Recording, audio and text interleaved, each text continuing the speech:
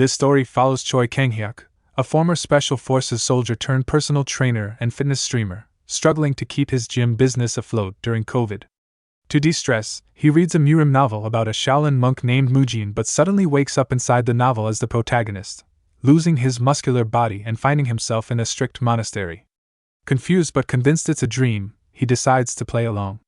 However, as he faces harsh training and discipline, he starts to question whether he's truly dreaming or if he's trapped in this new reality. Let's start the recap. The manhwa starts inside of a fitness center in Seoul. Inside one of the staff room, we see a man named Choi Kang-hyuk live streaming. He goes by Best Gym Rat TV. Khan says he's going to do a mukbang today, then starts to pig out. He says it's good, then takes a sip of his beer. I'm sure you can tell from his body that he enjoys working out. He wasn't always a gym rat, but he was heavily injured in a deployment during a Special Forces mission, and he started doing physical therapy but fell in love with trying to figure out what was optimal for the body. He ended up becoming a Chad personal trainer and focused on rehabilitation. For those who are wondering why he's doing a mukbang, it's because of COVID. In order to keep up with the cost of the gym's maintenance, he ended up trying streaming, although the profits weren't good enough to maintain all 5 gym locations. He does his outro to all of them, saying to like and subscribe. He instantly sighs after he ends the stream. He says he's worried about tomorrow. He ate so many calories and he wants to work out, but it'll be hard because of the alcohol. He starts to wonder how things got like this. It jumps to a doctor telling him that he's balding due to a high amount of stress, which hurts him. The doctor says if he doesn't de-stress, his body will continue to break down. Khan asks what he means, and the doctor says he'll become bald. Khan doesn't want to turn into a Korean Johnny Sins, so that's why he's resting so much too. He says he doesn't know what to do. He starts to scroll on his phone and says, "Not this one." We see that he's looking at Murim novels. He grew up with his grandparents, and he would often go to the nearby bookstore and read them. He spots a familiar work from an author named Gaejiang, and that there's a new one about a Shaolin monk. He says this is unique, and the synopsis is that Mujin, the protagonist, martial artist. He clicks on it to start reading and instantly finds himself hooked. He says he really feels relaxed, and then he starts to wonder when the last time he relaxed like this was, saying it's like he was back to being a kid. He falls over saying that he's sleepy, and while he's laying there, his phone screen begins to light up. Then he hears someone trying to wake up Mujin for the morning workout. Kang raises up and looks up to see a bald head and a Shaolin in uniform as a little boy says they need to hurry up or else they'll be yelled at. Kang asks the kid how he got into his house and the kid asks what he means, saying he's older and bigger than him. Kang is 180 centimeters and 8% body fat, so he's confused. He asks the kid if his eyes are okay and looks around wondering why he's in his house, but he quickly realizes that he is not in his house and he's confused. Then he touches his head to see he's bald. He stands up wondering where the hell he is and why he's bald. Then he remembers the kid called him Mujin, and says it's the same as the novel he was reading. He wonders why he's here and why he had to lose his muscles. He quickly says it must be a dream. The kid says they'll really be late, and Kang, we'll call him Mujin from now on, stands up and says he's an adorable kid. They start to run off and he says he'll enjoy the situation since it's a dream. An older man yells, saying being late first thing in the day they need to be taught a lesson. He tells Mujin and the kid to take their places. Mujin says it feels so real for a dream. The man says they'll start with the horse stance first, and Mujin looks around to see everyone shaking like after a bad batch of Taco Bell. But he says they'll hurt their knees like this. Do proper exercises due to the rehabilitation training, so he understands how important the lower body and core are to bodily health. There were times he saw trainers teaching the wrong technique and that they would focus on the upper body and ignore the core, so he can tell their posture will lead to issues in the future. Their backs are too rounded and their legs are too spread. The man yells, saying the lower body is the foundation of martial arts. He says if they aren't able to maintain balance with their lower bodies, they can't properly put any strength into punching or their staff techniques. Mujin says if he knows all of this, why is he letting them have such poor posture? He grits his teeth since it's a dream. He won't stand by. He yells, saying they don't know a single thing about proper exercise. The older men and all of the other students look in disbelief. The kid from earlier asks him what's wrong, then the older man asks why he's interrupting a training session with yelling. Some of the other older men too ask if he's doing this so he doesn't have to train, saying it's not befitting of a Shaolin disciple. Mujin says he wonders if it's because it's a martial arts novel, but he can feel their energy just from them shouting.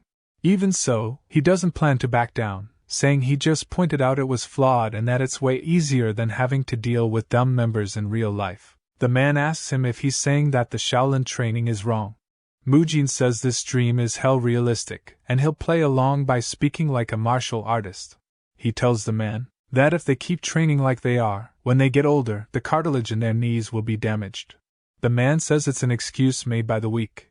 Mujin asks what he means, saying that martial arts is for the weak to train their bodies and mind, but now he's saying it's not something for the weak to learn.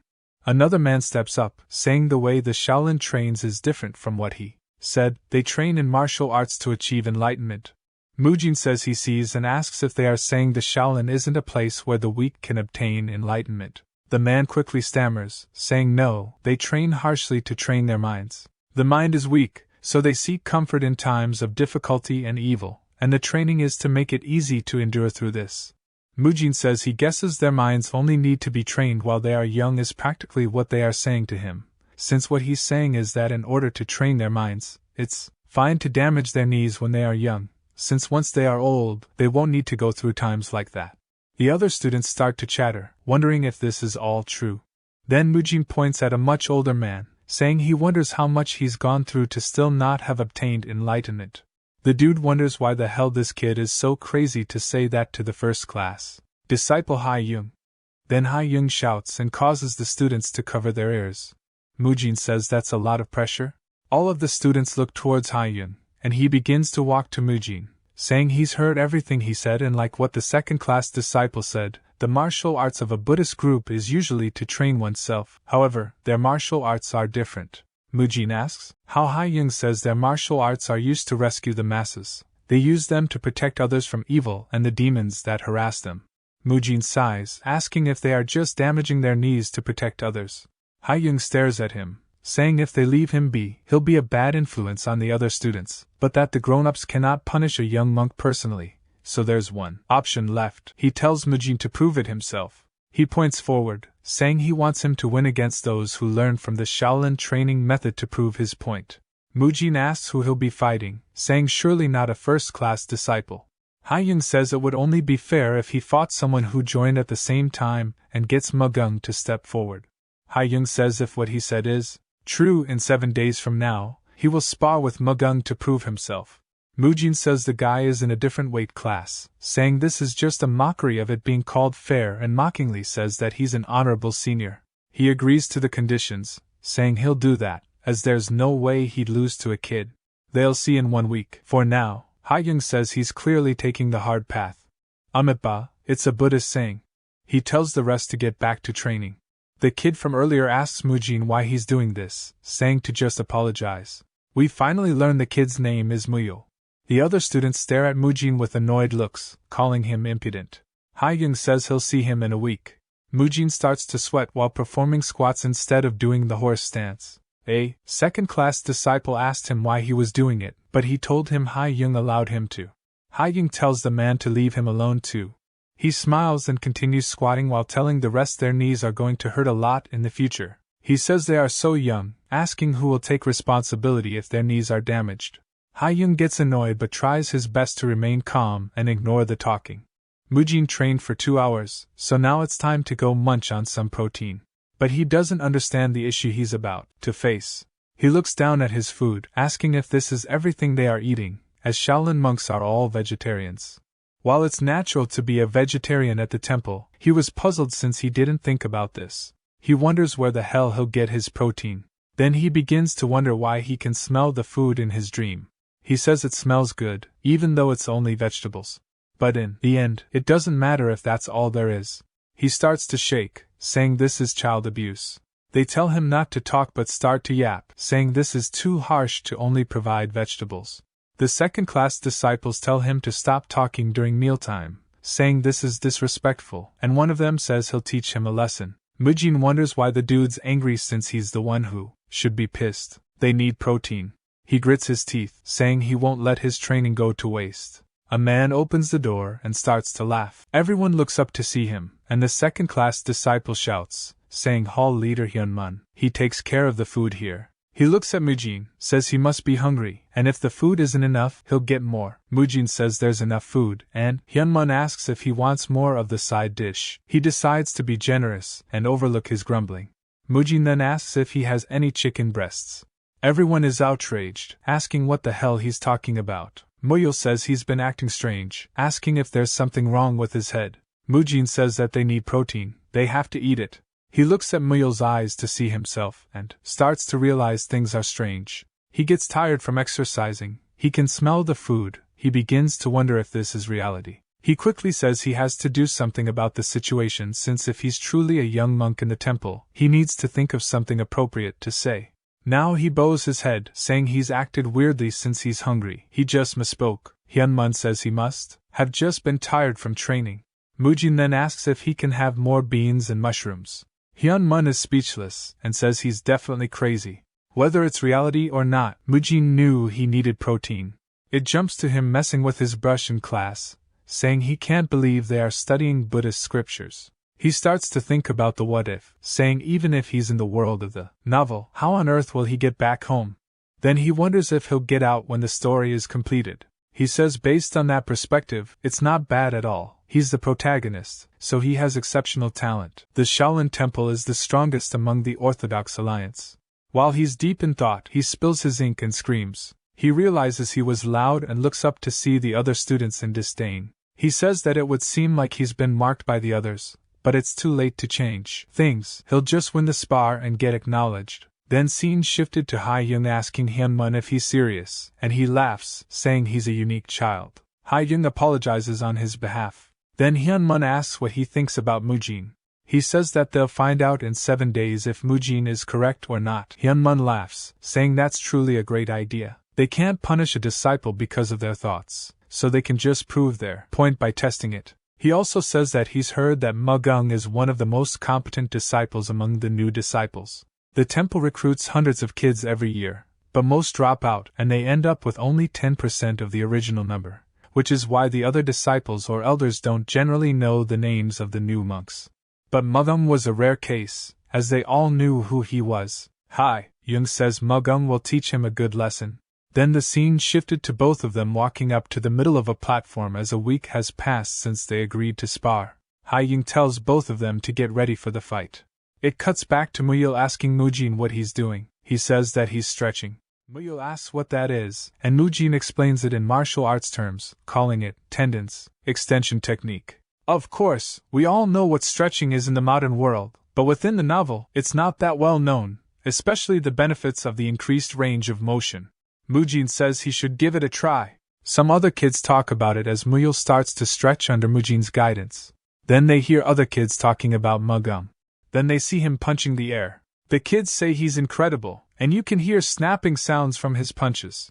Mujin says if he gets hit by that, he'll be in deep trouble, and he wonders how he's going to beat him within this kid's body. But he has an idea, saying he just needs to use his size to his advantage.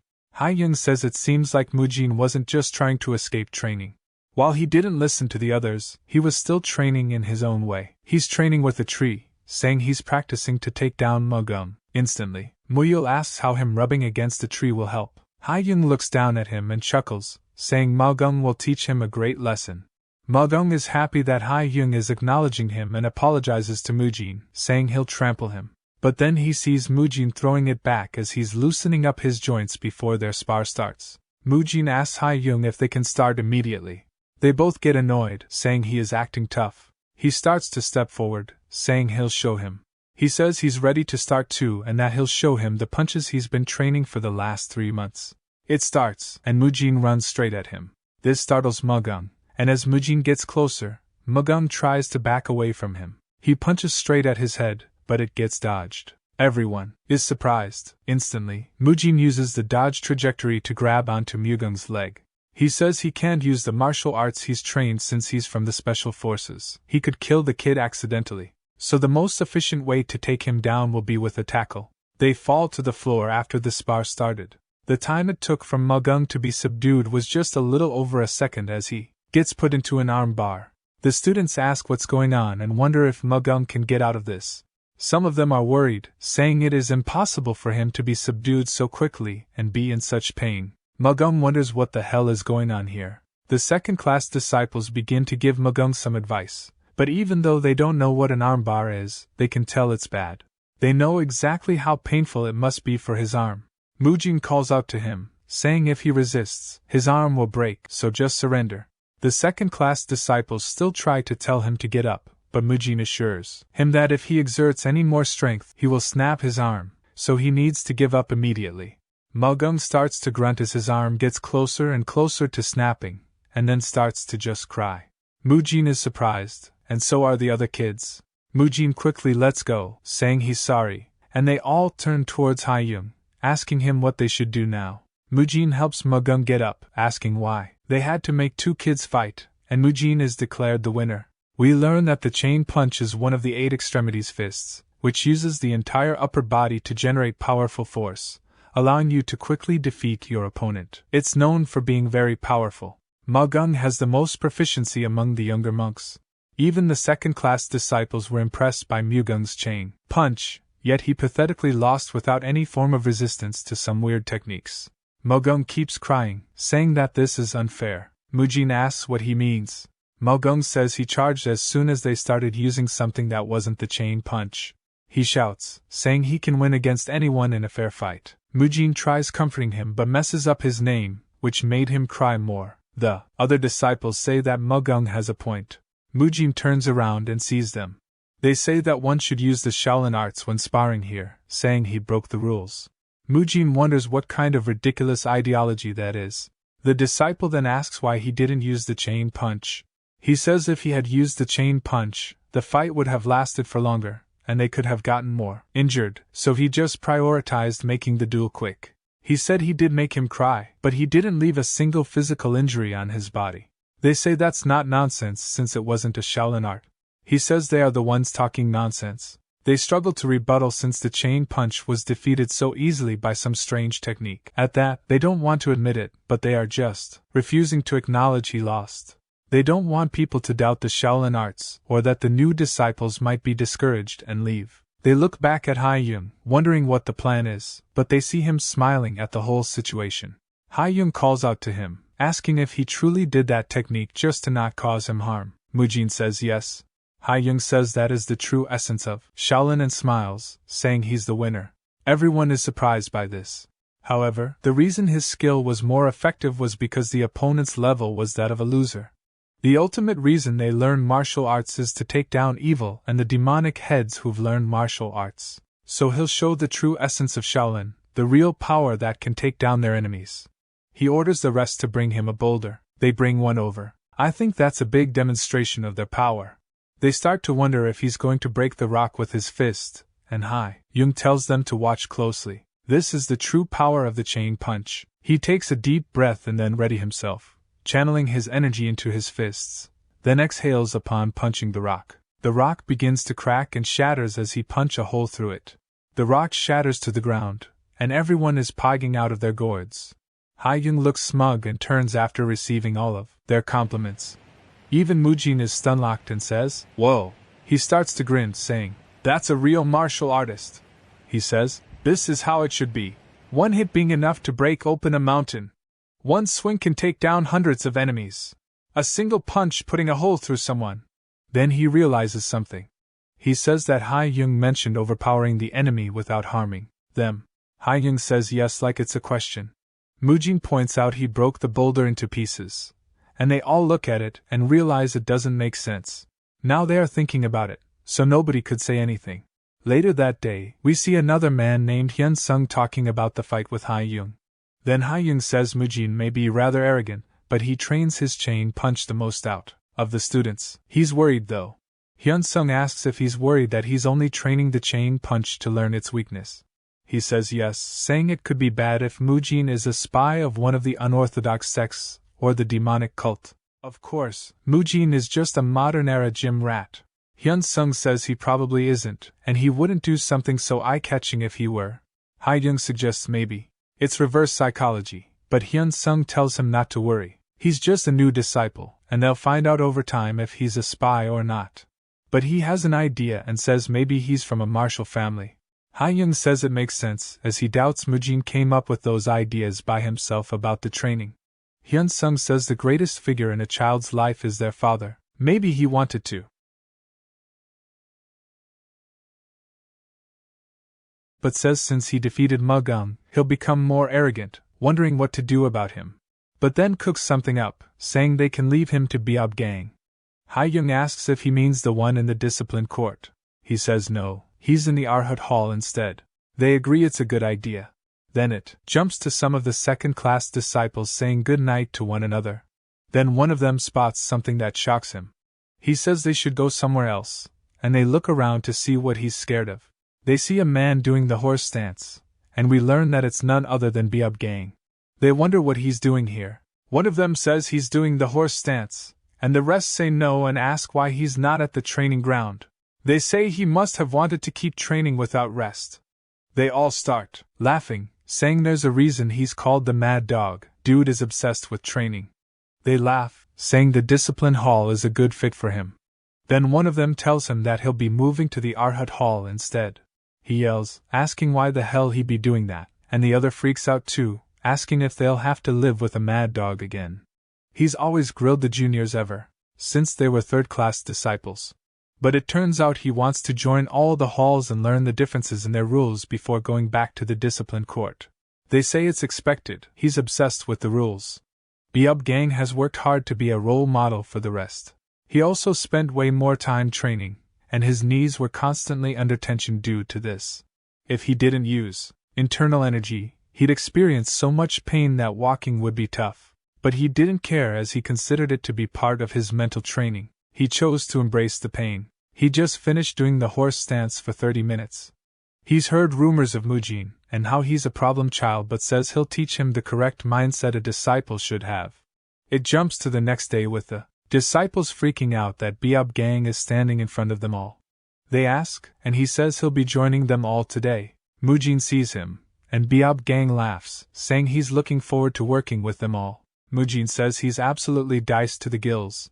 He notices the second-class disciples aren't happy about him being here, but the first-class disciples have no idea who the hell he is.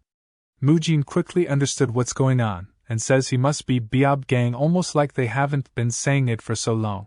They start their morning training, and the first thing up is horse stance. Byeob Gang says the first thing to do is find the root problem. If he knows the problem, he can solve it. He walks behind Mujin while saying all of this, then spots him saying his legs are spread wider, then his shoulders. He comments on how his posture is different, and starts to mimic the way he's doing it. He starts copying the squats he was doing and says it's not any different, and he feels the same pain as from the horse stance. He gets angry, thinking it's just a trick, and goes to say something to him. Byeob Gang asks what he means, and he tells him his posture is wrong. Byeob Gang asks him to explain, and Mujin realizes he'll have to teach him so much, and says he doesn't know why he's copying him, but he can hear his knees screaming with every squat, and he can't ignore this. He thinks about how it would be beneficial to have him on his side and decides to win him over since he has authority here. He tells him that copying him will just make his knees worse and asks if he can trust him and listen to how he instructs him to move. We see Byeob Gang in a lunge pose, and Mujin says it's good he's flexible and says that this technique loosens the muscles in his knees. If he does this before the actual exercise, he'll be able to exercise smoothly while reducing the pressure placed on his knees. He tells him to do it for a 30-second interval, and that'll make a set, and he just needs to do it 3 times. Byeob Gang asks what a set is. Mujin says. He misspoke, then notices that his knees are shaking and quickly massages it, asking if he's feeling better, but he looks visibly pained. Mujin says this is bad. If just a light touch hurts his knees, it must be insanely damaged. Byeob Gang starts to calm down, and says at first it felt like someone hit his knee, but now it feels refreshing. Mujin says alright, then they were on the second round, so they should start again since training waits for no man. Byeob Gang starts to wonder what kind of kid Mujin is. The other students see Mujin encouraging him, and Ha-young wonders what the hell is going on. Mujin says when his knees feel bad he just has to do this due to his nickname of being the Mad Dog. The other second-class disciples understand exactly what kind of obsessive person he is, but now, they see he's being friendly, training with a new monk. We see Mujin tell him to rest a bit, then they'll do it again 15 times. Mujin explains how earlier he was doing air squats, but he shouldn't since his knees are cooked, and he needs to bend his knees just slightly to take the pressure off his knees. He says he'll summarize it, and in the sequence first, you bend your knees slightly and slowly, descend down. Second, as you go to sit you must focus on your glutes and thighs to descend rather than the knees. Third, just like step 2 only use the same parts when ascending. He asks how his knees feel, and Biab Gang says they feel fine. Mujin says that's good and to rest a little. He says he's definitely feeling less pain. Mujin says now they've done this the next exercise will be focused on his calves. He explains that usually those with fierce appearances are often weak to friendly people. Mujin quickly compliments him, and Biab Gang laughs, saying he's been here for 18 years. The first-class disciples wonder if he's truly gone mad, and Ha-young starts to pray since his blood pressure is spiking like crazy, and he decides to ignore them for now. They start to head to get food and Mujin reminds him to make sure to do as he said before he trains to others. It looks like Biab Gang was blindly following his orders, but that isn't the case. He's decided to follow him after trying his technique by himself. This is what he's decided after receiving personal training, stretching lessons, and a massage from a top-class personal trainer. He thinks his techniques are incredible. He says they were really effective, and he experiences almost none of the usual pain he does with his knees, and he could feel the muscles on his legs stretch as he trained. He asks Mujin if it's techniques taught by his family. He asks what he means. Biab Gang explains that since his techniques are so effective he must be from an extraordinary family. He was told those techniques were passed down within Mujin's family.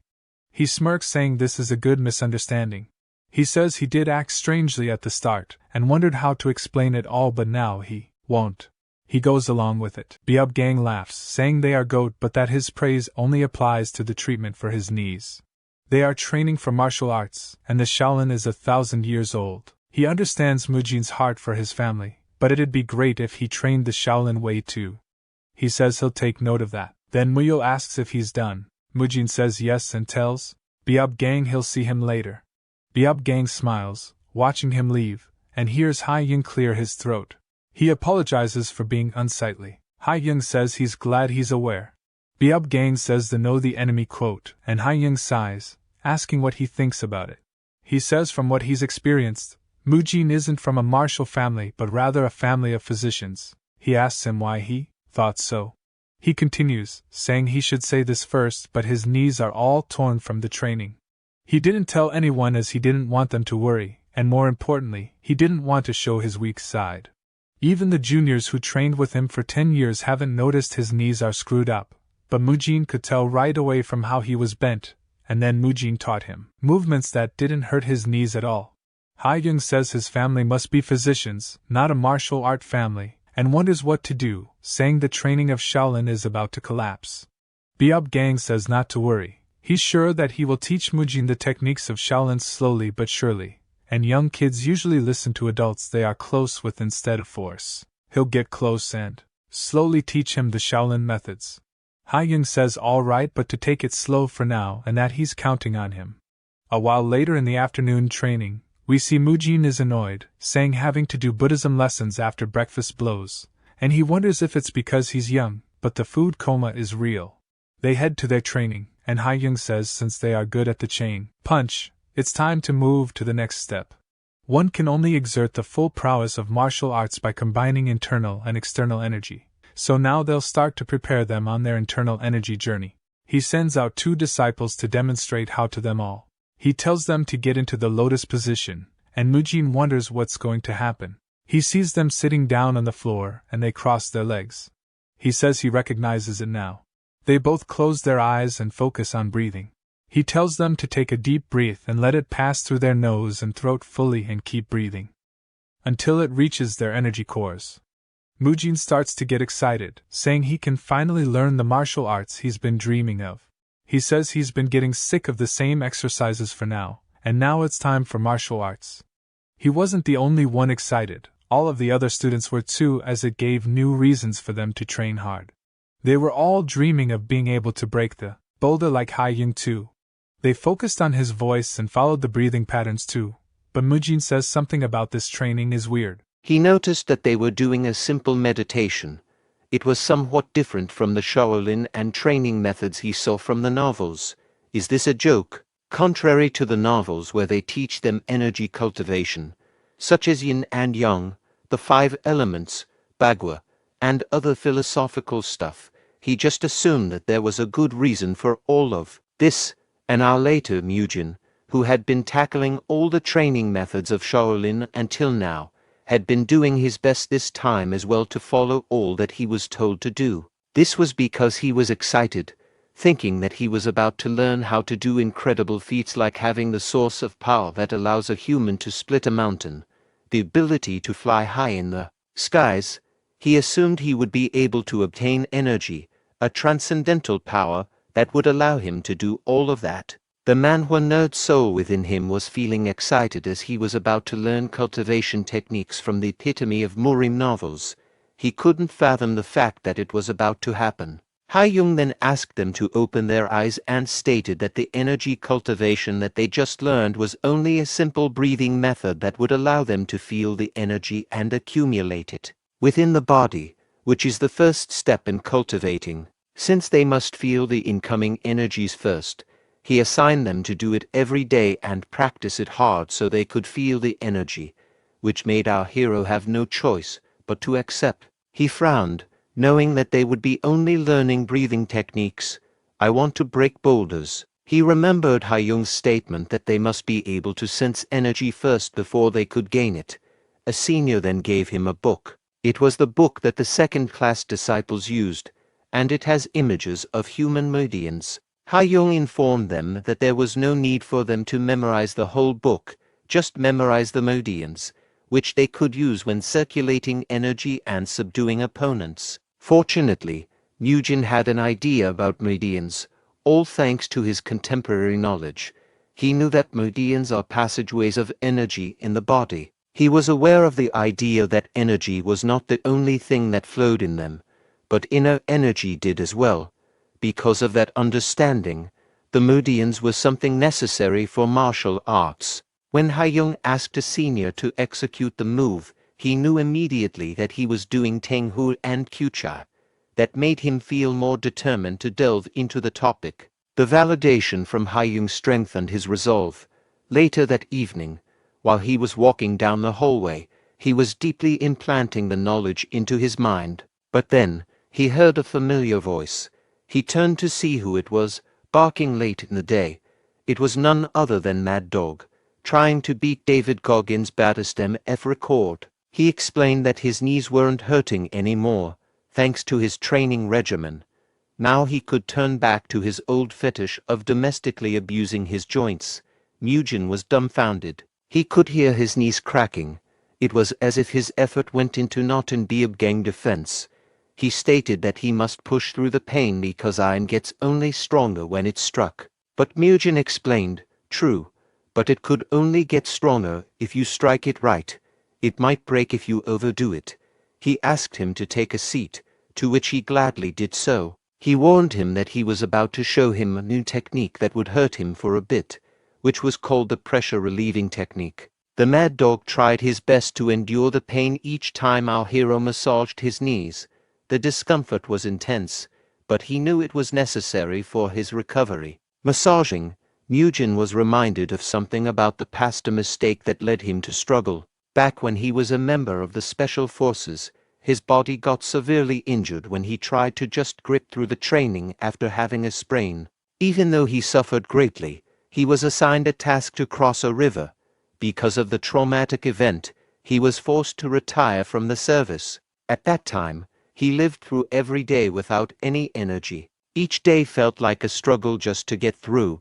His lack of vitality made even the simplest tasks seem insurmountable, and he felt like he saw a ghost from the past every time he looked at Biab gang. He told him that if he were to get injured, he would be the only one who would suffer in the end because no one would take responsibility for it. Therefore, he wished that he took care of his own body more often. That made him smile, knowing that his junior was concerned for him. So he gave them assurance, stating that a Shaolin practitioner won't abandon their fellow disciples no matter what they went through. He gave them a bright smile and confidently said, "We won't abandon anyone, regardless of what happens."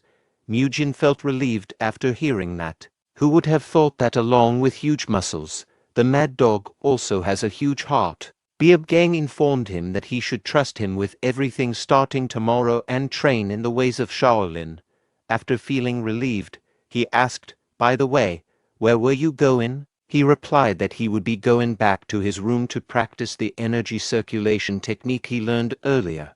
That confused him, knowing that he came from a family of physicians. He should already be able to feel energy from the inner energy cultivation techniques that were taught by his family. That caught Murim off guard. He forgot the fact that they thought he came from a family of physicians, so he told him instead that he forgot to learn it due to some personal circumstances at home. In that case, the mad dog offered to practice the energy circulation technique in the exact place they were standing, since he was also thinking of circulating his own energy after he was done with his training.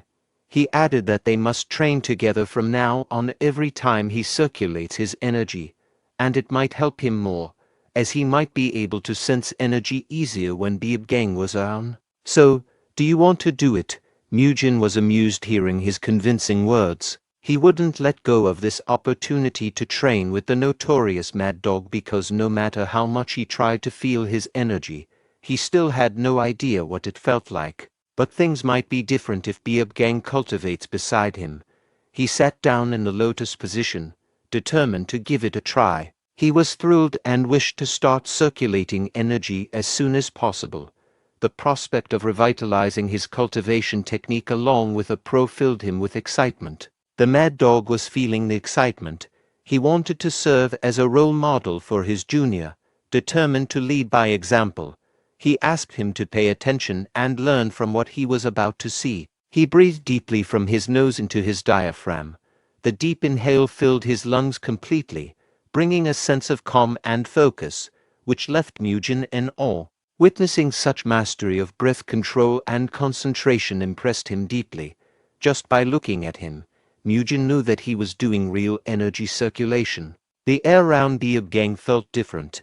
He took that as a chance to see what was different between him and Gang.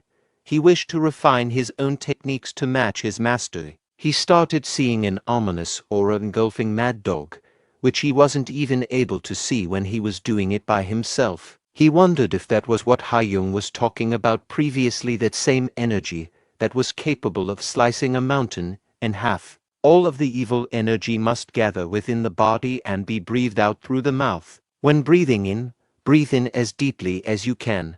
Then absorb the pure energy of nature until it reaches your energy core located at the center of the body. That's the difference he found between him and Gang. Although he struggled a lot, he did his best to perfect his technique, showing his determination to learn Shaolin martial arts. After a while, his core started glowing, indicating that he managed to reach the flow of energy. "I can feel it." Despite feeling the urge to celebrate, he maintained his composure. He understood the importance of staying focused and calm in the moment, ensuring that he must gather all of his energy. But then he found out that he only had a tiny amount of energy within him, unlike Gang's energy. In fact, it was so small that it was even a miracle that he was able to feel it. But then he remembered that back in his world, people called the truffle chips despite only having 0.01% truffle. Meanwhile, we saw Gang's surprised face, as if he saw a monk breakdancing during morning meditation. He couldn't fathom the fact that our hero had already felt the energy, confirming that the master's assumption about Murim was correct. He was indeed a genius that could become a pillar that will hold up the 1,000-year history of Shaolin. Back to our hero, he was able to get a rough grasp of how to sense energy and store it. He was able to stabilize his breathing technique a lot thanks to his determination to learn. But then he suddenly felt a chill in the air. When he opened his eyes, it was already dark. Observing this, he noticed that Mad Dog was patiently waiting for him, exuding a sense of maturity and supportiveness to his junior. He apologized, admitting he didn't know it was already late. However, the senior didn't mind it and reassured him instead. He suggested that he should go back to his accommodation, asking him to take a rest. While Gang stared at him, he saw something different around him. This kid never fails to amuse me.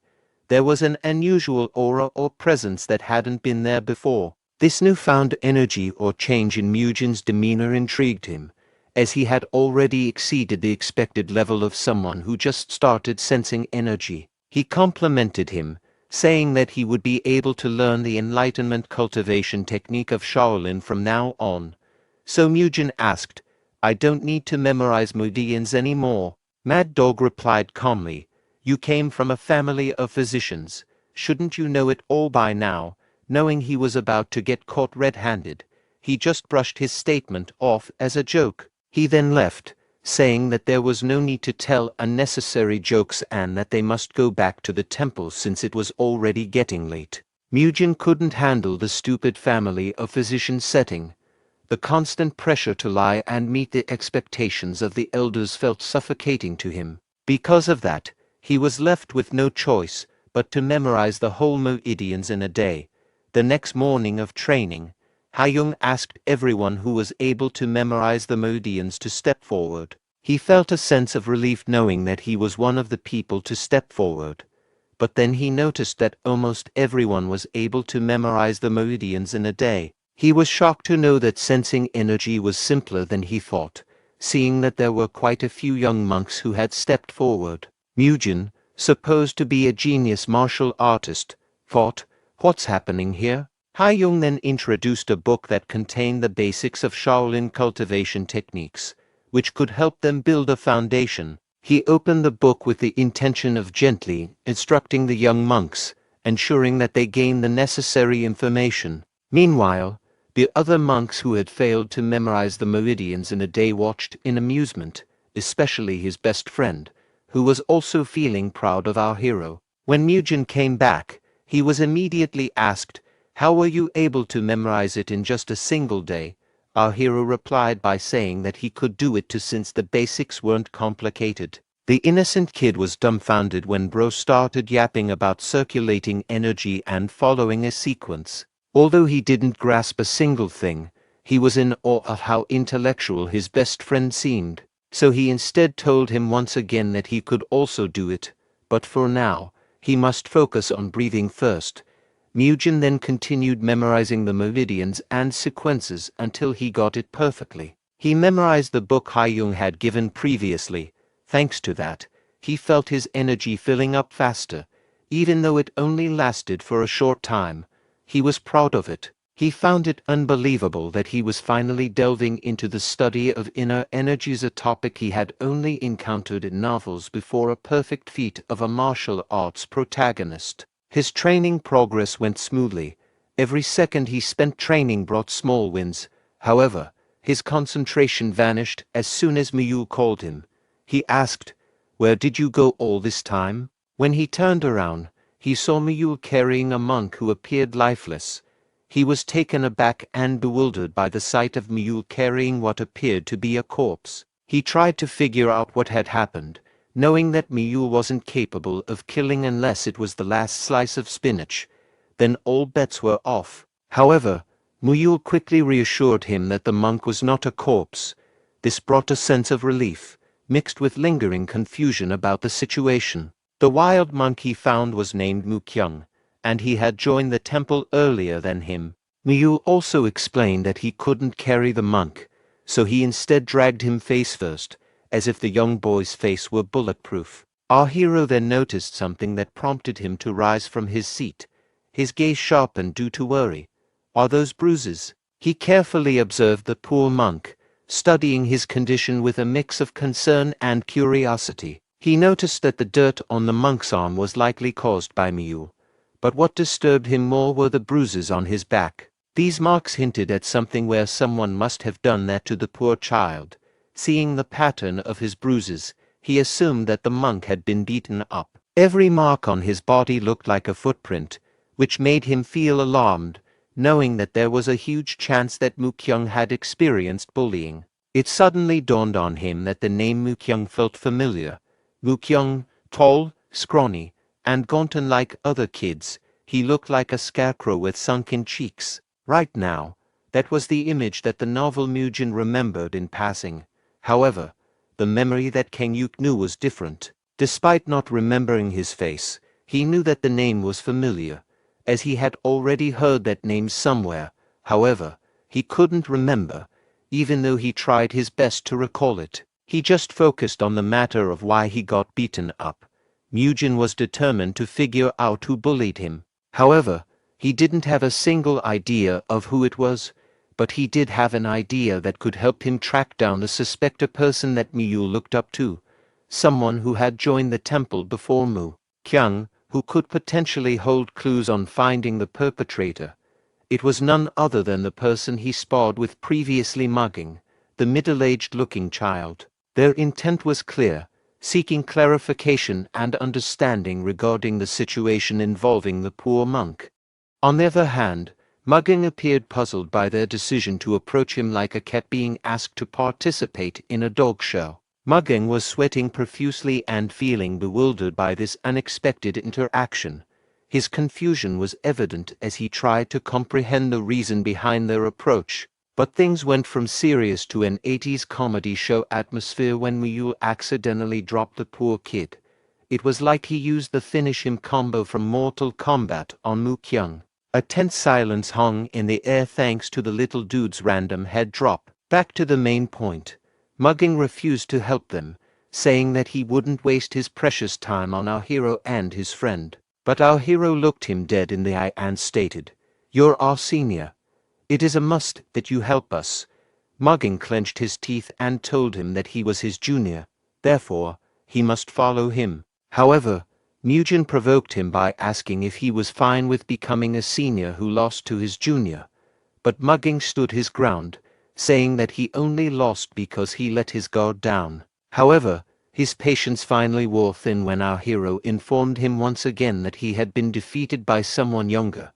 He delivered his chain punch, intent on knocking him out. His precise movement, along with his determination to end the confrontation, was imminent.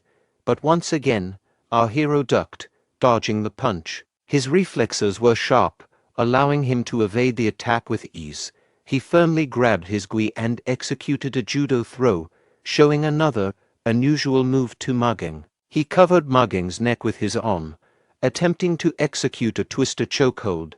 Mugging grew increasingly frustrated, realizing that his chain punch was ineffective against our hero. It was as if he was fighting an EFIC 20 kilograms champion.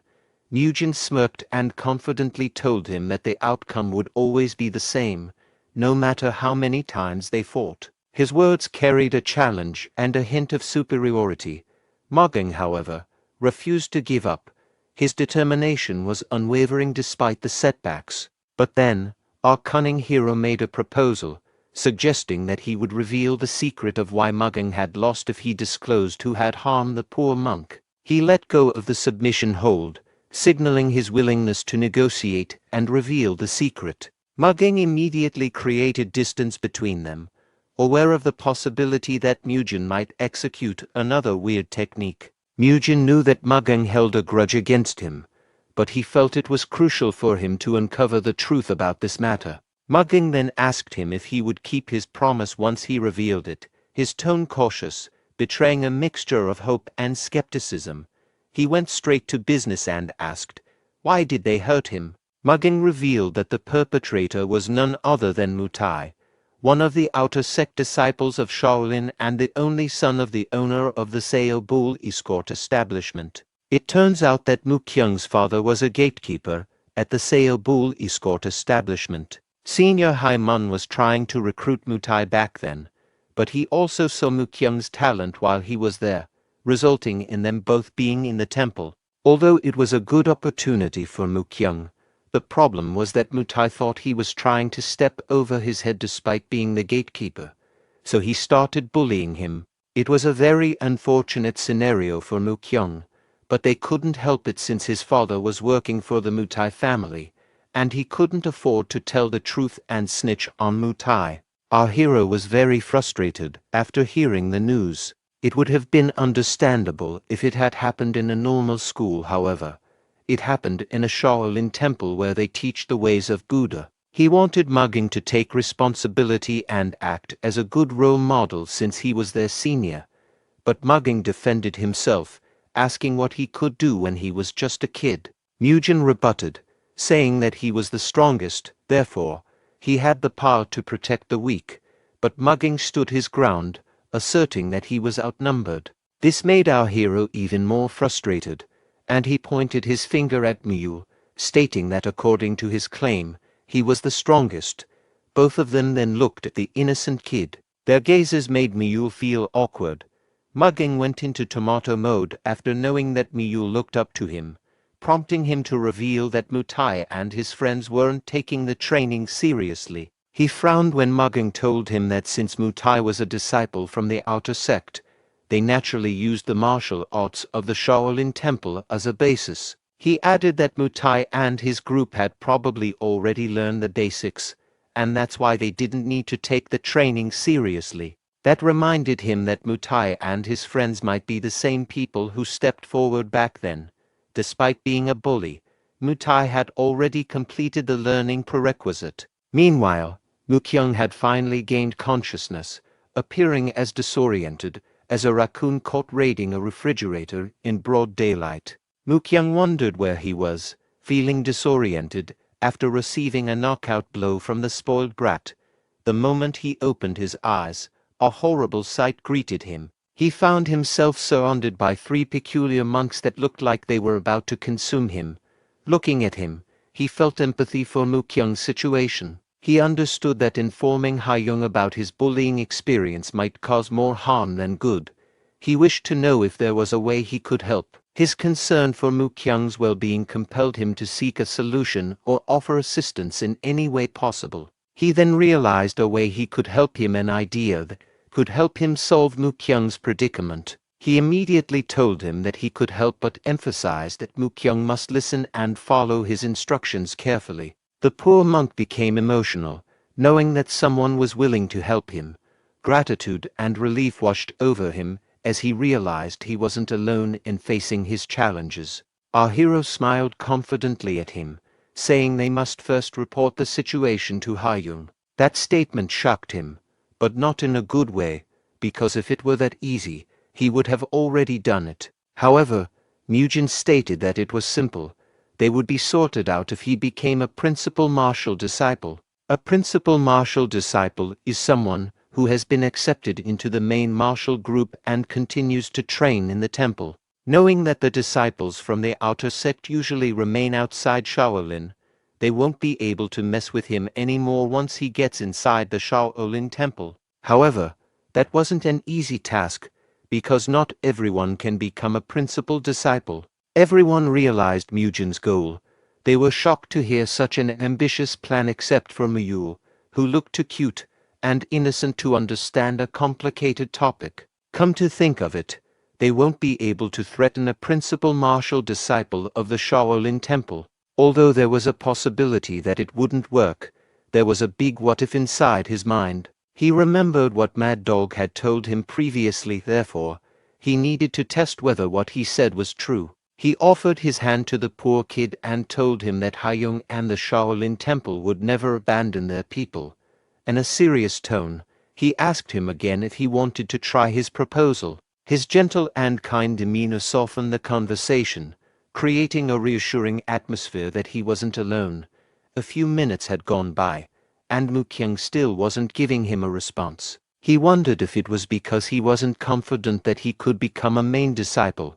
His voice was shaking, revealing his skepticism. This hesitation was evident in his tone, suggesting uncertainty or doubt about the proposal. But then Mugen decided to be blunt and asked if he intended to make his father stay working at the Mutai household.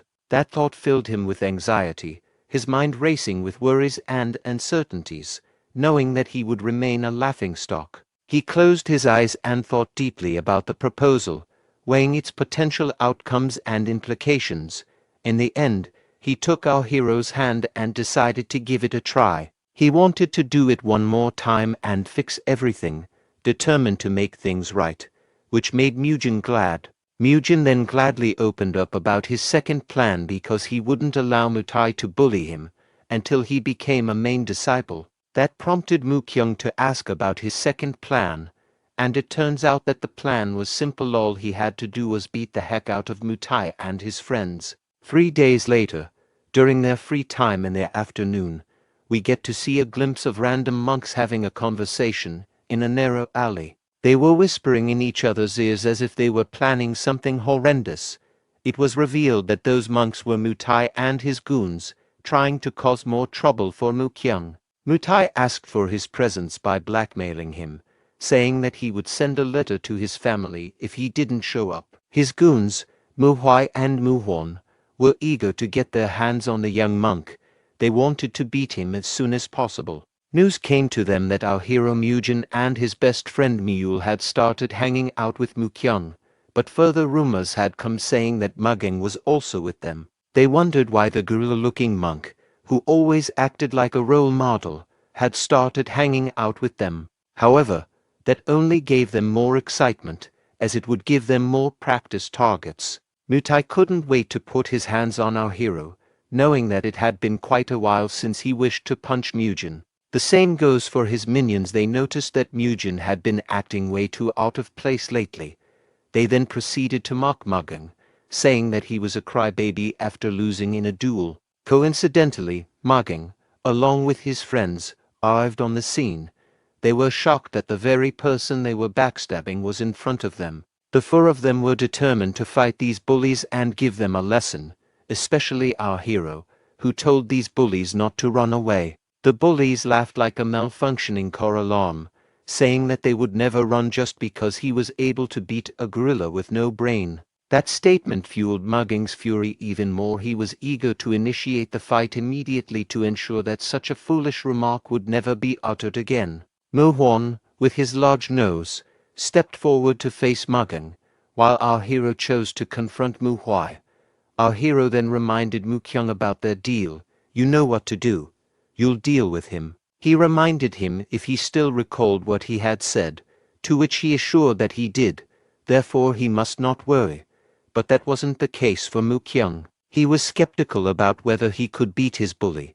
Mutai then provoked Mukyung, sarcastically complimenting him that he finally made a friend. The young monks stood facing each other, their gazes locked in a tense stare down, implying that an epic fight was about to come. Meanwhile, Mutai's intimidating presence had an effect on Mukyung, causing him to hesitate momentarily as he assessed his opponent's imposing demeanor. His body began to tremble at the sight of Mutai's menacing look, so Mutai took advantage, saying, "You know what would happen to you and your father if you were to hit me, right?" That statement caused Mukyung to hesitate momentarily, unsure of how to respond to the implied threat. He remembered how diligently his father worked for the Mutai family, and he didn't want to jeopardize that relationship. But then he remembered Mugen's statement, claiming that his father would remain in that horrible household if he kept being a coward. Moreover, if he wanted to alter the situation, he needed to teach them a lesson and strive to become a main disciple. Despite his tears of fear, he summoned the courage to proceed. He charged at Mutai, demanding that he leave his father alone and face him directly instead. However, Mutai managed to dodge the attack, sidestepping out of harm's way. He was shocked to see that the one he once thought of as a coward was now defending himself. He retaliated with a punch of his own and asked if Mukyung had lost his mind. On the other hand, Mugging effortlessly caught his opponent's hand, gripping it firmly and preventing any further movement. His opponent was impressed, realizing that Mugging had reacted swiftly to his punch, recognizing that he wasn't just a gorilla-looking kid. Mugging then strengthened his grip even more, to the point that his opponent had started asking why his mama brought him into the world. He couldn't fathom the sight of Mugging, who was now exuding a completely different vibe compared to before. Flashback: it turns out that Mugging had previously refused to join their forces. However, Mugen's statement that he was scared had triggered him to cooperate. He reluctantly listened to Mugin's proposal, his mind racing with conflicting emotions. But when our hero brought up the topic of why he lost to him, it piqued his interest. Our hero admitted that his chain punch was indeed strong, but that was actually all there was to it. Knowing that Mugging was still confused, our hero advised him that he would learn faster by experiencing it firsthand with his own body. He told him that he would be hitting him with his own chain punch and wanted Mugging to avoid it. Mugging's body got tense as he absorbed our hero's words. Determined to overcome his doubts, he decided to face the challenge head-on, hoping that the experience would bring him the clarity and strength he sought. He was able to easily dodge the first punch, his reflexes sharp and precise. Our hero asked Mugging to prepare himself again and try dodging his second technique. Our hero wound up his punch and channeled his strength, aiming to test Mugging's reflexes. Mugging was determined to evade the attack, his eyes locked on our hero's movements, his body tensed in anticipation as he prepared to dodge with all his might. But instead of a punch, our hero delivered a kick that caught Mugging off guard, and he failed to dodge it. Mugging screamed in pain, demanding to know why he had been deceived. However, Mugin offered him a revelation, saying, "That's precisely your mistake. You're too predictable." He explained that in order for an attack to work, one must deceive their opponent. That revelation sparked a realization in Mugging's mind, opening up a new understanding of combat strategy. He added that although he acknowledged that Mugging had a fast and powerful punch, he was able to dodge it simply by judging his posture. But Mugging refused to accept it. He explained that he just needed to be faster so his opponents wouldn't be able to dodge it, even though they knew it was coming. Mugin knew that he had a point, however. He needed to be the strongest in the world if he wanted that to happen. It turns out that he learned those techniques from all the novels that he had read, such as the unorthodox Tyrant Chronicles, where the blade techniques of the protagonist were considered the strongest in both unorthodox factions and in the world. In other words, if you were not the strongest, that knowledge wouldn't apply to Mugging. So until then, he suggested that he must deceive his opponent by winning the psychological warfare, just like in the game Rock, Paper, Scissors. Mugging was hesitant, but in the end, he accepted his advice, understanding the necessity of improvements as their senior. Back in the present, Mugging smirked at his enemy, thrilled to show his new knowledge. The bully agonized in pain with each passing second that Mugging firmly held his hand. Rage was evident in his voice when Mugging demanded that the bully dodge his chain punch at all costs. Our hero's advice echoed each time he fought the bully. He remembered the time when he contemplated whether to acknowledge the usage of deception. For him, using deception was a cowardly act, however. He couldn't justify why. In the end, he admitted that Mugin was right, and since he learned something new from him, he wanted to show him something. Mugging claimed that it would be dangerous for our hero to fight Mutai and his goons. At first, our boy thought that he was coping. What is this boy yapping about? Mugging revealed that there was a way for him to become even stronger, which he didn't use in their previous fights. He added that if it had been a real fight, he would have used the martial arts of his family. Mugging guided them to an empty spot in the temple, determined to demonstrate their family's martial arts prowess. Our hero asked, "Why did you bring us to such an empty spot?" But Mugging clearly stated that he didn't want to upset the elders by using their family's martial arts. He asked Mule to stay on the lookout, as he was about to execute something amazing. He closed his eyes and breathed deeply, and then an ominous green and yellow aura engulfed his body, followed by a menacing stare. Mugging prepared to showcase the formidable skills passed down through generations in his family. With all of his might, he demonstrated the art, showcasing the precision and power honed through years of practice. His fist looked as solid as a rock, reflecting the strength and intensity of his martial arts technique. Mugin was amused to witness such a powerful punch, which left him breathless and unable to formulate speech. He noticed that the form was different compared to when Mugging used his chain punch. It was as if he was looking at a high school level kickboxer. He was left in awe considering that Mugging was still young yet possessed such power. Every kick or punch Mugging delivered left a snapping sound, heightening Mugin's awareness of the potential danger when facing Mutai and his crew. I see, so if I fight Mutai and the others now, they'll all use their own martial arts against me. With the skill he demonstrated, Mugging was confident that it would leave a lasting impression on our hero. Our hero admitted that Mugging had impressed him, now understanding why he was regarded as the strongest young monk. But he knew that all of the young monks were still unable to freely control their own inner energy. If that was everything they had, he was confident that he would be able to take them down.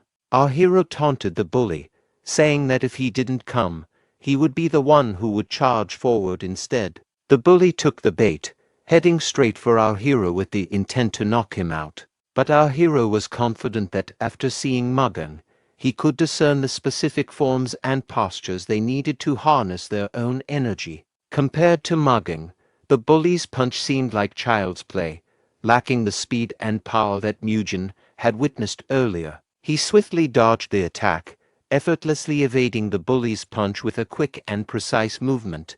He anticipated that the young kid would use a chain punch. The move felt too predictable, almost like watching a scene from a 90s movie.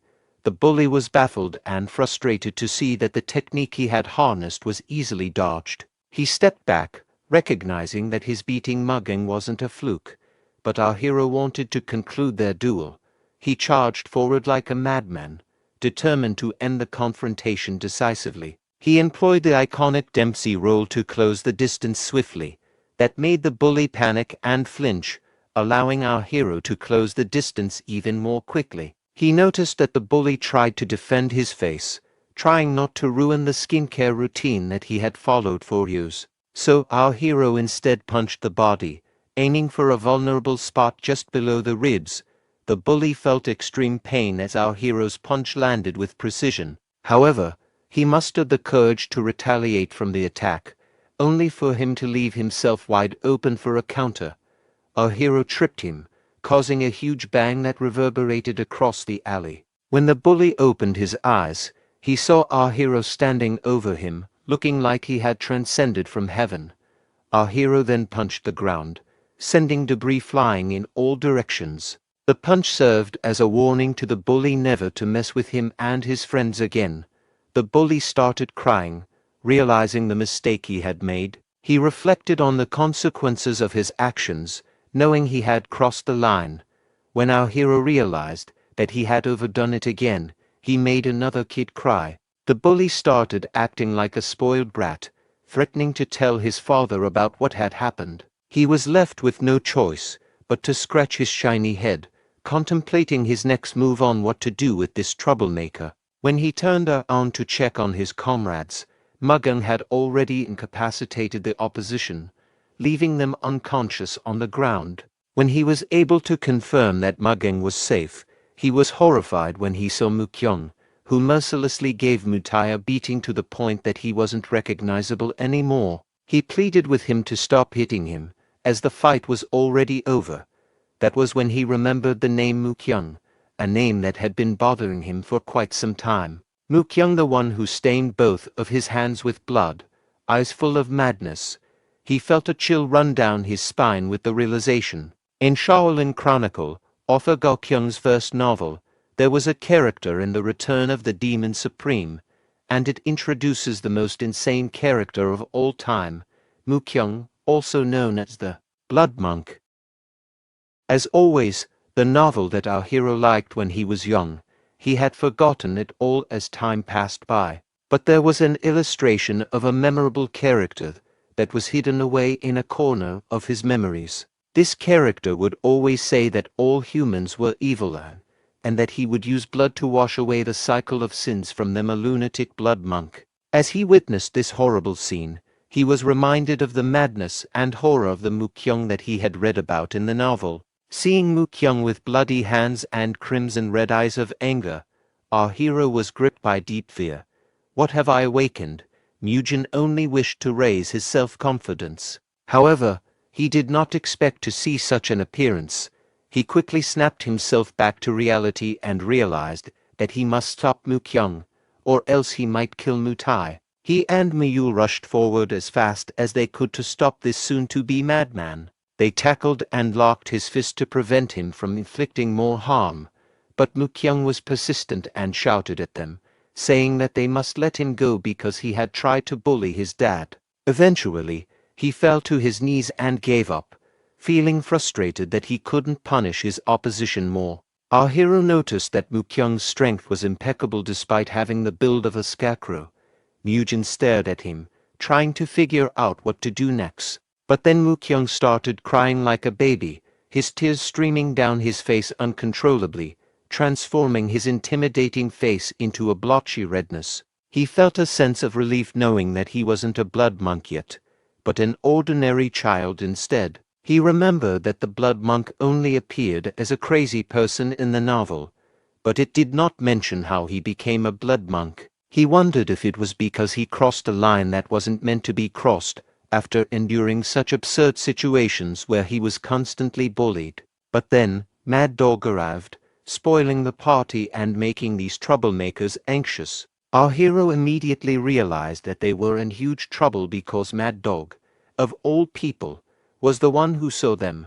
Mad Dog was furious, demanding a good explanation for what had just happened. His eyes bored into them, conveying both disappointment and anger. It looked like there was no escape in such a situation. Bodies on the floor and one kid was grieving while crying. Mad Dog even noticed that mugging was involved, even though he should be a role model, not a subject of chaos. Our hero knew that the situation was perilous, and with each second they did not talk, the more Mad Dog was getting furious. He closed his eyes, debating whether to tell the truth or not. He approached Mukyung and put his hands on his shoulder. That action confused Mad Dog because he was expecting a reply, but rather Mugen approached Mukyung instead, like a homosexual enjoyer. His eyes widened from what he saw, a horrible sight that no human being deserved to experience, especially as young as Mukyung. Our hero asked Mad Dog to take a good look at Mukyung and grasp his pain. Mukyung's bruises were everywhere, marking his body with vivid evidence of the pain he had endured. Each contusion told a story of pain and struggle, highlighting the severity of Mutai's bullying. Mad Dog was disgusted. He demanded to know what had happened, his voice tinged with a mix of frustration and concern. "Tell me immediately what happened," he ordered. Our hero revealed that those injuries had been inflicted by his fellow monks, who had bullied him ever since he came to the temple. That's why Mugen decided to help him. Knowing they had called Mukyung once again to beat him up, Mad Dog became even more furious after hearing this news. He looked at the bullies, demanding to know if what Mugen had said was true. He asked the bullies to raise their heads and look him in the eye as they answered his question. Noticing that they wouldn't give him an answer, he approached them directly and warned them that there would be severe punishment if they lied. The other seniors then arrived, as late as cops in movies, and asked why they were hearing loud yells. The bullies, realizing they had no escape, cried out guilty for their sins. The seniors couldn't believe that such a thing had happened in the sacred monastery. They would never expect that a monk would discriminate against their peers. However, Mad Dog remained calm. He turned to Mukyung and asked for clarification, wanting to hear directly if he had truly experienced bullying. Mukyung hesitated to tell the truth, afraid that revealing the bullying might make the situation worse, knowing that his father worked for the bully's family. But our hero patted him on the shoulder, reassuring him that everything would be all right because Mad Dog was known for his fairness and justice. Therefore, Mukyung had no reason to be scared. He could be assured that his concerns would be heard and addressed with due consideration. Tears started dripping from his eyes as he prepared to recount his painful experiences. Mukyung broke down in uncontrollable tears, slowly recounting to the seniors what he had experienced over the past 2 months. The pain in his voice was evident as he uttered each word. Because of Mukyung's burst of emotions, he was unable to tell the details articulately. However, he was able to get the main point across to Mad Dog, who patiently listened and empathized with Mukyung. Our hero approached Mad Dog, reminding him of his statement that the Shaolin Temple would never abandon their own disciples regardless of the situation. Since Mukyang was a disciple of the temple, he had thought that he needed protection. Mad Dog reminded him that his actions were wrong because Mutai and the others were also a part of the temple. That triggered a switch in our hero, who asked if they would still consider them even though they had threatened Mukyang's life and his father's. He was beginning to feel skeptical about the temple's beliefs. The two of them stared intensely at each other, silence hanging heavy between them as both of them tried to make a point. Someone then interrupted, agreeing that our hero's statement was correct. However, it would only be true if he was telling the truth. He asked for time to conduct a thorough investigation right here, right now. In the meantime, they must wait for the result. The man was none other than Hyan's son, the Arhat Hall leader. He confirmed that if they were able to verify his statement, then those children would cease to be disciples of the Shaolin Temple.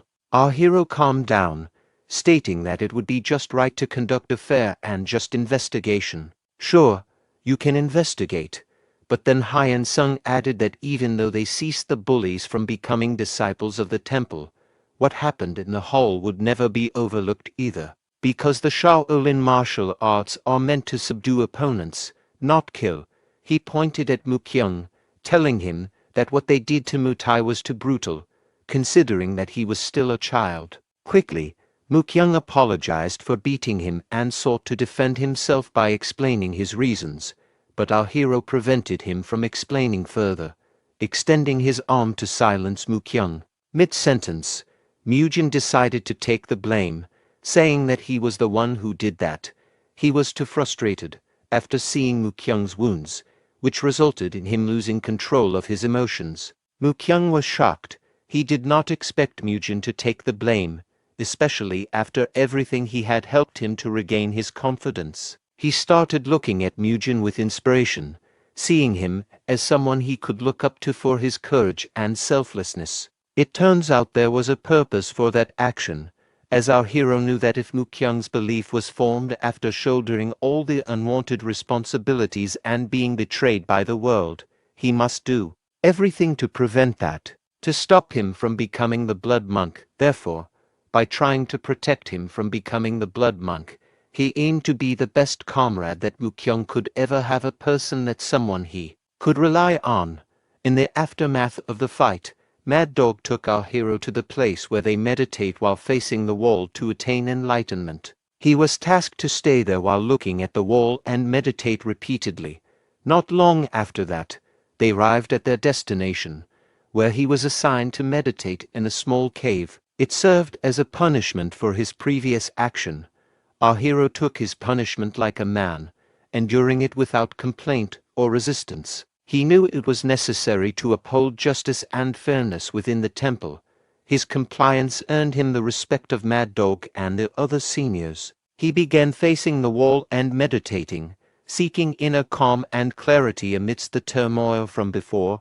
As he meditated, he recalled a plot twist from Gakyang's novels. His life mirrored the world of Shaolin Chronicles, yet unexpectedly aligned with characters from Return of the Demon Supreme. He knew that the novels he wrote shared the same world. On second thought, he thought that it was just the world that was the same. He knew that the protagonists from the novels were in the same period. However, they were active in different areas, so it would be unlikely for them to run into each other. In the second half of Return of the Demon Supreme, the protagonist of the Shaolin Chronicles appeared. That concluded that all of his novels were in a similar period. This prompted him to think that his actions might influence the events that took place in other novels. He started overthinking, saying, "Can my interference cause a butterfly effect? What if it gets in the way of other novels' protagonists' growth?"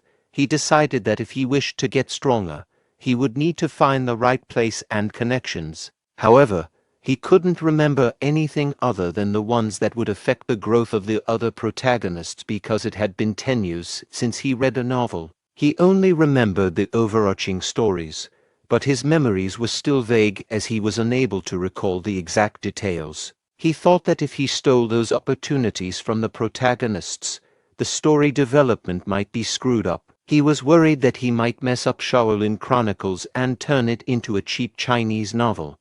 He had already taken in Mukyun, who was supposed to become the blood monk. He must make sure that it works somehow, because the protagonist of Return of the Demon Supreme would gain enlightenment and become stronger, and his fight with the blood monk. However, the blood monk had now disappeared, along with the enlightenment that he was supposed to gain, which happened because of our hero's mistake. He realized that he was in a messed up situation. He tried to think deeply about what to do next. However, there was no single idea that came to his mind. Meanwhile, Mad Dog was still lurking behind, as if he was a low-key pedophile. He stared at him intensely, carefully observing his posture and focused during meditation with a scrutinizing gaze. He assessed whether every breath was deliberate, every thought centered. Looks like he is focused on his repentance right now. He was captivated that a 12-year-old child was able to have that kind of concentration and repentant mindset. In addition, he also witnessed the special techniques and talents that he had shown. He knew for a fact that this child would become the pillar of Shaolin. A while ago, the whole leader blamed himself for what happened. However, Haiyung took full accountability instead, saying that he failed to watch them. They focused on the matter, and the whole leader asked about the current status of the investigation. Haiyung revealed that after interrogating everyone, their testimonies were the same. The truth had prevailed, and Mutai and his friends were found guilty because of the incident.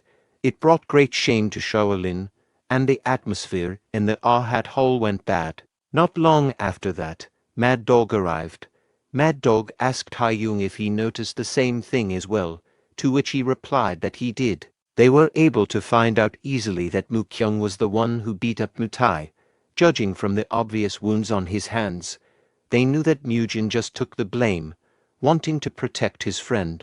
In that confusing situation, the whole leader thought that they had both a disaster and a blessing appearing at the same time, but Mad Dog argued that it was more of a blessing finding the disaster and stopping it, because if it weren't for Mujin, there was no telling what else would have happened. The three eggheads sighed and contemplated the situation. Mad Dog then said that he would like to give his opinion about the incident, to which Hyan Sung allowed him to go ahead. Whole leader, I think this incident isn't due to any certain individual's fault, but rather is the fault of everyone. Mad Dog knew that it would be better not to blame anyone but to focus instead on making sure it wouldn't happen again. Hyan Sung got his point and asked if he had an idea in his mind. Mad Dog furiously yet passionately stated that he believed the root cause of the issue was a lack of proper training. He argued that more rigorous and disciplined training was essential to prevent such incidents in the future. The whole leader thought deeply about Mad Dog's masochistic proposal, but Mad Dog wanted to confirm if he was allowed to proceed with that. Hyan Sung stood up, saying he would leave the matter to him and Haiyung, and he would be busy for a few days to wrap the matter up. Now that they knew the children were guilty, they must punish them accordingly. That's why he must go to the discipline court first. Mad Dog accepted and promised that he would do his best to guide the children, which he did as he was still observing our hero. Even though 2 hours had already passed, he was impressed that our hero hadn't moved in the slightest after 2 hours of meditating. He realized that there was no more point in monitoring him. Just by simply judging our hero's discipline, he left the scene using his movement art technique and promised that he would bring Mujin water and rice balls from time to time, so he doesn't need to worry and just focus on his meditation. Now back to our hero, who was close to being Buddha himself for cultivating for hours. He was glad that the creep had finally disappeared. He boasted that he was in the special forces for 7 years, and it wasn't for nothing. That was why he was able to sense that Mad Dog was nearby. He lay down, thinking about what he should do to kill time for his 7-day punishment. He was worried because he didn't have beans or mushrooms to give him the protein he needed for exercising. That was when he realized it had been ages since he last ate meat. He remembered that he ate fried chicken right before he got transmigrated to another world. He reminisced about the crispy skin that crunched with every bite, along with its tender meat that would make you forget your name. His stomach started growling, craving the taste of meat. He felt an intense hunger gnawing at him, making it hard to focus. He pondered where he could get meat, briefly considering if the monks would notice a missing chicken from the coop. He quickly stood up as he realized a brilliant idea. Since he was already in the forest, he decided he should go for a hunt. After all, it couldn't be that hard to catch a squirrel or two, right? We then get to see a glimpse of a little girl and a rabbit, both curiously eyeing our hero's hunting trap. However, the stupid rabbit still fell into the trap, and our hero couldn't help but chuckle at the unexpected success of his trap. The little girl immediately hid behind the tall grass, peeking out cautiously to see what would happen next.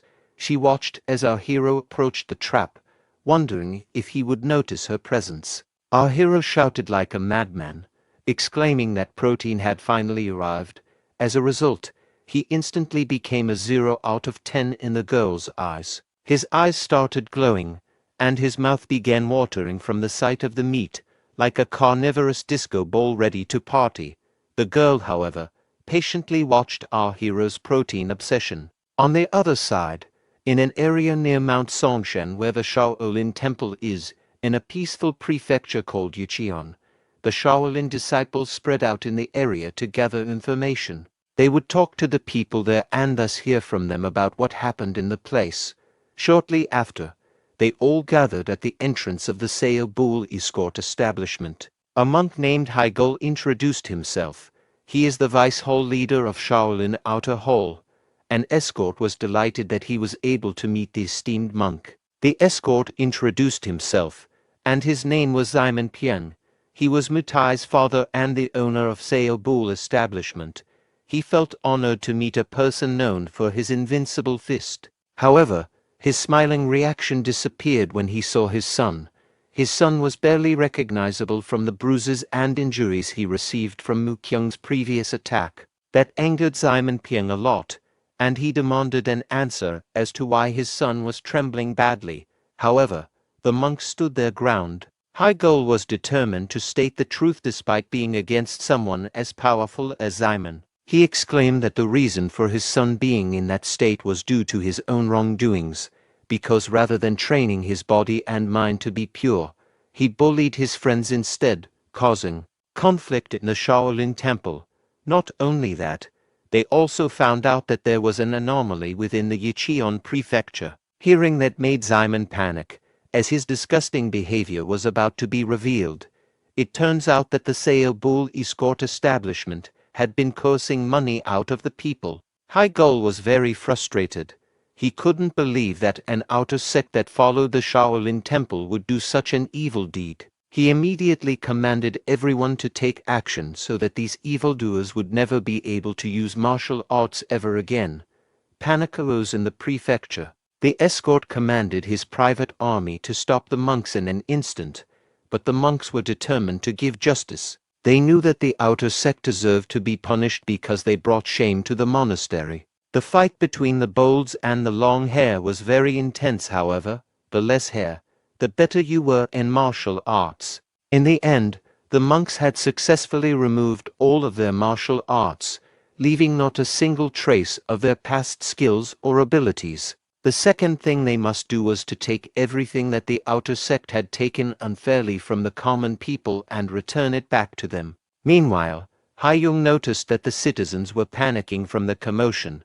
He realized that something had to be done quickly to restore order and calm the people, so he looked for Mr. Bang Jion, Mu Kyung's father. The man raised his hand and confirmed that he was the man they were looking for. He was shocked when he heard the news that his son was the one who got bullied. Haiyung did his best to apologize to the man.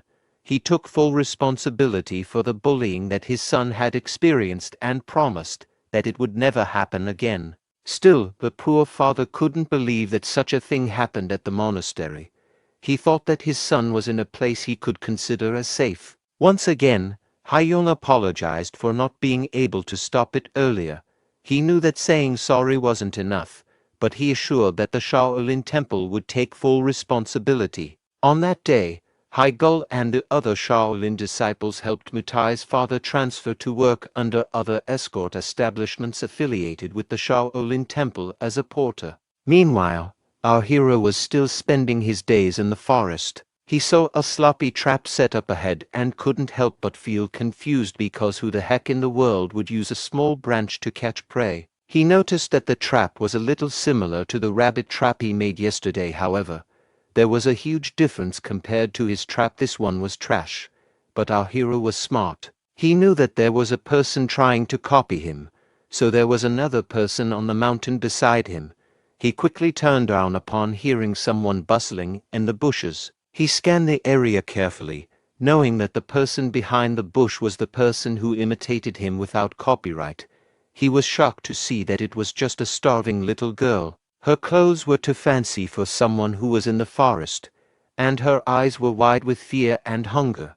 The girl suddenly ran away, darting into the dense forest with surprising speed. He tried to chase her, but the girl was incredibly fast, weaving through the trees and underbrush with an agility that surprised him. The girl thought that she had finally disappeared from the hero's sight, her heart pounding in her chest as she glanced around, convinced she had lost him. But our hero was faster than he thought. She never expected that he was already ahead of her. Our hero reached out his hand, not letting the girl escape.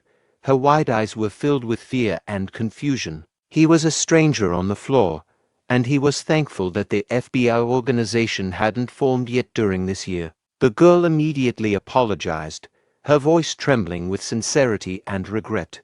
But our hero was more confused about why a pretty young girl was wandering in the forest. Our hero apologized for startling the girl and offered her some food instead. The little girl delightfully accepted his proposal, enjoying every bit of the meat. Murim started acting cunningly, remarking that she must be hungry and jokingly boasting that she tried to copy his trap. She confirmed that she indeed copied him. However, she asked, "You are a monk, aren't you? Not allowed to eat meat?" The atmosphere got awkward, so Murim stated that he had his own circumstances and that she didn't need to mind the minor details. Murim then asked, "Why are you so deep in the mountain?" He added that the place was under the Shaolin Temple, but judging from her clothes, she seemed like she was from the outside. The little girl lost her appetite after hearing our hero's answer. She glanced away, uncertain how to respond to his question. It turns out that her father left her, leaving her wandering in the dense mountain forest. Our hero realized that she had her own circumstances and decided not to ask about them. He gently changed the topic. "By the way, can you please keep my rabbit hunting a secret?" The little girl innocently asked for his reason. "Is it because you couldn't be caught eating meat?" Murim stated that there was another reason besides that. Our hero proposed that if she kept it a secret, she would help her return home. In exchange, he told her that an influential shirtless monk would come and be able to help her easily. The little girl was skeptical. She asked, "How did you know that he's coming?"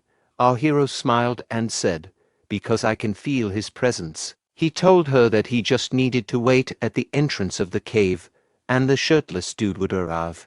While Mad Dog was about to check on our hero, the little girl asked for his help. She stated that she got separated from her group and lost her way. Of course, Mad Dog would always be willing to help, but he realized that there was something he needed to do first. He asked the little girl if she perhaps saw a boy inside the cave. Our hero suddenly got chills as they talked about him, which made the little girl chuckle. She was able to realize why Murim asked her to keep it a secret that they met. She covered for him, saying that she did not approach the cave because she was scared. Mad Dog bought the cover. He stated that he knew Murim wouldn't disappoint him. Knowing that he was doing well, he decided to go back down along with the girl. He smiled at the girl and said that he would bring her back home. Mad Dog asked for her name, and she revealed that her name was Rusilwa. Meanwhile, our hero was glad that the rule-abiding monk had finally disappeared. He lay down and realized that he had forgotten to ask the girl's name, but since it was none of his business, he brushed it off. Later, at the temple, Mad Dog asked for Mukyung's attention. Mad Dog wanted to inform him about something and involved his father too. Mad Dog revealed everything that happened in Yicheon Prefecture, the fact that the Seo Bull escort establishment, which was run by Mutai's parents who bullied him, had completely closed down. In addition, they introduced his father to a new workplace. Mad Dog told him that he didn't need to worry anymore, he should instead focus on becoming a true disciple of the Shaolin. Instead, Mukyung started trembling and cried profusely. Feeling a sense of relief that everything was finally settled, he told Mad Dog that he would do his very best. Mad Dog patted his egg-shaped head while Mukyung told him his promise. It was all thanks to Mujin, who reminded him that the Shaolin Temple would never abandon a disciple. On the fourth day, our hero was glad that the survival training he received from Special Forces paid off, helping him to hunt easily. But there was one thing that he didn't think of. When he cooked the meat for the little girl, he realized that he cooked the meat with an open fire, allowing Mad Dog to almost catch him. So, in order to leave as few traces as possible, he decided to cook in nearby caves instead. He wanted to make sure that he left as little evidence as possible since he wouldn't have enough time to clear up all the mess and pluck out the rabbit's fur. He decided to cover it in mud, cook it, and then pluck out the fur along with the mud. Although it wasn't perfect, he would be able to get his protein that way. It was also his first time eating meat after coming to the Shaolin Temple, so he felt much relief from it. The fifth day had arrived. He decided to get up earlier than the bells striking the Shaolin Temple to face the world in a lotus position. But that was not for the sake of training hard in meditation. It was because of the presence of a certain someone who regularly checks the cave. Mad Dog was amazed. He thought that he was already hardworking, but to think that our hero would meditate early in the morning was impressive.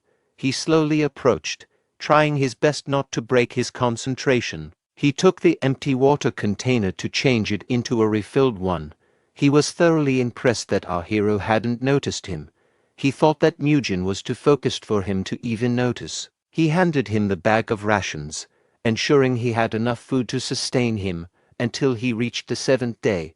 Before taking the food, Mujin made sure that everything was all clear. He looked at the volume of the ration and couldn't believe that they expected a young kid to survive on something like this for a week. He found the punishment too harsh. He decided to eat the grain ball and drink the water that was given once a day. He also made up for the energy that he lacked during his hunt. At this point, we could say that hunting became a routine of his. On the sixth day, our hero proceeded with his workout routine in order to use the protein and energy he had consumed. But before doing so, he made sure that his body was warmed up as much as possible. As he kept moving his body, he realized something. The breathing method used while exercising was similar to the energy circulation technique. So he tried his best to challenge himself by combining the enlightenment cultivation technique and exercises to start his own kind of training. The result was that his body was feeling more refreshed than ever before. By this time, he didn't know that this process was the training process of the energy accumulation art. The final day had arrived. Mad Dog arrived early in the morning, stating that his wall-facing meditation had ended, allowing him to finally get up. "I see, so may I speak now?" Mad Dog told him that he was now allowed to speak. He also added that he would be participating in today's morning training. While walking in the mountains, Mujin asked about how the incident had been handled. Mad Dog replied that after they investigated the Tai's family, they found out that their establishment had been committing numerous atrocious deeds in the village, so they destroyed the martial arts of everyone in that place and shut them down. He also added that they introduced Mukyung's father to a new workplace. In the middle of their conversation, Mad Dog said that they increased the intensity of the training regimen. "So far, I allowed you to train in your own way because of what I promised you, but to be fair to the rest, you'll need to follow the training of the Shaolin Temple now." Mujin frowned, expressing his frustration that they were still embroiled in their bizarre exercise odyssey. Our hero asked if he could simply increase the intensity of his own training regimen instead, but Mad Dog asked him to try the Shaolin way first.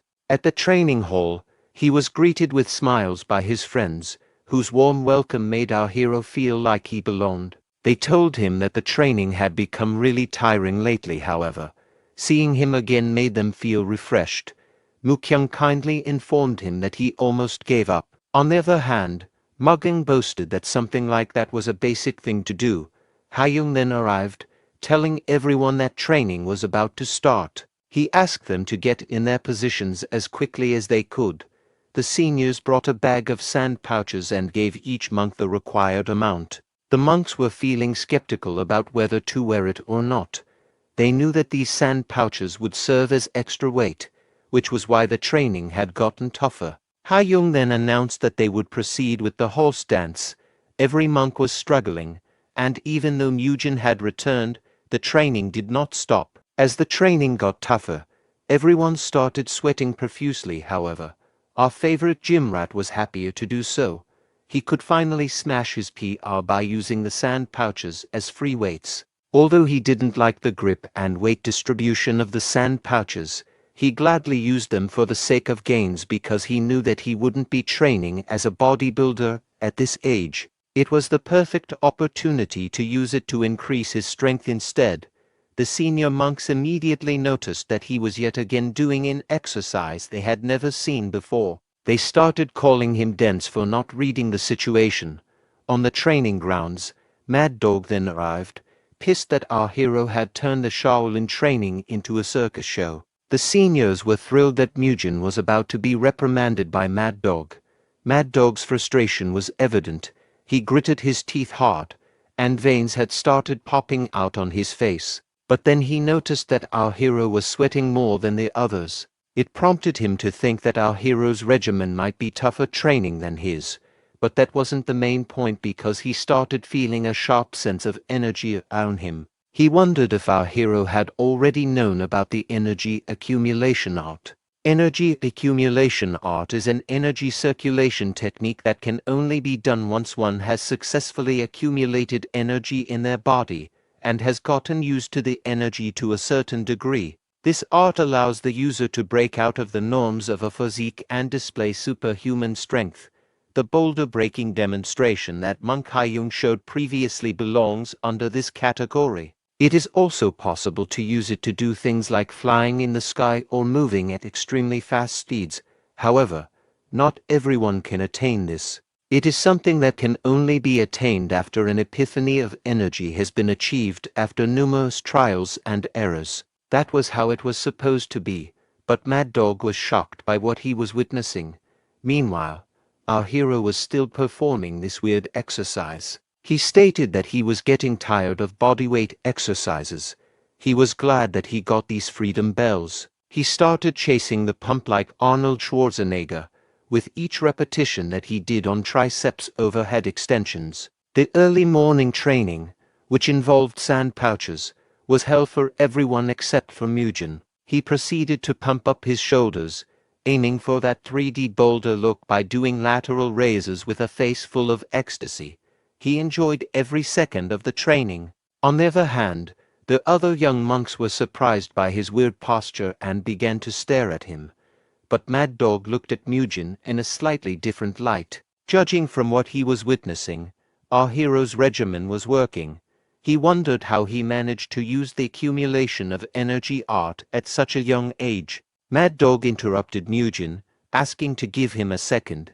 He told him to follow and insisted they have a private talk because he wanted to ask him about something. He brought him to Hyung, who stood there in disbelief.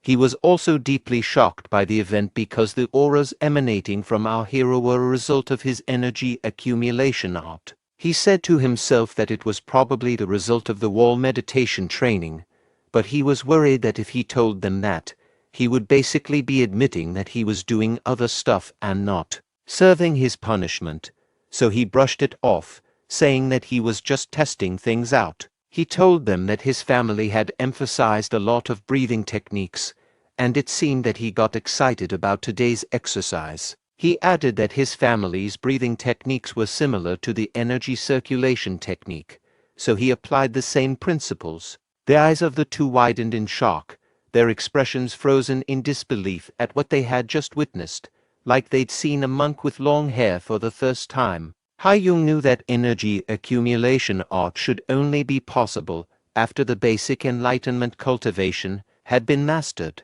Although that technique was only a basic technique, it would still take a few years for someone to master it. Among those who mastered it, only a few were able to effectively use the energy accumulation art, a technique requiring profound skill and deep understanding. The required process is for everyone to build a foundation first using the enlightenment cultivation technique, then go to the next level compared to accumulating energy with the energy accumulation art after they've mastered the enlightenment cultivation technique. But if someone's able to attain the energy accumulation art after learning the enlightenment like Murim, they'll be able to accumulate energy faster than their peers. If they learn the next level's cultivation technique on top of that, then their prowess will increase by folds.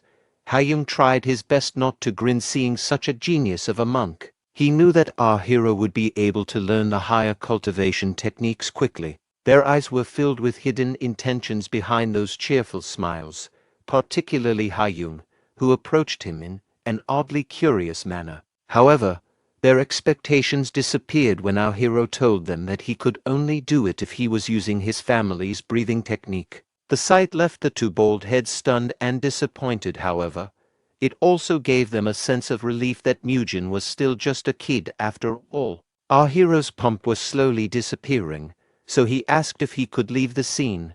The two realized that they had gotten greedy for expecting too much from a 12-year-old child. After the training, Muyul asked Mukyung to do the thing they always did. Again, he noticed that they were doing the muscle lengthening technique that he taught to Muyul, and Mukyung revealed that they were doing this consistently after training. When our hero received his punishment, both Mugung and Mukyung were interested in doing it, so Muyul taught them.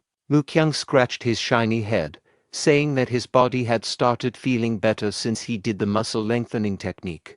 He was surprised to see that Muyul had started teaching others. He didn't think about him since he wasn't mentioned in the novel, but on second thought, he thought that Muyul was pretty good with his body. He wondered if the reason he wasn't able to become a martial master was because he was an idiot despite being talented. Meanwhile, we see Mugging looking gloomy. Our hero asked if he would also do the muscle lengthening technique. Muyul revealed that Mugging was unable to do so due to his stiff body. His face flushed like a ripe tomato, saying, "That's right, my body is stiff." Our hero sighed, saying that having a stiff body doesn't matter because that was precisely what the technique was used for. He didn't want to make fun of him because everyone was a beginner at some point. That statement made Mugging reminisce about his past. Everyone in the monastery was amazed by his amazing frame to the point where they wished they had a family like him. They assumed that since he came from a good family, he must be talented, giving him the motivation to push harder so everyone could look up to him. He also scratched his shiny head and said that he didn't expect our hero to say the right thing, that one must not make fun of those who work hard. With that, our hero offered that they must proceed to a muscle lengthening session. Mugging grimaced slightly as he did his best to endure the intense stretching session. On closer look, Murim noticed that Mukyung's body was also stiff, but not as stiff as Mugging's. He then looked forward to seeing Muyul's stretches, knowing that he was the one who taught the two. The four of them stood in a line and did a side bend exercise together, stretching their bodies sideways in unison. Mugging immediately received a nagging from our hero. Later on, they proceeded to do breathing exercises. He informed them that this one would be easier compared to before. Mugging knew that Muyul also possessed great physical prowess since he was hanging out with our hero from the start. In fact, even Murim was shocked to see that Muyul could do a split. Murim, who was among the strongest monks in their age group, found Muyul a little stupid, but very talented, and Mukyung, who easily beat up Mutai. Mugging knew that he was surrounded by monsters, however. He would be working hard so he wouldn't lose out. For him, he wanted to become the strongest. It looks like the future of Shin is in good hands. Days passed, and thanks to the addition of sand pouches into the dawn training, our hero enjoyed his time doing various free weight exercises. I can feel that my muscle is pumping, he said. During his free time, he practiced energy accumulation. He managed to accumulate more energy through energy breathing and was able to grow stronger. He would also stretch with his friends between training sessions, an activity he thoroughly enjoyed. Keep your back straight. Don't lean forward while doing those sessions, he reminded them. He couldn't escape the glances of his seniors. Their eyes seemed to follow his every movement, and they couldn't help but notice how his body was getting swole. As the days went by, his shoulders, especially, had broadened and become more defined, a testament to his intense exercises. They wondered if his impressive gains were due to the special method he was training along with his friends. After 10 days had passed, a change occurred for the training sessions. From now on, each monk would begin to focus on learning the inner energy cultivation technique. As most of them had already mastered the enlightenment cultivation technique, this new phase in their training promised to unlock even greater potential within them. Ha-Young brought out his favorite students to demonstrate the feat to the young bucks. These were the very students who tried to gaslight Mujin after beating Mugging. The first move is the core punch. This is done by starting circulating energy and then pulling the accumulated energy in the core to go past the energy C point, the gastric cavity point, and the palace point. After those complicated Shaolin yaps, 70% of the energy will go by their right arm, pass by the breath vessel point, and then head to the shoulder bone point. The remaining 30% will go to the left arm. Our hero tried his best to apply those complicated techniques. He focused intently, accumulating all of his energy and transferring it deep within his core. The process requires good concentration, but such a feat is nothing for a gym rat. He then split the energy in a 7-to-3 ratio, carefully directing the larger portion to the right arm and the remaining to his left. After that, he took his stance, ready to execute the chain punch. With a deep breath, he initiated the chain punch, and it created a spark-like eruption of energy. He was shocked by the result.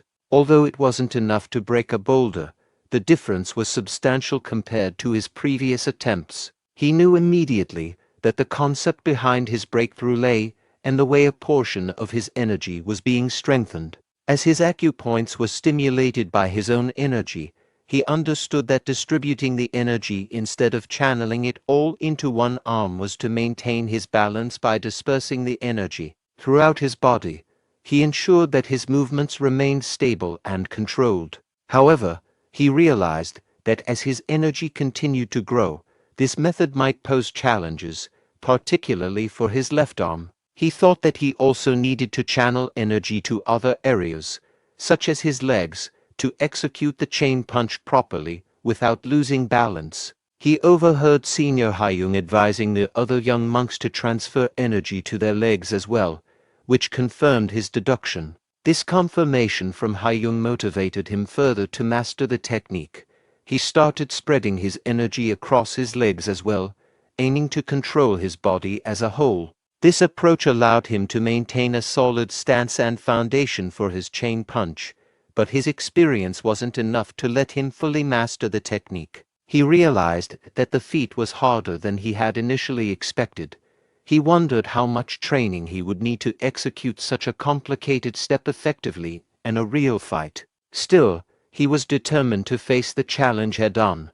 He was driven by a strong desire to gain the same power and mastery as the protagonists from the novels he had read before. But then he saw his best friend Mule performing some random dance moves as if he were engaging in a ritual dance to summon a legendary dragon. He knew for a fact that Mule would find the process complicated, as even he struggled with the daunting task of spreading his energy. But the vibe Mule was giving was the same as middle-aged white women doing anything except a normal workout. Mule's actions were enough to make him facepalm and say, "This guy is screwed." Concerned, he approached Mule in a calm and composed manner, trying to understand what was going on. Muyul looked up with a sheepish grin and admitted, "I can't remember what we were told to do." Our hero tried his best to be mature and asked, "Can you tell me what you can't remember?" He instantly regretted asking when it turned out that this egghead had everything upside down. Rather than starting from the energy sea, the palace point, and then to the gastric cavity point, he stated, "I think it goes from the energy core to the great palace and then to the gastric point." Even when it came to something as basic as the 70 to 30 energy distribution, he managed to get it entirely wrong. His understanding was so flawed that it became evident he had an attention span of a tick-tock. Muyul was deeply embarrassed by such a glaring mistake, especially after our hero took the time to correct him. Our hero, on the other hand, had an internal monologue, so that's why he was never mentioned in the novel. Despite being talented, he's too dumb. Our hero tried his best to explain the technique as simply as possible. He advised Muyul not to worry about the acupoints and instead focus on where he was pointing his finger. He pointed to his abdomen and asked if he could gather it there. Then he advised it to move swiftly yet smoothly until it reached his shoulder. Immediately, Muyul managed to do it thanks to our hero's simplified energy accumulation technique for dummies. He sighed with relief, realizing that teaching his best friend wasn't so difficult after all, as long as he explained everything at a lower pace. But Muyul quickly forgot everything he had been taught. Our hero sighed once more, this time with a mix of frustration and resignation. If only he could punch a kid without consequence, he would do it. This kid has the brain of a goldfish. During those tough days, our hero learned the chain punch technique. For days, Hayoung and the second-class disciples would teach one new step each day. Since it is a foundational martial art, there aren't a lot of moves to follow, and they were able to teach everything within 10 days. After that, everyone was trained separately based on how fast their progress went. It was rigorous and intense, however. Each young monk was determined to become stronger now. In the present, 71 days had passed. Mujin, Mugging, Mukyung, and even Muyul were training diligently. They managed to successfully learn the 10 moves of the chain punch, however. The feat wasn't easy. Mugging, who was sweating profusely, told our hero that 20 seconds had passed when our hero stood up. We were treated to a glimpse of his impressive, well-defined back.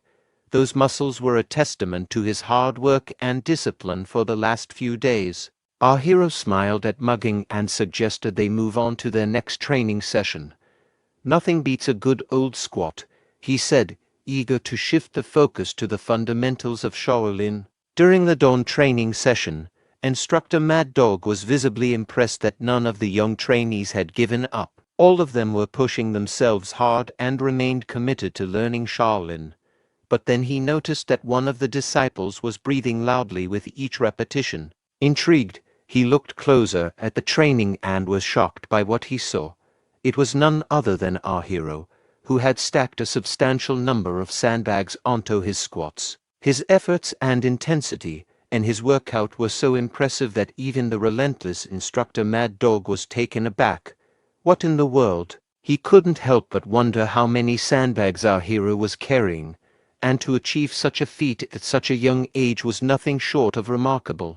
He was thoroughly impressed by how huge Mujin's muscles were. The size, definition, and vascularity of his physique were top-notch. If you put him beside any monks of his generation, it was very noticeable that he would mog them. The wittiness of his back alone was enough to set him apart from others. He achieved all that by his own strength in just 2 months. Was he really right all along? He reminisced about all the times he had spent with Mujin, from warning him about the drawbacks of his squat variation to helping him return to the temple after he had been punished. He wondered if the Shaolin Temple had been wrong all along and if this kid wasn't just spouting nonsense. The whole leader arrived, snapping him back to reality. He was asked why he was still on the training ground when the session had already ended. Mad Dog immediately stood up to show his respect to the whole leader, but the whole leader interrupted his apology, clearly more concerned about his well-being and the reasons behind his lingering on. The training ground. He was advised that sometimes a man should speak out his worries, as doing so often reveals that they weren't as it seemed. Hyan Sung offered to lend an ear, suggesting that sharing his concerns might help put things into perspective and ease his mind. Mad Dog frowned, uncertain whether he should confide in the hall leader. He took a deep breath and began to explain all of his concerns about Mugen. After lunch, our hero was taken aback when he received a summons from the head of the Arhat Hall. But Mad Dog insisted that he should go because it was a very important discussion. Meanwhile, his less than supportive friends were laughing and expressing concern about him at the same time.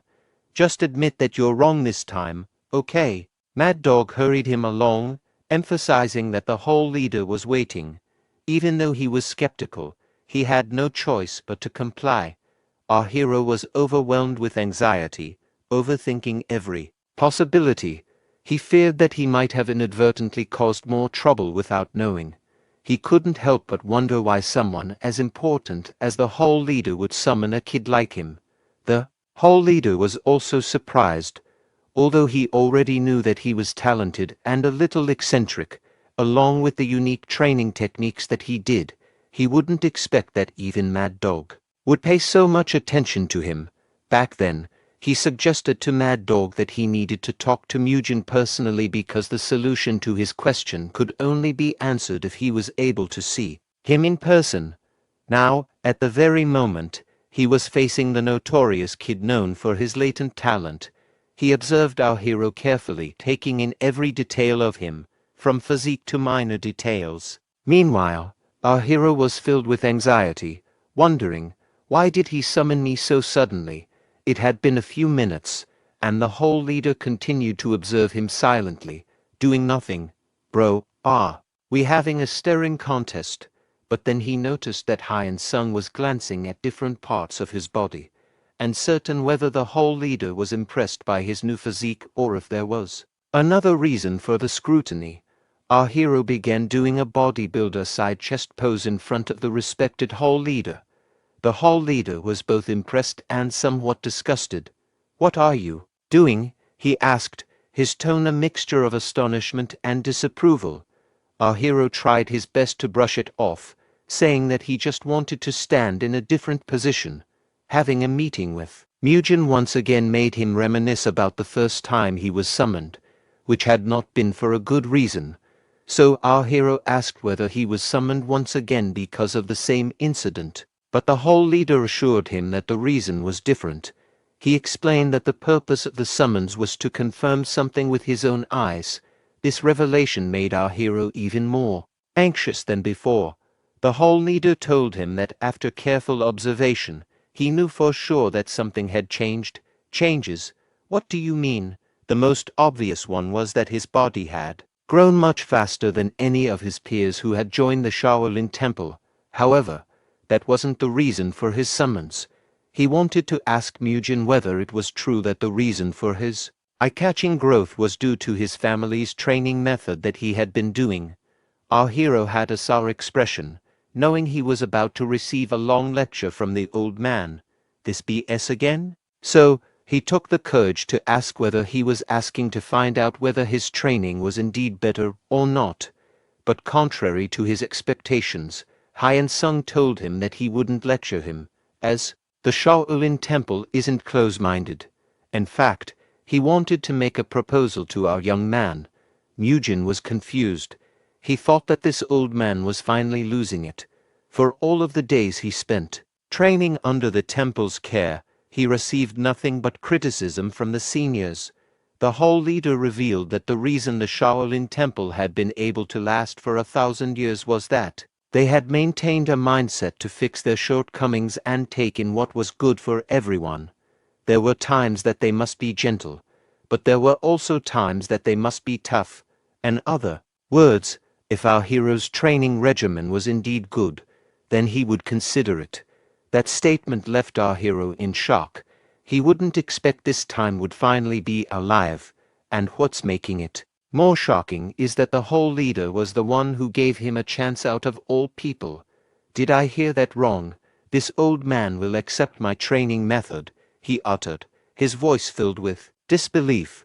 Our hero reminded himself of the person in front of him, Hyeon Sung, our hall leader. Before becoming a martial artist, Hyeon Sung had practiced aestheticism in pursuit of becoming a Buddha. He knew that receiving approval from someone with such a profound background would be a monumental decision, marking a significant validation of his training methods. To include Mugin's training would simply be a training that everyone was uncertain of, but now he was given an opportunity to be in charge of the younger monks' training. If things went wrong, Hyeon Sung might receive unthinkable punishments. Despite that, he still decided to take the gamble so Shaolin Temple could become stronger.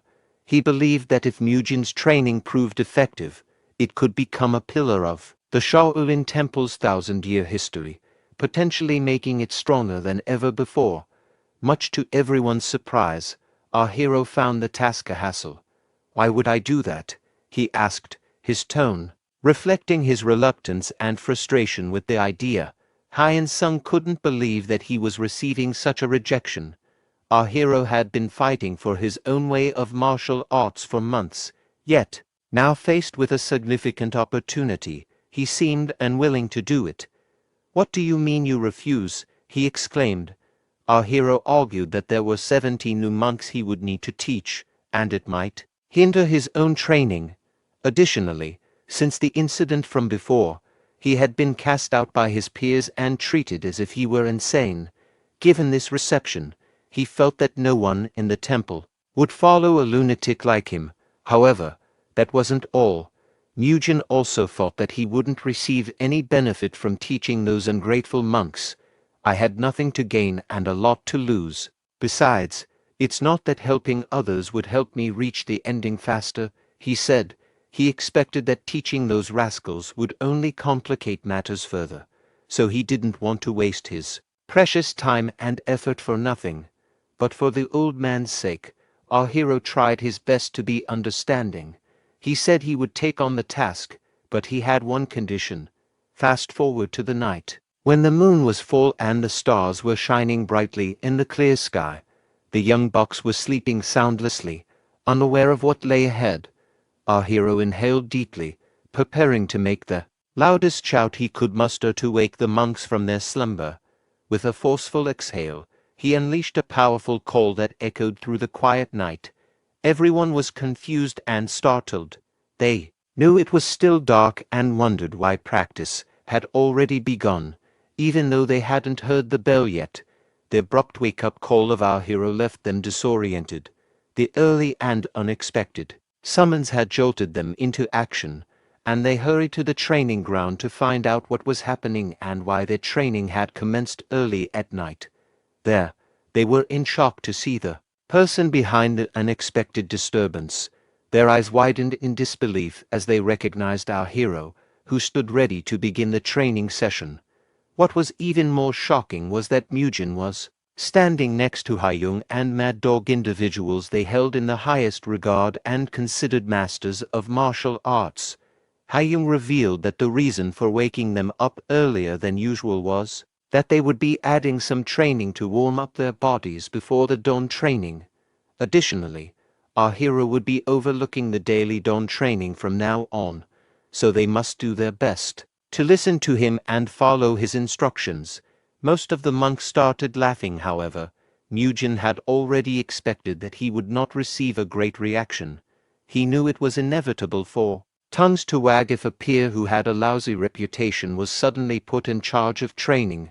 However, now that he was in charge of this, he wouldn't let them underestimate him any more. He took a deep breath, asking everyone to keep quiet. His commanding voice echoed around the temple, honed by his military experience. It was made clear that our hero wasn't joking.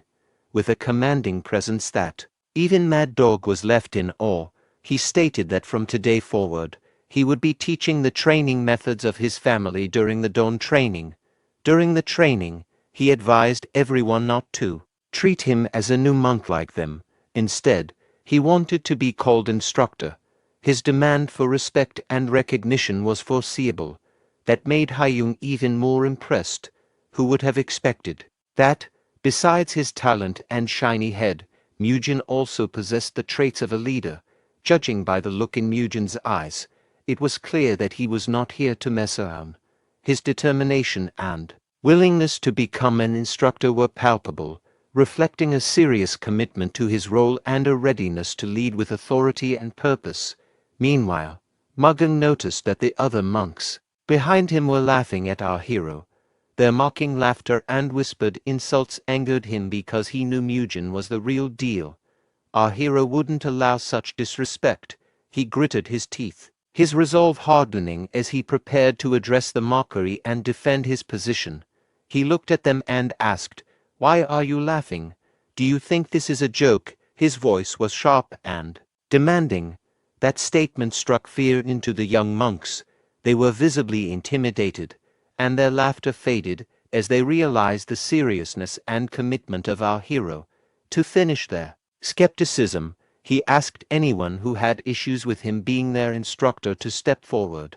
He also included the two who had laughed earlier, making it clear that he would put a stop to their doubts and disrespect.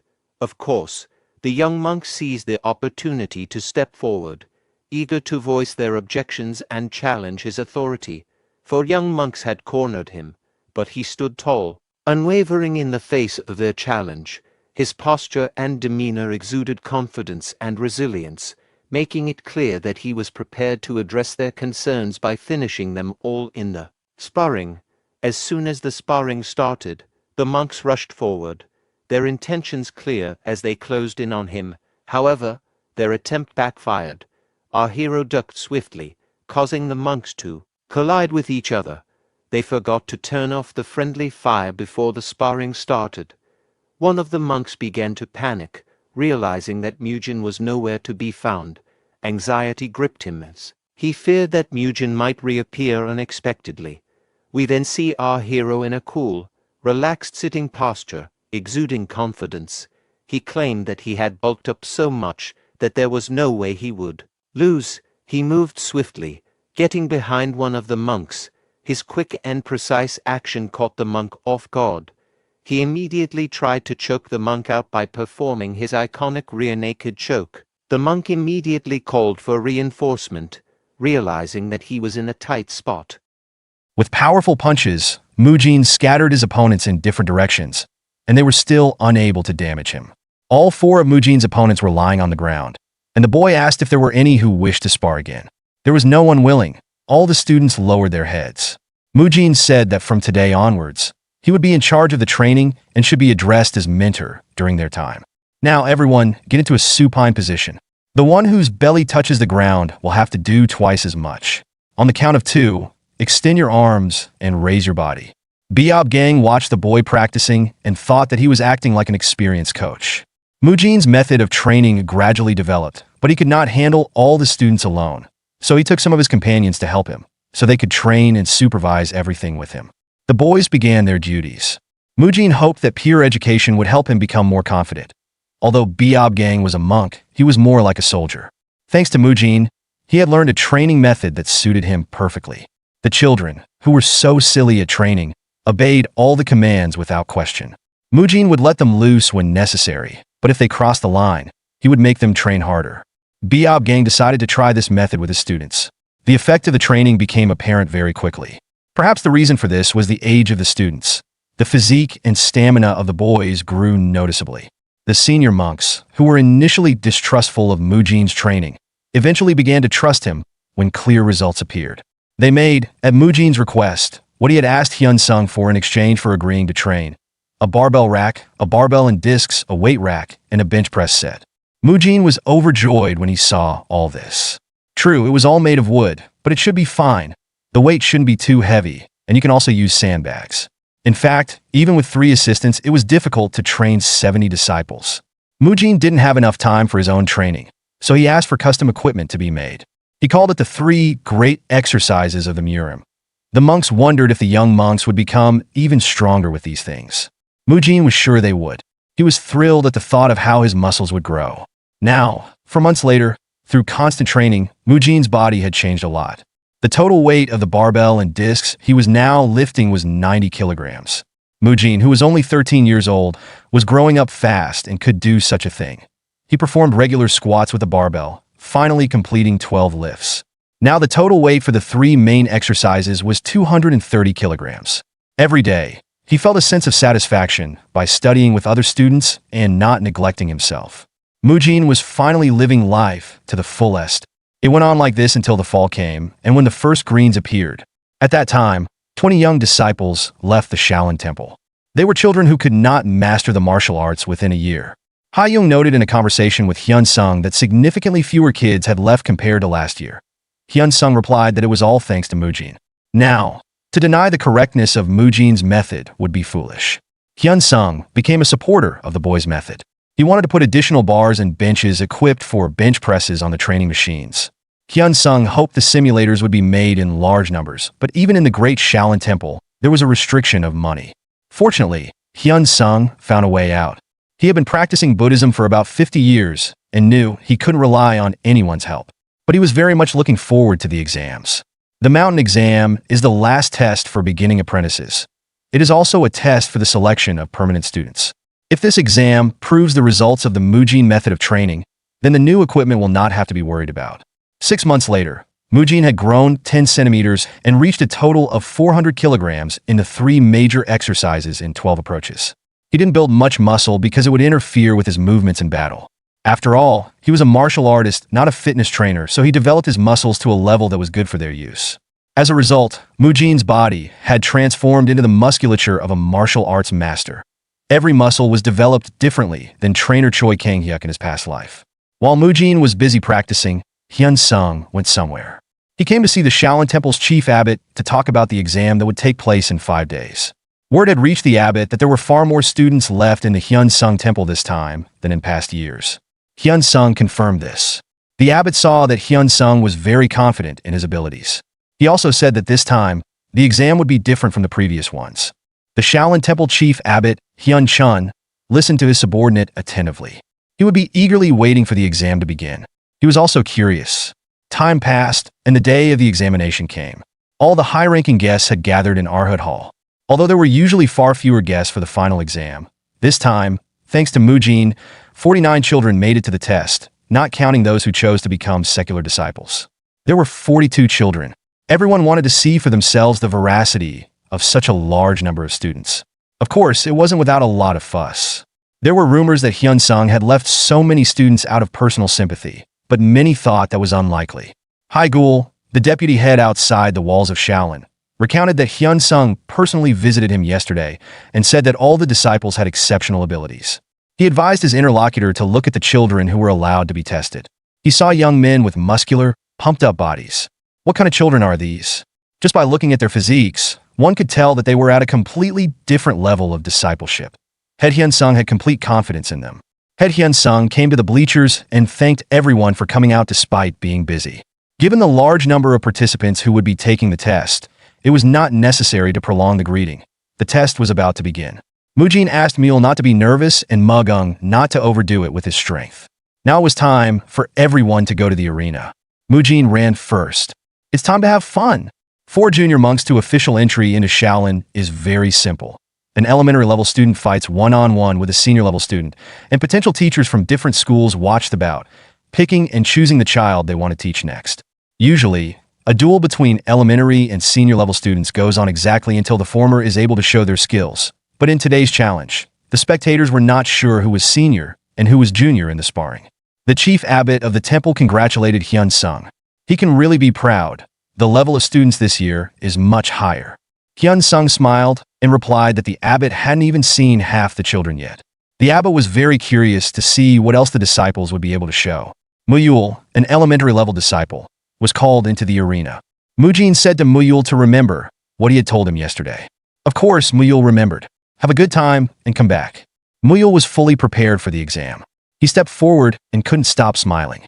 At the referee's command, he immediately attacked his opponent. He dodged the first blow that the boy threw. Muyul's opponent noted that the fellow had clearly mastered 10 circular exercises and 14 small red tiger-style exercises. Now the senior disciple could begin to evaluate the junior's mastered martial techniques. He decided to test the junior's ability to improvise and how he used the methods of martial techniques while performing the technique. Muyul saw a gap in the opponent's defense. He quickly assessed the situation and launched a lightning attack. It seemed like he was attacking from all sides at once. He prepared to deliver a staggering elbow strike to his opponent. The older disciple had a hard time blocking Muyul's elbow. It was unfathomable how the junior could move so fast. While holding Muyul's elbow, his opponent caught him in a grapple and delivered a strong left punch. It was impossible to dodge, and Muyul's defeat seemed inevitable. But Muyul twisted like a duck and released his elbow from the grip. In the same second, he leaned back and the blow missed its target. All the while, the boy was smiling. A surprised murmur went up among the spectators in the stands. A child moves instinctively like an animal.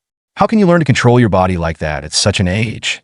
The boy has a flexible and unique body that responds to his instincts in the blink of an eye.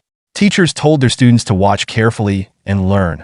Hai Gul, the Shaolin head spotter outside of Shaolin, who was called Invincible Five Fists, said that this child should definitely be trained by him.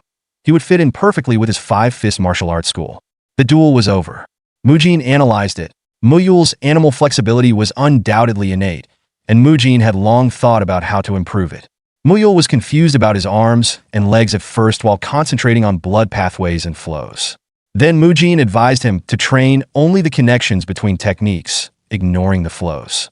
As a result, he memorized the movements of the techniques and the flow of internal energy in his body. If you couldn't memorize with your head, you had to memorize with your body muscles. Muyul was thanking his opponent for his work in the fight. The head abbot asked Hyun Sung how he managed to raise the level of his students so much. Did he secretly hand out talismans to them? Hyun Sung was very pleased. Many more amazing things are ahead of them. An entry-level student, Mugung, was called into the ring. Mujin advised him to just stay calm. During this year, Mugung had turned into a mountain of steel muscles. He wasn't nervous at all. The bleachers erupted in shouts of bewilderment. This one is a junior apprentice. There's some kind of deception. Maybe they're hiding his age. Mugung's opponent looked up at him from below. How could a junior disciple grow to 186 centimeters? Mugung thought that for this day, he had endured the toughest training. There's no way he'll lose. The referee ordered the start of the sparring match, and Mugung rushed like a bulldozer to attack. Mujin recalled that despite his outstanding physique, Mugung's body was like wood, so they emphasized stretching and then built up muscle mass. His appearance added to that, and now Mugung was an impenetrable and attacking tank. Mugung's opponent barely had time to dodge the impact of the hammer's power. Although the elder was considered a referee for the younger ones, he thought that if he held back against such power, he would definitely end up in the other world. He decided to urgently increase his internal energy and continue the fight. His fist was enveloped in a cloud of power. He attacked Mugung, but Mugung dodged the blow and took a swing. The older student put up a defense, preparing to block his opponent's strike. Mugung loomed over him like a black rock. The teachers on the podium noted that the boy had incredible strength, but he attacked with intelligence and used strategy. So far, he was the only one fighting on equal footing with an older student. Teacher Haidam, a follower of the Buddha hand technique and the immovable diamond technique, was pleased with Mugung's sparring. He liked the student. The experienced teacher could see how the boy was trying to reduce the number of unnecessary movements. This was an indicator of his diligence. With this level, he had a chance of mastering the martial teachings of their hall. Mugung attacked again and was pleased that everyone was only looking at him. He rushed forward recklessly. His opponent saw a gap in his defense and immediately attacked. Mugung took a kick to the body with his foot. Haidam was very displeased. This disciple likes to show off because of the young blood boiling within him. He still has a lot to learn.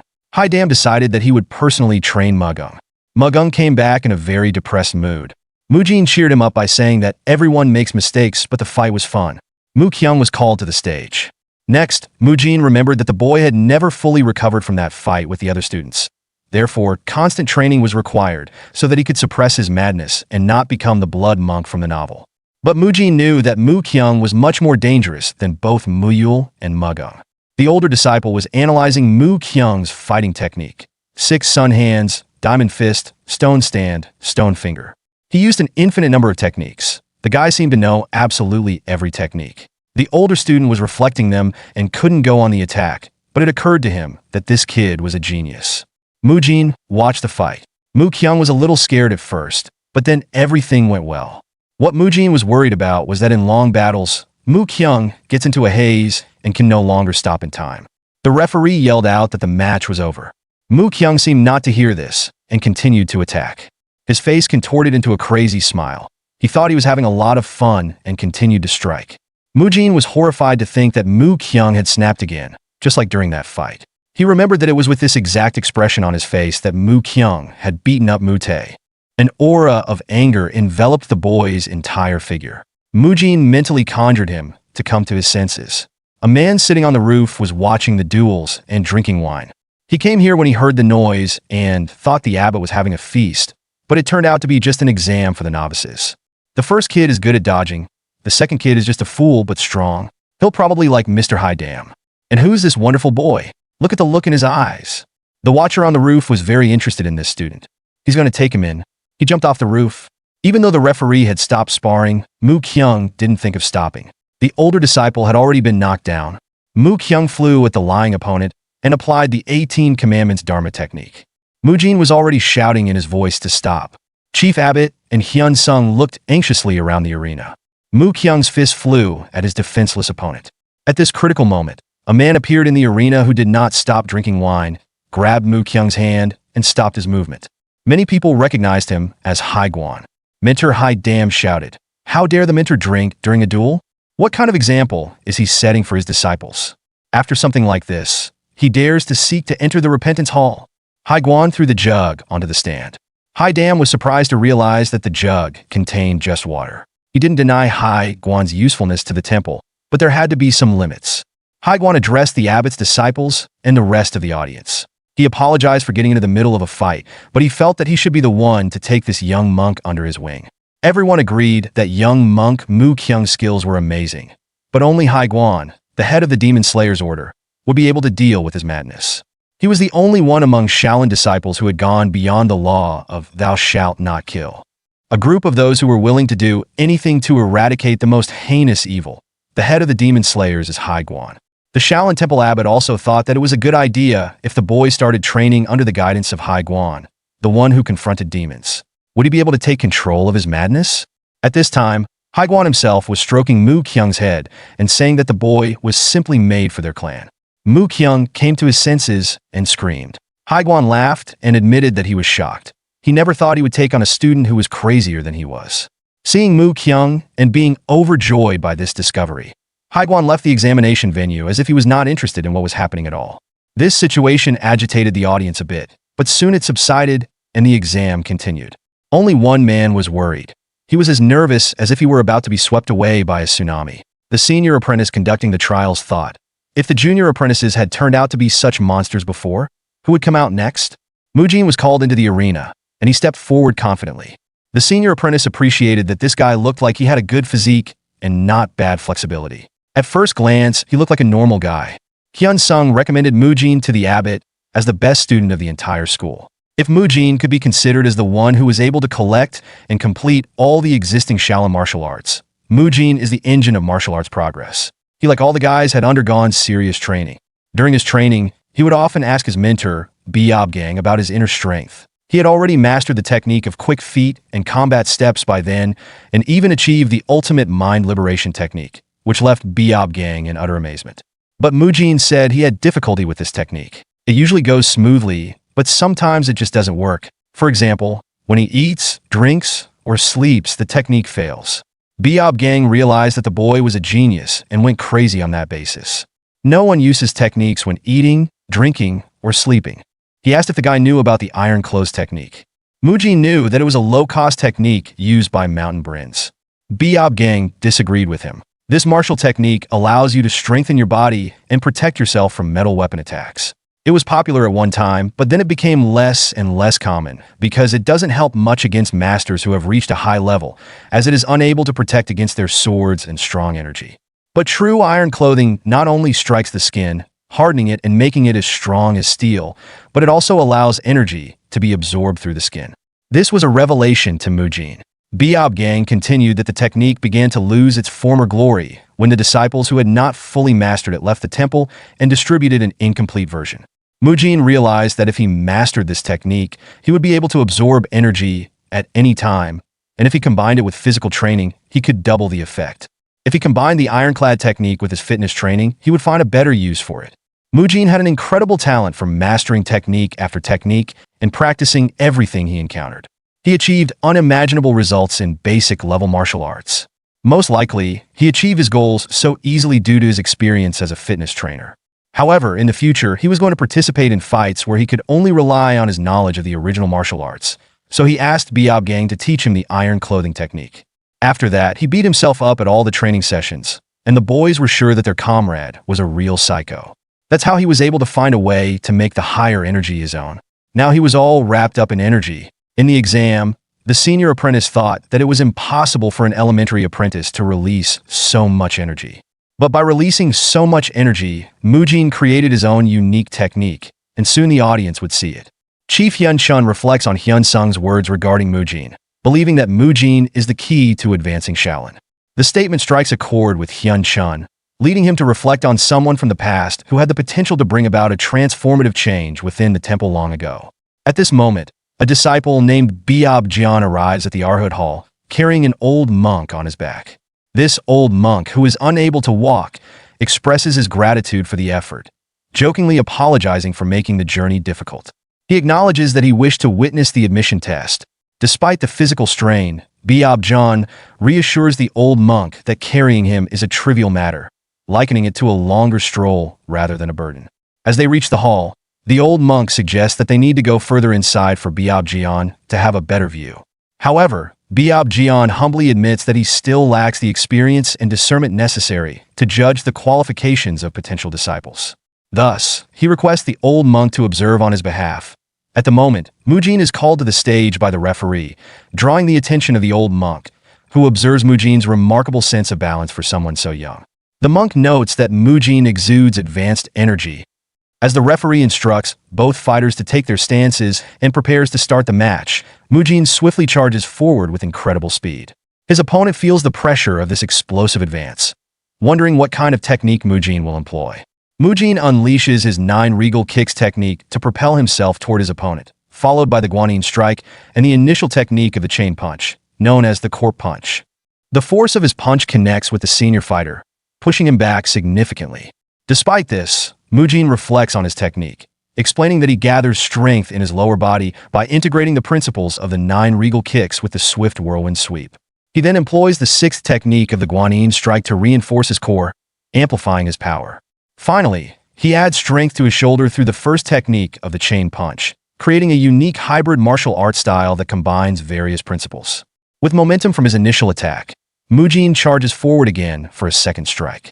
Meanwhile, the senior fighter grapples with the impact of Mujin's first blow, feeling astonished that so much force penetrated his defenses despite having harnessed 10 years' worth of energy to block it. His thoughts are abruptly interrupted as he sees Mujin rushing toward him once more, preparing for another attack. Mujin prepares to attack his senior again. The senior believes he can dodge Mujin's punch by moving to the left. However, to his surprise, Mujin executes a feint with his punch, quickly changing the direction of his attack. This forces the senior into a hand-to-hand grip with Mujin, leaving him no choice but to engage directly. Upon grappling with Mujin, the senior immediately feels the overwhelming grip strength Mujin possesses, causing him to tremble.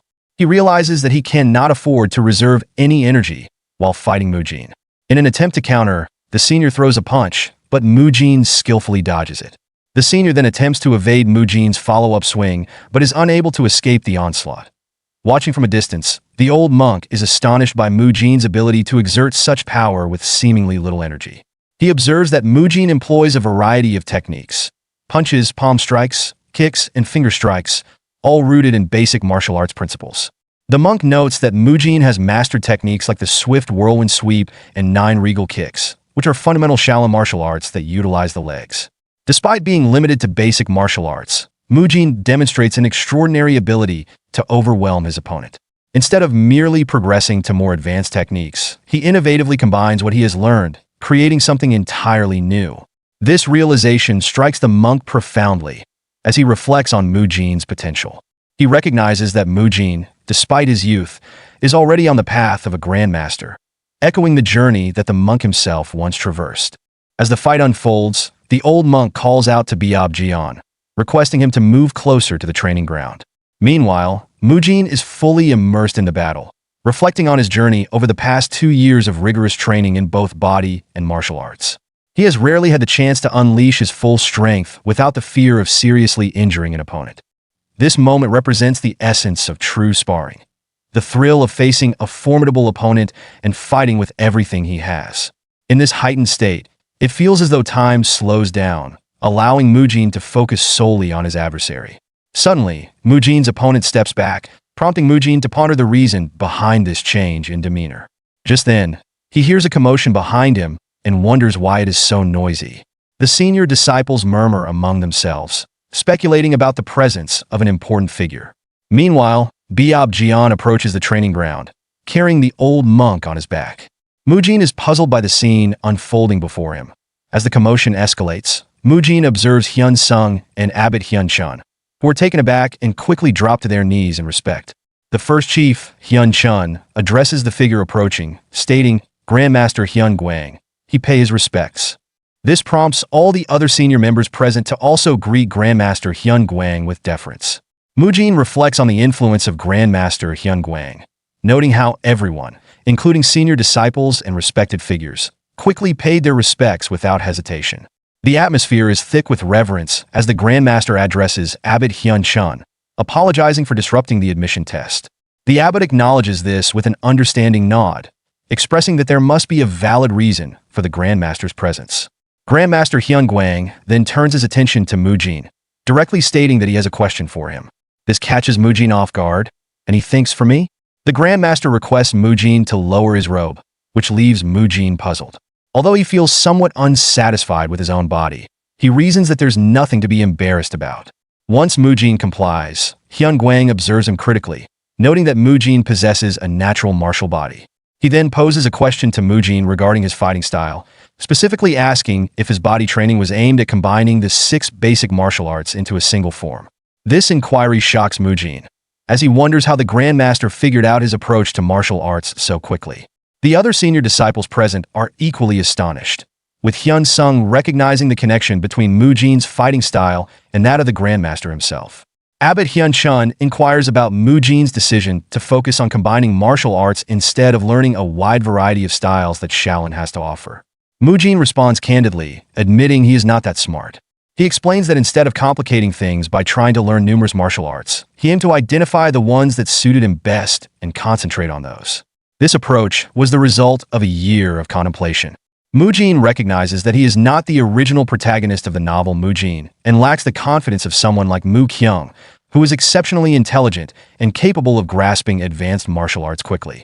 Thus, Mujin developed the concept of hybrid martial arts, which synthesizes basic martial arts. He understands that while this method is effective, it poses significant challenges. Properly utilizing this approach requires one to skillfully circulate their energy throughout their body in the correct proportions. Mujin explains that combining various martial arts amplifies their energies, which can place immense strain on the body. To counter this, he dedicated himself to training his physique, ensuring it could withstand the enhanced power resulting from the combined techniques. Essentially, he believes that as long as he maintains a strong body, he won't have to overthink the complexities of energy management. Grandmaster Hyun Guang, observing Mujin's physique and technique closely, notes it seems he also learned the Iron Guard. Mujin is taken aback by Grandmaster Hyun Guang's insight, wondering how the old man can discern so much about his training. Hyun Guang explains that by utilizing a body trained to its limits and harnessing the skin's power, Mujin can control the flow of excessive energy.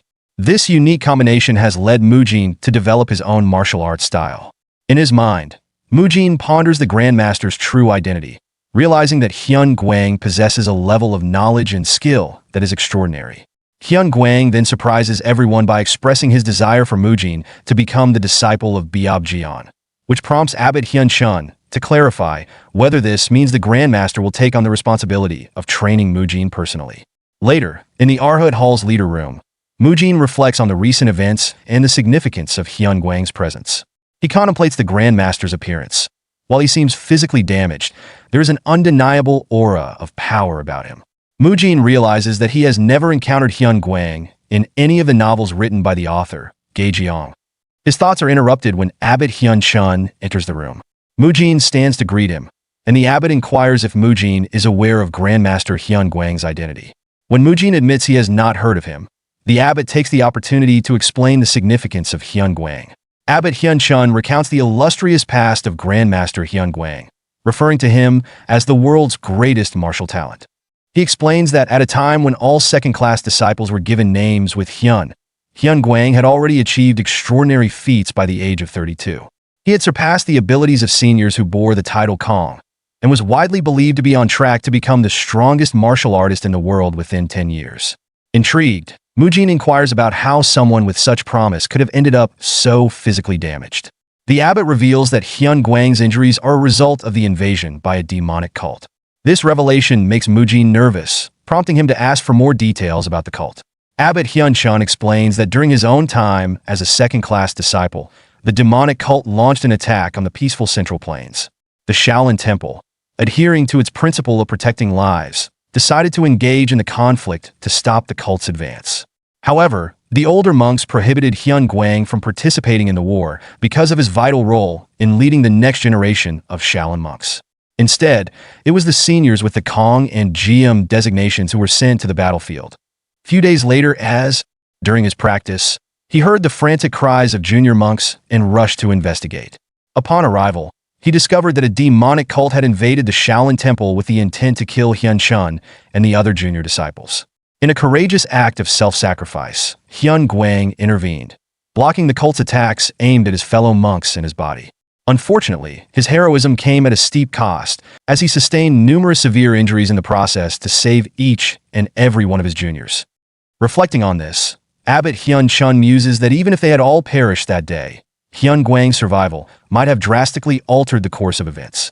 Mujin then questions the extent of Hyun Guang's current condition, prompting Abbot Hyun Chun to confirm that the injuries he incurred during the attack were the root cause of his current state. Mujin, eager to assist, proposes a treatment for Hyun Guang, expressing confidence in his ability to help. This surprises Abbot Hyun Chun, who doubts anyone, even the renowned divine physician or the powerful revitalization pill, could successfully treat Hyun Guang. Mujin clarifies that while he cannot restore Hyun Guang's inner energy or fully heal him to his former state, he believes he can help him regain the ability to walk independently. He stated Abbot might have heard this from monk Hyun Sung, but even monk Biob Gang's knees have improved as evidence of his capability. Just then, Hyun Sung enters the room, having overheard the conversation. He inquires whether Mujin's methods could also benefit Hyun Guang. Abbot Hyun Chun, intrigued by this exchange, presses Hyun Sung for more details about the events that transpired over the past 2 years. Hyun Sung explains how Biob Gang's knees recovered and highlighted Mujin's significant improvement in the training methods for the new monks. Abbot Hyun Chun, taken aback by Hyun Sung's claims, asks for confirmation about the training success. In response, Mujin references the results of a recent admission test, which demonstrated the improved physical capabilities of the new monks, thereby substantiating his claims. Curious about the implications for Hyun Guang's condition, Abbot Hyun Chun inquires whether Mujin's training methods could be applied to help him. Mujin explains that while his methods were beneficial for monk Biob Gang, Hyun Guang's injuries are far more severe, making it unlikely that the same approach would yield results without additional requirements. This prompts Abbot Hyun Chun to slam his hand on the table, expressing urgency and seriousness about finding a solution for Hyun Guang. He emphasizes that the Shaolin Temple is willing to do whatever it takes to help him. The abbot reflects on the broader quest among martial artists to enhance their physical abilities, noting how various martial groups have historically experimented with diverse techniques. These methods have included acupuncture, tonic medicines, and even dubious or dangerous practices aimed at altering the physique of young practitioners. The abbot also recounts the numerous attempts made by the Shaolin Temple to treat Hyun Guang's condition. Unfortunately, these efforts have often resulted in failure, worsening his condition due to the stress and extreme side effects inflicted on his body. Mujin's approach to healing and enhancing physical abilities is characterized by a focus on gradual and stable transformation, contrasting sharply with traditional methods that often sought immediate results. His training regimen, which was recently showcased during an admission test, has proven effective in developing the physiques of the new monks, garnering respect and validation from Abbot Hyun Chun, who witnessed the improvements firsthand. This observation instills confidence in Abbot Hyun Chun that Mujin might indeed be able to help Hyun Guang recover from his severe injuries. Contemplating the lengths he would go to aid Hyun Guang, Abbot Hyun Chun resolves to offer the Great Revitalization Pill and is even willing to make significant sacrifices, reminiscent of the second abbot, Hai Jie, who was known for his extreme dedication. He is prepared to give up a limb if necessary. However, Mujin has different needs in mind that Abbot Hyun-chun does not yet understand. In a surprising turn, Mujin inquires whether the Shaolin Temple possesses martial arts related to controlling lightning energy and developing an extreme yang physique. This question puzzles both Abbot Hyun-chun and Hyun-sung, leaving them confused about the relevance of such techniques. Shortly thereafter, two senior monks arrive at Abbot Hyun-chun's call. One is Hyun-gong, the leader of the discipline court, and the other is Hai-dam, who is recognized as the successor of the unmovable invincible body art and Rulai divine palm strike. As they arrive, Mujin recognizes Hai-dam, the successor of the unmovable invincible body art and Rulai divine palm strike, as the one who previously took Mugung in for training. Hyun-gong acknowledges that he is aware of the situation as he approaches. Mujin recognizes Hyun-gong as the senior monk who trained monk Biab-gang. Both Hyun-gong and Hai-dam express their readiness to assist in any way possible to help Grandmaster Hyun-gwang. Mujin makes a specific request. He asks if Hyun-gong can utilize the lightning divine palm strike, but at a diminished intensity, applying it to his arm. This request surprises Hyun-gong, who is taken aback and wonders about the rationale behind such a peculiar demand. He initially anticipates that Mujin might ask for something more conventional, like using the techniques to burn away blockages in blood vessels. Mujin quickly clarifies that he isn't asking for a destructive procedure. Instead, he simply wants a subtle application of lightning energy to be introduced into his arm. Hyun-gong, after some hesitation, agrees to attempt this, cautiously channeling a weaker version of the lightning divine palm strike. He checks with Mujin to see if the intensity is acceptable, but Mujin reacts strongly, expressing alarm that Hyun-gong's current feels dangerously intense, suggesting it could harm Grandmaster Hyun-gwang. Hyun-gong seeks to gauge the situation, questioning whether his initial attempt was excessive. Mujin insists that the intensity needs to be further reduced, specifying that it must be less than half of what Hyun-gong had just used. Hyun-gong, feeling challenged but committed to helping, agrees to make the adjustment. Mujin expresses a sense of urgency regarding Grandmaster Hyun-gwang's safety and treatment, saying if these methods are not feasible, he is willing to accept that. However, Hyun-gong, the leader of the discipline court, asserts his confidence, insisting that he can indeed assist in the treatment. Mujin thinks Hyun-gwang will require physical therapy equipment for his treatment. However, such equipment is not available in this worldview. While Biab-gang responded well to treatment due to his youth, Hyun-gwang's situation is different because he is older and weaker. To demonstrate his capabilities, Hyun-gong attempts to use the lightning divine palm strike on Mujin, this time employing a much weaker version of the technique. When he asks Mujin for feedback on this level of power, Mujin responds positively, affirming that it is perfect.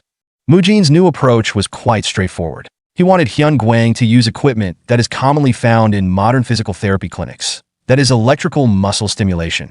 Hyun-gong, intrigued by Mujin's proposal, asks if the goal is to send electricity directly into the muscles. Mujin confirms this, explaining that a small electrical current can significantly enhance muscle metabolism and blood circulation. He further elaborates that such stimulation can lead to increased muscle fiber size through repeated contractions. Skeptical, Hyun-gong questions the efficacy of merely sending electricity into the muscles and inquires about the time frame for observable results. Mujin responds that the true effects will only be clear once they start treating Grandmaster Hyun-gwang, but he estimates that noticeable improvements should begin to manifest after approximately 1 month of consistent treatments. Next, Mujin turns to Monk Hai-dam, indicating he has a specific task for him. He requests that Hai-dam use the extreme yang energy, a technique he is well versed in, to aid in the treatment, recognizing the potential benefits of Hai-dam's martial arts in this context. Understanding that his abilities could play a crucial role, Hai-dam prepares to apply the extreme yang energy Rulai divine palm strike. As Hai-dam initiates the technique, Mujin suddenly exclaims that it is too intense. He instructs Hai-dam to reduce the energy output significantly and to avoid direct contact. Instead, he suggests that Hai-dam should merely place his palm near Mujin's hand, akin to how the sun radiates warmth from the sky without direct contact. In response to Mujin's guidance, Hai-dam adjusts his approach, using a two-finger technique of extreme yang energy positioned near Mujin's hand. Observing the resulting heat, Mujin assesses the level of energy being emitted and internally acknowledges that this intensity is ideal for the treatment. Hyun-gong is designated to perform the electrical stimulation treatment, while Hai-dam will take on the role of the shortwave diathermy device, a method intended to provide therapeutic heat. Mujin instructs them to carry out the treatment for 15 minutes, explaining that the heat from the energy touching Hyun Guang's skin will help relieve muscle fatigue and enhance blood circulation. He elaborates that similar to sunlight, the application of a hot light focused on the treatment area can detoxify the muscles and joints beneath the skin, significantly aiding in the recovery process. Skeptical, Haidam questions the effectiveness of this approach, specifically wondering if these techniques can truly improve Grandmaster Hyun Guang's condition. He expresses concern over the differences between Hyun Guang's severe injuries and the successful outcome seen with Monk Biobgang and the children in Arhut Hall. Haidam emphasizes the need for caution and questions how they can trust techniques that are unfamiliar and untested in their current context. Mujin acknowledges Haidam's valid concerns, recognizing the cautious perspective of the monks. He understands that they are understandably wary of relying on methods that he alone advocates. Despite this, Mujin is driven by his expertise and genuine desire to assist them. Drawing on his background from another world, where he was known as Choi Kang-hyuk and worked as a personal trainer, Mujin thinks of his extensive qualifications. He possesses a recognized physical therapist license from Korea and is also certified in rehabilitation massage. His dedication to learning various forms of exercise, including yoga and weight training, along with his knowledge of nutrition, stems from his personal experience of wanting to rehabilitate his own damaged body from the past. Through his rigorous study and practical application, Mujin successfully rehabilitated and strengthened his own physique. Mujin reflects on his journey of acquiring knowledge and skills, recalling the late-night classes he attended in technical colleges to earn his various licenses. He recognizes how young he was at that time, yet his dedication has led him to become well-versed in personal training, nutrition, yoga, Pilates, and rehabilitation techniques, along with expert knowledge in physical therapy.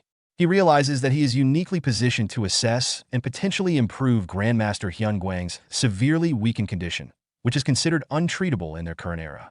Mujin expressed his shock at seeing Grandmaster Hyun Guang in a weakened state, noting that his condition is quite serious. However, his commitment as a practitioner of medical techniques compels him to step forward and offer his help, driven by a sincere desire to assist.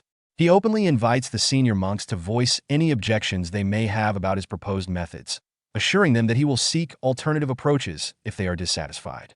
The senior monks contemplate their own struggles to help Hyun Guang, acknowledging that despite their best efforts, they have been unable to restore him to a standing position. The possibility of utilizing a completely new treatment method that they have never before considered ignites a glimmer of hope. They recognize that if Mujin's medical techniques hold even a small chance of success for Hyun Guang, it could be worth pursuing. Haidam, who had previously expressed skepticism and concern, finds himself unable to respond after hearing Mujin's earnest intentions. Finally, he asks Mujin if the estimated time frame for noticeable improvement is indeed 1 month. Mujin confirms this in a measured tone. Haidam states that they will adhere to Mujin's instructions for 1 month. However, he adds a caveat. If there is no visible difference in Hyun Guang's condition after that period, they will ensure that Mujin faces consequences for what they perceive as potentially ridiculing their elders. Mujin emphasizes the need for Haidam and Hyun Gong to refine their techniques, specifically increasing the accuracy of the lightning divine palm strike and the extreme yang energy.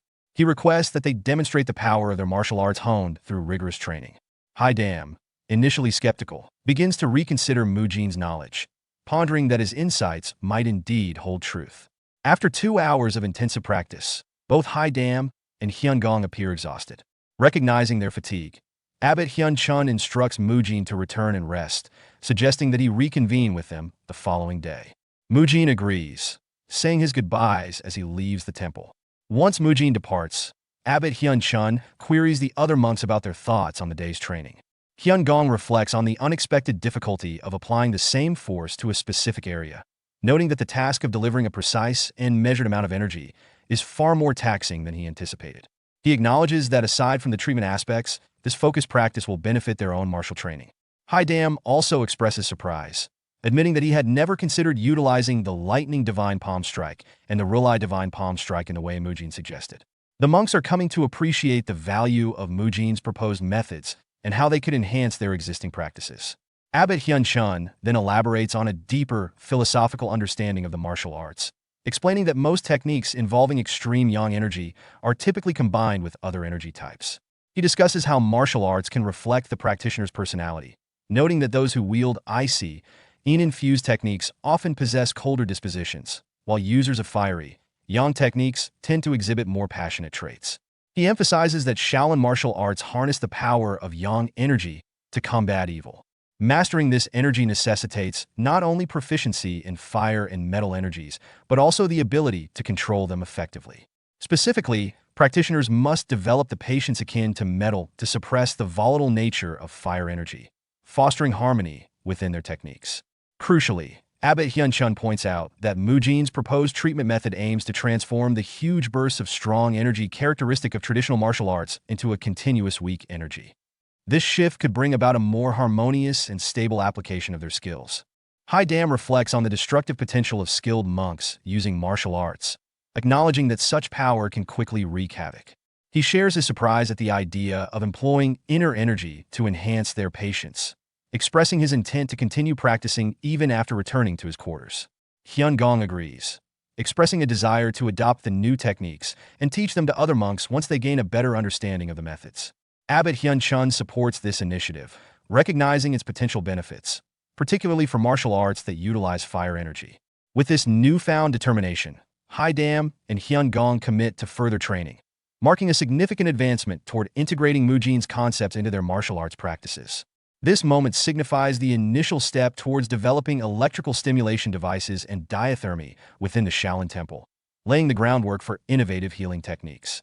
The next day, Abbot Hyun-chun visits the vicinity of Hyun Guang's Pena Pavilion, where he encounters Biob Jian.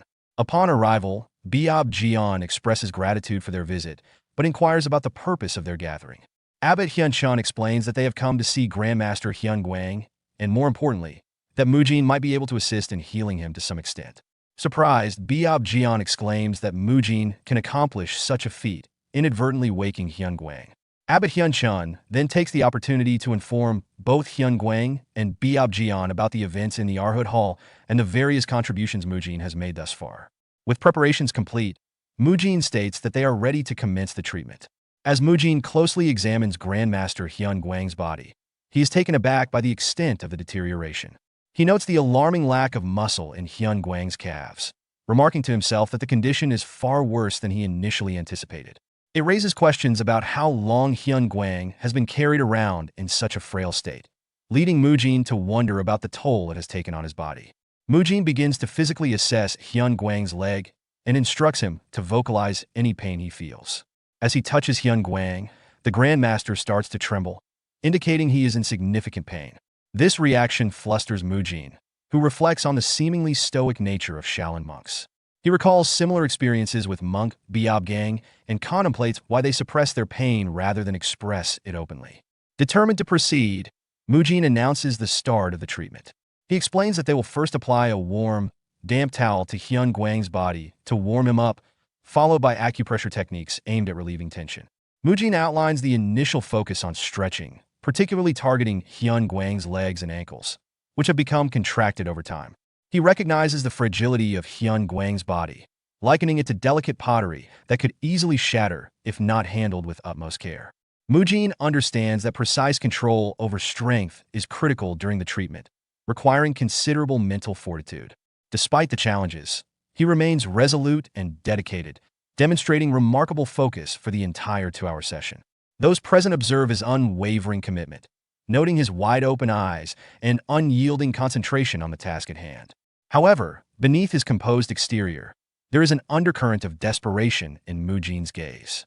This desperation stems from his thoughts of his grandfather, fueling his determination to succeed.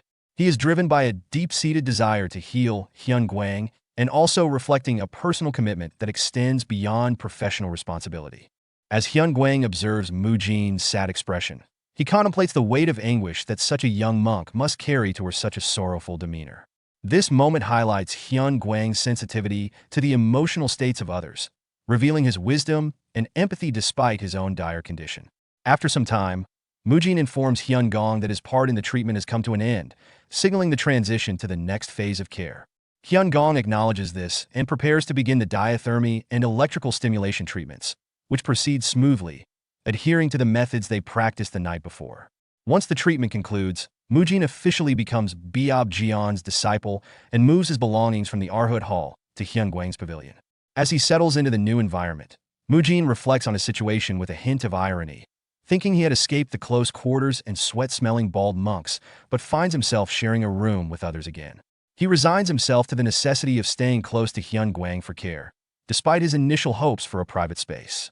He mentally prepares for the busy day ahead, acknowledging the Grandmaster's severely deteriorated condition, which serves as a poignant reminder of his grandfather's struggles and his longing for him. Mujin's thoughts drift back to his childhood, recalling a tender moment when he was massaging his grandfather's leg, asking if it felt better. His grandfather's warm response, expressing gratitude for Mujin's care and reassuring him that the pain was subsiding, reflects a deep bond between them. Mujin reassures his grandfather during their tender moment, promising to work hard to alleviate his pain.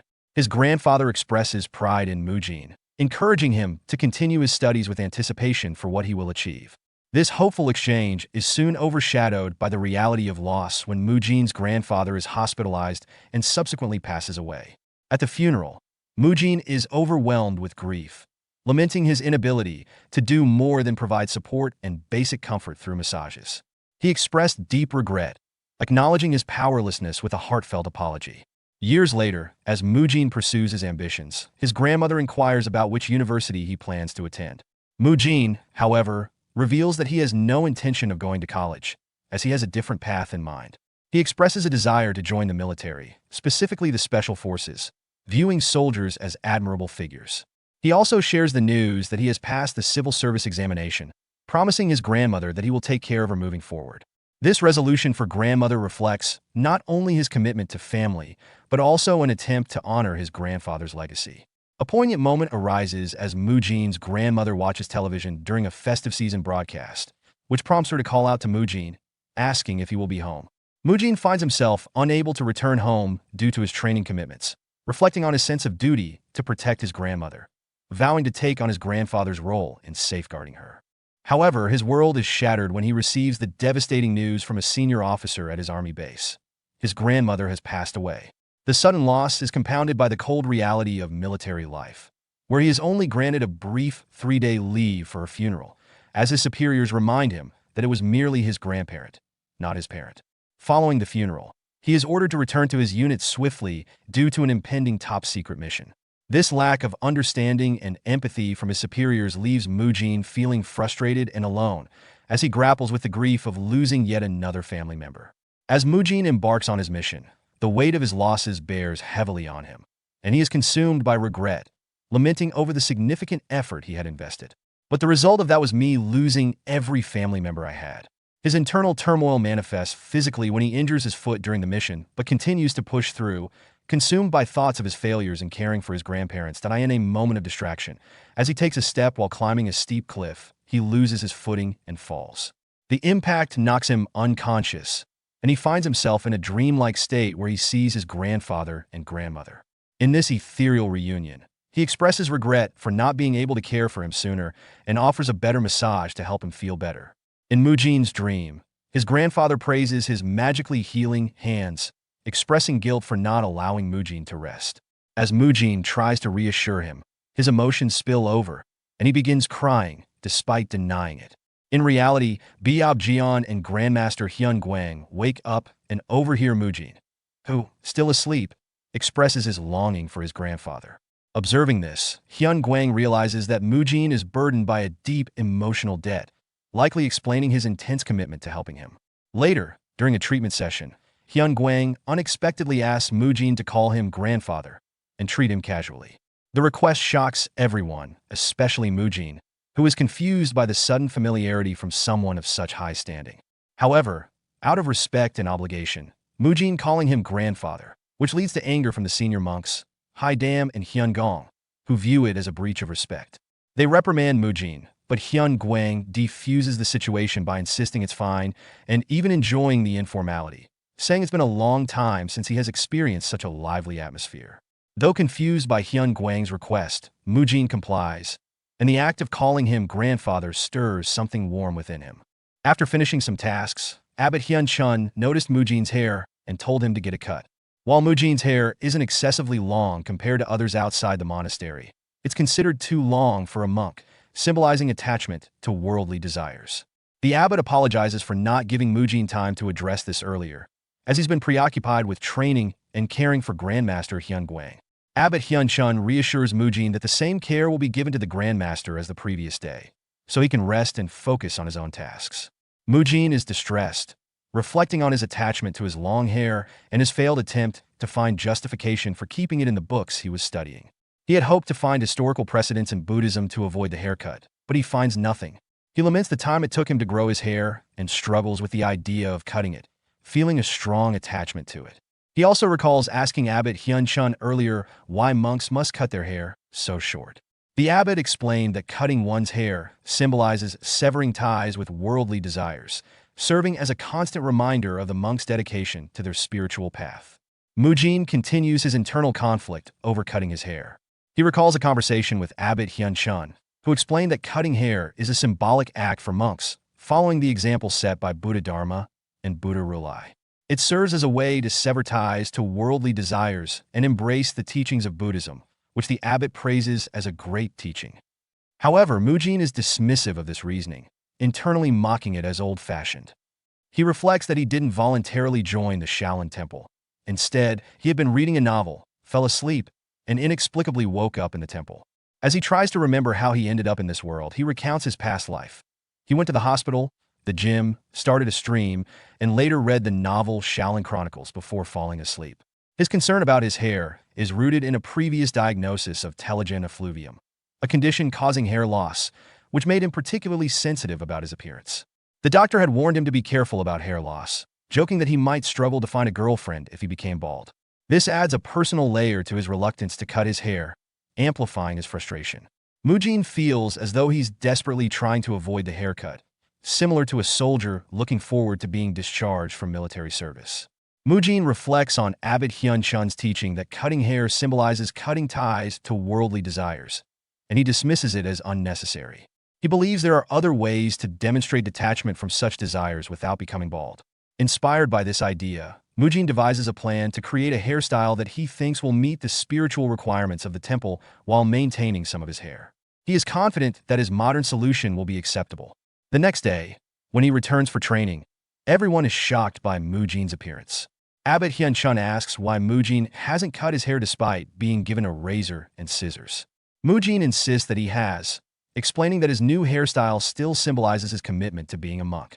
He argues that his hairstyle, which includes an engraved swastika symbol representing Buddha, should be enough to signify his dedication. He claims that this creative approach honors Buddha's will and shows a deeper level of understanding. However, the others are perplexed by his unconventional look, with some dismissing it as a hipster thug hairstyle. Abbot Hyun-chun and Biab Jian are left speechless, unsure how to respond to Mujin's interpretation of the teachings. Grandmaster Hyun Guang finds Mujin's unconventional hairstyle amusing and acknowledges that the meaning behind actions is more important than strictly adhering to rules. This lighthearted approval contrasts with the reaction of Hyun Gong, who arrives and becomes furious at Mujin's appearance, criticizing his strange hairstyle. Hyun Gong reminds Mujin that cutting hair is a symbolic act in Buddhism, representing the rejection of worldly desires and commitment to spiritual practice. Mujin defends his hairstyle, saying it reflects his attempt to honor Buddha's teachings and cut ties to worldly desires, even mentioning that Hyun Guang approved of it. Hyun Gong, however, insists that leaving any hair untouched shows that Mujin hasn't fully let go of those desires. Flustered, Mujin argues that Buddha Rulai didn't just cut his hair, but intended to cut away vanity altogether. He provocatively suggests that if the goal is to eliminate the agony of wanting to look good, monks should shave all body hair, including eyebrows and beards. This remark hits close to home, as both Abbot Hyun-chun and Hyun Gong sport beards, making them uneasy and unsure how to respond. Mujin continues to defend his unconventional hairstyle by pointing out that even in the portrait of Buddha Dharma, the founder of the Shaolin Temple, he only shaved the top of his head, leaving the sides and back untouched, and kept his eyebrows, mustache, and beard. Mujin argues that what's important is not the appearance, but the symbolic cutting of ties to worldly desires. Both Abbot Hyun-chun and Hyun Gong are momentarily swayed, realizing that Mujin's observation about Buddha Dharma's hairstyle is accurate. Mujin's hairstyle, with the swastika symbol engraved, is indeed unattractive by worldly standards, supporting his claim that it represents detachment from vanity. Mujin notes that this era does not have styles like the modern mohawk with two blocks that he is referencing. Grandmaster Hyun Guang finds the situation amusing and challenges Hyun Gong to decide. Although Hyun Gong is reluctant, especially since he doesn't want to cut his own beard, he ultimately allows Mujin to keep his hairstyle as long as it doesn't grow any longer. Mujin accepts the decision respectfully. The next day at dawn training, Mujin's fellow monks and Biob gang are shocked by his new look. When asked about it, Mujin casually explains that the discipline court leader, Hyun Gong, gave him permission, leaving the others surprised. Biob gang is surprised that the discipline court leader, Hyun Gong, allowed Mujin's unconventional hairstyle. While it seems unbelievable, he accepts it and instructs Mujin to join the training. Mujin's fellow monks, particularly the younger ones, see his unique hairstyle as a sign of individuality, and it starts to inspire them, especially those in their rebellious phase or seeking attention. Mugung is particularly interested and asks Mujin how he managed to get approval for such a hairstyle. Mujin, however, doubts Mugung will be able to use the same excuse successfully. Mugung later tries to convince his own in-charge masters that keeping some hair still honors the will of Buddha and demonstrates commitment to Buddhism. However, as Mujin predicted, Mugung's masters, who are strict and passionate, react angrily. Master Haidam immediately orders Biob Y to catch Mugung. Haidam, using extreme yang energy, prepares to shave Mugung's head himself. Mugung's plan to keep his hair quickly falls apart, unlike Mujin's, and he is forced to submit to the rules. Despite this, Mujin's influence begins to take root among the younger monks, with his hairstyle eventually set to impact Shaolin in the future, though that change will happen much later. Mujin continues administering treatment to Grandmaster Hyun Guang, whose body is in a severely deteriorated state. Each part of Hyun Guang's body requires attention, but treating everything simultaneously would be overwhelming and counterproductive. To avoid this, Mujin carefully plans the treatment like a workout routine, focusing on different regions of the body on different days. For instance, one day he works on the calves and feet, the next on the thighs, and so on. His treatments are coordinated with the electrical stimulation and diathermy treatments provided by Hyun Gong and Haidam. Despite playing a significant role in Hyun Guang's recovery, Mujin's primary position in the Shaolin Temple is that of a third-class disciple, not a medical practitioner. Even so, his dedication to both the treatments and his training remains strong. One day, after finishing his work with Biob Jian, Mujin tells the Grandmaster that he's going out to train. Hyun Guang encourages him to take his time, and Biob Jian reassures Mujin that he will take care of the Grandmaster in his absence. Mujin reflects humorously on the situation, comparing the scene to parents sending their son off to school. As he leaves for training, it reminds him of eating bread on the way out like a typical student. A while later, the leader of the Arhut Hall, Hyun Sung, mentions that the hall has received additional funding, thanks to the abbot. Mujin inquired whether they would be obtaining additional exercise equipment. Hyun Sung explains that the administration hall approved the budget because they recognized and valued Mujin's unique exercising methods. This news fills Mujin with pride, as his once-dismissed methods are now acknowledged and accepted. However, Mujin quickly realizes that this also means he may be expected to teach his methods to others in the Arhut Hall. When he asks if he has to instruct everyone, Hyun Sung reassures him that he will only need to teach the second-class disciples how to use the new equipment, which Mujin finds manageable. Hyun Sung then hands Mujin some papers, prompting Mujin to wonder about their purpose. Hyun Sung asks Mujin to write down the additional equipment and its details on these papers. Mujin enthusiastically agrees, thinking about how the new equipment will allow for even more modern exercises, filling him with excitement. Before concluding their conversation, Mujin has an idea and asks Hyun Sung if he can also include suggestions for additional equipment intended for other areas outside the Arhut Hall. Hyun Sung asks Mujin for clarification about which additional places he is referring to for the new exercise equipment. Mujin explains that he wants to order specialized equipment for Grandmaster Hyun Guang, which surprises Hyun Sung. Concerned, Hyun Sung points out that Hyun Guang's health is not yet stable enough for heavy exercises. However, Mujin assures him that the equipment he has in mind will be specifically designed for therapeutic use and will differ significantly from the regular exercise gear. Mujin's idea centers around Pilates, which is commonly perceived in the modern world as an exercise primarily for women to maintain their bodies. However, Mujin recalls that Pilates was originally developed for war prisoners and injured soldiers as a form of rehabilitation, making it ideal for Hyun Guang's current condition. Recognizing the therapeutic nature of Pilates, Hyun Sung agrees that the administration hall would likely approve the budget for such equipment and instructs Mujin to write it down. Excitedly, Mujin thinks about what Pilates equipment he can specify, including foam rollers, resistance bands, spine correctors, and reformers. However, he realizes that materials like rubber, styrofoam, or plastic are scarce in this era, prompting him to brainstorm alternatives. Mujin decides that iron can be used for frames and thick leather can fill in gaps where other materials would typically be used. He acknowledges that the estimated cost for these materials might be high, but he considers that an issue for the administration to handle. After 2 hours of discussing his plans with Hyun-sung, Mujin finishes the meeting and exits the room. His friends, including Muyul, are waiting for him, with Muyul expressing relief that he is finally out of the meeting. Mugung suggesting that the group go eat, and Mu-kyung comments that he is late today. Mujin affectionately teases the younger monks, calling them cute little rascals, and playfully asking Mugung why he is bald. Mugung seems hesitant as he begins to respond, and Mujin reminds him that he previously offered valuable advice on handling a situation, implying that he should have followed it. Mugung is currently training under Manhwa Dam and admits to feeling a bit suffocated, leading him to sniff, prompting Mujin to encourage him to hang in there. Mujin then shifts his attention to Muyul, asking how his training has been going. Muyul replies that he is doing well, but there's a concern. When pressed by Mujin for more details, Muyul reveals that Monk Haigul often sighs heavily when Muyul starts his training.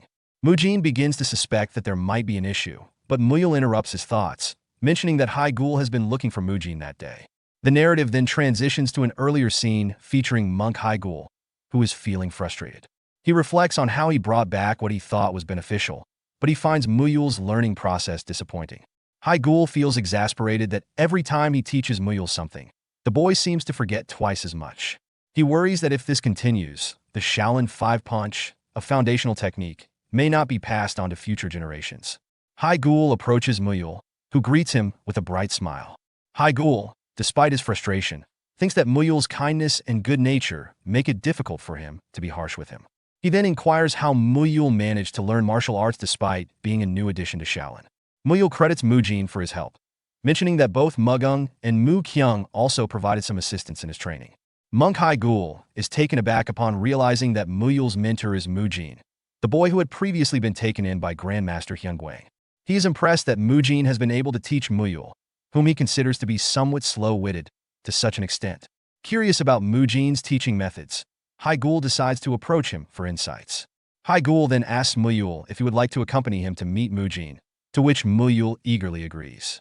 The scene shifts to the present, where Haigul greets him. Mujin, surprised by Haigul's presence, inquires about the reason for his visit. Haigul informs him that he has business to discuss with both Mujin and Grandmaster Hyungwang, suggesting that they should meet after Mujin finishes his meal. Mujin, feeling puzzled, wonders why Haigul would want to talk to him, as he understands the need to discuss matters with Hyungwang but is unsure of his relevance to the conversation. After their meal, they arrived at Hyungwang's place. Haigul and Mujin find themselves face to face, and Mujin feels a surge of nervousness. Meanwhile, Muyul offers his greetings to Grandmaster Hyungwang, who responds warmly, appreciating the cheerful demeanor of the young monk. Mujin becomes anxious, questioning why Haigul is staring at him in a way that makes him feel uncomfortable, fearing that he might have done something wrong.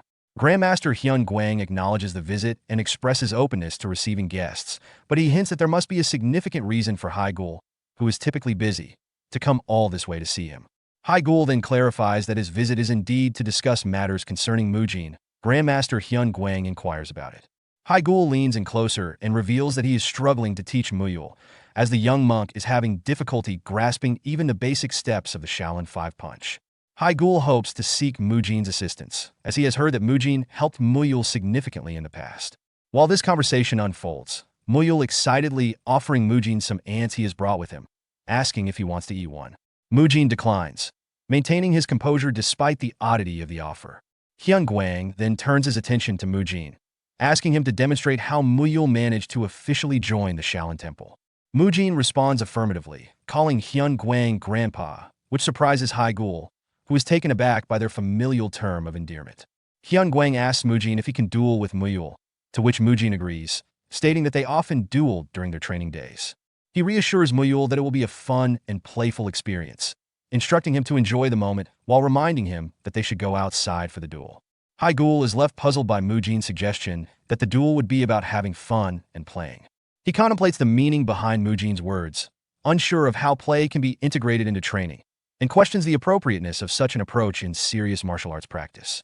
As Mujin and Muyul step outside, preparing for their sparring match, Haigul remains perplexed by Mujin's earlier comment to have fun and play. Despite the odd phrasing, Haigul resolves to observe closely, hoping to learn something new from Mujin's unconventional approach.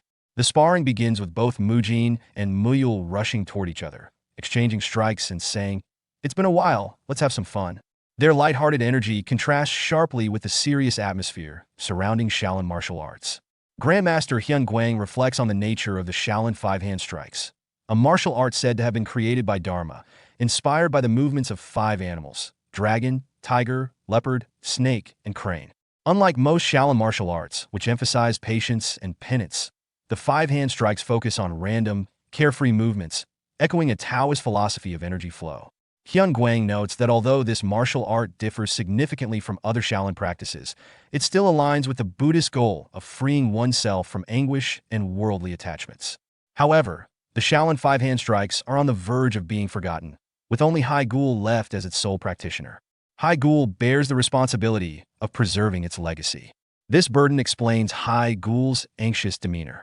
Watching Muyul's unorthodox mannerisms and unusual behavior, Hyun Guang realizes that Haigul is likely wondering if he made the right choice in selecting Muyul as his disciple. The thought that Muyul might be unsuited to carry on this unique martial art weighs heavily on Haigul's mind, as the potential extinction of the Shaolin five-hand strikes hangs in the balance. Hyun Guang calls an end to Mujin and Muyul's sparring match. Both stop immediately, with Mujin smiling and telling Muyul it was nice to play after such a long time. Muyul happily agrees. Hyun Guang then instructs Haigul to take Mujin with him, surprising both Haigul and Mujin. Hyun Guang goes on to ask Haigul to teach Mujin the Shaolin's five-hand strikes, alongside Muyul, trusting Haigul to train them both. While Muyul is excited to train with Mujin, Haigul hesitates, noting that the five-hand strikes are different from other Shaolin martial arts. Hyun Guang reassures Haigul that the training will benefit Mujin as well, emphasizing to Mujin that the true essence of things is more important than their outer appearance. Mujin is left confused by this advice as Hyun Guang and Biob Jian depart. Mujin promises to remember the elder's words. The next day, Mujin arrives at the training ground to begin learning the Shaolin's five-hand strikes. Muyul notes that this is the first time they'll be training together since they learned the muscle-lengthening techniques.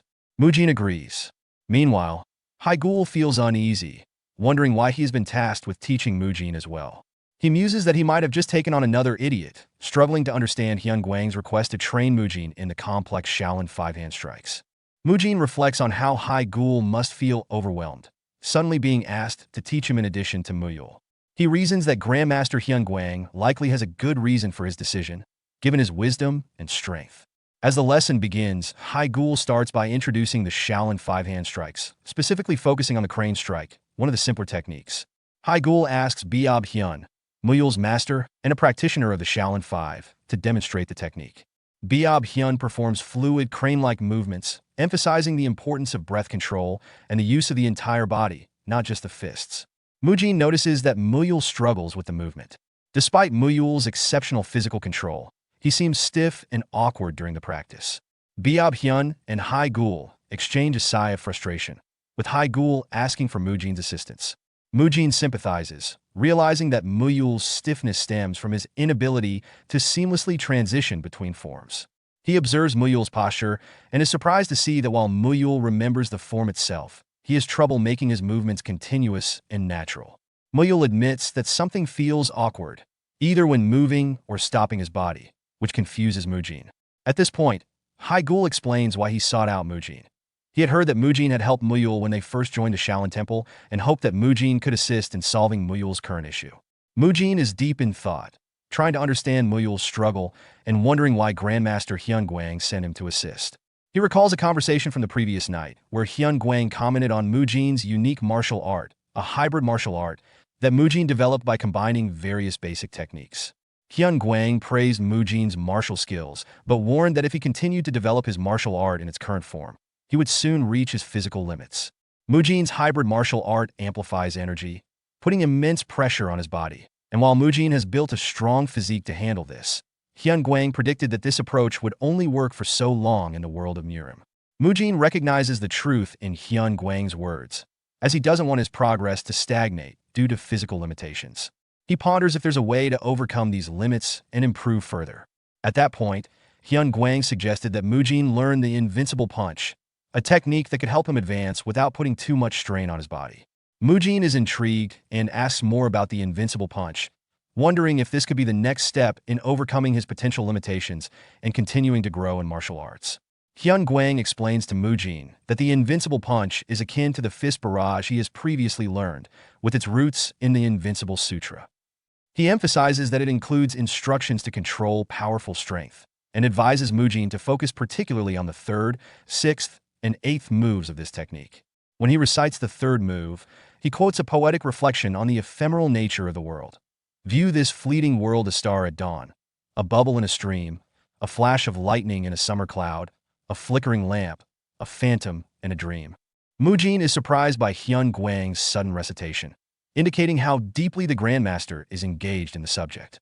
Bang Jian interrupts, calling Hyun Guang's attention back to the discussion, prompting Hyun Guang to summarize that the essence of these moves is crucial for Mujin's understanding. He reiterates his earlier teaching that the true essence of things is more important than the outer appearance. As Mujin reflects on Hyun Guang's words, he realizes that he has heard this wisdom before. He starts to ponder what the true essence of the crane punch might be. Recognizing that the technique mimics the graceful movements of a crane, he suddenly has a revelation. This moment of insight sparks a significant understanding within Mujin, suggesting he is beginning to grasp the deeper meanings behind the martial arts techniques he is learning. When Mujin asked Muyul if he had ever seen a crane, Muyul replied that he hadn't and even wondered if a crane was something edible. This exchange triggered a deeper realization for Mujin. The Shaolin 5-hand techniques were modeled after the natural movements of 5 animals, each representing a style where all movements are interconnected. Mujin found it odd that Muyul, despite his impressive flexibility, couldn't follow the technique's flow.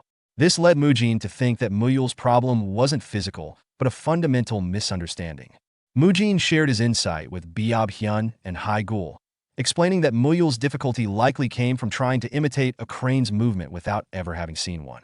Biob Hyun, feeling flustered, asked if Muyul was struggling because the movements felt awkward to him, but Mujin clarified, saying it wasn't about Muyul's form.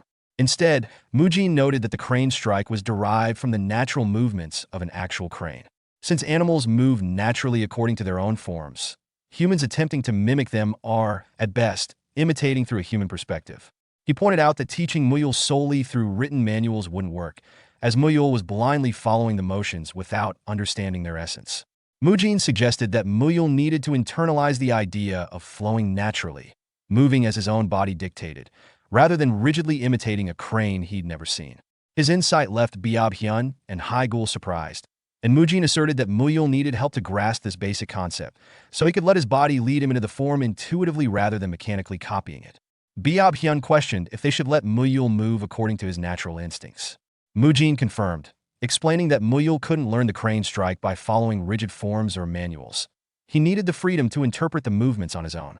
Both Biob Hyun and Hai Gul were surprised by this suggestion, doubting if Muyul could manage it alone. At that moment, Hai Gul realized the purpose behind Grandmaster Hyun Guang sending Mujin. Mujin's open-minded approach contrasted with their own adherence to structure. Reflecting on this, Hai Gul recognized how he had lost sight of the true essence of the free-spirited Shaolin 5-hand techniques, becoming too focused on rigid forms instead of the art's fluid nature. Agreeing with Mujin's idea, Hai Gul decided that they should teach Muyul by exposing him to the movements of a real crane, so he suggested to Biob Hyun, "Let's show him a crane right away." Biob Hyun mentioned there was a nearby crane habitat, but wondered how they would bring a crane back. The next day, Mujin arrived at the training ground after finishing a late treatment session with Grandmaster Hyun Guang, only to find the area empty. Confused, he called out for Muyul and monk Hai Gul, thinking it might not be a training day. As he moved further inside, Mujin heard Hai Gul's voice instructing Muyul. Nervous about what might be happening, he cautiously approached. He overheard Hai Gul asking Muyul if he knew what he was looking at. Curious, Muyul asked what it was, and Hai Gul directed his attention to a bird in front of him. Noting Muyul's interest, Hai Gul continued, "Take a good look at this bird, Muyul." Both Hai Gul and Biob Hyun then pointed at the bird and said, "This is known as a crane." Muyul was thrilled by the crane demonstration, exclaiming that cranes were the best. Biab Hyun and Hai Gul immediately got into a stance, saying, "This is one of the Shaolin five-hand techniques, inspired by the crane's movement, the crane strike." Mule, captivated, declared the crane strike as the best. At that moment, Mujin arrived stated, "So that's today's training." Muyul greeted him, and both Biab Hyun and Hai Gul shot annoyed looks at Mujin while maintaining their poses, sternly calling his name. Fascinated by their stance, Muyul excitedly pointed it out to Mujin, who hesitated but eventually joined them in the crane strike pose. Muyul, overjoyed, said, "Whoa, that's so cool. The Shaolin five-hand techniques are the best." Starting that day, Muyul spent the next 15 days closely observing the crane's appearance, movements, and behaviors. When Mujin asked Hai Gul where they found the crane, Hai Gul casually replied that they had caught it. The masters taught and did the movements of the crane and the crane strike together with Muyul.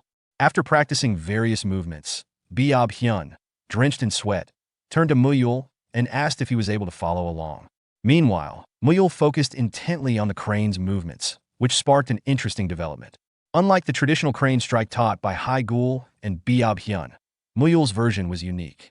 He closely observed the crane and adapted its movements to fit his own body. With his extraordinary flexibility and animalistic instincts, Muyul moved beyond the typical human range, mimicking the crane's motions in a fluid, natural way that resembled a real animal's movements. This approach allowed him to harmonize with the crane's movements more efficiently than his masters had anticipated.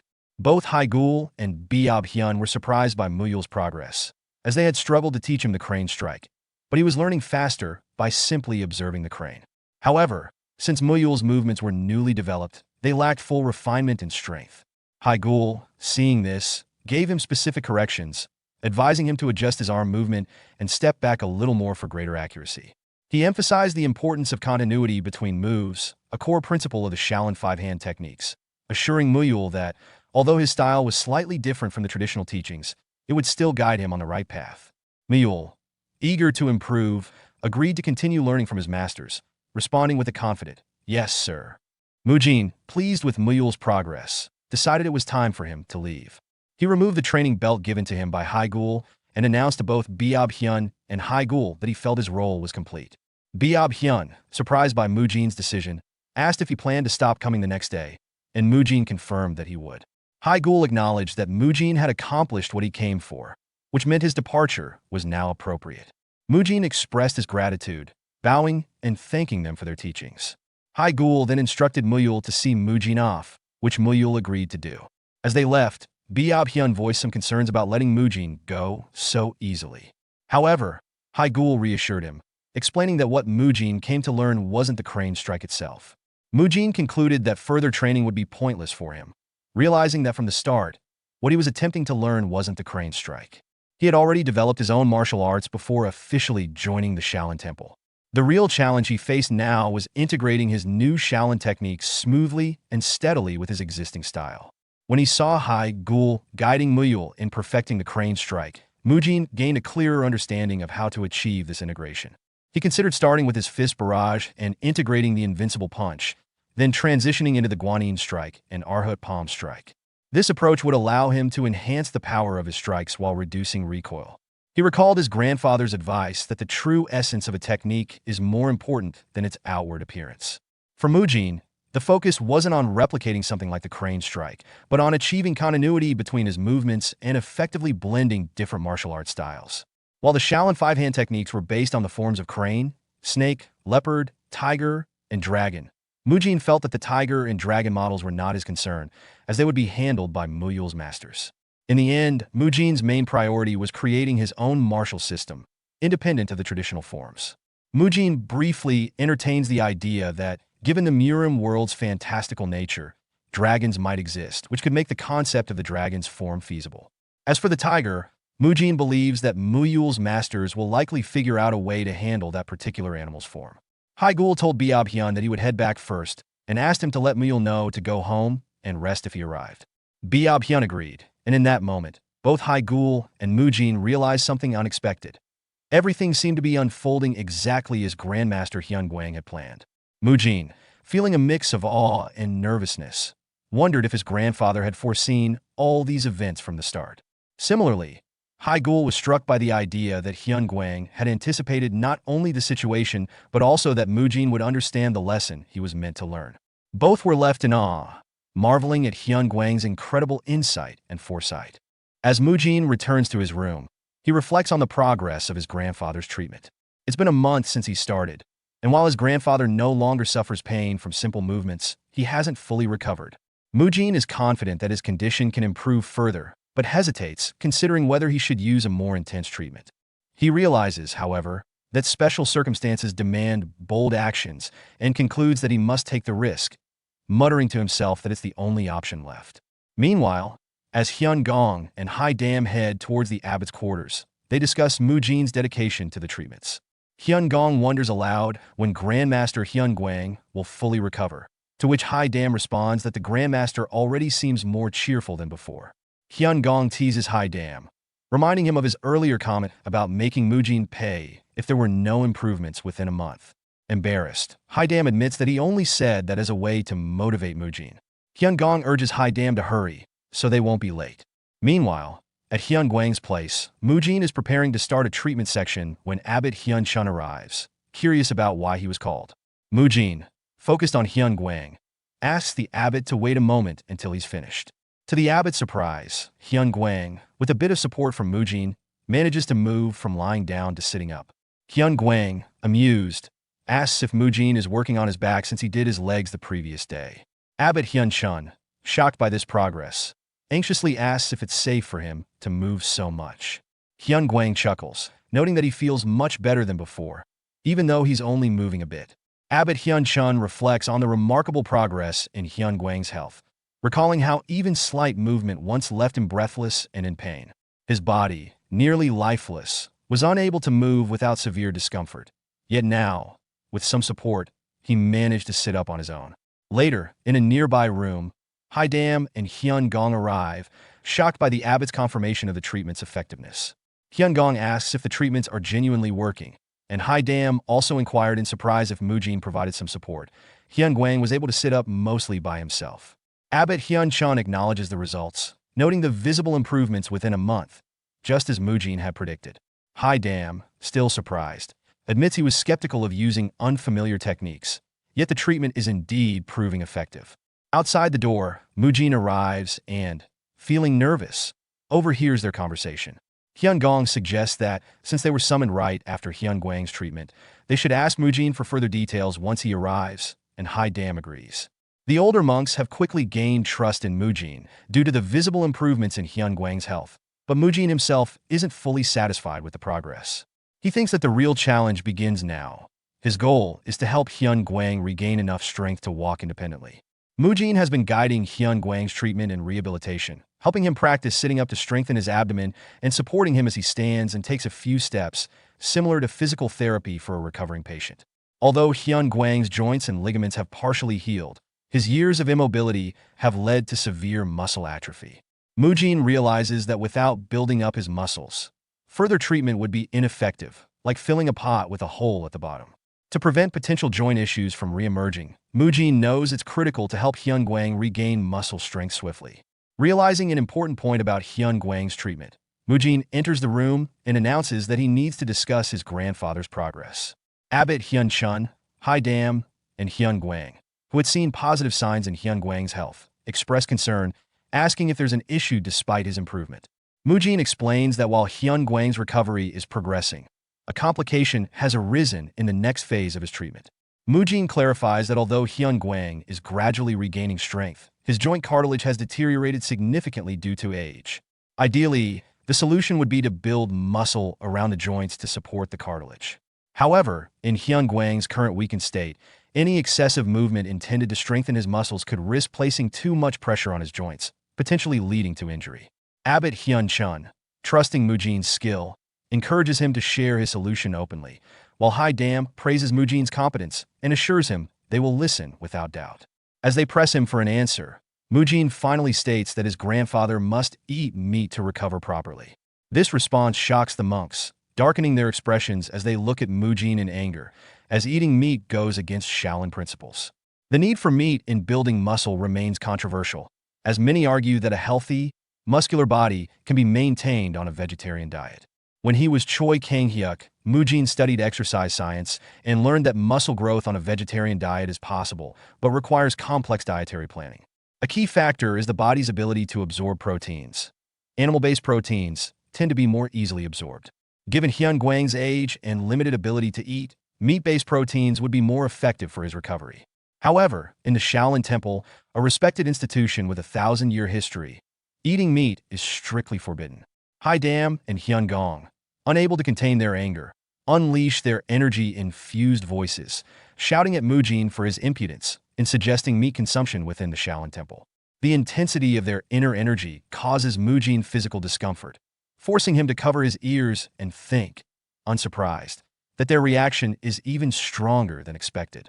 Abbot Hyun Chun, remaining calm, asks why Mujin insists that meat is necessary for muscle gain, pointing out that Mujin himself achieved a muscular physique without eating meat. Nervously recalling that he did consume meat during his intensive training days, Mujin explains to the abbot that while he did gain strength without it, beans and mushrooms are still just substitutes and cannot fully compare to the nutritional effects of eating meat. Abbot Hyun Chun suggests that Hyun Gwang could simply consume high-quality beans and mushrooms. Mujin responds that his grandfather's situation is different. While Mujin and monk Biobgang are young and resilient, Hyun Gwang doesn't have the luxury of time for slower recovery. Mujin then questions the reason behind Shaolin's prohibition on meat, stating that it's intended for monks to practice penance, to overcome earthly desires like the craving for meat. He explains that he willingly gave up meat for this purpose, but argues that such atonement holds no value for someone whose body urgently needs nourishment. Determined to convince them, Mujin reflects that failing to persuade the monks could mean Hyun Gwang's death, a loss he's unwilling to face again.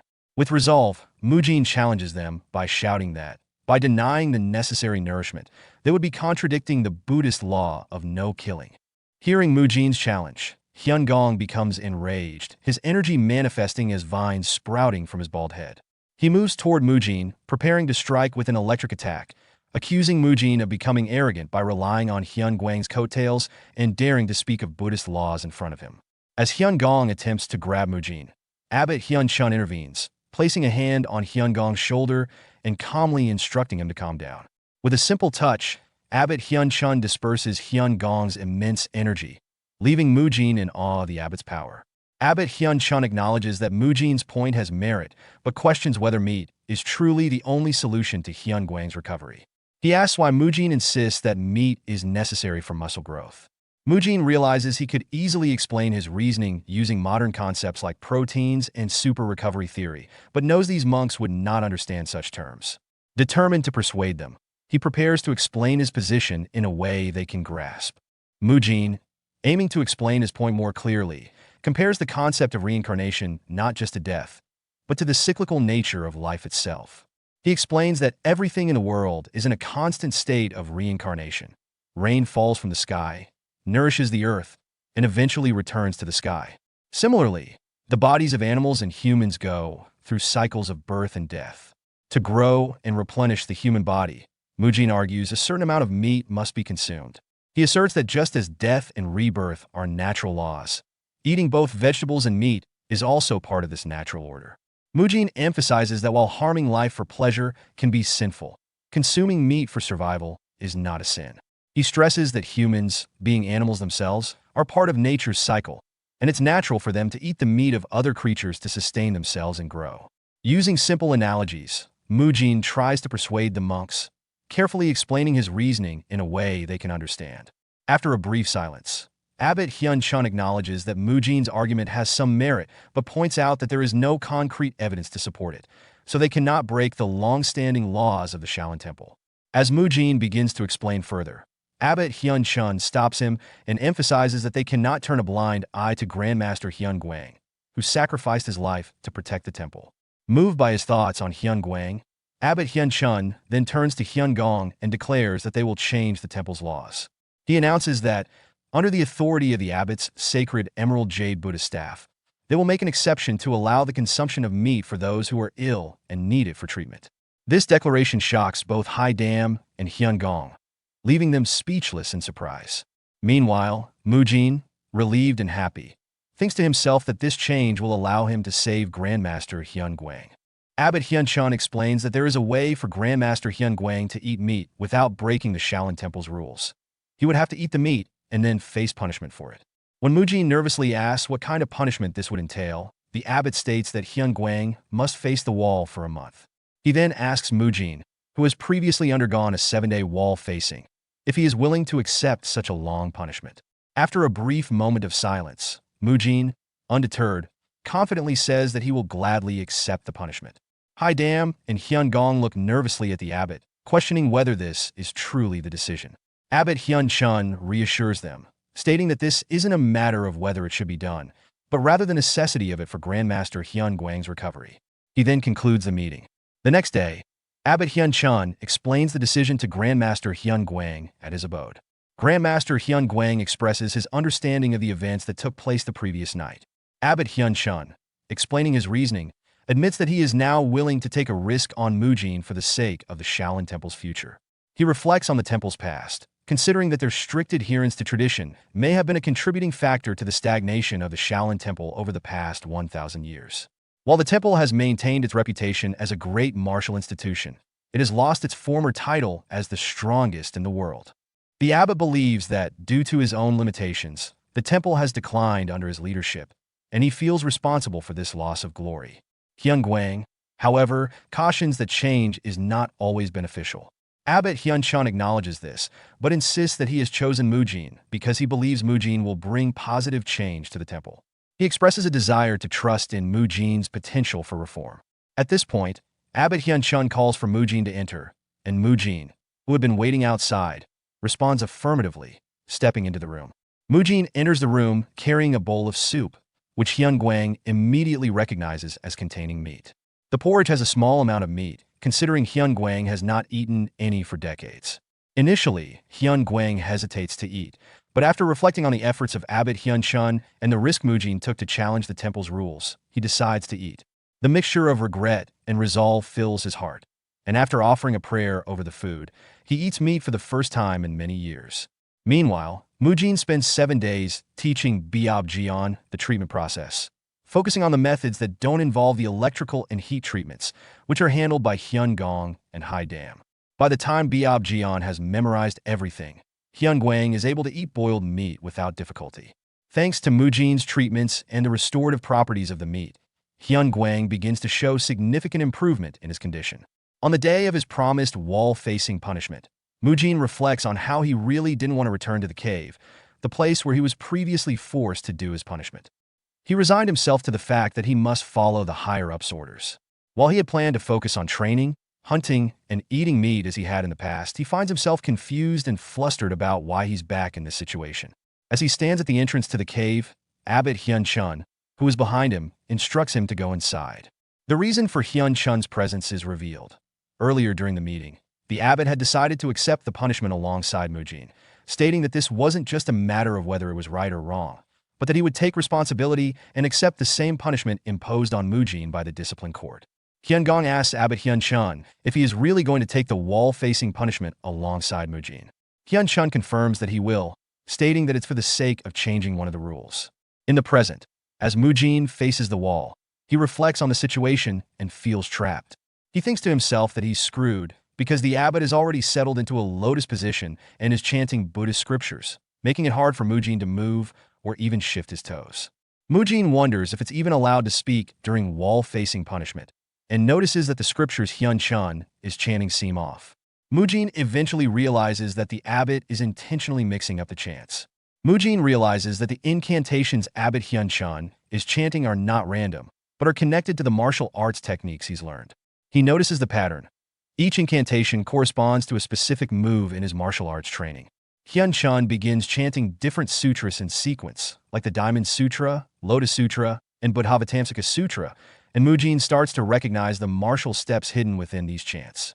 As he focuses more, he imagines how the martial arts techniques flow with each chant, connecting the words to specific movements in his mind. When Hyun-chun chants a flickering lamp, a phantom, Mujin associates it with the first move of the chain punch, a straight punch. The incantation and a dream follows, prompting Mujin to further delve into his image training, visualizing how the movements tie together. Mujin considers the next move in the swift whirlwind sweep, planning to raise his right leg for a kick. However, something feels off, so he decides to insert the step from the invincible punch to fix it. He spends the next 30 minutes mentally interpreting the incantations as steps and training in his mind.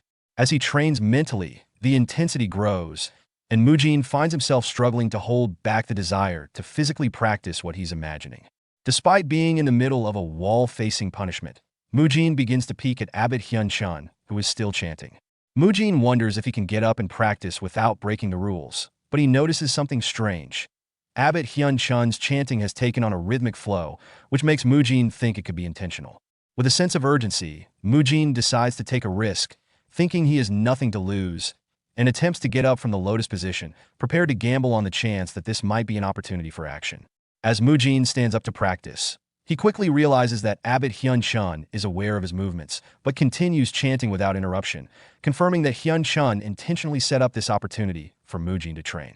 Following the rhythm of Hyun-chun's chanting, Mujin practices his martial arts steps, beginning with the chain punch straight punch, followed by the 21st move of the invincible punch, and ending with the swift whirlwind sweep. The rhythmic chanting makes it easier for Mujin to follow through the steps, but he grows curious as to why Hyun-chun continues to chant the same incantation instead of switching to something else.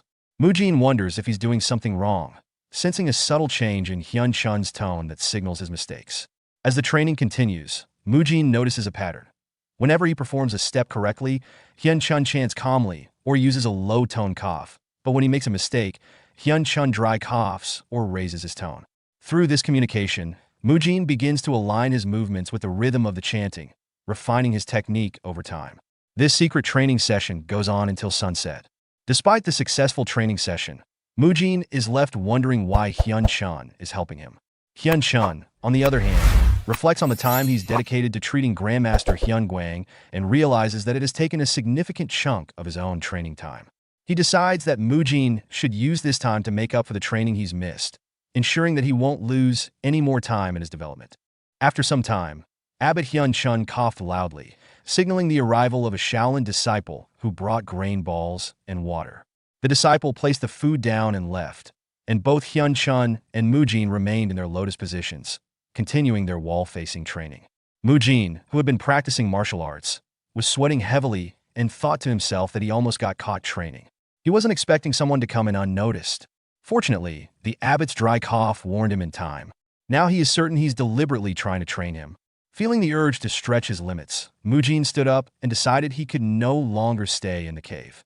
He moved toward the exit, and as he left the cave, Abbot Hyun-chun, unaware of Mujin's true intentions, reflected on his decision, thinking, it seems like Mujin is eager to train. He understands how he feels. The cave is too cramped for him to train properly. I'll let him go out and train. However, Hyun-chun did not realize that Mujin was not leaving the cave to practice his martial arts, but instead to seek out protein. At that moment, Jian, observing Hyun-gwang's condition, remarked, Grandmaster, I didn't notice it at first because I was so focused on your treatment, but you've really changed. Hyun-gwang's body, which had been weak and frail, began to show significant improvement after incorporating meat into his diet. Following Mujin's suggestion, his muscles, which had been virtually non-existent, started to develop, and with this newfound strength, he was able to move on his own without needing Jian's assistance. As Jian prepared to leave to get lunch, a junior monk arrived and informed him, it's time. Jian left to prepare the meal, while Hyun-gwang's expression grew solemn. Reflecting on his own past decisions, Hyun-gwang thought, this all happened because of his stubbornness. He only realized the truth after all this time. He began to move on his own, pondering the abbot's earlier words. The abbot blamed himself for adhering too rigidly to tradition, even saying that the Shaolin Temple would have been different if I had become the abbot. He didn't agree with him before, but now he understands his guilt. It's because, in many ways, he is just like him. As Hyun-gwang arrived at the hill above the main Shaolin building, he reflected deeply on his past choices, muttering to himself in regret. He realized how foolish he had been in the past, particularly in his attitude toward his own condition and the traditions of the Shaolin Temple. He admitted to himself that his inability to move without assistance had made him blind to the importance of flexibility and adaptation in life. Now, as he had recovered enough to stand on his own, he found clarity in his thoughts. Hyun-gwang began questioning the value of adhering so strictly to the temple's traditions, even at the cost of his own well-being. He He remembered the time when the special task force of the demonic cult had invaded, leaving him physically crippled and unable to walk. In the aftermath, he had constantly assured others and himself that he was fine, even though deep inside, he had already given in to despair. Despite his vast knowledge of martial arts and scriptures, he recognized that his heart had become hardened, unable to fully embrace the teachings he had once held dear. His shattered energy core, which prevented him from gathering energy, had been a constant reminder of his limitations. Hyun Guang now understood that he had been stubborn, clinging to outdated notions of honor and tradition. With this realization, he began to see the futility of his previous mindset. Even if everything around him were to disappear, the memories and lessons he had learned would remain within him. He reflected on the philosophical concept of form and emptiness, recognizing that things exist in both tangible and intangible forms, and that the true essence of life transcends mere physical presence. Hyun Guang, now sitting in a lotus position atop the hill, began chanting deeply, reflecting on the enlightenment he had just achieved. He understood that everything in the world, including feelings, perceptions, mental formations, and consciousness, was interconnected, and he decided to integrate this new awareness with his previous knowledge. His meditation led him to the realization of ultimate enlightenment, recognizing the vast energies flowing through the world. As he embraced this profound understanding, he acknowledged the limitations of his body to contain such immense energy, but at the same time, he felt an awakening within himself. Meanwhile, Hyun Gong, walking through the hallway, suddenly sensed a familiar energy. Intrigued by its intensity, he rushed toward it using a mobility art, muttering to himself, "That's definitely Grandmaster Hyun Guang's energy, but something's different. What's with that unfamiliar flow?" Upon arriving at the hill, he saw Hyun Guang enveloped by his own powerful energy as he meditated. Stopping below the hill, Hyun Gong, along with other students who had gathered to watch, was shocked by the sight. As Mujin observed Hyun Guang more closely, he grew increasingly concerned, wondering if the Grandmaster was in the process of achieving perfect enlightenment, as his energy seemed to be bursting like an explosion. Hyun Guang's energy surged powerfully into the sky, creating a brilliant beam of light that pierced through the clouds, causing the rain to cease. The sunlight broke through, illuminating the surroundings in a warm, merciful glow. The students of Shaolin, witnessing this remarkable phenomenon, began to murmur amongst themselves in awe. "The rain has stopped. That light, that energy, I'm certain of it, that's Grandmaster Hyun Guang's energy." Even those who were not familiar with energy could feel the overwhelming presence. The energy was so intense that it hurt to look at, yet it was also soothing and filled with warmth, radiating a sense of peace and enlightenment rather than fear. It was a divine and otherworldly sight. The realization settled upon them. Hyun Guang had achieved nirvana. The Shaolin disciples, filled with deep respect, get into respective pose and chanted a reverent mantra, acknowledging the sacred moment of enlightenment. Gone beyond, gone completely beyond enlightenment, hail.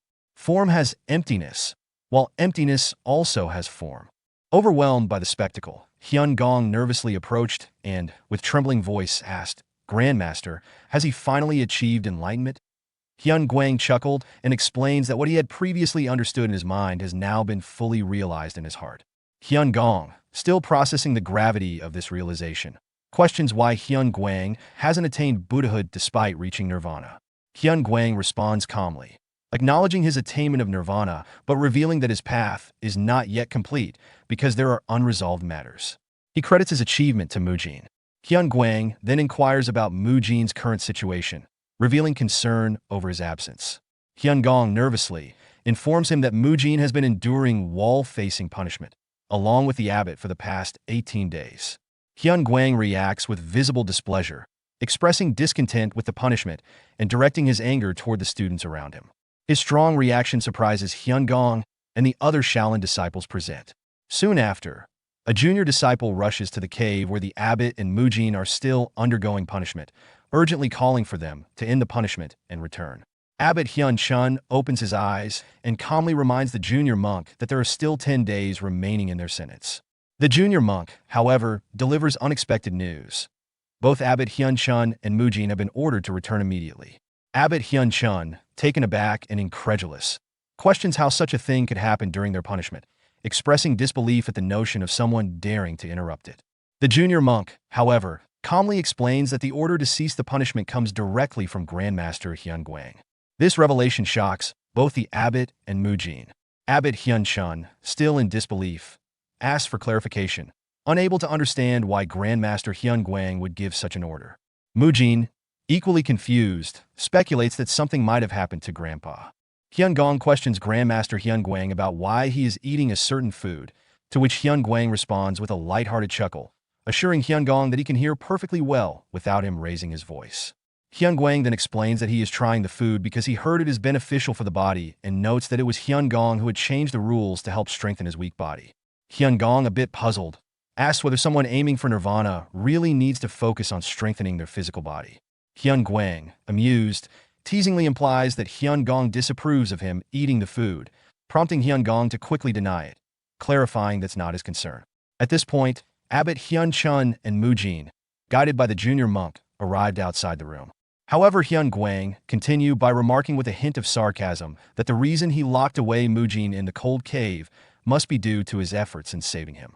Before Hyun Gong can respond, the junior monk announces their arrival, and Hyun Guang warmly welcomes them. Mujin notices a calm atmosphere and observes that his grandpa, Grandmaster Hyun Guang, seems to be in good spirits. Relieved, Mujin comments to Abbot Hyun Chun that their hasty return seemed unnecessary, and it appears they were overreacting. However, Abbot Hyun Chun, though reassured by the atmosphere, still wonders what exactly is going on. As Mujin opens the door, both he and Abbot Hyun Chun are taken aback by the strong smell of meat inside. Hyun Guang, in a lighthearted mood, remarks that he never imagined he would experience such worldly pleasures and jokingly expresses that he doesn't think he will easily abandon all of this enjoyment to attain Buddhahood. He directs the comment to Hyun Gong, calling him the disciplined court leader. Hyun Gong, clearly uncomfortable with the remark, chooses not to respond further and turns to leave. Hyun Guang, still in a relaxed and slightly playful mood, thanks him for understanding and then turns his attention to Mujin, inviting him to come in. Mujin and Abbot Hyun Chun, still stunned by the sight of Hyun Guang eating meat, are visibly shocked by the unexpected behavior. Mujin, unable to hold back his confusion, asks his grandpa what is happening. Hyun Guang responds calmly, explaining that he is strengthening his body. Mujin, irritated by his grandfather Hyun Guang's smug expression, thinks to himself how annoying that look is. He turns to the disciplined court leader, Hyun Gong, seeking an explanation. Hyun Gong, avoiding eye contact with both Mujin and Abbot Hyun Chun, explains that it was Grandmaster Hyun Guang who insisted on eating all the food. He himself hadn't touched any of it. Hyun Guang then defends both Mujin and Abbot, explaining that despite his inactivity, he already feels the benefits of eating meat. He emphasizes that neither Mujin nor Abbot Hyun Chun has done anything wrong and states that this is why he summoned them back. He couldn't bear to leave those who had helped him confined in a cave. Abbot Hyun Chun, still cautious, seeks confirmation and asks if that's truly the case. Hyun Guang affirms it, saying everything is fine now that they've returned. He then directs Mujin to resume his training and invites the abbot to stay and chat, adding that Hyun Gong has no interest in speaking with him. Abbot Hyun Chun, however, politely declines, citing his mounting workload and suggesting that Mujin remain instead. Before he can finish, Mujin quickly excuses himself, and Abbot Hyun Chun, surprised, asks where he's off to.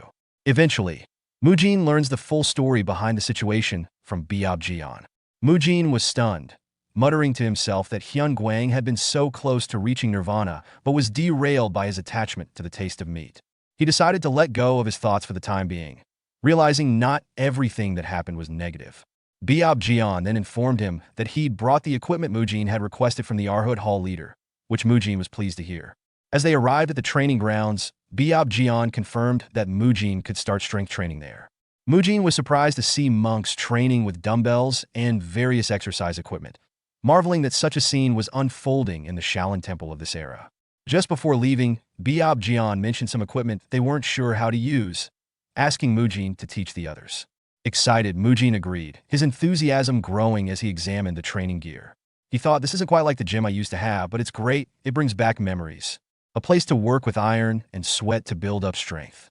Mujin's focus is interrupted when he overhears Muyul asking Mugung for guidance on using a piece of equipment. Mugung suggests they wait for Mujin to arrive, prompting Mujin to approach and greet them. Noticing that Mu Kyung is absent, Mujin asks if he's training elsewhere. Mugung explains that Mu Kyung found the training difficult and is likely practicing on his own. Muyul, seeing Mujin, teasingly asks if he's finally out of jail.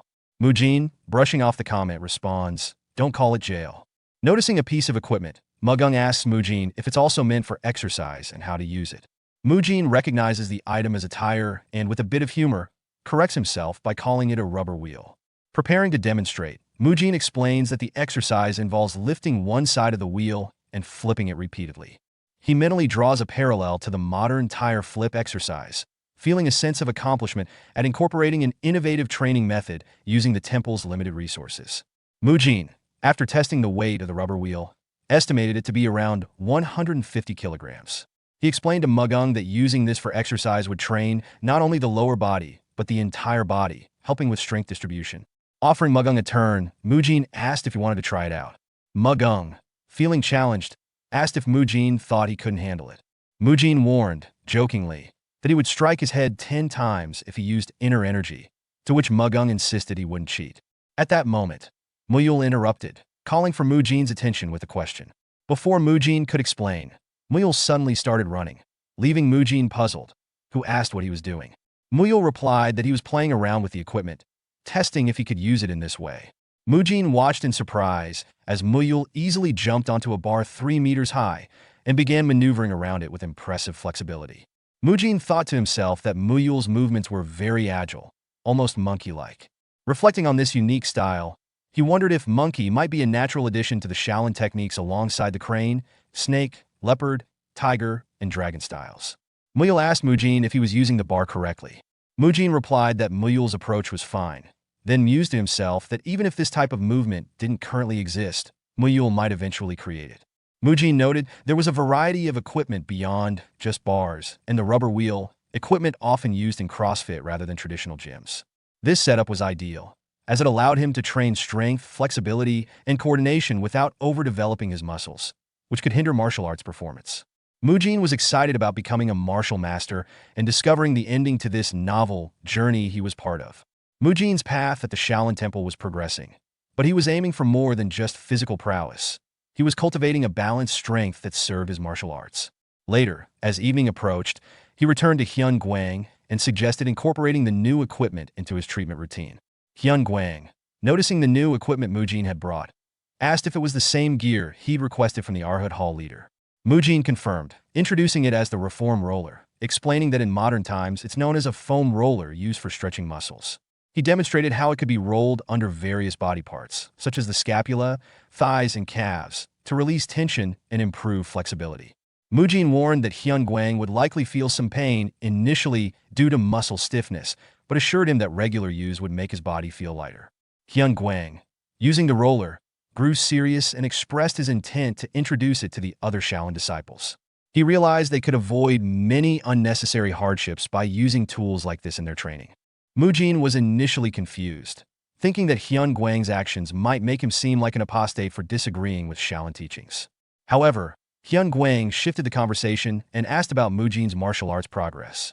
Mujin confirmed that his training was going well. Hyun Guang remarked that Mujin's energy had become more stable and settled since their last meeting. Mujin reflected on the training in the cave with the abbot and credited the progress to all the effort and contemplation he'd put into his practice. Hyun Guang, after observing him silently, pulled something from his pocket, a map and a letter, which he had prepared in anticipation of this moment. Mujin, surprised, asked about the letter. Hyun Guang explained that it was related to his previous training in the five-hand techniques, where he learned the importance of continuity and the merging of different moves. Hyun Guang, with a chuckle, remarked that the pace of Mujin's training would benefit him greatly. However, Mujin couldn't help but feel uneasy, wondering if Hyun Guang's personality had changed since they last met, especially given his unsettling smile. He humorously pondered whether the change could be due to his consumption of meat. Hyun Guang, seemingly aware of Mujin's thoughts, teased that Mujin would understand after experiencing things for himself. Meanwhile, the scene shifted to Haiguan, the leader of the Demon Extermination Squad, who was drinking while observing Mu Kyung. Haiguan chastised Mu Kyung, saying he wouldn't be able to catch even a fly at his current rate. Mu Kyung, tired and lying on the ground, weakly suggested they take things a bit easier. Haiguan firmly rejected the idea, accusing him of slacking off. Mu Kyung, with a hint of sarcasm, remarked that Hai Guan wasn't in a position to lecture about slacking. Hyun Guang, chuckling, anticipated that Mujin would arrive shortly. Through intense training, Mujin had managed to stabilize his inner energy to a greater degree than before. After receiving a letter from Hyun Guang, he headed towards his next training location, the Demon Extermination Squad. Although Mujin had been dedicated to all his previous training, he felt a sense of nervousness about this next stage. Mujin reflected on the fact that the leader of the Demon Extermination Squad, Hai Guan, was likely the one in charge of the training. From the entrance test, Mujin had already sensed that Hai Guan was no ordinary individual. He wondered what kind of person he truly was. Earlier, at the Demon Extermination Squad's headquarters, the students were engaged in a tense training session, some of them visibly exhausted. Hai Guan, however, was demanding more effort from them. He urged his students to put more spirit into their movements, warning that if they didn't step up their game, he might eat all of them while smiling maniacally. With that, the students charged at him, and Hai Guan, throwing a bottle into the air, began dodging and countering their attacks, urging them to be more original with their approaches. Hai Guan, demonstrating his incredible agility and skill, leaped into the air and struck one of his incoming students with his stick. As the student was distracted by the strike, Mu Kyung seized the opportunity to approach Hai Guan from behind, thinking that he could land an attack. However, just as Mu Kyung was about to strike, Hai Guan surprised him by dodging the attack with a quick sitting motion, leaving Mu Kyung shocked. Without missing a beat, Hai Guan launched a powerful thrust at Mu Kyung's neck, hitting him and causing him pain. He then continued his assault, delivering several more precise thrusts with his stick, knocking back the other students who were still standing. The students crashed to the ground, piling on top of one another. Afterward, Hai Guan effortlessly caught the bottle he had thrown into the air and, while pointing his stick at the fallen students, mockingly declared that he would boil all of them and eat them up. As he was laughing at his students, Mu Kyung approached him from behind and prepared his 18 Dharma strikes. Mu Kyung launched the attack, but to his surprise, Hai Guan performed a perfect backflip to dodge it, commenting that it was all he needed to do to avoid the strike. As he landed, Hai Guan quickly charged at Mu Kyung, launching a brutal series of attacks. Mu Kyung, overwhelmed by the force and precision of Hai Guan's strikes, collapsed to the ground in intense pain. Hai Guan observed Mu Kyung, commenting on how he had failed to control his anger once again, warning that depending on his actions, he might eat him up. Just as he spoke, one of Hai Guan's subordinates approached with a letter from Mujin. Hai Guan, smiling, turned to greet the news, saying, "Mujin is here."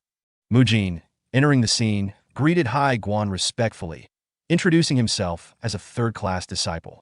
Hai Guan held back a laugh at first, but then burst into laughter as he pointed at Mujin's hairstyle, asking, "What's with that hair?" Mujin, somewhat expecting this reaction, mentally noted it had been a while since someone commented on his hair. Hai Guan then asked his subordinate if the discipline court leader had approved of Mujin's hairstyle, to which Mujin replied that it was allowed, at least for now. The subordinate handed over the letter, and as Hai Guan read it, he commented that the higher-ups had tasked him with helping Mujin train after his time in the cave. He noted that Mujin was supposed to undergo a month of wall-facing punishment, but had apparently completed it far sooner than expected. Finally, Hai Guan asked if Mujin knew the contents of the letter, to which Mujin responded that he had not read it yet. Hai Guan explains to Mujin that the letter he received instructed him to train in his own unique way. Mujin, feeling a bit nervous, looks at the other students lying on the ground and asks if their current condition reflects the training style Hai Guan is referring to. Mu Kyung, one of the students on the ground, greets him and welcomes him to the training. Hai Guan, laughing, confirms that his training is designed to closely mimic real combat through sparring. He emphasizes that the Demon Extermination Squad, which they are a part of, deals with ruthless individuals who show no remorse, making their battles life or death. He warns Mujin that if he does not take the training seriously, he will die. No exceptions, not even for someone as important as Grandmaster Hyun Guang. Mujin expresses his willingness to engage in the training, but before he can continue, Hai Guan suddenly swings his stick at him. Mujin narrowly avoids the blow by bending backward. Hai Guan laughs and tells Mujin that there's no need for further words, as the sparring has already begun. As the fight intensifies, Hai Guan continues his swift and relentless attacks.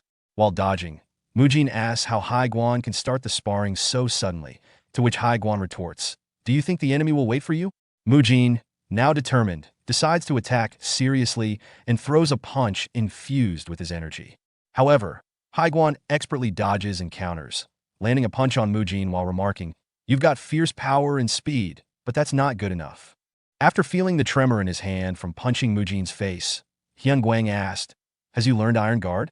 He observed that Mujin had managed to briefly protect his face using this defensive technique, which piqued his interest. Mujin, feeling confident, launched a series of attacks, each one executed with precision. However, Haiguan effortlessly dodged every move. He noted, "On closer look, you're mixing various martial arts. To think you can use the moves of the invincible punch like this. The continuity of your moves isn't bad."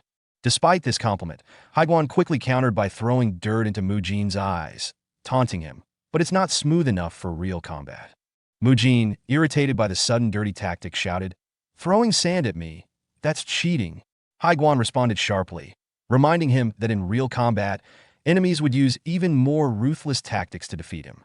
He admonished Mujin, asking if he would complain about cheating every time and suggested that he would be a coward to act like that. To emphasize his point, Haiguan struck Mujin on the head with his stick. As the sparring continued, Haiguan observed Mujin's progress and, in a moment of amusement, found himself distracted by Mujin's peculiar hairstyle. He chuckled inwardly, wondering how the disciplined court leader had accepted such an interesting look. Haiguan then mused about what he might do with Mu Kyung's hair once it grew longer, revealing his playful side, as he enjoyed teasing others with their hair, though he would never alter his own. After an intense 4-hour training session, Haiguan reflected on Mujin's remarkable perseverance. Throughout the grueling practice, Haiguan had attacked Mujin relentlessly, exploiting any gaps in his martial skills and using underhanded tactics. Yet Mujin remained resilient, never complaining. In fact, Mujin's weaknesses became less apparent as the session wore on, showing an admirable improvement. Impressed by Mujin's resilience, Hyun Guang enjoyed the training and remarked, "This will be fun, though women typically don't like such persistence." Despite the exhaustion, Mujin smiled and responded humorously, "I guess you're popular then," before collapsing onto the ground in exhaustion. Haiguan, satisfied with the session, called for a 15-minute break. As Mujin rested near Mu Kyung, he teasingly asked, "Mu Kyung, how long are you going to act like you're fainted?" Mu Kyung, who had been pretending to be unconscious, was caught off guard and asked, "How did you know?" Mujin, grinning, responded, "Of course I would. You welcomed me earlier." Mu Kyung then confessed that he had been waiting for Haiguan to let his guard down before making his move. Mujin, reflecting on his intense training with Haiguan, became frustrated with the fact that despite all his hard work, he couldn't land a single hit. He realized that his one-sided beatings weren't just a result of Haiguan's superior skill, but also his own lack of experience in actual combat. Although he had been training tirelessly, focusing on image training and trying to understand the continuity of different martial arts, he now saw that his biggest flaw was his lack of practical combat experience. Determined to improve, Mujin turned to Mu Kyung and said, "Let's come up with a plan." Mu Kyung, curious, asked what kind of plan Mujin had in mind. Mujin replied confidently, "What else? He asked us to act like cowards, didn't he?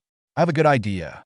Meanwhile, Haiguan's subordinate entered the scene, announcing that the administration hall leader had arrived. Haiguan inquired about the reason for the visit. His subordinate explained that the hall leader had come to discuss the distribution of funds within the Shaolin Temple. Haiguan, slightly annoyed, responded that all they needed was food and his liquor, questioning why the hall leader had to come all the way to discuss something so trivial. The subordinate then mentioned that the hall leader wasn't alone.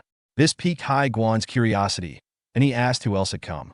Meanwhile, Mujin, determined to land a hit on Haiguan, stood up despite his earlier exhaustion and told Mu Kyung that no matter what, he would make sure they could land a blow on the drunk monk. He was confident that, regardless of Haiguan's strength, the monk would eventually show an opening. Mu Kyung asked how they would create such an opening, but Mujin revealed that he already had a secret plan. He instructed Mu Kyung to simply punch Haiguan when Mujin charged at him, leaving the details of the plan to himself. Mu Kyung frowned with doubt as he turned to Mujin, voicing his skepticism. That he doesn't know what Mujin's secret plan is, but he doesn't think it'll work on someone as monstrously strong as him. Mujin, however, remained unfazed. With a smirk of confidence, he reassured Mu Kyung, saying that it'll work, so trust him. If Haiguan still has even a shred of gratitude left, it will definitely work. Mu Kyung's confusion deepened as he pressed further, clearly struggling to comprehend Mujin's mysterious strategy. Meanwhile, Haiguan remained unaware of Mujin's plan. Curious about the commotion, he asked his subordinates, who did the administration hall leader bring with him to make him cause such a fuss? Before the subordinate could respond, A calm and unexpected voice interrupted them from behind. Startled, Hai Guan and his subordinate immediately spun around to find the source of the voice. Hyun Guang. The Grandmaster entered the training ground with a faint smile, his presence serene yet commanding. Addressing Hai Guan directly, Hyun Guang inquired, is there a problem with him visiting? He doesn't believe he is forbidden from being here. Or have he been forgotten after so long? Not that it bothers him much, but it's a little disheartening, Hai Guan. However, Hai Guan froze in place, utterly stunned. His eyes widened in disbelief as he stammered. Grandmaster Hyun Guang, he is standing up on his own? The sight before him, the once ailing Hyun Guang, now standing tall and composed, was almost incomprehensible. It shattered his assumptions, shaking him to his core. Without hesitation, Hai Guan rushed toward him, while saying greeting to Grandmaster Hyun Guang. Seeing how Hai Guan shows respect to Grandmaster Hyun Guang, an act so unprecedented that it shocks his subordinate to the core. The subordinate, unable to contain his astonishment, murmurs aloud, comparing this display of respect to Hai Guan's refusal to bow even to the abbot. This reaction underscores how extraordinary and impactful the moment truly is. From a distance, Mujin observes the exchange with a knowing smirk, his composed demeanor revealing a sense of satisfaction. His internal monologue reveals that he had anticipated this reaction from Hai Guan, reinforcing his belief in the unfolding plan. Mujin's confidence grows as he turns to his companion, Mu Kyung, and informs him with quiet certainty that it's starting. Mu Kyung blinked, still uncertain, asked, is that the secret plan? Mujin confirmed with a resolute tone. A determined glint appeared in his eyes as he thought to himself that he could relate to that feeling better than anyone. His thoughts drifted back to a significant memory with Grandmaster Hyun Guang, who had once made an unexpected announcement that Mujin is going to train with the Demon Extermination Squad. At the time, Mujin had been taken aback and alarmed by the news. The mention of the squad had immediately brought to mind its leader, Monk Hai Guan, a figure Mujin had encountered briefly during the entrance test. The image of the leader remained vivid. Monk Hai Guan had appeared powerful and dangerous, leaving a lasting impression on Mujin. Hyun Guang chuckled in response, explaining that Monk Hai Guan only appeared intimidating because of his work, but in reality, he wasn't a bad person. To Hyun Guang, Hai Guan was like a little puppy. He added, almost humorously, that it was probably time to pay Hai Guan a visit. Curious, Mujin asked if his grandfather knew Hai Guan well. Hyun Guang replied that Hai Guan used to follow him everywhere and had once claimed Hyun Guang saved his life, though Hyun Guang didn't recall doing anything significant to warrant such deep gratitude.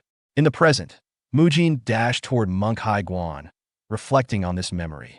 He thought to himself that he didn't care how childish Hai Guan may have been in the past because, at this moment, Hai Guan was rushing to his grandmaster, just like Mujin had as a child. Mujin vividly recalled running to his grandfather, shouting excitedly about catching a rhinoceros beetle.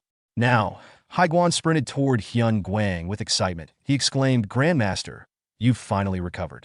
Watching this, Mujin thought back to his own excitement as a child, but noted that Hai Guan's enthusiasm left him vulnerable. Seizing this opening, Mujin prepared to act. As Monk Hai Guan neared Hyun Guang, Mujin and Mu Kyung launched a surprise attack from behind. Hai Guan, taken aback, turned to see Mujin on his right, preparing a combination of chain punch and an invincible punch, while Mu Kyung stood on his left, readying his 18 Dharma strikes. Mu Kyung, smirking, teased, doesn't he tell them to act cowardly, then now take a punch from them? As both of them launched their attacks at Hai Guan. However, to their shock, Hai Guan effortlessly blocked both of their attacks. Both Mujin and Mu Kyung were stunned. They cursed to themselves, and frustrated that their attack had been blocked. They realized the leader of the Demon Extermination Squad was much stronger than they had anticipated. However, Hai Guan's expression darkened when he noticed that his wine jar had been shattered during the scuffle. With sarcasm, he remarked that was such a good ambush. He is truly moved. In the blink of an eye, he moved behind them, grabbed their heads, and slammed them forcefully into the ground. With a stern tone, he declared, but that won't ever work, not in 100 years. After the confrontation, Hai Guan stepped away from Mujin and Mu Kyung, instructing them that they don't get lazy just because he is not around. Keep sparring with one another. Both of them groaned, but obediently agreed. Later, as Hyun Guang and Hai Guan sat a short distance away from the training ground, Hyun Guang expressed concern about Hai Guan's harshness, stating they're still children. Doesn't he think he's being too hard on them? Hai Guan, wincing as he pressed the wounds from Mujin's attack, responded with a stern tone. He argued that if he went easy on them, they would only regret it later when they faced real danger. He explained that they couldn't predict when war might come, and that they needed to be battle-ready. If he didn't push them now, they would become lazy, and by the time they realized the consequences, it would be too late. Haiguan fondly remembered his childhood and recalled a moment when he proudly told Hyun Guang, Grandmaster, he worked hard and became a third-class disciple. Hyun Guang smiled warmly, stating, "You've finally become an official disciple here, Haiguan?" To which Haiguan eagerly affirmed that. With a gentle pat on his head, Hyun Guang praised him, saying, "I knew you could do it. Keep growing, and one day, become a pillar of the Shaolin Temple." Haiguan reflected on the grueling training he had endured, hoping to become strong enough to contribute. However, his dreams were interrupted by the day of the demonic cult's invasion. Surrounded by cult members who taunted him with, "Does he think he can run away, rat?" Haiguan found himself on the brink of being attacked. Just then, Hyun Guang arrived, saving him and many others. But in the process, Hyun Guang's energy core was destroyed, leaving him crippled. Haiguan's resolve was solidified on the day of the demonic cult's invasion. The trauma of witnessing Hyun Guang's injury and the cult's cruelty fueled his vow to never forgive them. He swore to kill them all with his own hands, a determination that led him down the path of demon extermination, a path he followed without regret. In the present, Hyun Guang noticed Haiguan's somber expression and asked, "Is he all right?" Haiguan, somewhat confused, responded, "What does he mean?" Hyun Guang clarified, "Just with everything." Haiguan smiled faintly, answering, "Is life's bearable?" Hyun Guang then pointed toward Mujin and asked, "Could he look after that child from time to time?" Haiguan suggested that it might be better if Hyun Guang taught him instead, but quickly realized Mujin was still too young for that. As he observed Hyun Guang's immense aura, Haiguan thought his level. He can't even begin to fathom it. Before he could reflect further, Hyun Guang interrupted, asking that aside, "Haiguan, can he have a drink?" Haiguan initially responds eagerly to Hyun Guang's request for liquor. However, upon remembering that monks are forbidden from drinking, he becomes alarmed and asks if Hyun Guang truly wants alcohol. Hyun Guang, with a playful tone, references a previous time when Haiguan had said it's a water inside this jar during a test. Haiguan, still uneasy, hands over the liquor jar, insisting that this time it's real alcohol. Despite Haiguan's concerns, Hyun Guang drinks from the jar without hesitation, leaving Haiguan shocked. He asks if Hyun Guang is okay, and Hyun Guang, seemingly unaffected, smiles and describes the liquor as delicious water, to which Haiguan feels relieved, thinking Hyun Guang has recovered. Then Hyun Guang offers Haiguan a drink, and Haiguan, now comfortable, gladly accepts. Meanwhile, Mujin and Mu Kyung are sparring in the training ground, engage in a physical display, while Hyun Guang and Haiguan enjoy a quiet moment, pouring drinks for each other. The atmosphere is calm and serene, almost like a beautifully composed painting, though this tranquility is unusual for the typically disciplined Shaolin Temple. The peaceful scene is disrupted when Hyun Myung, the administrator of Shaolin, sitting beside them, visibly troubled. He reflects on the temple's financial struggles, worrying that the budget is too tight to provide enough food for the disciples during the upcoming winter. Worse yet, he fears they may not be able to accept new monks the following year. Looking at Mujin and Mu Kyung, he silently blames them, thinking that their actions are contributing to the temple's financial difficulties. After Mujin and Mu Kyung finish their sparring session, Mu Kyung compliments Mujin, saying he's gotten much stronger, to which Mujin responds by acknowledging Mu Kyung's own strength. Mu Kyung credits his improvement to his hard training since joining the Demon Extermination Squad. Mujin agrees, noting that the intense training, which feels like real combat, would naturally lead to increased strength. As the two continue talking, Mujin noticed Hyun Myung and immediately became aware that something was off. Observing the Administration Hall leader's troubled expression, he thought, the expression of the Administration Hall leader doesn't look good. Did something bad happen? Mujin quickly deduced that the sigh Hyun Myung had let out, coupled with his gloomy demeanor, indicated trouble. As the hall leader in charge of budgets, his mood clearly reflected a problem. Drawing from his past experience managing several gyms in his previous life as Choi Kang-hyuk, Mujin recognized the signs of financial or operational distress and understood exactly what Hyun Myung was going through. Mu Kyung, noticing Mujin's change in expression, asks what's going on. The Shaolin Temple is in financial difficulty right now. The 1,000-year Shaolin Temple, one of the reputable great martial groups, of the 10 great martial groups, was also known as the North Star of Mount Tai. They've lived a life cut off from the secular world while focusing on meditation and training. However, no matter how cut off they are, it can't be helped when it comes to food, clothing, and shelter. They receive donations from believers and funds given by the outer sect groups. That was how they had been able to somehow manage their current lifestyle. That is, until a few problems appeared. The scene shifted to a Shaolin disciple who dropped a coin, prompting another monk to scold him that he needed to pick it up before they lose it. Even a single coin is important to the administration hall right now. The disciple knelt to retrieve the coin, muttering he knows their financial situation isn't great, but to think they did be this desperate over one coin. Another monk, observing Mujin cleaning nearby, pointed at him and explained, "It's because of that kid." A fellow monk, confused, asked, "Is he saying it's all Mujin's fault?"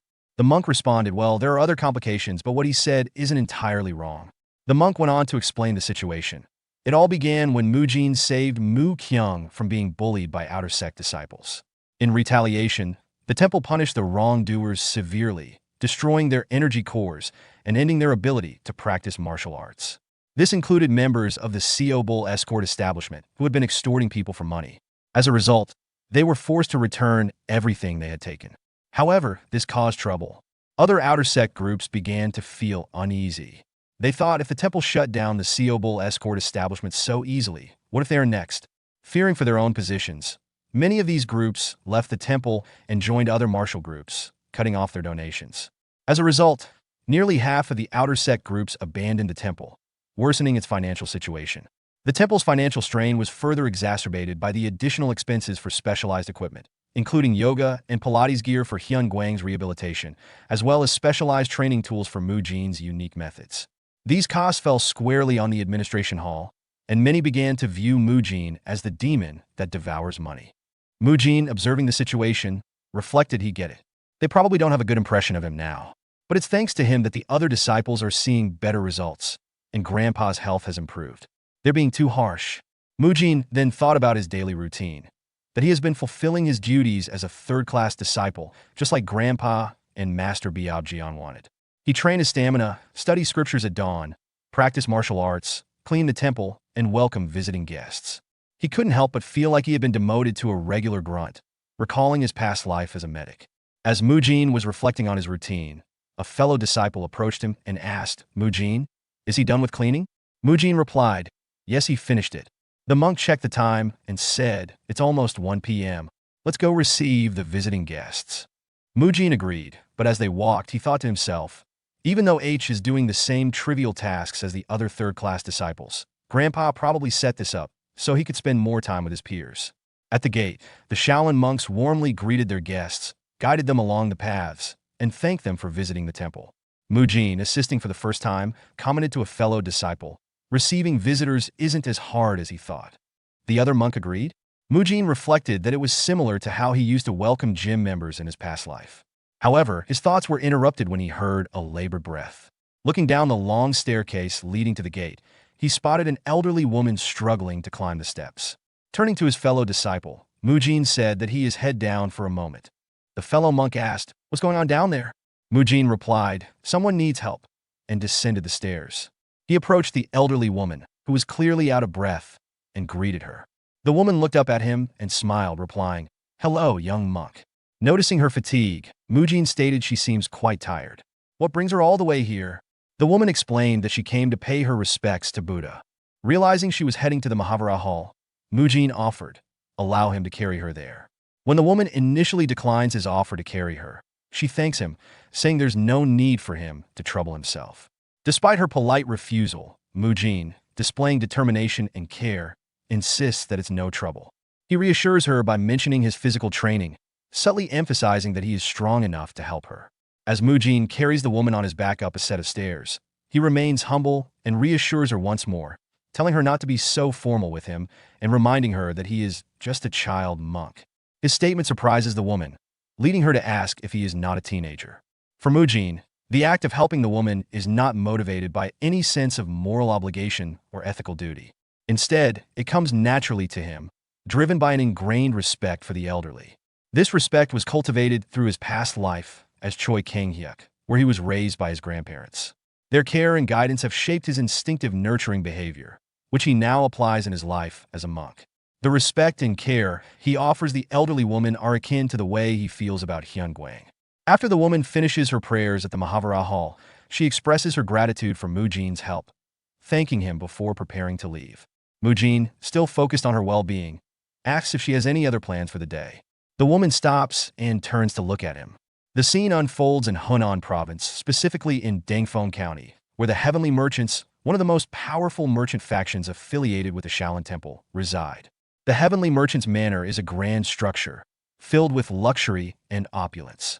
At the heart of this wealth is Ryu Jiguang, the leader of the Heavenly Merchants and one of the 5 wealthiest merchants in the world, who is currently facing a mounting crisis.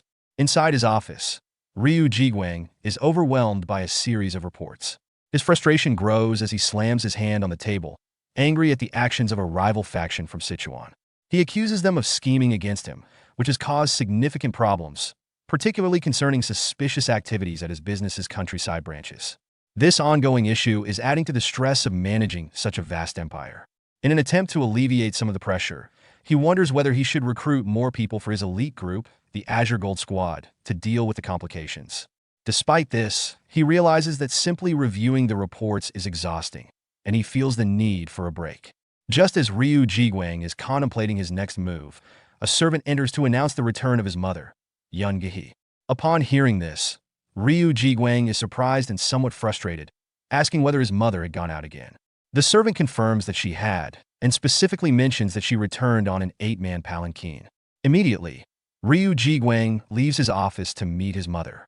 Upon finding her, he asks if she had visited the Shaolin Temple again, which seems to be a regular activity of hers. Yun Gehe greets her son with a smile, appearing somewhat nonchalant and expressing that she wasn't expecting him because he is so busy these days. Ryu Jiguang expresses deep concern for his mother, Yun Gehe, who has not been feeling well. He earnestly implores her to take care of herself and questions how she could have traveled such a distance while unwell. His tone is filled with worry as he genuinely cares for her well-being. Yun Gehe, who is revealed to be the elderly woman that Mujin helped earlier, reassures her son with a chuckle, telling him not to worry about her on this occasion. She reveals that she received treatment at the Shaolin Temple, which piques Ryu Jiguang's curiosity. When he inquires further, she describes the treatment she received, explaining that a monk performed a procedure she referred to as a massage. The monk rubbed her back, pressed on her knees, and rotated her feet at extraordinary angles. Yun Gehe is impressed by the treatment, claiming it was far more effective than any acupuncture or tonic she had previously tried. Ryu Jiguang remains skeptical, doubting that such a treatment could have been so impactful. However, as he observes his mother, he notices visible improvement in her condition. Her overall health seems better, and even the chronic trembling in her leg has diminished, leading him to reconsider his earlier doubts. Yun Gehe then mentions that the monk who performed the treatment was a remarkable child monk. Intrigued by the monk's skill, Ryu Jiguang decides he must meet him in person and insists that he will accompany his mother to the Shaolin Temple the following day. Back at the Shaolin Temple, Mujin sits alone in a quiet room, reflecting on the events of the day. Despite having helped the elderly woman earlier, he feels an uneasy tension, but not because she reminded him of his grandmother or because of her wealth. The source of his discomfort stems from something he noticed on the palanquin that the woman left on. The words written on it clearly stated Heavenly Merchants, a name that carries significant weight. Mujin's mind races as he recalls the reputation of the Heavenly Merchants. In his previous knowledge of another universe, referred to as Ga Kyung's universe, the Heavenly Merchants were one of the 5 wealthiest and most powerful factions in the unorthodox world. They were also known as a villainous organization that had clashed with the protagonist in a series called Unorthodox Tyrant Chronicles. The fact that this name appeared now, in this context, raises a troubling question for Mujin. Could this truly be the same Heavenly Merchants he remembers? The next day, Mujin continues his duties as a third-class disciple at the Shaolin Temple. At the gate, he encounters Ryu Jiguang and Yun Gehe, who have arrived as guests. With a polite bow, Mujin introduces himself, offering a humble greeting and expressing gratitude for their visit.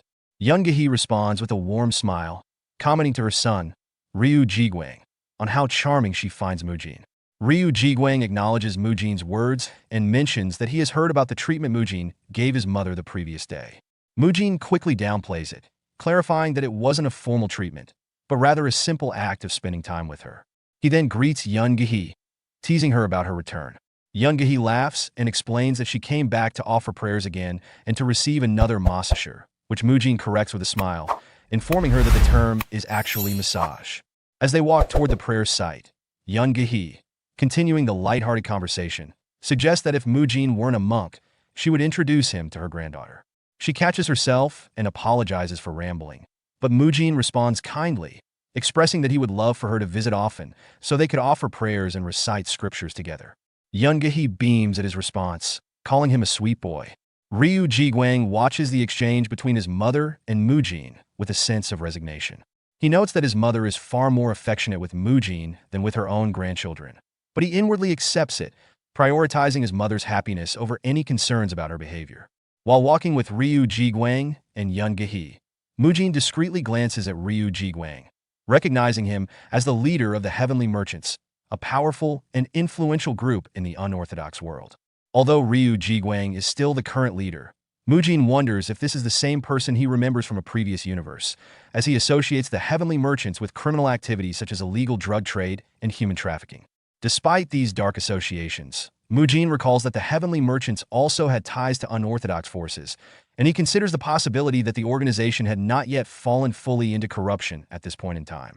He resolves to observe Ryu Jiguang more closely to understand how the Heavenly Merchants became involved in darker dealings. As Mujin continues his observations, Ryu Jiguang notices him staring and, feeling puzzled, asks if there is something on his face. Mujin quickly denies this and instead comments on Ryu Jiguang's posture, remarking that he seems like someone who spends a lot of time sitting down. This observation catches Ryu Jiguang off guard, as he wonders how Mujin could know this. Ryu Jiguang admits that he does indeed spend much of his time seated, reading letters, and mentions that it has been a while since he last climbed a mountain, implying that his lifestyle has made him physically sedentary. Mujin, continuing to observe Ryu Jiguang, notes that his posture shows signs of someone who has been sitting for long periods, with a crooked pelvis and slightly hunched back. He concludes that Ryu Jiguang's physical condition reflects the consequences of prolonged office work. Inspired by the idea of helping him, Mujin proposes that Ryu Jiguang receive the same treatment as his mother, suggesting that it might benefit him as well. Ryu Jiguang, intrigued, raises an eyebrow and expresses curiosity about the treatment, agreeing to give it a try to see how effective it is. Mujin, smiling, invites him to follow him, revealing that another person will be receiving treatment alongside his mother, indicating that Mujin has planned this encounter intentionally. Mujin's internal thoughts reveal his strategy. By keeping Ryu Jiguang close and offering to help him, he hopes to gain further insight into the leader of the Heavenly Merchants and, ultimately, learn more about their descent into corruption. Later, at Hyun Guang's residence, Biob Jian greets Mujin, Ryu Jiguang, and Yoon-gi at the door with surprise, questioning what they're doing there and who the visitors are. Mujin explains that his guests have come to offer prayers and are not feeling well. He suggests that they could all receive treatment together, asking his grandfather, Hyun Guang, if the treatments for Ryu Jiguang and Yoon-gi could be done alongside his own. Hyun Guang agrees without hesitation, expressing his willingness to accommodate Mujin's request. Mujin then takes charge of the situation, telling his grandfather and Yoon-gi that he will handle their treatments while asking Master Biob Jian to assist Ryu Jiguang. Biob Jian agrees, and Mujin turns his attention to Ryu Jiguang, explaining his treatment method. He clarifies that while he called it an acupressure technique for Yoon-gi, the treatment is actually a muscle lengthening technique. He uses special tools that provide targeted stimulation by rolling across the body. Mujin then shifts to Hyun Guang and explains that today's treatment will focus on tendon reformation. He demonstrates how to use the tools, instructing his grandfather to place one foot on a specific spot, lock the other in position, and push backward while holding a handle. Hyun Guang, though unfamiliar with the tool, follows the instructions carefully and immediately begins to feel the stimulation, confirming the technique's effectiveness. Next, Mujin moves on to Yoon-gi, telling her he will assist her with a spine corrector, a tool designed to align the spine and strengthen the core muscles. Yoon-gi responds with a smile, expressing her trust in Mujin and indicating that she is counting on him. Mujin instructs Yoon-gi on how to position herself for treatment, asking her to sit slowly on a block and then lie down, ensuring her buttocks are placed where the block is hollow. Yoon-gi follows his instructions and comments that it seems quite simple. Mujin encourages her to relax as much as possible, but Yoon-gi sighs, explaining that even lying down is uncomfortable due to her body aches. Hyun Guang, observing the treatment, chimes in and asks if Yoon-gi is managing all right, noting that the process seems more challenging than it appears. Yoon-gi reassures him, smiling confidently, saying she's fine because she trusts Mujin and believes he would never harm her. Hyun-gwang, agreeing, adds that he has been receiving treatments from Mujin for a while and has seen positive results. Curious, Yoon-gi remarks on how healthy Hyun-gwang looks and wonders if he really needs treatments. Hyun-gwang laughs and explains that he wasn't always in such good condition, admitting that his health has significantly improved over time, as he was once in terrible shape. Yoon-gi chuckles and acknowledges that this improvement proves Mujin's skill, calling his hands miraculous. As Mujin watches the light-hearted exchange between Hyun-gwang and Yoon-gi, he internally reflects on the scene, humorously thinking to himself that it feels more like an elderly rehabilitation center than the Shaolin Temple.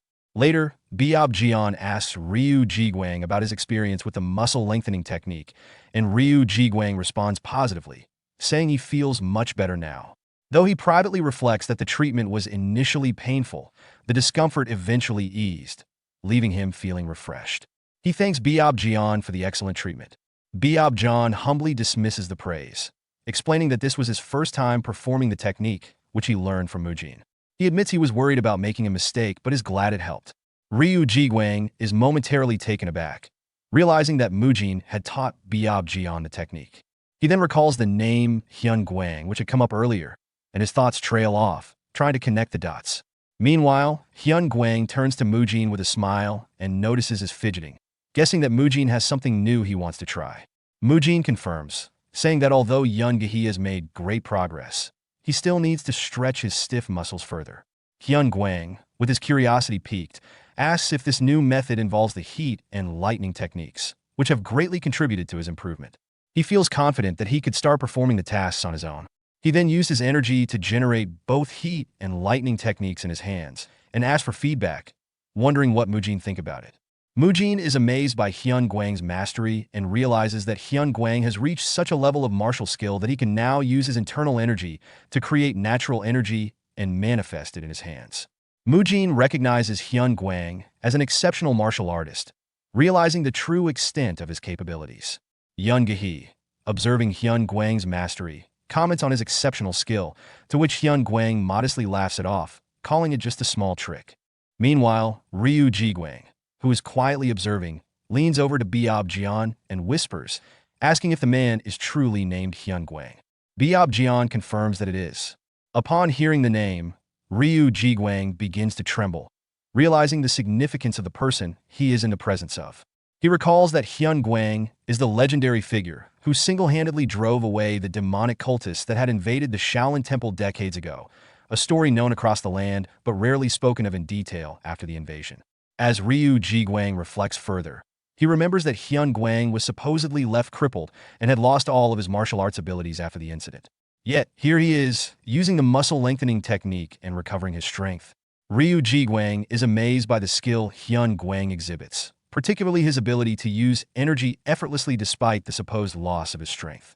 This reinforces Ryu Ji-gwang's realization that Hyun-gwang is not only an extraordinary martial artist, but also someone who has far surpassed the expectations of ordinary warriors.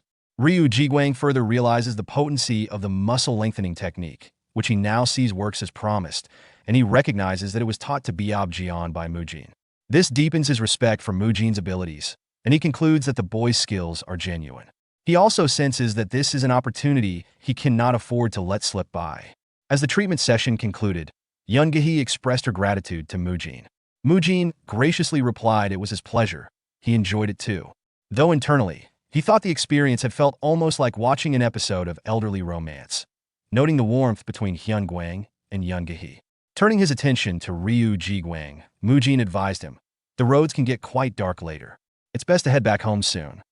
Ryu Ji-gwang agreed, but before leaving he mentioned there's something he did like to say. He will come back early tomorrow morning. Could he bring him to the administration hall? Mujin was taken aback by the request and asked, "The administration hall? He can guide him there. But may he ask why he'd like to go?" Ryu Ji-gwang gave a faint smile and replied, "He has some business there. He'll explain everything tomorrow. It involves something that requires his presence. He'll be counting on him to lead the way." Although a bit puzzled, Mujin agreed and said, "He'll let them know you'll be visiting." As they parted ways, Mujin couldn't shake the feeling of curiosity about Ryu Ji-gwang's plans. wondering what he was up to and why he had asked for Mujin's assistance. The next day, Hyun Guang allowed Ryu Jiguang to visit the administration hall, and Mujin escorted him there. The administration hall, responsible for managing the Shaolin Temple's budget and finances, was busy with activity. Hyun Myung, the head of the hall, raised his eyebrows in surprise as he listened to Ryu Jiguang's proposal. He thought he misheard him. Could he repeat that? Ryu Jiguang, maintaining his calm composure, reiterated that he had a proposal. He'd like the heavenly merchants to open a clinic with Mujin. Hyun Myung stared at the pouch of money Ryu Jiguang had given him earlier, a significant sum of 100 gold niang, which could cover a year's worth of food expenses for the entire Shaolin Temple. His mind raced, wondering why Ryu Jiguang had handed over such a large amount so easily. What was his true intention? Ryu Jiguang, sensing Hyun Myung's unease, spoke up, acknowledging the money's value. He explained that the amount was only natural, given that the treatment techniques used by Mujin had improved an incurable disease that even the best physicians couldn't treat. He seemed to downplay the generosity, though his words didn't fully reassure Hyun Myung. Hyun Myung, still suspicious, pressed him further about his earlier suggestion to open a clinic with Mujin. Ryu Jiguang responded smoothly, outlining his plan to establish a clinic using Mujin's revolutionary treatment method to help those with incurable ailments, like Hyun Guang and his mother. However, Hyun Myung wasn't entirely convinced and raised concerns about Shaolin's strict policy against engaging in business ventures, especially one that seemed aimed at the wealthy. Ryu Jiguang, though caught off guard by Hyun Myung's perceptiveness, remained composed. He acknowledged the truth of Hyun Myung's concerns, but internally, he thought about the potential profitability of such a venture. As the leader of one of the 5 great merchant guilds, Ryu Jiguang was no stranger to strategic thinking. He recognized that the aging population and their inevitable health problems presented a lucrative opportunity if Mujin's treatments could be introduced to the right audience. However, Ryu Jiguang knew that there were deeper, more personal reasons behind his proposal that he wasn't ready to reveal yet. For now, his primary goal was to build a strong relationship with Shaolin, a critical step for his long-term plans. Ryu Jiguang, trying to appeal to Hyun Myung's sense of duty, suggested that the clinic's profits could be partially used by Shaolin to help the poor. However, Hyun Myung remained cautious, explaining that charging the wealthy for treatments could lead to public criticism of Shaolin, and that it was vital for the temple to maintain trust and integrity. He emphasized that a single misstep could damage the temple's reputation, which had been built over time through sincerity and transparency. As the discussion continued, Mujin, who had been silently observing, grew frustrated with the resistance to what seemed like an obvious solution. He thought to himself about Shaolin's ongoing complaints about a lack of funds and how this opportunity could solve their financial problems. Drawing from his past experience in managing gyms, he felt compelled to intervene. Mujin cleared his throat and spoke up, asking may he speak for a moment? From what you've said, the main issue seems to be earning money while only treating the wealthy, right? Hyun Myung confirmed that. Mujin then suggested why not treat both the poor and the wealthy without distinction? Both Hyun Myung and Ryu Jiguang were surprised and asked in unison, treat both groups? What does he mean? Mujin explained, simply put, if they charge a set fee for treatments, poor people won't be able to afford it, which would decrease demand and make the effort pointless. Instead, why not divide the facilities into 2 businesses? Both of them inquire about it. Mujin elaborated, one facility would be free, while the other would cater to the wealthy. Ryu Jiguang then asked, wait, so only the wealthy would pay for the treatments? However, Hyun Myung urged Mujin to continue. Mujin continued, the wealthy might complain about fairness, questioning why they're the only ones paying. To address this, the free facility could provide treatments on a rotating schedule, focusing on different parts of the body each day. For example, one day could be leg treatments and the next could focus on the pelvis.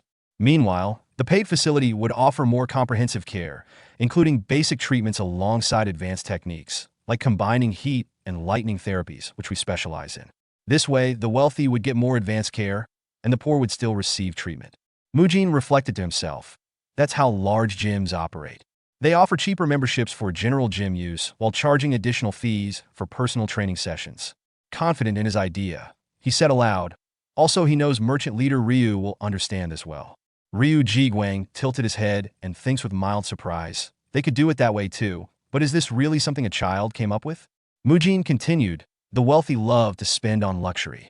They'll always prefer expensive tea like Longjing tea over something cheap, even if the difference is minimal. Vanity and pride will definitely come into play. Ryu Jiguang's eyes lit up in agreement. He understands what he is saying: free facilities that can be used by everyone and paid facilities reserved for premier individuals. The wealthy would naturally gravitate toward the paid facilities to satisfy their vanity and pride. Mujin nodded.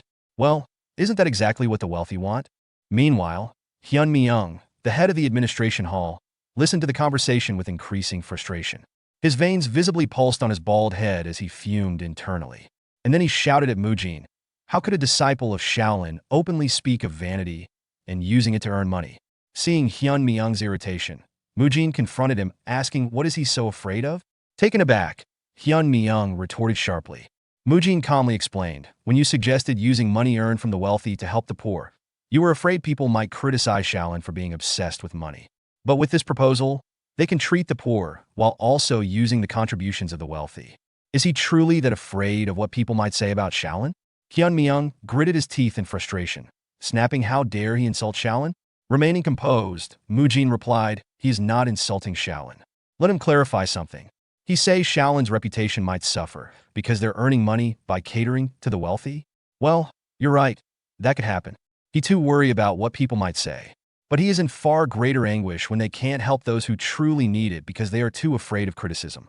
Mujin's tone turned resolute as he continued. And so what if people don't understand them? What matters more is the truth, that Shaolin is working hard to help the world. That truth is far more important than strict adherence to rules and the fear of baseless judgment. Hyun Mi-young experiences a moment of deep reflection as he notices an uncanny resemblance between Mujin's words and demeanor and those of Grandmaster Hyun Guang. The memory of Hyun Guang appears to strike a chord, causing Hyun Mi-young to momentarily drift into thought and murmur the Grandmaster's name. Mujin, snapping out of his own focus, is startled and politely asks for clarification. Hyun Mi-young quickly composes himself, seemingly brushing off a slip, and acknowledges Mujin's input. He concedes that Mujin's idea holds merit, but he emphasizes the need for official approval.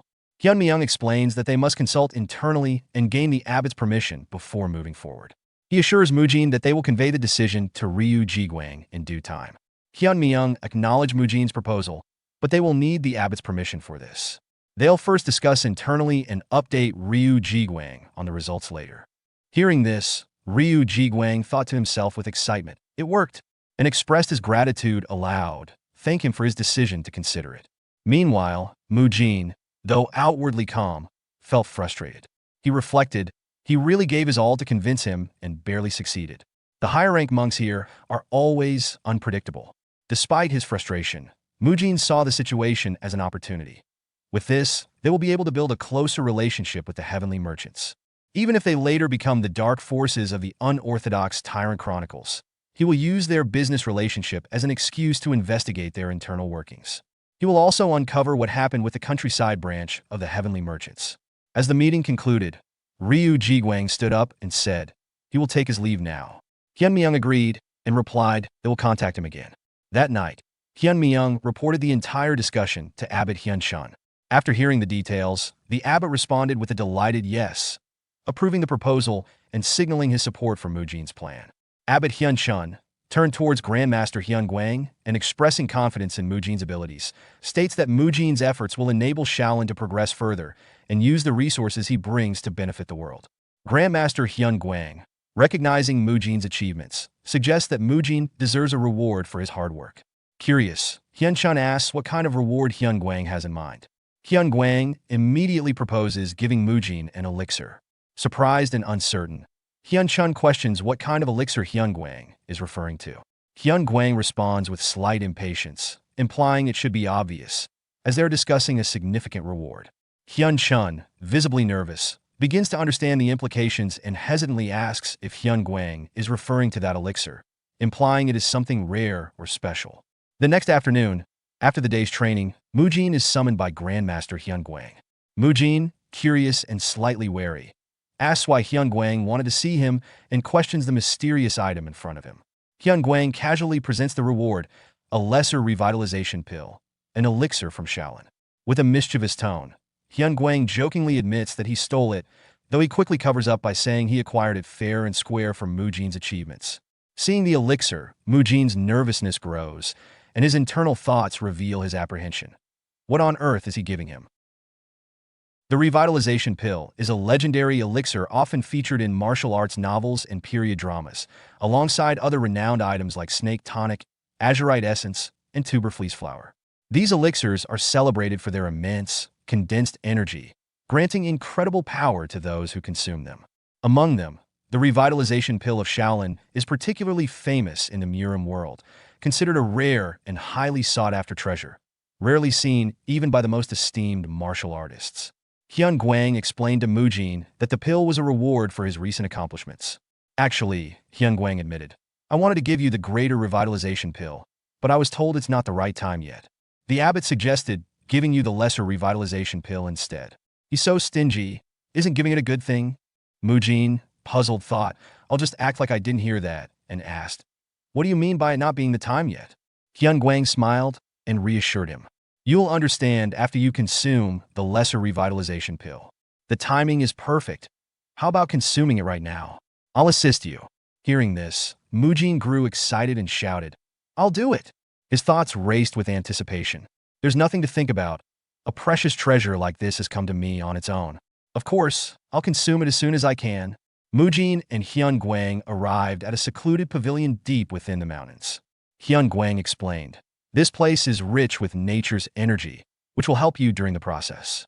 Mujin looked around in amazement. I never knew there was a pavilion hidden so deep within the mountain. Hyun Guang continued with a serious tone. Absorbing energy from an elixir is different from using a cultivation technique. When cultivating, you breathe through your nose and mouth, slowly absorbing energy. But when consuming an elixir, the energy rushes directly to your stomach. Mujin asked for clarification. Are you saying I should focus on the energy of the elixir entering my body instead of my breathing? Hin Quan know that. Exactly. Each breath you take will cause some of the elixir's energy to dissipate. However, if you hold your breath out of greed to retain it, you'll fall into energy deviation. You must be very careful. Mujin nodded, understanding the gravity of the situation. I think I get it, he said. He's never been this serious before. That means I really need to focus and be cautious, Mujin thought. With determination, he threw the lesser revitalization pill into his mouth and began consuming it. Taking a stance, Mujin thought, I can feel it, the power of the lesser revitalization pill. To absorb this pure energy, I'll use the Great Path cultivation technique I learned. Let the energy flow from my mouth to my stomach and spread it throughout my body, following my blood vessels. Now I understand why the protagonists in martial arts novels are so desperate to obtain such treasures. I must absorb as much as I can, just like Grandpa taught me. For the next 30 minutes, Mujin focused intensely on channeling the overwhelming energy from the elixir. However, frustration began to set in as he realized how challenging it was to contain the immense power. Damn it, he thought. This is why he warned me not to get greedy. I've used breathing techniques, the energy accumulation technique, and even the Great Path cultivation technique, but I'm still losing so much energy. My vessel is just too small to absorb this much energy at once. I'll have to end this process soon before I lose control. Mujin recalled Hyun Guang's earlier advice. With every breath you take, you lose some of the elixir's energy. Determined to make the most of the situation, Mujin thought, I'll discharge the excess energy that I can absorb by exhaling, and then focus on absorbing what's left when I inhale. With a steady rhythm, he began the process of controlled breathing. Inhale, exhale, repeating the cycle to stabilize the energy within him. After some time, Mujin opened his eyes and thought, did I absorb around 30%? This is already incredible. I'm not even bothered by what I couldn't absorb. What I've gained is beyond my expectations. He turned to Hyun Guang and said, Grandpa, I kept reminding myself not to get greedy, but I guess I got a little too greedy without realizing it. The power of the lesser revitalization pill was far greater than I imagined. Hyun Guang, observing him, thought to himself, that's to be expected. Mujin, you've actually absorbed the entire lesser revitalization pill. What Hyun Guang didn't reveal immediately was that this outcome wasn't solely Mujin's doing. It was a miracle created by Hyun Guang's intervention. As Mujin exhaled, the energy from the lesser revitalization pill that he couldn't absorb began to escape. Hyun Guang, using an advanced and nearly impossible technique, wrapped the escaping energy with the natural energy from the surroundings to prevent it from dissipating. Then, without Mujin realizing it, Hyun Guang sent the energy back into his body during each inhalation. This method required immense skill and precision, far beyond the capabilities of ordinary martial artists. Hyun Guang thought, I went through so much trouble to get this lesser revitalization pill for Mujin. I couldn't let any of it go to waste. After ensuring Mujin had absorbed the energy fully, Hyun Guang said, I think your body will collapse if you try using martial arts in your current state. Mujin, feeling overwhelmed by the sheer power coursing through him, asked, Grandpa, is this immense energy really just from the lesser revitalization pill? My body feels like it's on the verge of exploding. Hyun Guang smirked and replied, Follow me. There's a way to handle your current state. I'll teach you something that will help. Mujin asked, There's a method to deal with this? Hyun Guang know that. Yes. The best way to calm energies that are running rampant is by cultivating an unwavering heart. This training will help you stabilize both your body and mind. Hyun Guang explained further, an unwavering heart is a state of calmness and mental fortitude, a heart that does not waver under any circumstances. This training is commonly used by those who possess extreme yang energy, like Hai Dam and his disciples, to control their volatile energies. The methods can vary, such as counting beads while chanting scriptures or focusing on happy memories. Simply put, it's a way to maintain a calm and steady mind. The real reason Hyun Guang brought Mujin to this secluded place was to help him control the immense energy that was now surging through his body. For hours later, Mujin sat under a waterfall, focused on calming his mind and thinking about the steps of the chain punch technique. Hyun Guang finally said, All right, you've been visualizing the chain punch steps for 4 hours. Now, let's see if you can execute it in your current state. Mujin stood up after his 4-hour meditation under the waterfall, his mind finally calm and focused. With controlled determination, he prepared to execute the basic technique of the chain punch. As he turned and struck the mountain wall beneath the waterfall, his blow split the waterfall in two, a demonstration of his newfound control over his energy. This was the moment when Mujin advanced to the next level, both mentally and physically. The once uncontrollable strength and stimulation in his body had been normalized through the unwavering heart training, allowing him to harness his inner energy. Hyun Guang, observing Mujin's progress, felt immense pride. Not only had Mujin grown, but he had also gained new insights into his own path. The two exchanged a silent understanding, acknowledging their shared journey. 2 days later, at the Shaolin Gate, Mujin stood ready to depart, accompanied by the 5 second-class disciples assigned to him. Hyun Guang, overseeing the preparations, asked, Are you all ready now? Abbot Hyun Chun, however, expressed that Mujin wasn't quite ready to venture into the outside world alone. He entrusted the 5 second-class disciples to look after Mujin during his journey. Hyun Myung, the leader of the administration hall, reported that the framework for the clinic business with the heavenly merchants had been nearly completed, with only the final steps in Dangfeng County remaining. The abbot thanked Mujin for his contributions, and Hyun Guang encouraged him with a chuckle, saying, Do your best when you're there, Mujin. Mujin, feeling the weight of responsibility, expressed his gratitude, replying, Thank you for believing in me and entrusting me with this. I will combine the strength of Shaolin and the heavenly merchants to help even more people and assist Shaolin in overcoming its crisis. Hyun Guang nodded approvingly, saying, Good, we await your return. Mujin, determined, replied, I'll see you when I'm back. The scene then shifted to a dimly lit room where a girl, referred to as young Miss Siwa, sat in a chair. Her servant asked, Shall we leave soon, young Miss Siwa? After leaving the temple and descending Mount Songshan, Mujin finally set his sights on his destination, Dangfeng County. The journey through the mountainous terrain brought him closer to a place that seemed straight out of a wuxia film, with landscapes that seemed to promise adventure and intrigue. As Mujin reflected on the events during his travels, he recalled the various encounters along the way that had shaped his journey.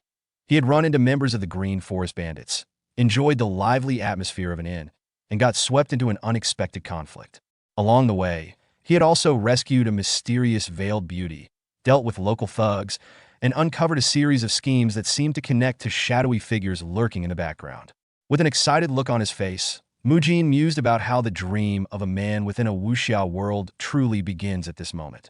He felt that he was inching closer to the legendary Shaolin Chronicles and that destiny was calling out to him. Make way for me, he thought with anticipation. 1 week later, 2 elderly figures were having a conversation. The person with the man bun hairstyle asked, Hey, have you heard the news? The other, wearing a do-rag, inquired, What news? The first person explained that some monks from Shaolin had come down the mountain recently, and, to their surprise, they had opened a clinic. The durag-wearing man, puzzled, asked. A clinic? The monks opened a clinic? Why would they do that? Did they get their money stolen, or have they become greedy for money or something? The person with the man bun shook his head and dismissed the idea. Nonsense, he replied. They're monks, you know? They're offering treatments for free. This caught the attention of the durag-wearing man, who, intrigued by the idea of free medical care, said, I have to go check this out. The person with the man bun, slightly skeptical, remarked, Wait, you're only going because it's free, right? You're not even unwell, are you? The durag-wearing man shrugged and replied, Of course, I'm unwell. Hauling heavy loads every day has made my legs shaky. I need to go get some acupuncture before it gets worse. The person with the man bun chuckled and said, You're in luck. The treatment area changes by day. I hear that today they're treating backs and legs. The durag-wearing man, surprised, asked, What, different physicians for different body parts? That's weird. The person with the man bun explained, Their clinic is quite unique. They use both acupuncture and tonic medicine. There's even a separate treatment specifically for the abdomen. The scene transitions to the two clinic buildings where Murim stands smirking, overseeing the operations of both the free and paid clinics. He recalls the early advice given by Ryu Jiguang on how to manage the two facilities. Two separate buildings were purchased near the manor, one dedicated to free treatments and the other for premium services. The left hall, focused on free treatments, is well equipped with various tools, storage, resting areas, and even space for meditation by the monks. The right hall caters to high-ranking or wealthy individuals, offering paid services that include advanced treatments like electric and heat-based therapies, using tools crafted from luxurious materials. Despite the contrast in ambience and materials, both clinics use the same core treatment methods. At this moment, the elderly person with a man bun and the other with a do-rag arrive at the free clinic. Murim, standing there, greets them respectfully, introducing himself as a third-class disciple in charge of their treatment. The person with the do-rag quietly questions whether Murim is really a third-class disciple, given his physique. His companion, the one with the man bun, also wonders about Murim's appearance, especially his hair. Murim, overhearing them, playfully acknowledges their comments and proceeds to address the person with the do-rag, asking if he came for leg treatment. Murim invites him to sit down, ready to begin. As the treatment begins, the person with the do-rag watches carefully, skeptical about the method being used. He expects either acupuncture or tonic medicine, but is instead confronted with a folk remedy-like technique. Doubtful of its effectiveness, he wonders if the clinic's practice of focusing on specific body parts on specific days is just a gimmick. Murim presses on the person's leg and begins massaging it, causing the person to experience sharp, intense pain. He screams out in discomfort, prompting Murim to calmly explain that the pain is normal. Murim reassures him that the intensity of the pain is a result of long-standing muscle stiffness, and the pain is proportional to the condition of the legs. Murim continues treating the patient with intense care, introducing a reform roller to help alleviate the pain. He assures the patient that the treatment will gradually reduce the pain, and, once it subsides, the muscles and fascia will be loosened with the roller, promising noticeable results within an hour. The patient endures the extreme pain as Murim works on the stiff areas, but over time, the excruciating discomfort begins to lessen. After 3 minutes, Murim explains that the condition of the legs will improve as the stiffened areas are worked on. The patient, initially skeptical, starts to feel relief as the pain decreases.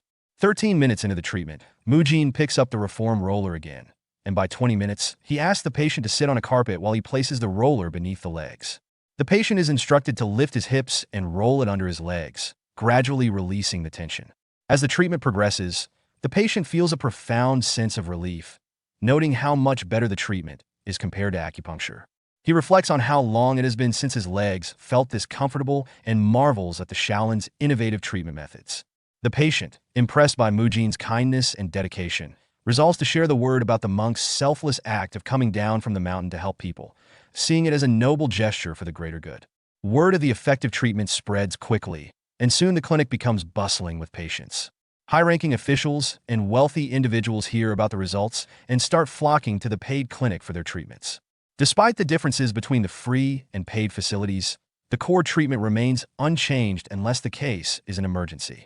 At one point, a high-ranking officer lying on a mat praises the quality of the fabric, remarking that it is fit for someone of his stature. Murim, observing this, finds it superficial, considering it just a reskin version of what others are using. Nonetheless, no one is bothered by the distinctions in the clinic, perhaps due to the monks' genuine dedication to treating everyone or their ability to meet patients' needs. As an emergency patient arrives, Mujin directs the treatment with the help of Monk Biob Gang, who assists with the electric-based therapy, and Monk Biob Y, who handles the heat-based treatment for an elderly patient. Mujin takes charge of the muscle-lengthening treatment for others.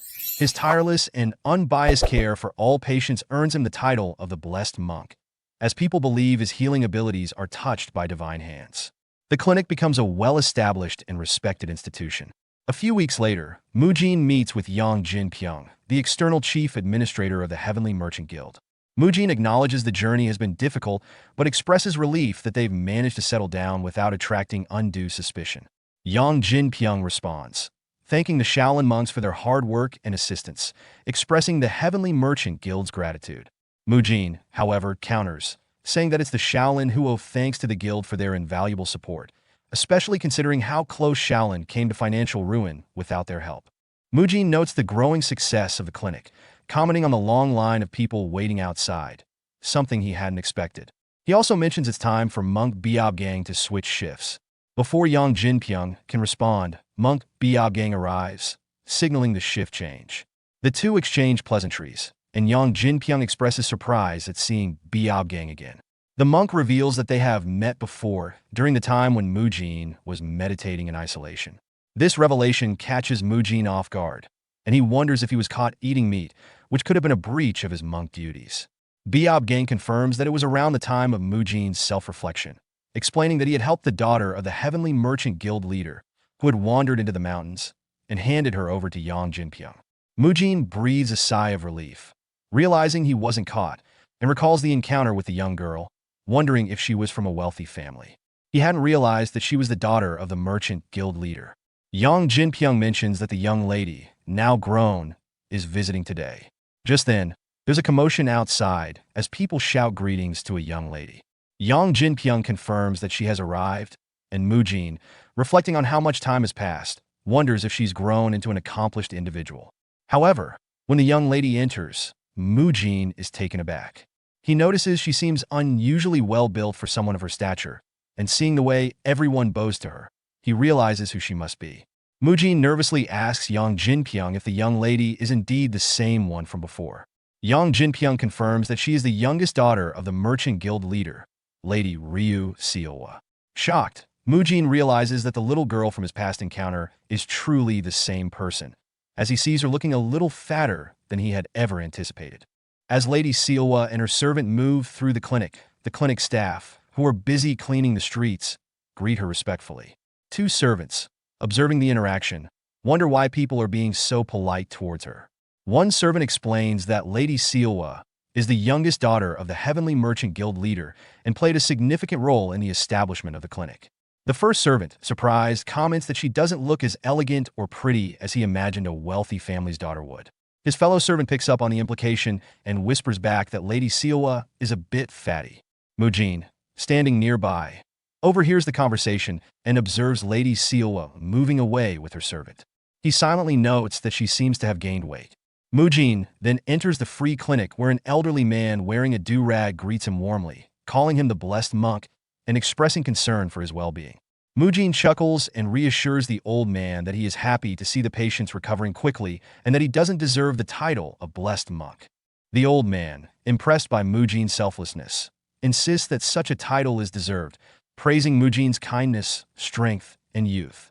Another elderly man, with a bald head, adds that Mujin is also handsome, calling him a perfect human being.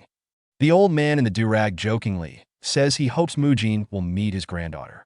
The bald-headed old man responds, suggesting that he will be the one to introduce Mujin to his granddaughter instead. The old man in the do-rag grumbles in response, but the conversation lightens as Mujin laughs along. He thinks to himself about how many elderly people are using the free clinic and reflects on how expensive specialized medical care would have been in this era. He wishes he could have provided such treatments for his own grandparents. Mujin then tells the elderly men that it would be wonderful if they brought their grandchildren to the clinic, especially to learn rehabilitative techniques and muscle lengthening methods that would help them maintain a healthy body as they grow older. The old men praise his thoughtfulness. As the conversation continues, Mujin reflects on his role and the way he needs to act. He considers how, if it weren't for the senior monks watching him, he might have already taken the elderly men's proposal seriously. However, as a monk, he feels the need to maintain distance and discipline, thinking to himself that once he becomes stronger and able to leave the temple, he will escape from the responsibilities that come with his position. Mujin observes Ryu Seilwa once again as she passes by, and he recognizing her as Ryu Seilwa. Though her appearance is drastically different from the character he knows from the novel Unorthodox Tyrant Chronicles. In the novel, Ryu Seilwa is a key figure in the corrupted Heavenly Merchant Guild, where she is responsible for the human trafficking operation. Her character is depicted as severely obese, with layers of fat covering her body, and she secretly kidnaps beautiful women to torture and kill them, possibly driven by an inferiority complex about her own appearance. However, the Ryu Seilwa Mujin encounters now is a complete contrast. She is a timid, chubby, and shy young girl, without the hidden madness that characterized her novel counterpart. This stark difference confuses Mujin, leading him to wonder if something significant happened to her that caused her to change, potentially tying into the guild's corruption. Mujin's thoughts are interrupted by an old man's voice, greeting someone and expressing surprise at the presence of the merchant guild leader, Ryu Jiguang. The old man humorously comments that the guild leader must have time for something besides clinic business. Mujin listens carefully, considering the possibility that Ryu Jiguang, the guild leader, might not be the source of corruption after all. He concludes that an external party must be involved, prompting him to begin investigating the guild more thoroughly. With his growing influence, Mujin feels empowered to investigate the situation and starts to form plans to identify potential suspects. The scene then shifts to Ryu Seilwa walking down the street with her servant, Hong So-hee. Ryu Seilwa complains that So-hee is walking too fast and asks her to slow down. In response, So-hee, nervously aware of their public surroundings, tells Ryu Seilwa to refrain from acting so casually in public, as there are many people around. Nearby, two people whisper about the unusual display of familiarity, commenting that it's surprising for a servant to be treated so casually by her mistress in the Heavenly Merchant Guild. One of them warns the other to keep quiet, lest they be overheard. Hong So-hee takes Seilwa into a secluded back alley and, once they are alone, advises her that as someone destined to become a key figure in the Heavenly Merchant Guild, she must show authority and not appear weak. Seilwa, acknowledging her shortcomings, apologizes for her behavior. She mentions feeling uncomfortable in public spaces and anxious around her father, Ryu Jiguang. So he encourages her not to show weakness, urging her to take a more active role in the new business venture the Merchant Guild leader has set up. So he reminds Seilwa that, while she suggested the idea, it will eventually belong to Seilwa, and this effort will help her gain her father's trust. Seilwa agrees, but her thoughts shift to a childhood memory. She recalls showing her father the mustard plant she had gathered, hoping for his approval, but he dismissed her with the cold response that she should address him as the Merchant Guild leader in front of others, as he was busy with his work. Seilwa becomes sadder as she reflects on how her father has always been too busy to pay attention to her, and she feels the pressure to prove herself through hard work. However, she also feels terrified at the thought of failing or continuing to be overlooked by him. Hong So-hee, sensing Seilwa's fear and uncertainty, places a hand on her shoulder and reassures her that it's understandable to feel scared. She tells Seilwa that while it may take time for her father, the Merchant Guild leader, to acknowledge her, she is the daughter of one of the top 5 merchant guilds in the world and should take her time without worrying about what others think. So he expresses her unwavering support, offering to always be by her side if it gets too hard. Seilwa, feeling comforted by So-hee's words, agrees and resolves to meet So-hee's expectations, feeling grateful for her friend's help. As they converse, Mujin happens to pass by the alley and observes them from a distance, noticing their interaction. The scene then shifts to Seilwa's bedroom later that night, where she is asleep. So-hee, checking on her, softly calls out to see if she is truly asleep, and once confirming, she slips away from the room. As So-hee walks through the streets, she reflects on her true intentions. Despite suggesting the idea of Seilwa participating in the Shaolin clinic business, So-hee internally deems the effort as futile, believing there's no way Seilwa will ever catch her father's attention through such a trivial task. She sees Seilwa's naivety and believes it has been beneficial for her own plans, using Seilwa's insecurities to her advantage. So-hee reveals her role in Seilwa's transformation, having manipulated her into becoming fat and timid after being abandoned on the mountain, making it easier for So-hee to infiltrate the clinic without raising suspicion. As So-hee walks, She notices a black bird in the sky and eagerly anticipates the moment when Seowa will learn the truth. She watches as the bird lands on her arm, bringing with it a letter. So-hee smirks as she reads the letter, her voice dripping with sarcasm as she remarks on the request to send a maiden to a dark forest, clearly recognizing it as a sneaky plan. She decides to report this development quickly, knowing that it signals a new disruption in their plans. Meanwhile, Mujin, who has been observing from a nearby housetop, quietly mutters to himself, "Bingo, I found it." The scene shifts to an earlier meeting between Mujin and Yang Jinpyong, where Mujin asks about Lady Seowa. Yang Jinpyong explains that she is the youngest daughter of the merchant guild leader, but her life has been marked by loneliness. Her mother passed away while giving birth to her, and her father, consumed by work, was unable to care for her. As a result, Lady Seowa was raised by the guild servants. Her father, though emotionally distant due to his grief, was not a bad person, but his inability to care for her led to her growing dependence on the servants. Lady Seowa's loneliness deepened as she experienced multiple changes of nannies and servants. She became increasingly withdrawn and closed off after the sixth change, deciding not to rely on anyone anymore. Hong So-hee, who had worked in the merchant guild for over 10 years and had cared for Seowa in her youth, became Seowa's servant after this change. Despite So-hee's long tenure as a servant, Yang Jinpyong notes that her position may soon be at risk, as it's been a year since she started serving Seowa.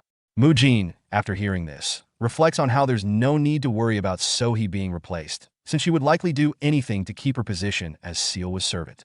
He remembers the version of Seowa from Unorthodox Tyrant Chronicles, where she became a key figure in the human trafficking operations of the Merchant Guild. In that version, Seowa, suffering from her inferiority complex and obesity, left most of the dirty work to her servant, who was Hong So-hee. Mujin begins to suspect something fishy is going on. The scene then shifts to Hong So-hee, who arrives at a forest where a person's voice greets her, saying, "You're late today." So-hee responds that she had some things to attend to. The figure, wearing a samurai hat and concealing his face, asks if her delay is connected to the Merchant Guild's new business, and So-hee affirms. He warns her to be careful, mentioning that while the Shaolin monks may not understand the world, they are still highly skilled. He then disappears. So-hee, annoyed by the warning, dismisses the figure's concerns. She reflects on her long-term infiltration mission, which has been ongoing for 10 years without anyone discovering her true identity. She intends to continue manipulating both the monks and Seowa to her advantage, eventually taking the figure's position for herself.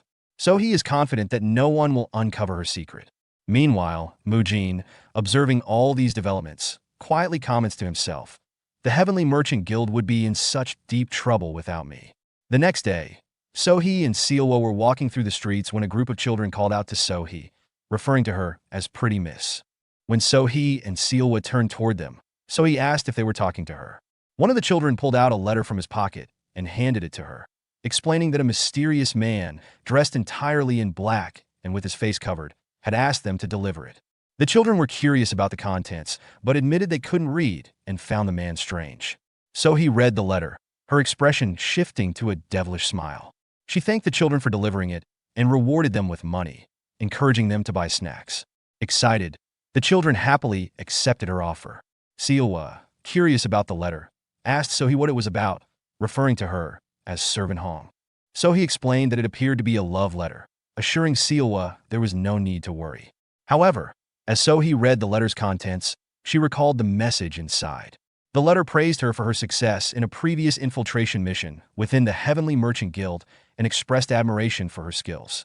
It also hinted at a new opportunity, one that involved her writing a report on her past activities and meeting the sender at an abandoned house on the outskirts of Dangfeng County before midnight.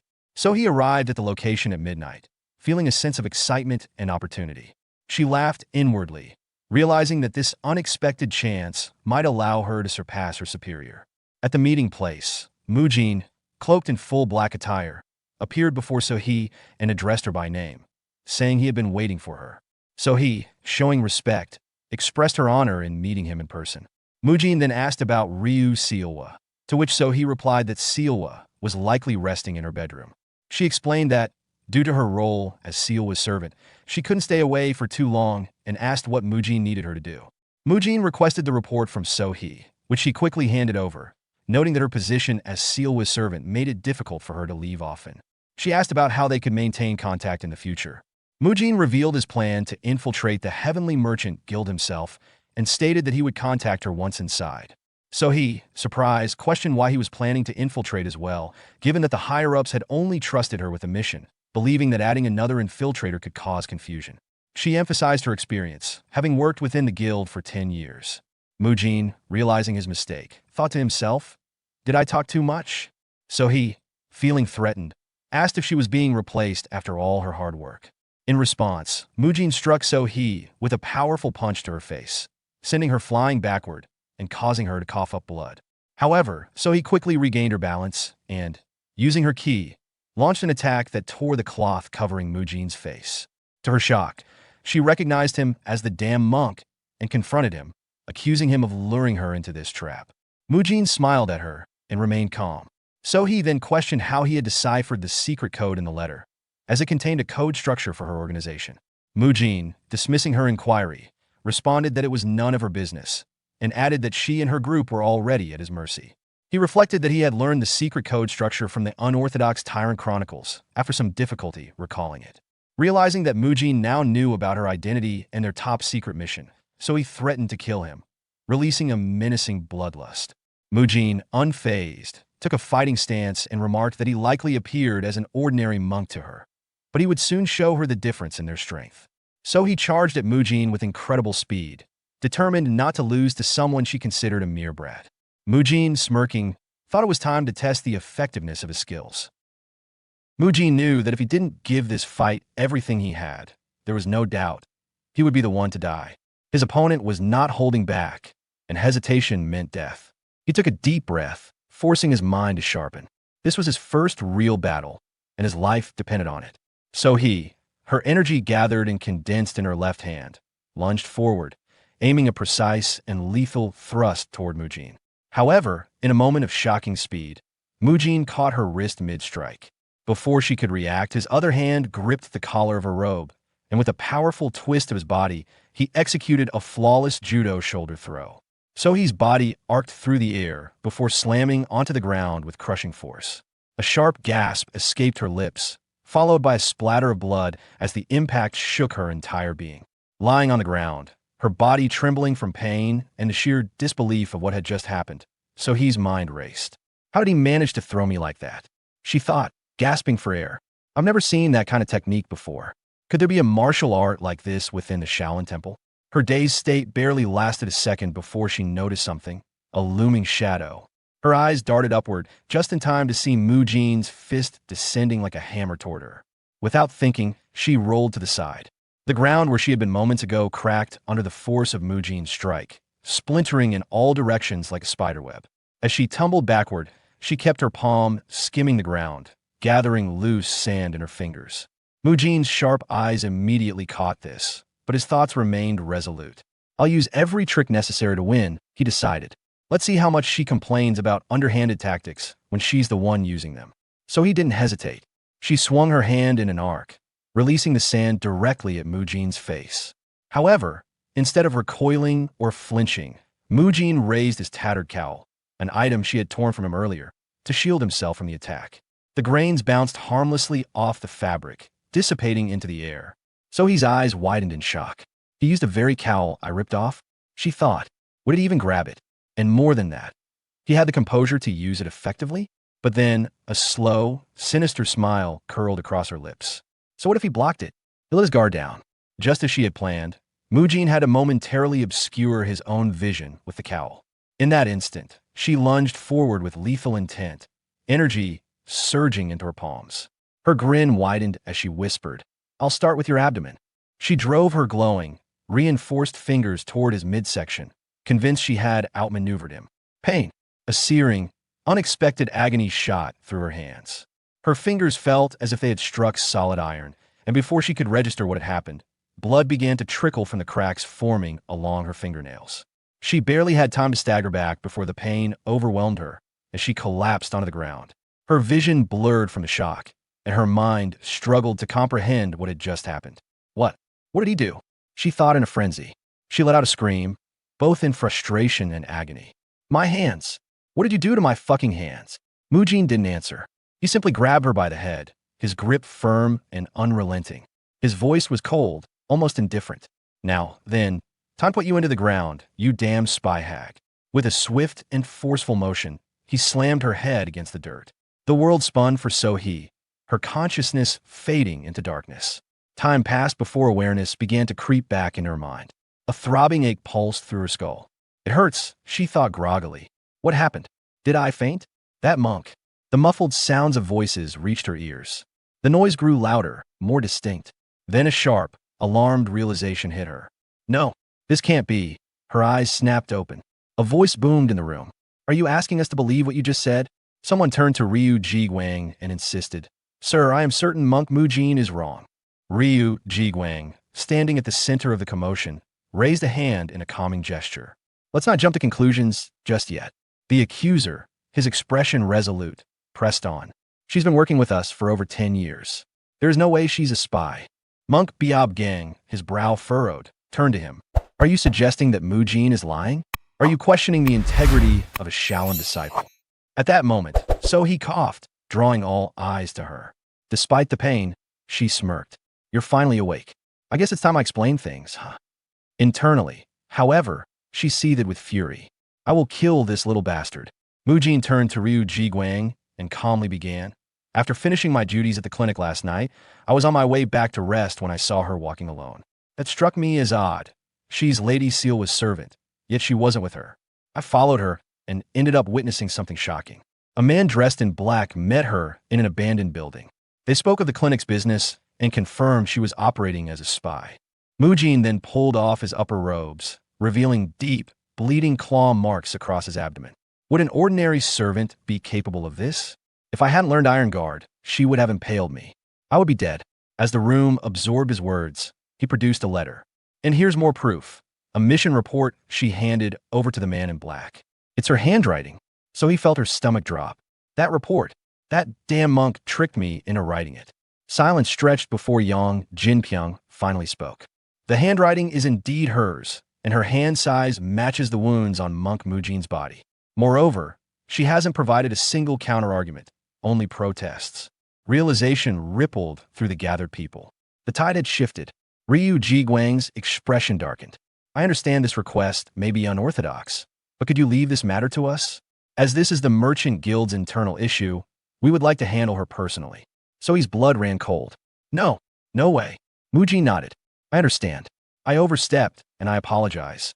Ryu Jiguang gave him a firm nod. Thank you. You'll be rewarded for this. With a final command, Ryu Jiguang ordered, imprison that servant immediately. As So-hee was dragged away, her desperate screams filled the halls. That monk set me up. Why don't you believe me? Sealwa, watching from a distance, remained frozen in place, trembling, silent tears rolling down her cheeks. Sometime later, the scene shifted to the Heavenly Merchant Guild estate, specifically to the Shaolin monks' accommodation.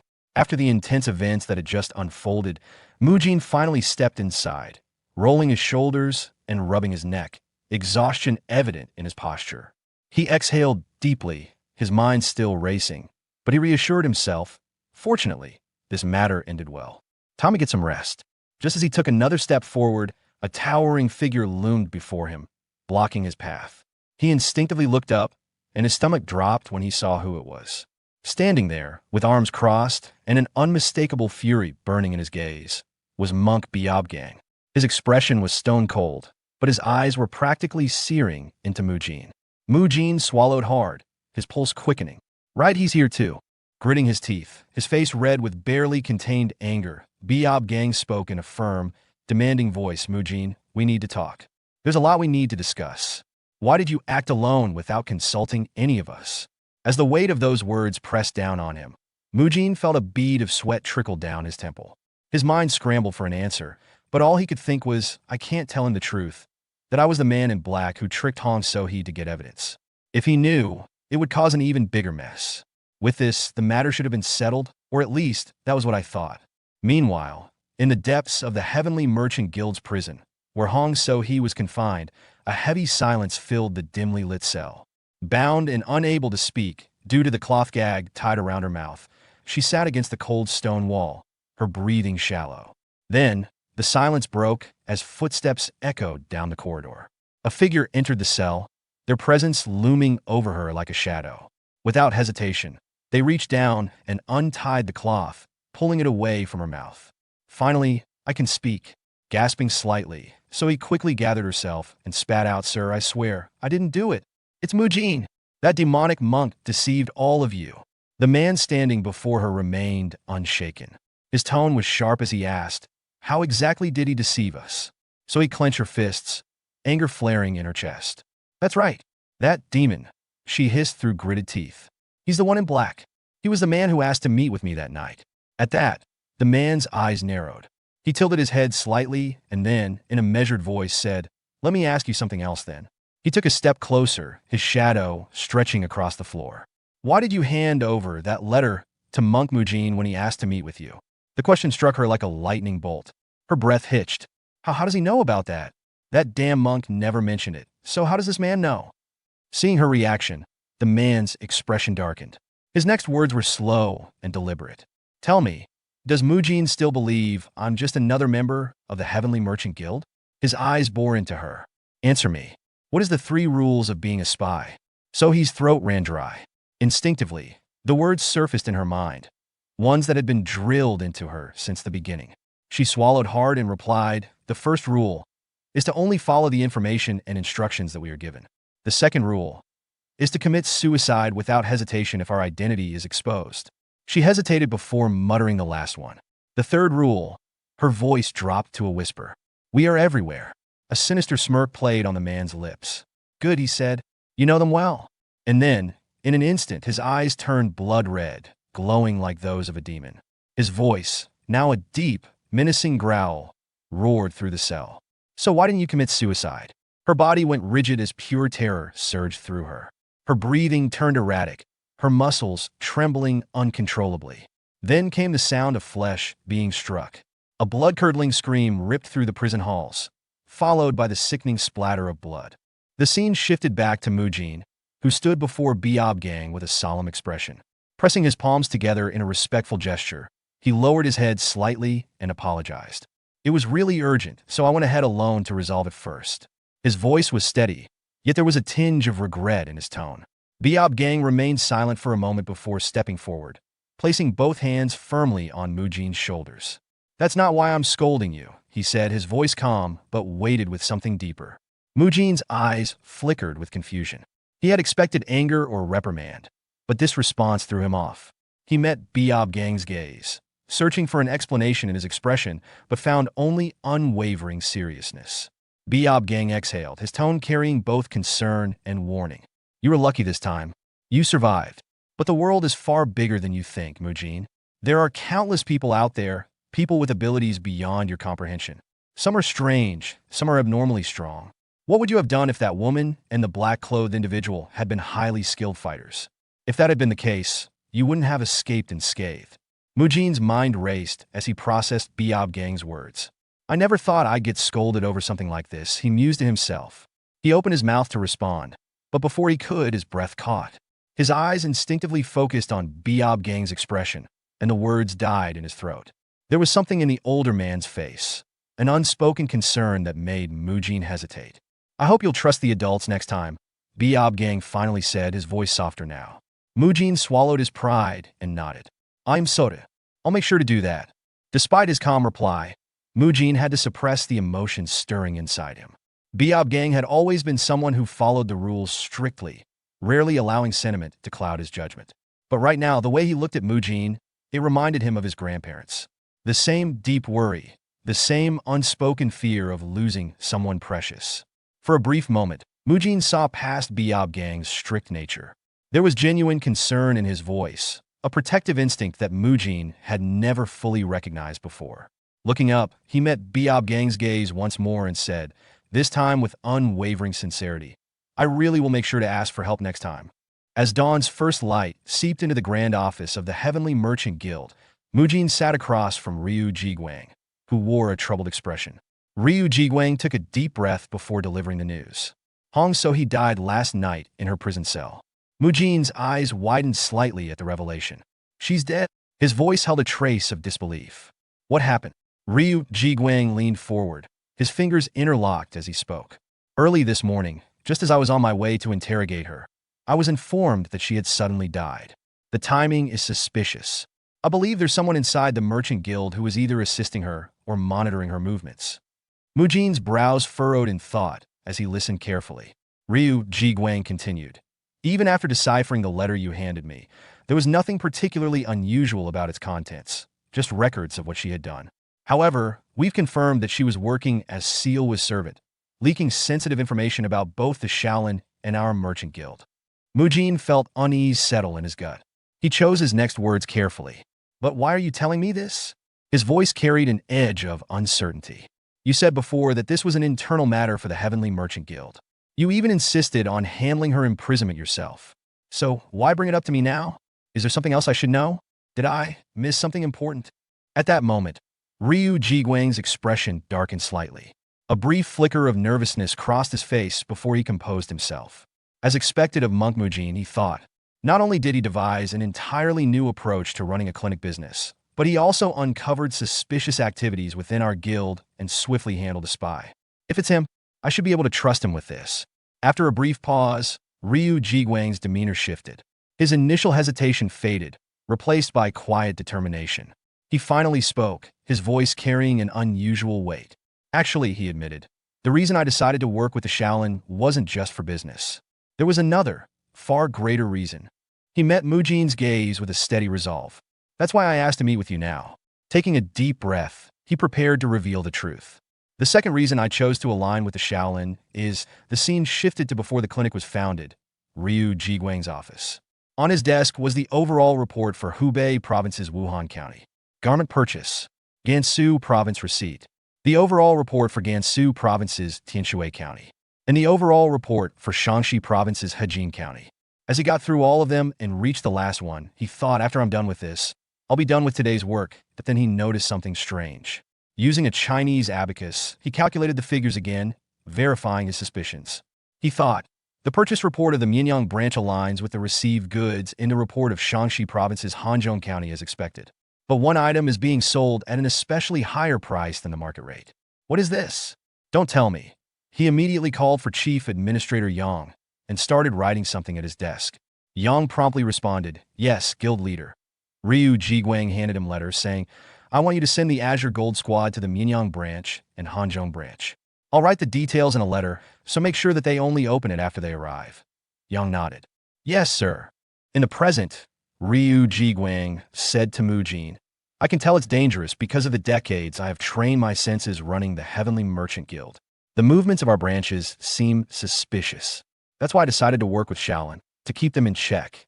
Up until now, based on my experience and instincts, I had sensed that something was slightly out of place.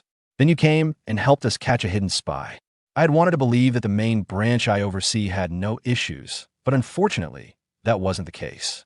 We almost ran into huge trouble, but you prevented it for us. I thank you from the bottom of my heart. Mujin thought, as expected, there's no need to doubt the current merchant guild leader. The problem was spies like Hong So-hee. He then said, I simply did what was supposed to be done. That aside, you mentioned that other branches have problems. Mujin hesitated. I want to go there right away, but I don't feel safe doing that since I have no idea when the Heavenly Merchant Guild's main branch might fall. I need to come up with some kind of countermeasure for it. Let's think, if I don't completely solve this matter, no one will know what kind of disaster will befall the Heavenly Merchant Guild and the whole world of Shaolin Chronicles. I got rid of the first problem, which was Hong So-hee. The next villain would be Lady Sealwa. Thinking about that, Mujin asked, May I know what happened to Lady Sealwa? Ryu Jiguang replied. Since Hong So-hee was able to steal information while she was Sealwa's servant, we also investigated Sealwa. Mujin asked, Were they in cahoots together? Ryu Jiguang shook his head. Not at all. But Sealwa is under room confinement now. I can't believe she didn't even know her own servant was scheming against our merchant guild. That deserves to be punished. Mujin thought. Yeah, I guess, Ryu Jiguang then asked. But is there a problem? Why are you suddenly asking about Sealwa? Mujin replied. There's something I'd like to propose to Lady Sealwa. Have you noticed a problem with our clinic facility? I realized it after an incident that happened recently. As he was treating a patient at the clinic, a man had asked, Monk Mujin, I have a question. Does this place not accept female patients? Since I've come here for treatments a few times, I naturally talked about it with my wife. She has some problems with her back as well, so she'd also like to receive treatment here. Mujin thought back to that moment. Come to think of it, we've only accepted male patients so far. Even in the modern world, for a male fitness trainer or Pilates instructor, there are always issues since there's usually a lot of physical contact. But in this martial arts world, they take the idea that men and women should not sit together after the age of 7 very seriously. It's not a place where people can fool around or refuse to listen to their seniors. In the case of Yoongahee's treatment, because she treated me like her grandson, she was able to undergo treatment without any problems. But for me to personally treat a woman of high status who can afford luxurious treatment, Mujin considered the issue further. Even if I perform treatments without directly touching the patient, some women might still complain to their fathers or husbands. Even if I explain that physical contact is necessary for the muscle lengthening technique, they wouldn't listen to me. I don't even want to imagine what could happen if that were to occur. After thinking it through, Mujin said, I fear something along those lines could happen. Ryu Jiguang nodded. Even though you're a Buddhist, there will still be women who feel uncomfortable with a man treating them. At this rate, it's true that it would be difficult for the clinic to accept female patients. That's indeed a huge problem. But you said you realized something just now. May I ask if you found a solution for it? Mujin answered, Yes, I did. The solution would be to ask Lady Sealwa to learn my treatment methods. That way, she can treat female patients instead of me. I heard that even though she's under room confinement, she can still take lessons. If we do that, then we'll be able to easily resolve the clinic's problem. And most importantly, since Lady Sealwa is your daughter, we won't need to worry about her leaking information about my techniques to the outside world. This technique will only belong to the Heavenly Merchant Guild, among the top 5 merchant guilds in the world. His suggestion took Ryu Jiguang by surprise. Then, a smirk formed on his lips before he burst into laughter, thinking, Monk Mujin is so unpredictable. Then Ryu Jiguang called out, Chief Administrator Yang, are you outside? Yang immediately responded, Yes, sir. Ryu Jiguang said, Ask Sealwa to come here. Sometime later as Sealwa arrived, Ryu Jiguang looked at her and said, You must hate me for confining you to your room. Sealwa replied, Father, I don't blame you for that. Ryu Jiguang continued, Since you've been to the clinic a few times, you know what kind of work Monk Mujin does, right? Sealwa nodded. Yes, I do. Ryu Jiguang turned to Monk Mujin. Please take over. Mujin stood from his seat. Yes, Merchant Guild Leader. He then walked towards Sealwa and said, Lady Sealwa, after discussing with your father, I'd like to propose something to you. Would you be willing to learn my treatment methods and exercises and then help out with female patients? Sealwa looked startled. That came out of nowhere. I'm still under confinement. How could I do that? Mujin reassured her. I'm not asking you to help the clinic immediately. First, I'll need to teach you my treatment methods during your confinement. You've watched how I do it every time you visit, haven't you? I think you'll be able to learn it easily.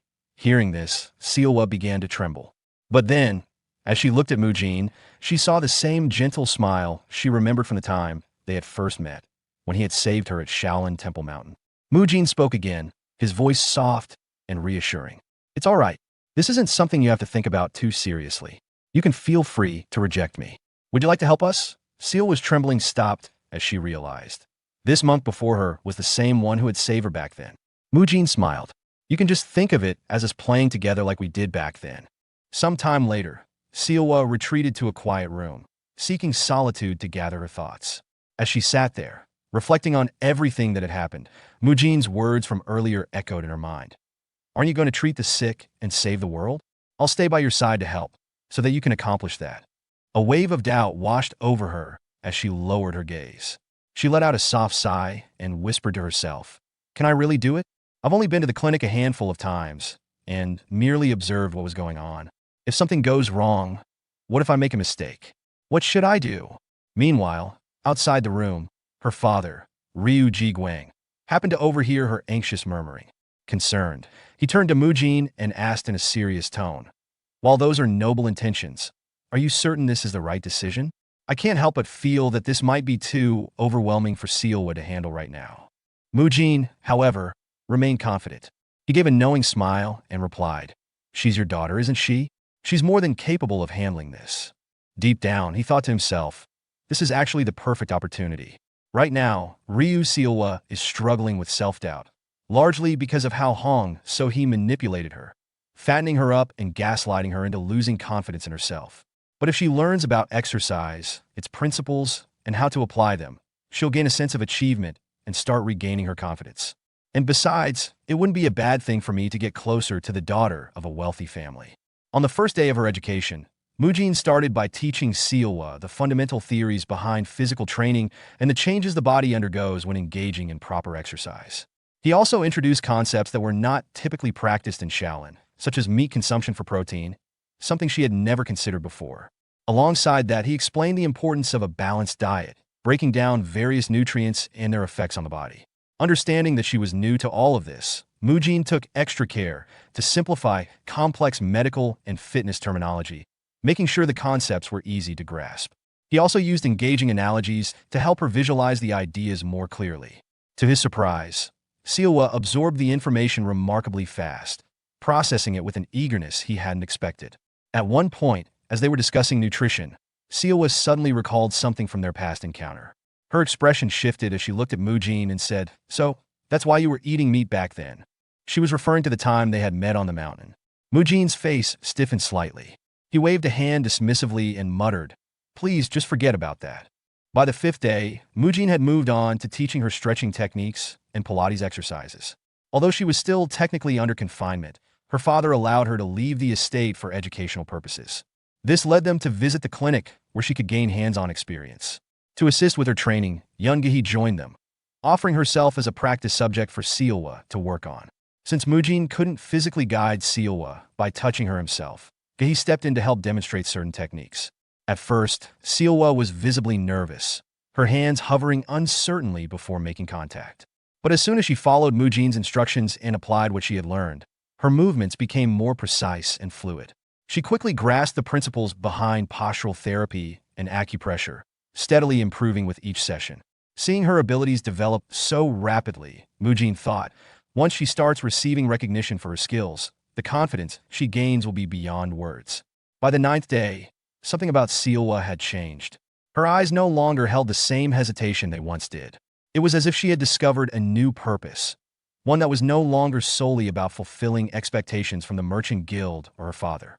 This time, it seemed like she was doing it for herself.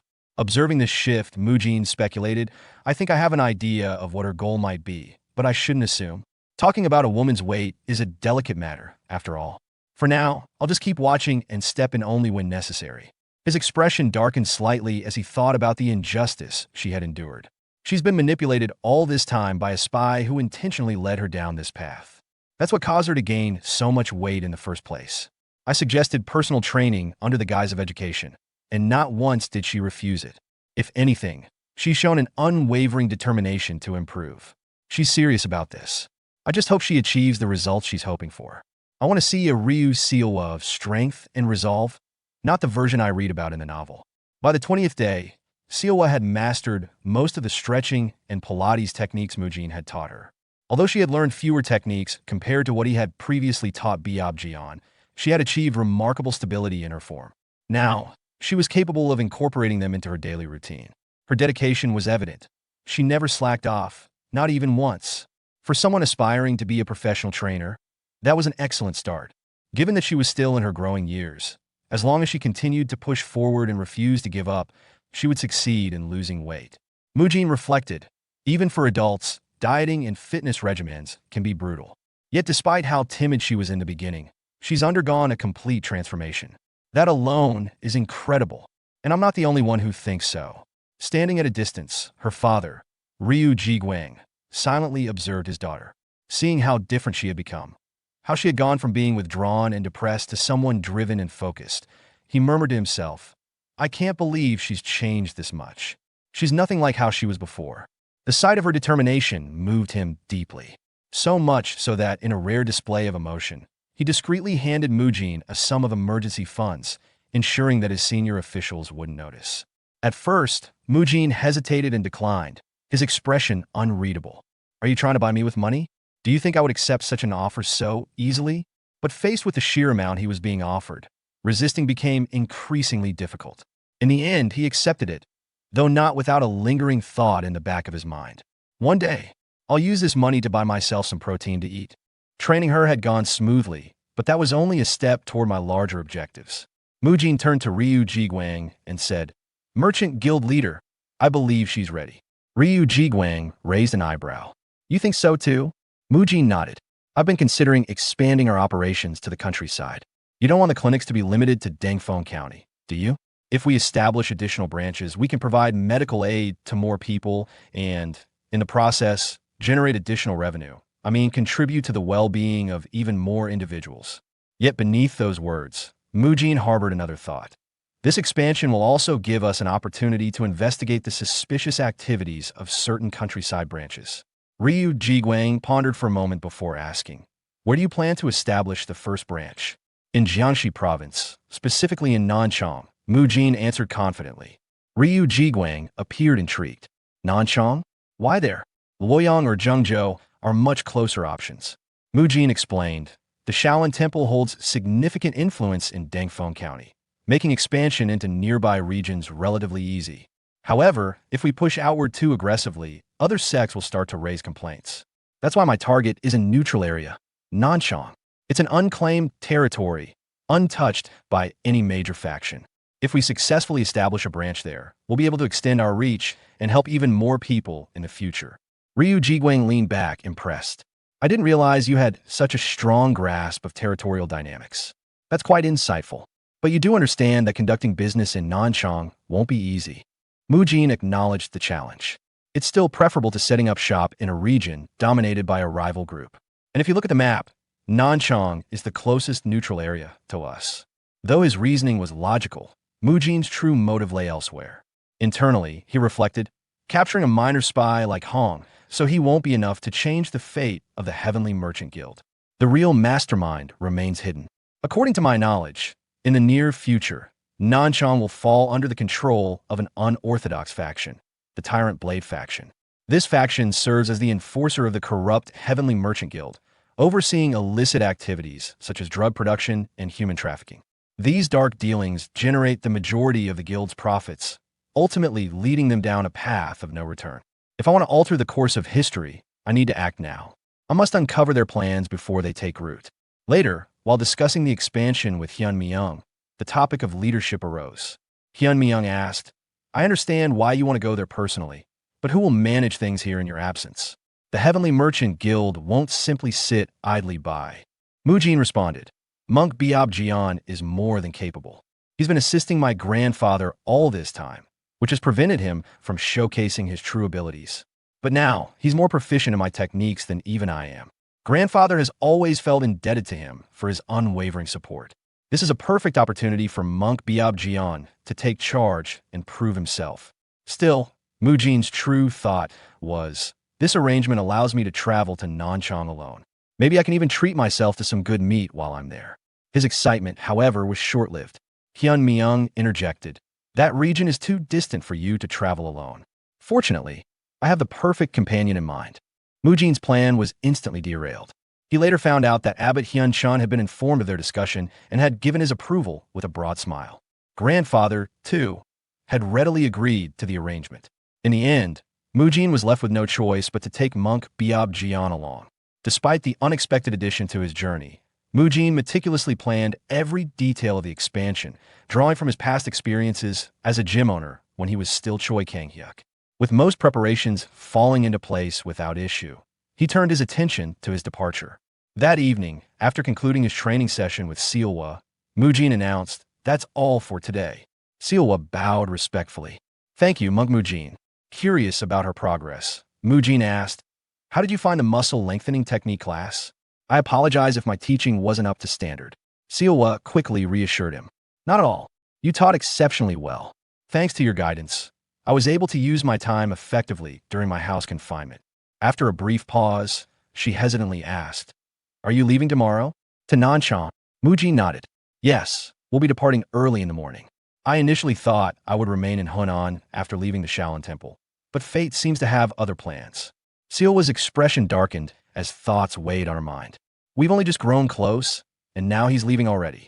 He saved me when I was a child, and now he's saved the Merchant Guild. I haven't even had the chance to properly thank him. People around me always seem to leave. It's hard to form bonds when they all eventually disappear. Noticing the shift in her demeanor, Mujin gently called her name, pulling her from her thoughts. Flashing a reassuring smile, he said, I'm only going on a business trip. I'll return once my work there is complete. In the meantime, you'd better keep training diligently. When I come back, I'll be testing your progress, so be prepared. I won't be going easy on you. Understood. Sealwa gave a firm nod, sealing her promise to continue training. With that, Mujin had provided her with the final push of motivation she needed. Now that everything was set, the journey to Nanchang was about to begin. Early the next morning, as they set off on their travels, Mujin turned to the coachman and asked, "How long will it take to reach Nanchang?" The coachman replied, "If all goes smoothly, we should arrive in approximately 4 days." Mujin nodded. "Understood. We'll be counting on you." The coachman assured him, "Rest easy. I'll get you there safely." As the journey commenced, Mujin's mind remained preoccupied. Now that Hong So-hee has been eliminated, the enemy organization will undoubtedly take action. If possible, I want to confront the Tyrant Blade faction directly and cross paths with that individual. Ryu Sealho, the second son of Ryu Jiguang. According to Gay Kyung's novel, Unorthodox Tyrant Chronicles, he will play a pivotal role. Meanwhile, in a distant office, Ryu Sealho was meticulously reviewing a stack of documents when a servant entered and respectfully informed him, "Branch leader, guests from the Merchant Guild Leaders faction are en route to see you." Ryu Sealho's gaze sharpened. "From main guild? What kind of guests?" The servant replied, "They are from the Shaolin Temple." Upon hearing those words, Ryu Sealho immediately turned his head, his crimson eyes narrowing as he focused intently on the messenger. The scene shifted back to Mujin, who was seated inside a carriage as it made its way toward its destination. The rhythmic clatter of horse hooves filled the air, and the gentle swaying of the carriage signaled that they were nearing their stop. The coachman, holding the reins firmly, turned his head slightly and addressed Mujin in a respectful tone. "Blessed monk, will be arriving shortly." Mujin's gaze shifted towards the horizon, his eyes narrowing as he spotted a city emerging in the distance. His voice carried a note of curiosity as he asked, "That place we see ahead, is that Nanchang?" The coachman gave a small nod and responded, "Yes, please prepare to disembark." Mujin took another look at the approaching cityscape, its bustling energy already palpable from afar. He leaned slightly to the side, glancing nervously into the dimly lit interior of the carriage. As his fingers absent-mindedly tapped against the wooden seat, a thought crossed his mind. "That's my second place of business, Nanchang. It would have been better if I had taken this trip alone." Pushing those thoughts aside, Mujin straightened up and spoke, "We've arrived. Please wake up." Just as the words left his lips, a sudden, sharp impact landed on his head. The dull thud echoed inside the carriage, and pain shot through his skull. Startled, he clutched his head and looked up to see the culprit, a wooden stick held in the firm grip of an old man. "You little brat," a gruff voice snapped at him. "Did you not hear what the coachman just said? He clearly told us, we'll be arriving shortly, didn't he?" The one wielding the stick was none other than Haiguan, the head of the Demon Slayer's order. Unlike Mujin, who sat upright, Haiguan was sprawled across the floor of the carriage, lazily resting as if the cramped space were a bed meant for him alone. His voice carried an unmistakable irritation as he continued, "I told you to wake me up only when we have actually arrived. Do you not understand words, or are you just deaf?" Mujin, still rubbing the sore spot where the stick had landed, shouted back in frustration, "No one would understand what you mean if you say it like that." Haiguan yawned, stretching his arms before rolling over dismissively. "In any case, I'm going back to sleep," he muttered. Mujin clenched his jaw, his teeth grinding together as he tried to contain his irritation. Why did it have to be this old man? He thought, barely restraining himself from kicking Haiguan out of the carriage. The scene shifted to a discussion that had taken place 2 days prior, within the halls of the Heavenly Merchant Guild. Mujin stood before Hyun Myung, his brows furrowed in disbelief. "What? You want me to travel with Monk Haiguan?" he asked, his tone betraying his reluctance. Hyun Myung nodded and explained, "Yes. You might not be aware, but in the vicinity of Nanchang, there have been rumors, whispers about underworld gangs and unorthodox martial groups making occasional appearances. While these are merely rumors, I'm not comfortable sending you there alone. That's why I'm considering asking Haiguan to accompany you. He has extensive knowledge about unorthodox groups, and it's always safer to take extra precautions. Nothing bad will come from being careful." Back in the present, Mujin exhaled a heavy sigh as he leaned slightly against the carriage wall. His fingers drummed against the wood as he mulled over the situation. "This is actually good. My main goal on this trip is to deal with the Tyrant Blade faction, a group that does the dirty work of the corrupted Heavenly Merchant Guild. That means there will be fighting. Having someone as strong as Haiguan around definitely puts me at ease. But then a troubling thought crept in. Can I really depend on him? Meanwhile, just as the carriage rolled forward, Haiguan's ears twitched slightly. Though his eyes remained closed, his other senses remained sharp. He picked up on a subtle but distinct sound coming from a distance. The corners of his lips curled into an eager grin as an amused thought crossed his mind. Just as I thought, something fun's about to happen. His fingers instinctively tightened around the wooden stick in his grasp. To think those little rats have come out to meet us already. This trip won't be a boring one after all. At that moment, hidden within the thick canopy of trees overlooking the road, two figures clad in dark robes observed the carriage. Their blood-red eyes gleamed ominously from the shadows, locked onto their target. The scene shifted once again, this time to the interior of the Heavenly Merchant Guild's Nanchang branch. Within a private chamber, Ryu Sealho, the second son of Ryu Jiguang and the branch leader of the guild, sat in quiet contemplation. Turning to a subordinate standing before him, he asked in a calm but firm tone, "So, have you confirmed it?" A man dressed in black, the same one who had been watching Mujin's carriage earlier, took a seat across from him. With a nod, he replied, "Yes, we've confirmed that they've arrived by horse-drawn carriage." Ryu Sealho narrowed his eyes. "The Shaolin disciples have come here?" Before he could inquire further, a sharp knock echoed through the room. "Branch leader, the guests of the merchant guild leader are here." Ryu Sealho barely spared a glance at his hidden subordinate before giving him a curt signal. "Hide," he ordered, then turned his attention back to the servant. "Let them in." The doors swung open, and Mujin entered the chamber. As he stepped inside, his gaze subtly swept across the room, his sharp instincts tingling. There's a presence here, something faint. Am I overthinking things? Pushing the thought aside, he turned to face Ryu Sealho and greeted him with a polite nod. "Nice to meet you. I am Mujin, a third-class disciple of Shaolin."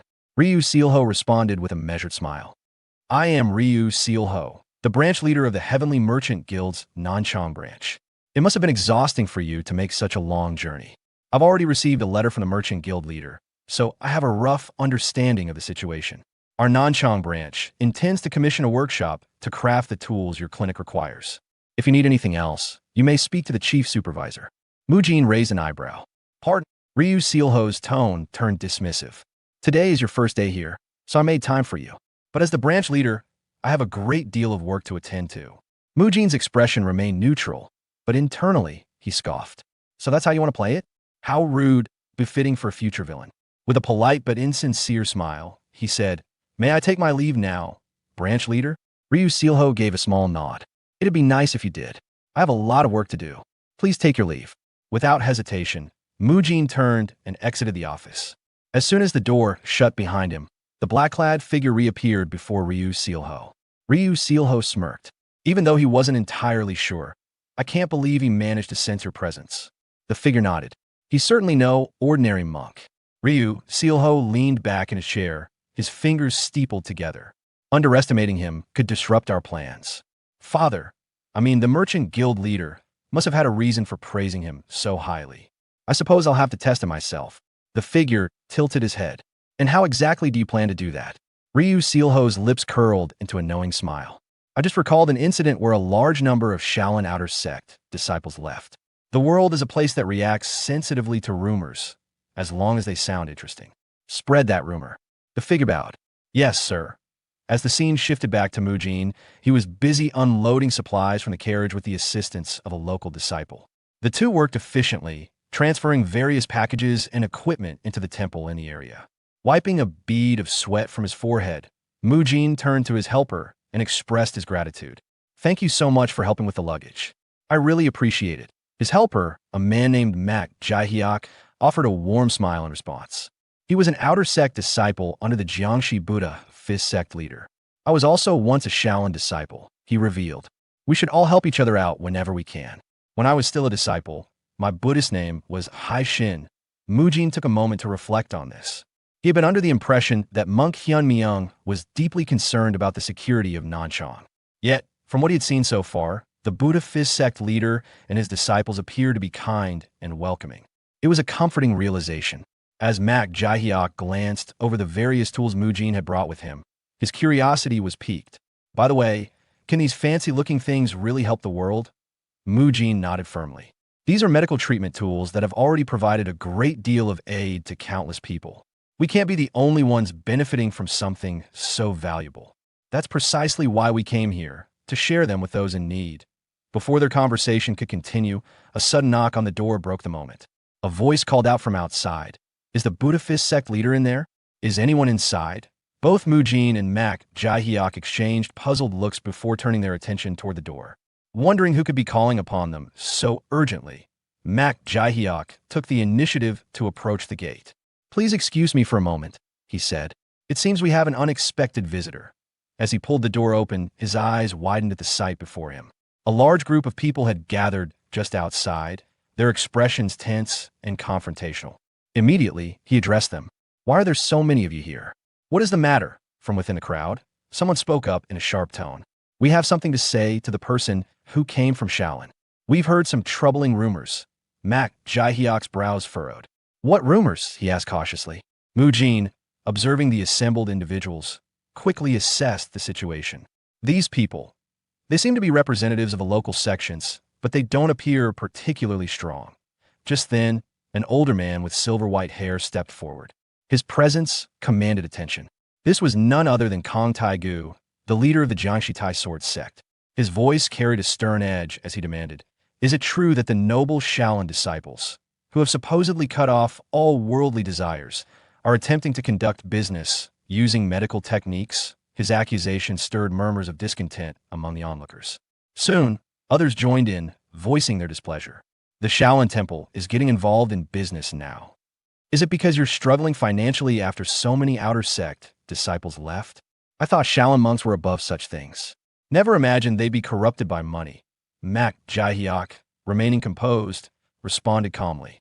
As you can see, this place is intended to serve as a clinic. It exists solely to provide medical treatment for those who are suffering, but the dissenters were unmoved.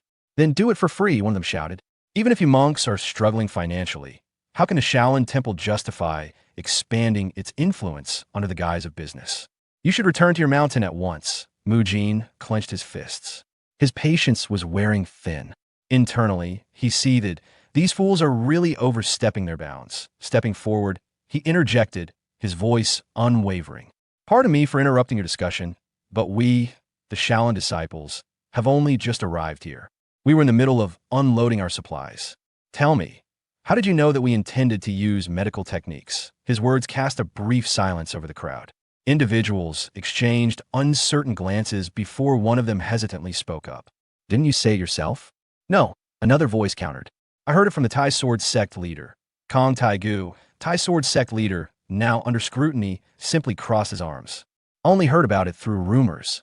Mujin's eyes narrowed. So that's how it is, he thought. The only person capable of rallying all these minor sects in one place, it has to be Ryu Sealho. That cunning fox. He's trying to manipulate public opinion against me. Aloud, Mujin declared, I think I understand why you've gathered here. Let me make something clear. I traveled a great distance, fully prepared to dedicate myself to helping others. My goal is to aid the people of this city. So to hear ridiculous accusations like Shaolin has become obsessed with money is something we fully anticipated. Kong Taigu remained unmoved. Even so, Mujin pressed on. Even so, are you truly saying you don't want the people of Nanchang to have access to better healthcare? Kong Taigu scoffed. That claim is far-fetched. Mujin smirked. Far-fetched? Let's be honest here.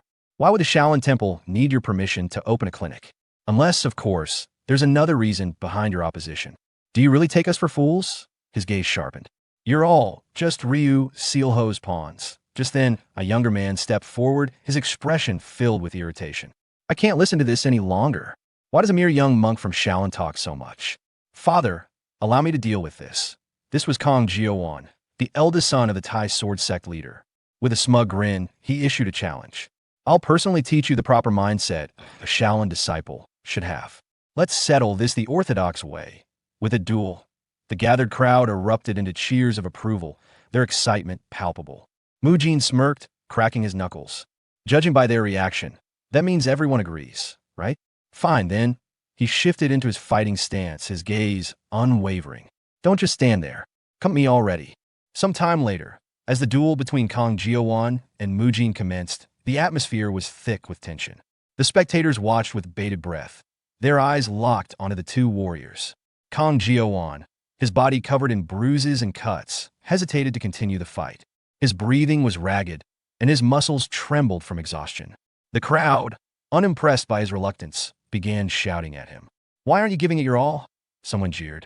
Gritting his teeth, Kang Jiowon's thoughts raced. Is he really just a teenager? He wondered. I heard he was only a third-class disciple.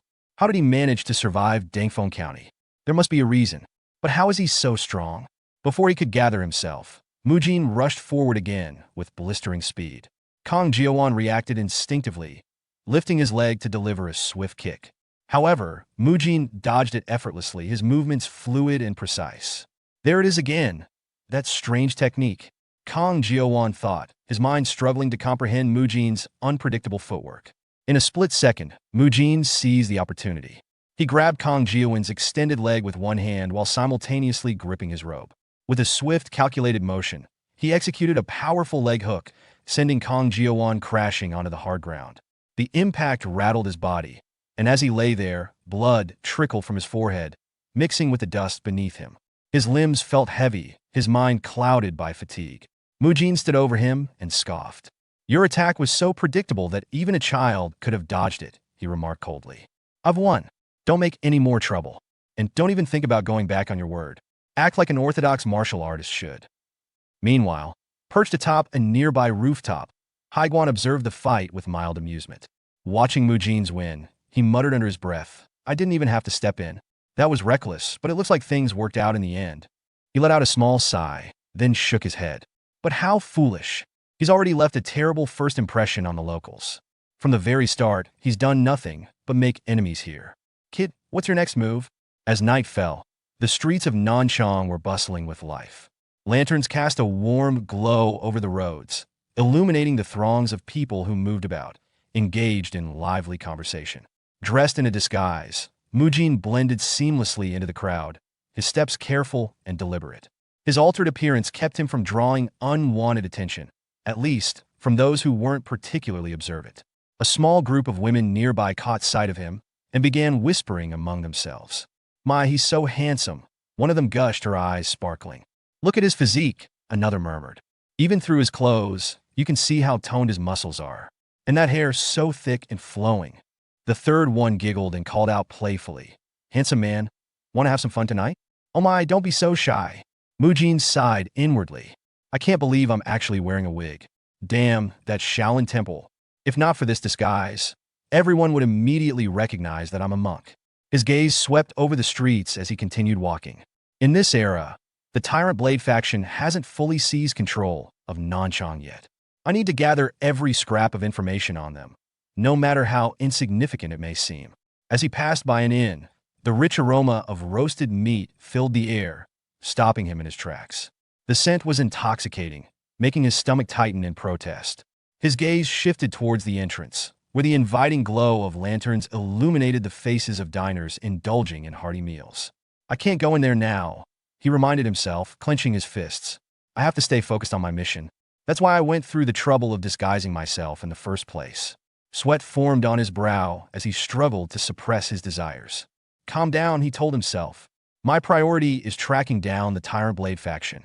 I need to find Ryu Sealho and the other villains and deliver a devastating blow to them. But his stomach twisted with hunger. For the past few months, the only protein I've had has come from mushrooms and tofu. Shaking his head vigorously, he scolded himself. No, Mujin, snap out of it. I need to focus on gathering information, not meat. At that precise moment, a deep, rumbling sound echoed through the street.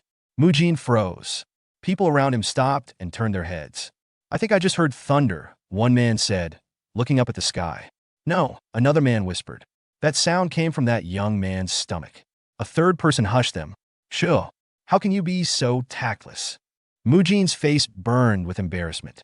Some time later, he finally gave in and entered the inn. As soon as he sat down, he ordered several meat dishes and wasted no time devouring them.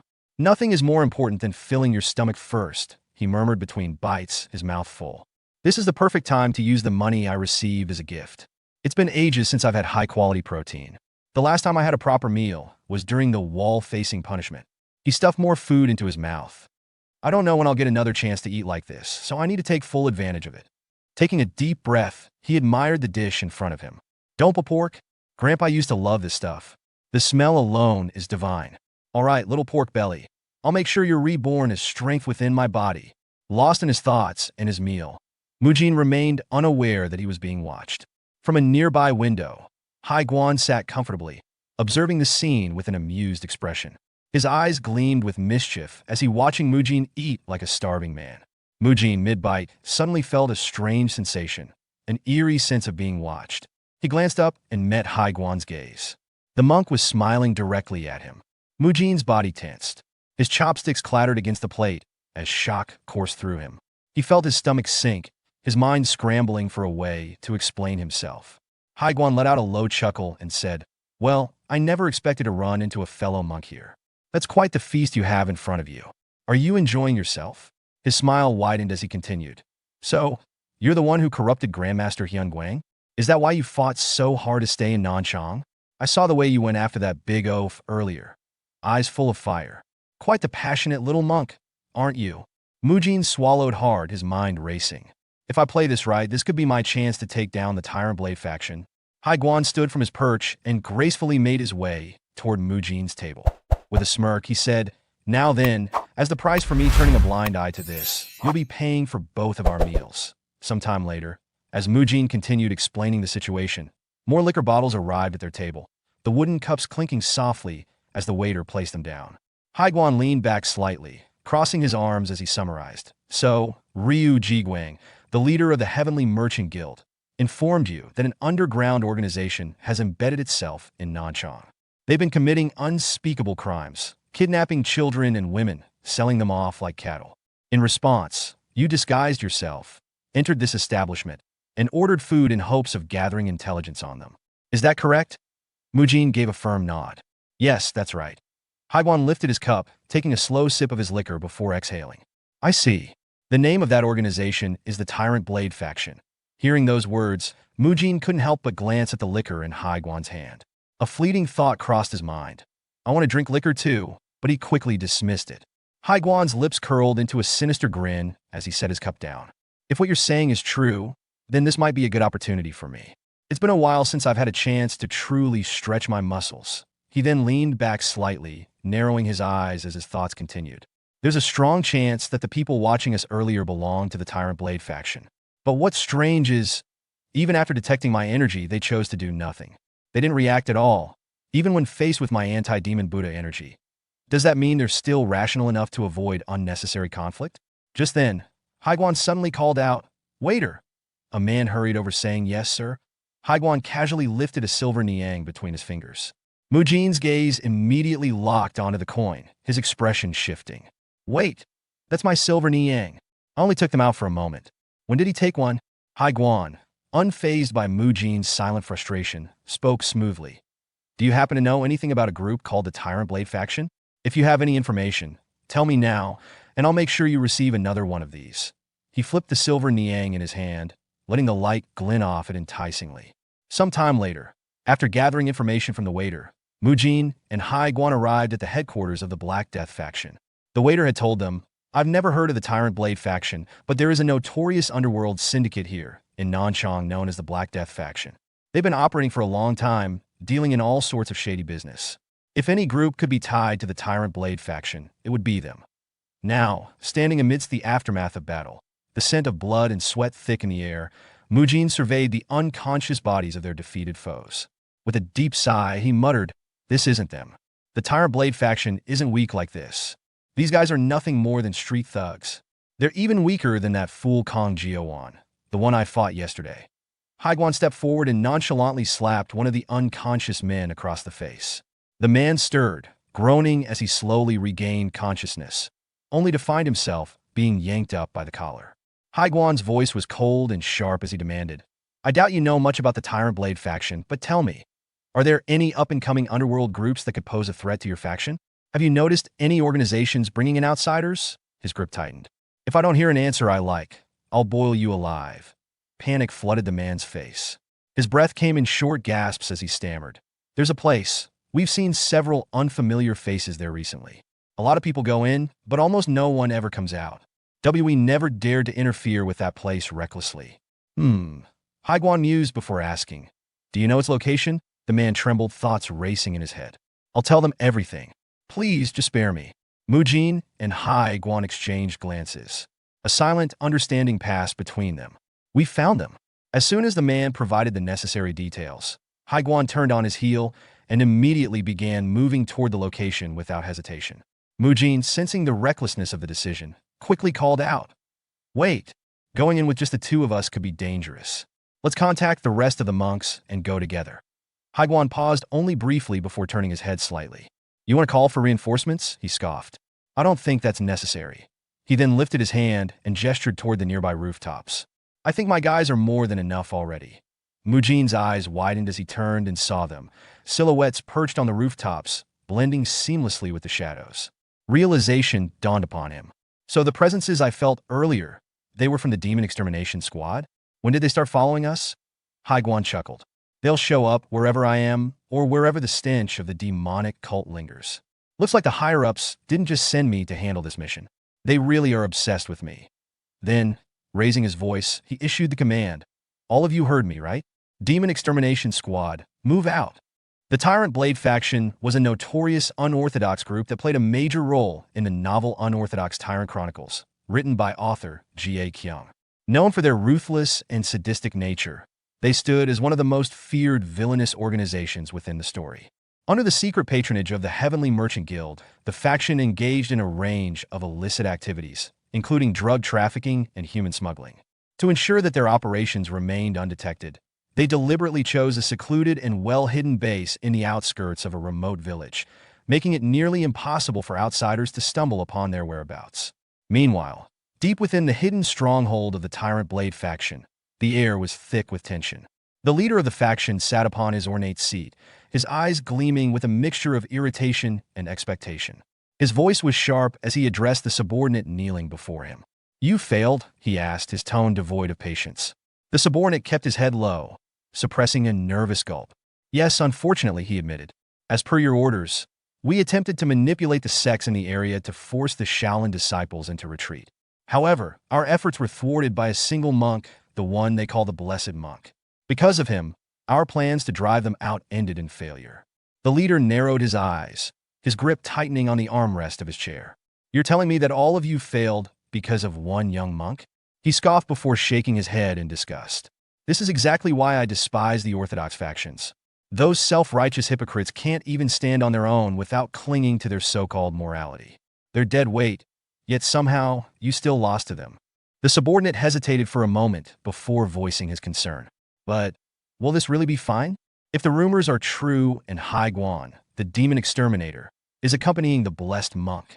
Before he could finish his sentence, a club came to an abrupt stop just inches from his forehead. The sheer force behind it caused the air to tremble. The subordinate froze in place, barely able to breathe. His trembling eyes darted upward to see his leader gripping the heavy weapon with an ironclad grip, his expression unreadable. So what? The leader sneered, tilting his head slightly. Do you think I'll lose? He let out a low chuckle before leaning forward, eyes gleaming with a dangerous glint. Well, I suppose Haiguan has slaughtered quite a number of people. But tell me, his smirk widened. Aren't you curious as well? The subordinate, still staring at the club hovering near his face, struggled to suppress his fear. The leader grinned, exuding confidence.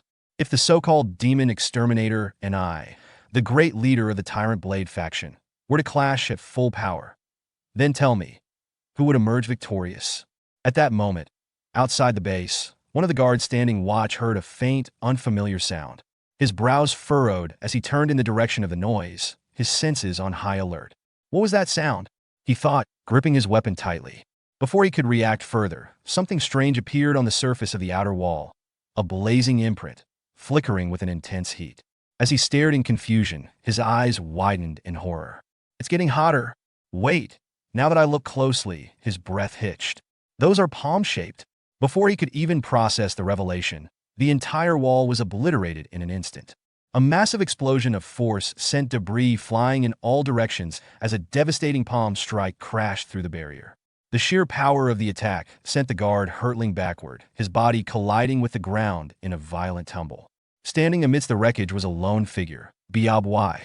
His outstretched hand still crackled with residual energy from the Rilai Divine Palm Strike, the very technique that had just torn through the fortification as if it were paper.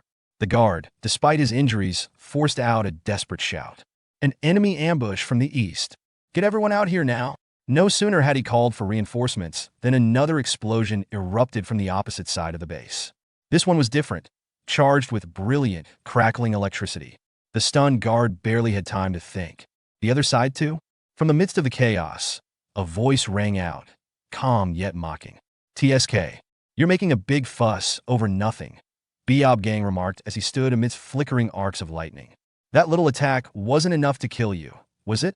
From within the fortress, alarmed voices began to rise. "They're all Baldies," someone shouted. "The intruders are from the Shaolin Temple. We're being ambushed from both the east and the west at the same time."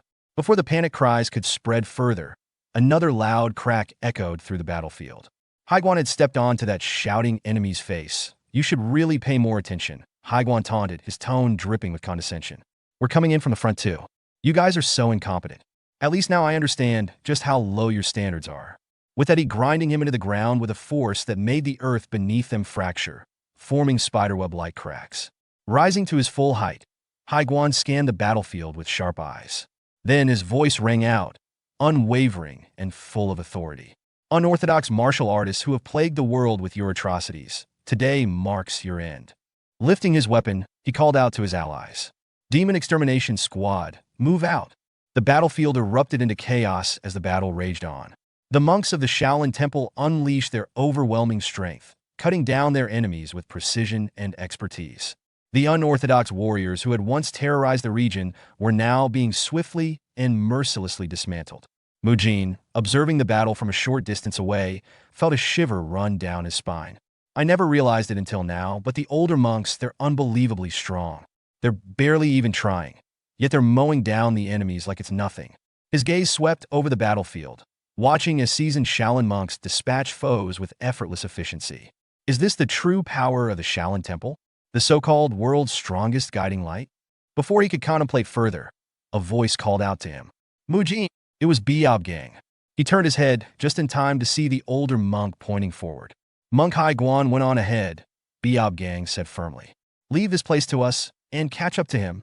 Mujin gritted his teeth and muttered, "All right," before breaking into a full sprint toward the interior of the stronghold. His heart pounded in his chest as an overwhelming pressure filled the air around him. He could feel it, the clashing of two immense energies ahead. "This is insane," he thought. "I can sense incredible forces colliding. Just what kind of battle is happening inside?" Without hesitation, he rushed toward the door and threw it open. His voice rang out urgently. "Monk Haiguan, are you all right?" There were more enemies than expected. However, the moment he laid eyes on the scene before him, his breath hitched in his throat. The battle inside the room was unlike anything he had ever witnessed. In the center, two figures clashed with terrifying force. Monk Haiguan and the leader of the Tyrant Blade faction. Their attacks sent shockwaves through the room, splintering wooden beams and cracking the stone floor beneath them. Mujin's thoughts raced as he took in the intensity of their fight. "What? This is insane. I've never seen such a brutal clash before. That man, he's strong enough to fight on equal footing with Monk Haiguan. That must be the Tyrant Blade faction's leader." As Mujin stood frozen, the battle continued with relentless ferocity. The faction leader suddenly propelled himself into the air, his massive club whistling through the air as he swung it downward in a devastating arc high. Guan barely evaded the attack, shifting his stance at the last possible moment before leaping skyward. Twisting midair, he retaliated with a precise strike from his wooden staff, aiming directly for the enemy's shoulder. But the Tyrant Blade faction leader was fast, unnaturally fast. He twisted out of the way, the staff barely grazing past him as he landed back on his feet. Seizing the moment, Haiguan issued a command in a powerful voice. "All members of the Demon Extermination Squad, begin the search within the compound. Free everyone in prison here. Search every corner thoroughly and gather any evidence that can be used against them." Even as he spoke, his battle against the Tyrant Blade faction leader continued without pause. Both fighters leaped into the air once more, their weapons clashing with thunderous force. The sheer impact sent ripples of energy through the air, and suddenly, crack, spiderweb fractures spread along Haiguan's staff. The force of their collision flung both warriors backward. Hai Guan landed in a crouch, his grip tightening around his now weakened staff. The Tyrant Blade faction leader, on the other hand, crashed violently against a set of wooden doors, splintering them upon impact. But instead of frustration, the man simply laughed. "This is so much fun," he bellowed, rising to his feet with an exhilarated grin. "You're just as strong as the rumors say, Monk Hai Guan." Mujin, still standing near the entrance, felt a cold sweat run down his back. He's enjoying this? His fingers trembled slightly. Should I step in and assist Monk Hai Guan now? Meanwhile, Hai Guan remained kneeling, his gaze locked on his broken staff. He exhaled sharply. He's this strong. The fractured weapon on the ground in front of him trembled slightly. Calling for reinforcements was the right decision. I assumed this faction was nothing but a band of weaklings. I was wrong. The Tyrant Blade faction leader dusted himself off and smirked. "It's such an honor to be recognized by someone as renowned as you." Hai Guan stood, his eyes narrowing. "That's not something you should be proud of. Every villain I've acknowledged has hoped that I'd soon join them in hell." The faction leader chuckled darkly. "Your weapon is already shattered. How much longer do you intend to keep up this act?" Slowly, Hai Guan raised his hand, raw energy surging into his arm. His expression was cold and unwavering. "The way I send them to hell is always the same," he said. "They think they've won once they make me drop my weapon. But don't forget this. While I may be at a slight disadvantage, I am still from the Shaolin Temple. Even without my staff," his eyes burned with quiet intensity, "I can still kill you easily."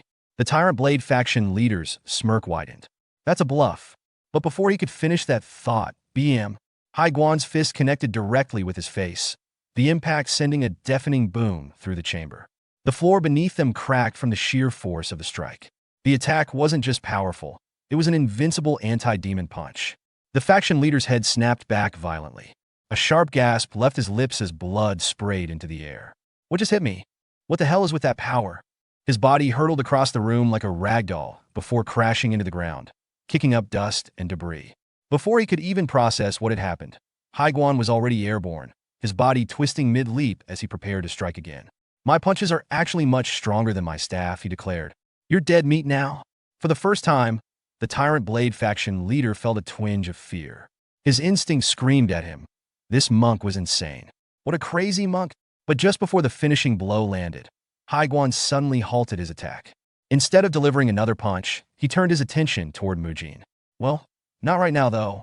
Time for a lesson, Mujin." Mujin blinked, completely confused. "A lesson?" Before he could ask anything else, Hai Guan grabbed him roughly by the collar. "I've already weakened him enough. I'll leave the rest to you. Do whatever it takes to defeat him." Mujin's eyes widened in shock. "What? Are you serious?" Without warning, Hai Guan threw Mujin forward, sending him hurtling toward the Tyrant Blade faction leader. The more danger there is, the more one's true strength awakens. Hai Guan shouted, "Let's go." Mujin flailed midair, his mind spiraling into chaos. "He's suddenly throwing me off a cliff?" With no time to think, he landed in front of the Tyrant Blade faction leader. And just like that, the battle had shifted. Mujin versus the Tyrant Blade faction leader begins now. The faction leader glared furiously and shouted, "You're passing the fight on to someone else in a situation like this? Are you implying that I'm not skilled enough to face the demon exterminator myself?" At that moment, Mujin, who had been pushed forward by Monk Hai Guan, clasped on the ground. Before Mujin could even fully rise, the faction leader stormed toward him in a rage. "That might have been a pointless provocation," the leader growled. "But your plan to enrage me, it worked." He raised his club high above his head, his muscles flexing with raw strength. "After I reduce this snot-nosed brat to pulp, I'll grind you into dust too, demon exterminator or not," he roared, bringing the club down with terrifying speed. But Mujin, keeping his composure, sprang to his feet just in time. From behind, Hai Guan smirked and called out, "You're mistaken about something. I'll be generous and spell it out for you. That monk you just tried to crush isn't just some snot-nosed brat." Before the club could reach him, Mujin swiftly dodged and grabbed the faction leader by the legs, flipping him over with a sudden burst of strength. With a heavy slam, he pinned the man to the ground. "He's a snot-nosed dog," Hai Guan added casually. Hearing that, Mujin thought bitterly, that actually feels worse than being called a brat. His technique hadn't been clean, it was rushed and lacked proper form, but it had gotten the job done. Still gripping the pinned leader, he muttered, "You won't be getting up now that I've dropped you flat." I'll make sure your legs won't work before you can even try. The faction leader's rage boiled over. With a sudden surge of energy, he activated his breathing technique and released a burst of force, blasting Mujin away. Rising to his feet, the leader sneered. You use some strange techniques. A monk with a mark on his forehead and unorthodox moves. I get it now. You're the one they call Blessed Monk Mujin? Looks like we've got quite the lineup today. Turning to his subordinates, most of whom lay sprawled across the battlefield, he barked out. All of you! While I deal with this monk, exhaust the demon exterminator as much as you can. His men scrambled to their feet and surrounded Haiguan. Watching the mob form around him, Haiguan scoffed. So I don't even get to watch in peace, huh? Fine by me. Meanwhile, the faction leader faced Mujin once more. I hear you're quite talented in healing techniques. Let's see if those same skills can keep you alive. He taunted as he lunged forward. Not that you'll get the chance to use them before I kill you. Time passed as the battlefield filled with chaos. Haiguan was effortlessly mowing down the tyrant-laid faction soldiers, using only his fists, while still managing to keep an eye on Mujin's battle. That's it. You're doing great, he called out, noticing Mujin raising his left leg to absorb an incoming blow. Blocking the club with his leg, Mujin gritted his teeth and snapped back. I don't need you telling me what to do. The faction leader, staggered by Mujin's counter, charged again in disbelief. You little piece of... Before he could finish, Mujin twisted around him with speed and precision, grabbing his arm and locking it with an elbow twist. The faction leader was slammed to the ground again, grinding his teeth in frustration.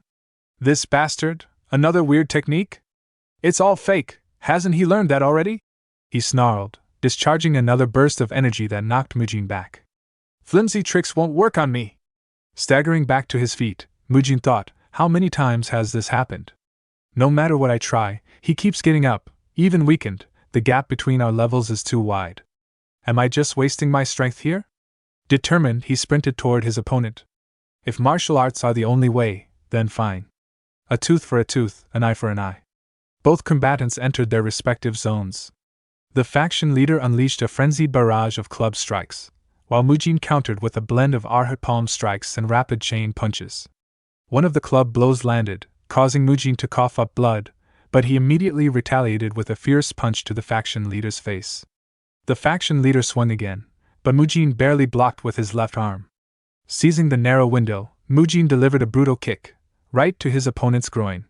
The man howled in pain and lunged at Mujin, but Mujin broke free, launched into the air, and delivered a devastating kick to the faction leader's head. Blood sprayed from his mouth as Mujin growled. You sure yap a lot. So eat this. But the faction leader recovered almost instantly, and retaliated with a solid punch that sent Mujin flying backward. He slammed into the ground several meters away. Charging forward, the faction leader roared. Enough games. I'll kill you now. He leapt high into the air, shrouded in violent inner energy. Mujin, groaning, tried to stand. He still has that much strength. No, this must be his final attack. I need to put everything I have into this, he thought. Every last bit of inner energy. He focused, channeling everything into his invincible punch, then layered it with the chain punch's first technique. Focus. I can do this. Their attacks collided, club versus fist. A thunderous crack echoed across the battlefield. Mujin's fist shattered the club completely, leaving the faction leader stunned. Staggering back, the leader muttered, You should have destroyed me along with the weapon. But before he could react, Haiguan's voice boomed from behind him. You did great, Mujin. With the leader momentarily frozen, Haiguan closed the distance and unleashed his own technique, Invincible Anti-Demon Punch, from behind, striking the faction leader simultaneously as Mujin attacked from the front. The combined force shattered what was left of the leader's defenses. His broken club fell to the ground. He collapsed beside it. Still catching his breath, Mujin turned to Haiguan in disbelief. You already took care of all his men? Haiguan chuckled. They were all weaklings. Mujin smiled faintly, tightening his fists. Even if it all happened so suddenly, we pulled it off, Monk Haiguan. Haiguan nodded. Indeed. Great work. After the battle, Haiguan casually requested a silver niang as payment for his hard work. Mujin suspected it was just another excuse to buy liquor. What a bully, he thought. When the tyrant faction leader lost his inner energy, the remaining soldiers all bit their tongues and committed suicide. It wasn't merely despair, it seemed to follow some kind of unspoken rule. They found the hostages soon after. Now that they're safe, go report this to the others, monks who find them said. We also managed to rescue the trafficked victims. The demon extermination squad took custody of the rescued. Thankfully, the ledgers contained identification details, so returning them to their homes wouldn't be difficult.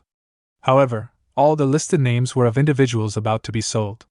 There was nothing revealing the identity of whoever was behind the trafficking ring. Not even a single clue about Ryu Sealho. As Mujin flipped through the reports, a piece of paper slipped out. He picked it up, curious. What's this? He thought, but the words on it made his eyes widen in shock. 2 children. 1 woman. Addressed to Jagal Hyan. To be delivered through the back door of the Jagal clan. The Jagal clan? Mujin thought. That's one of the shadow syndicates from Unorthodox Tyrant Chronicles. I thought they only existed in that story, but they're here too. Still working in the shadows.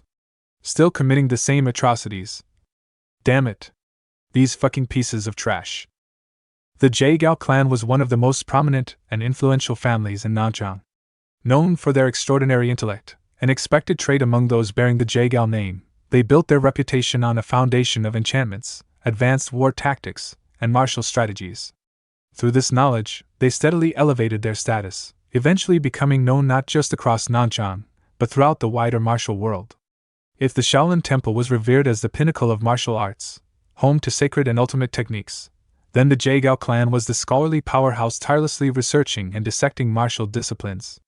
Yet, despite their intellectual superiority and formidable skills, they consistently lagged behind in global standing. The 1,000-year-old legacy of the Shaolin Temple loomed large, always eclipsing the Jagal clan. To the Jagals, Shaolin wasn't just a dominant orthodox sect, it was a rival. A thorn. A mountain they couldn't surpass. In the Unorthodox Tyrant Chronicles, the Jagal clan only made a brief appearance. Their schemes, along with those of the other shadow syndicates, were foiled by the protagonist in short order, and they vanished from the narrative. I assumed their story ended there. But now in the Shaolin Chronicles, they've returned in Volume 3, this time involved in human trafficking? Disgusting. Just trash. The scene shifted to an opulent chamber where Jagal Hyan, one of the clan's respected elders, waited impatiently. His eyes narrowed in irritation. I was summoned here with urgency, and yet I'm the one kept waiting? He asked coldly. A servant quickly bowed and apologized. Forgive us, elder. The treatment for the sect leader's son took longer than anticipated. The sect leader's son? Jagal Hyan's gaze sharpened. I heard he fought the blessed monk. Kang Jiuan, wasn't it?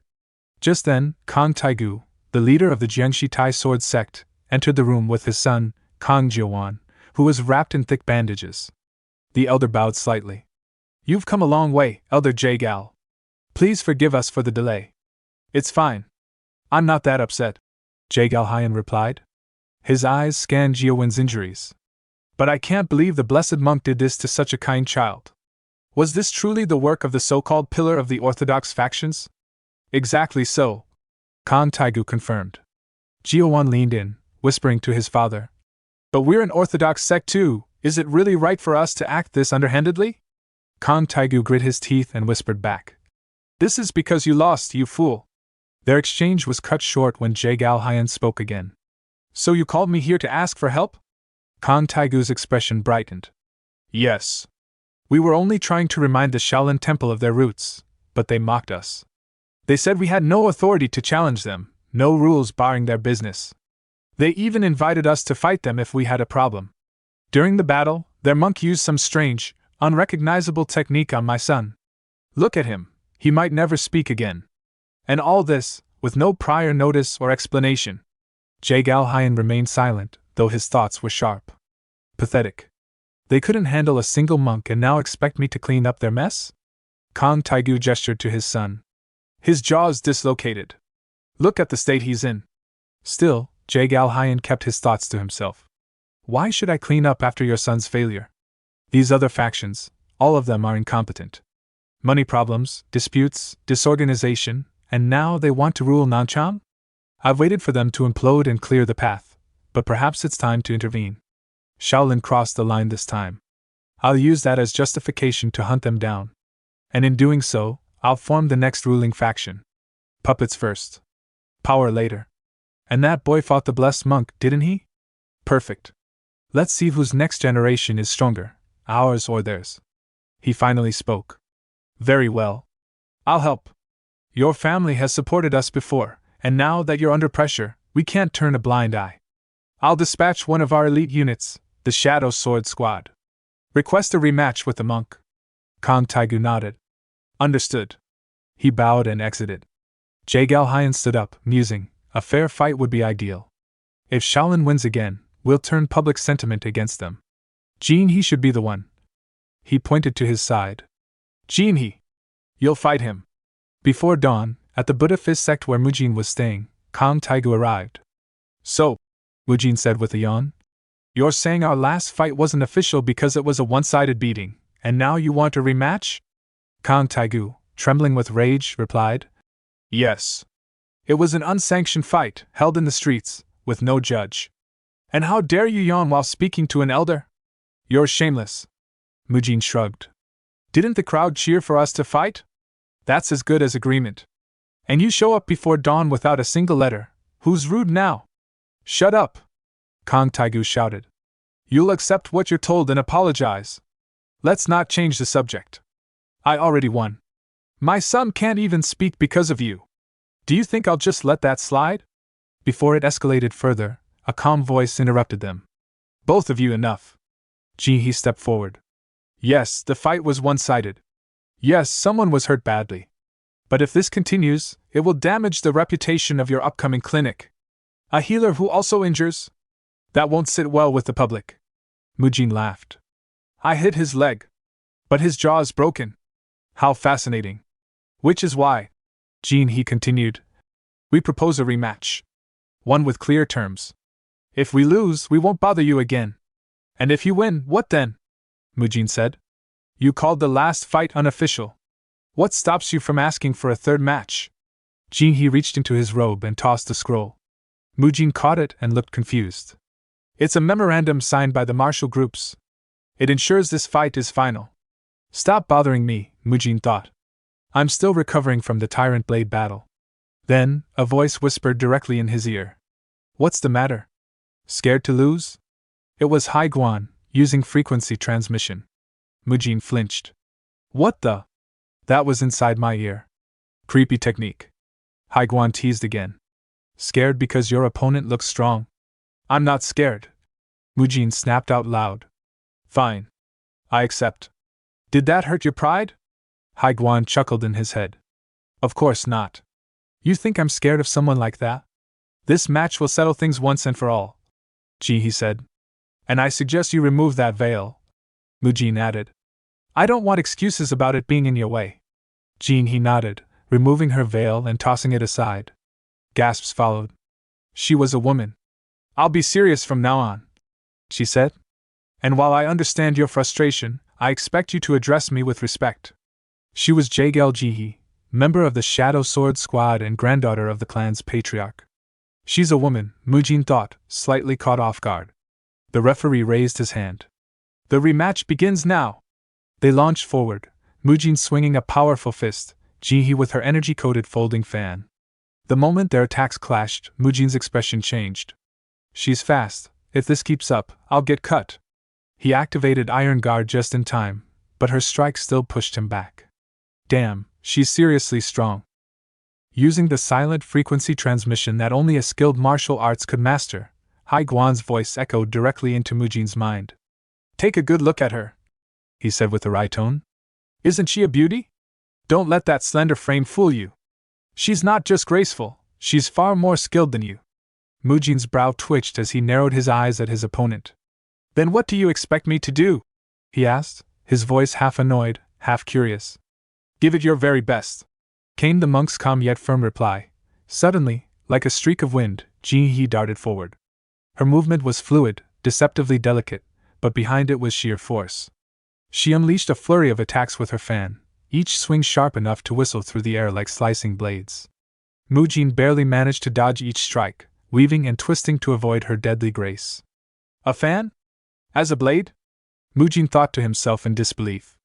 I've never seen anyone wield a fan like that before. As the battle escalated, Hai Guan's voice slipped into his thoughts once again. I'll give you a strategy to defeat her, he advised.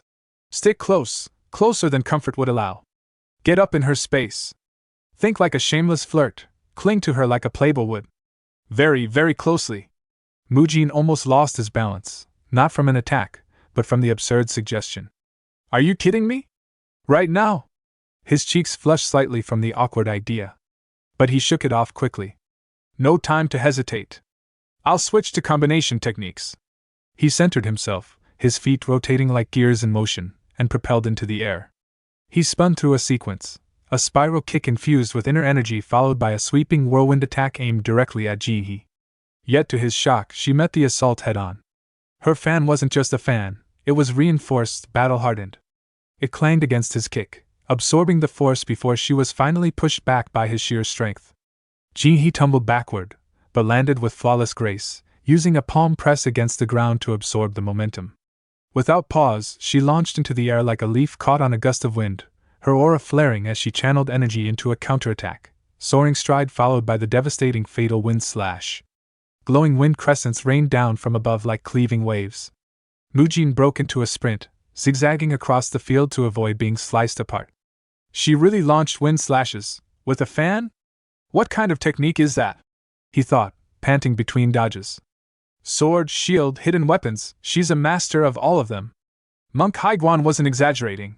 She's truly on another level. Still, he found a sliver of hope. I may not match her in technique, but my brute strength is on a different scale. I've already forced her back once.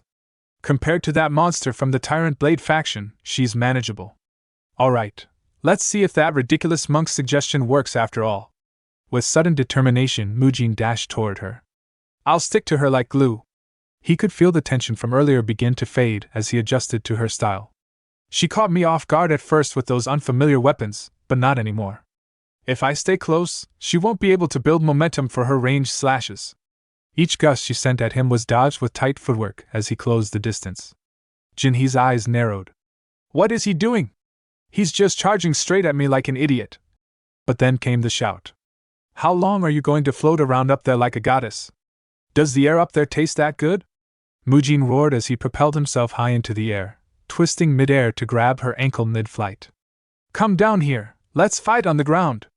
With a grunt, he hurled her downward. The impact shook the battlefield as her body crashed against the earth with a loud thud. Jinhee gasped in pain, rolling instinctively, but Mujin was already upon her. His fist came crashing down, but struck only dirt as she barely managed to evade. She pushed back, sliding across the ground, but Mujin didn't give her a moment to breathe. He stepped in again, his face stretched into a grin. Where do you think you're going? I'm not letting you escape now. He launched a barrage of fists, each blow coming harder than the last. Jinhee blocked as best she could, parrying with her fan. Her thoughts raced. Why is he sticking so close? In close combat earlier, I was in control. Has he figured out my movement patterns? Or does he have something else in mind? This pressure, this energy, I've never had someone press me like this before. Who is this monk? Just as her mind hesitated, Mujin saw his opening. His hand shot forward, grabbing her fan and twisting it from her grip. Then, without warning, his other hand wrapped around the back of her head. Her eyes widened in confusion, and then suddenly she blushed. What is it? What are you trying to? Crack. He slammed his forehead against hers with brutal force. The headbutt was swift and precise. Jinhee's eyes rolled back as she slumped to the ground, unconscious. Mujin exhaled and turned toward the stunned group of martial leaders, including Kang Taegu. His voice rang loud and confident. You all saw it. That makes 2 wins in a row. Don't even think about causing more trouble now.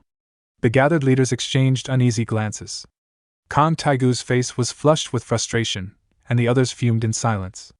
From a distance, Jaegal Hyan clenched his fists, unable to contain his rage. This can't be. The Jaegal clan lost again? To Shaolin? How? Every single time we lose to them.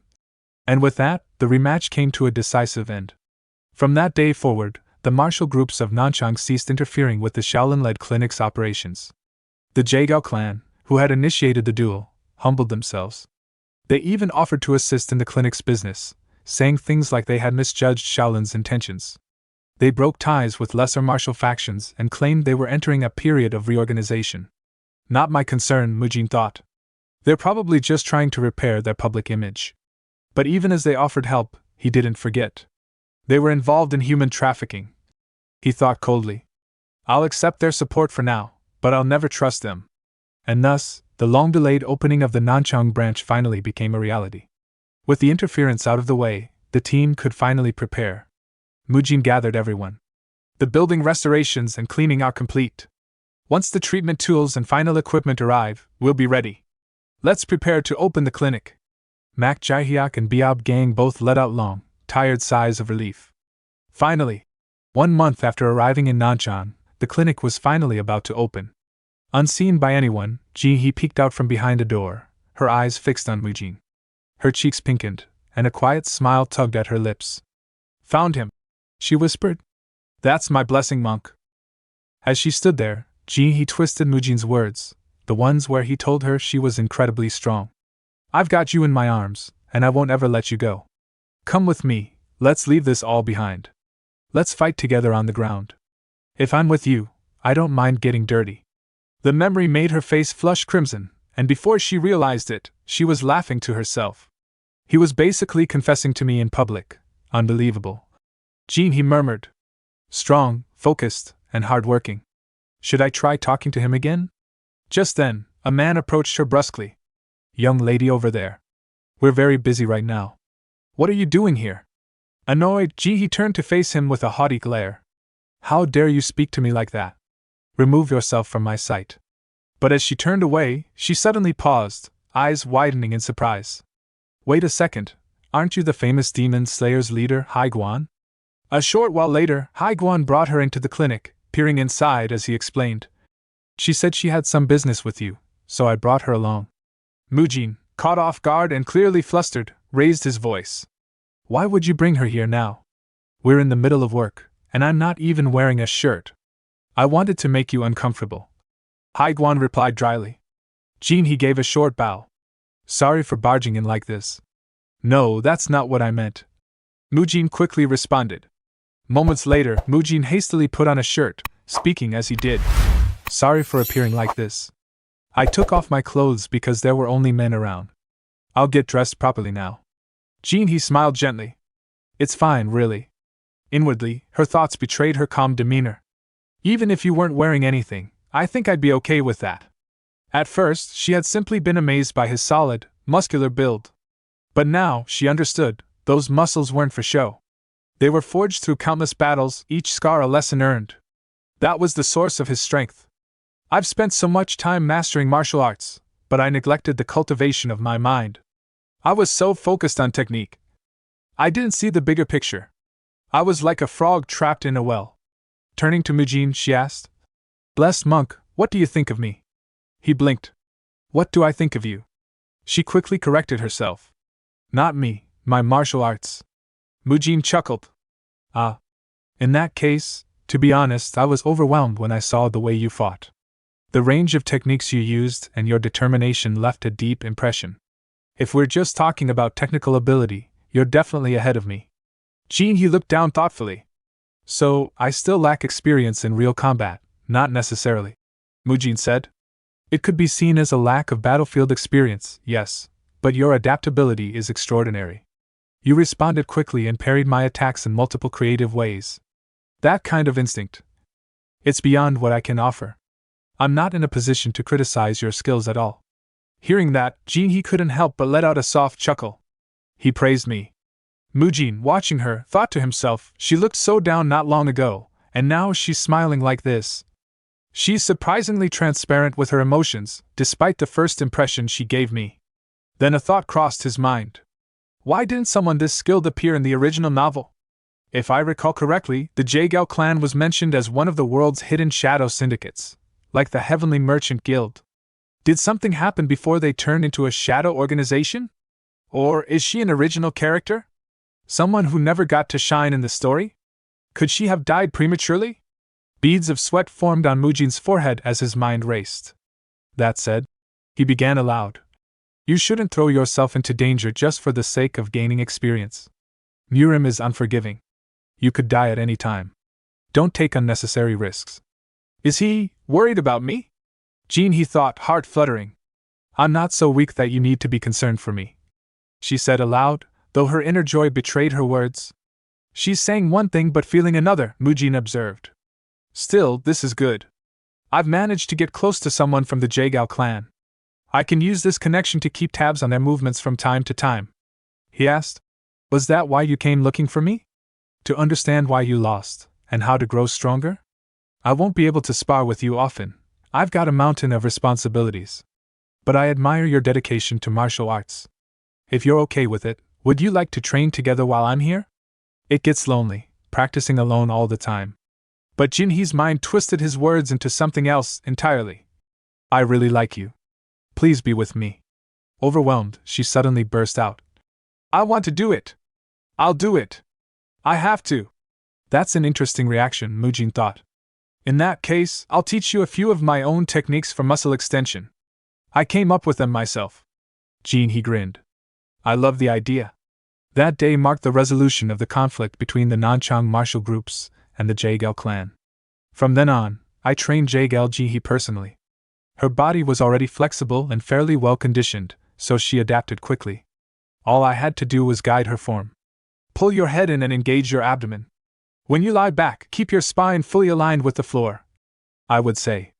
But at times, she'd get distracted, lost in thought. I could only hope she would find whatever answer she was looking for. At the second body treatment clinic, everyone continued working diligently.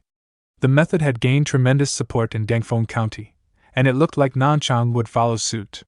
Both the poor and the wealthy seemed to benefit.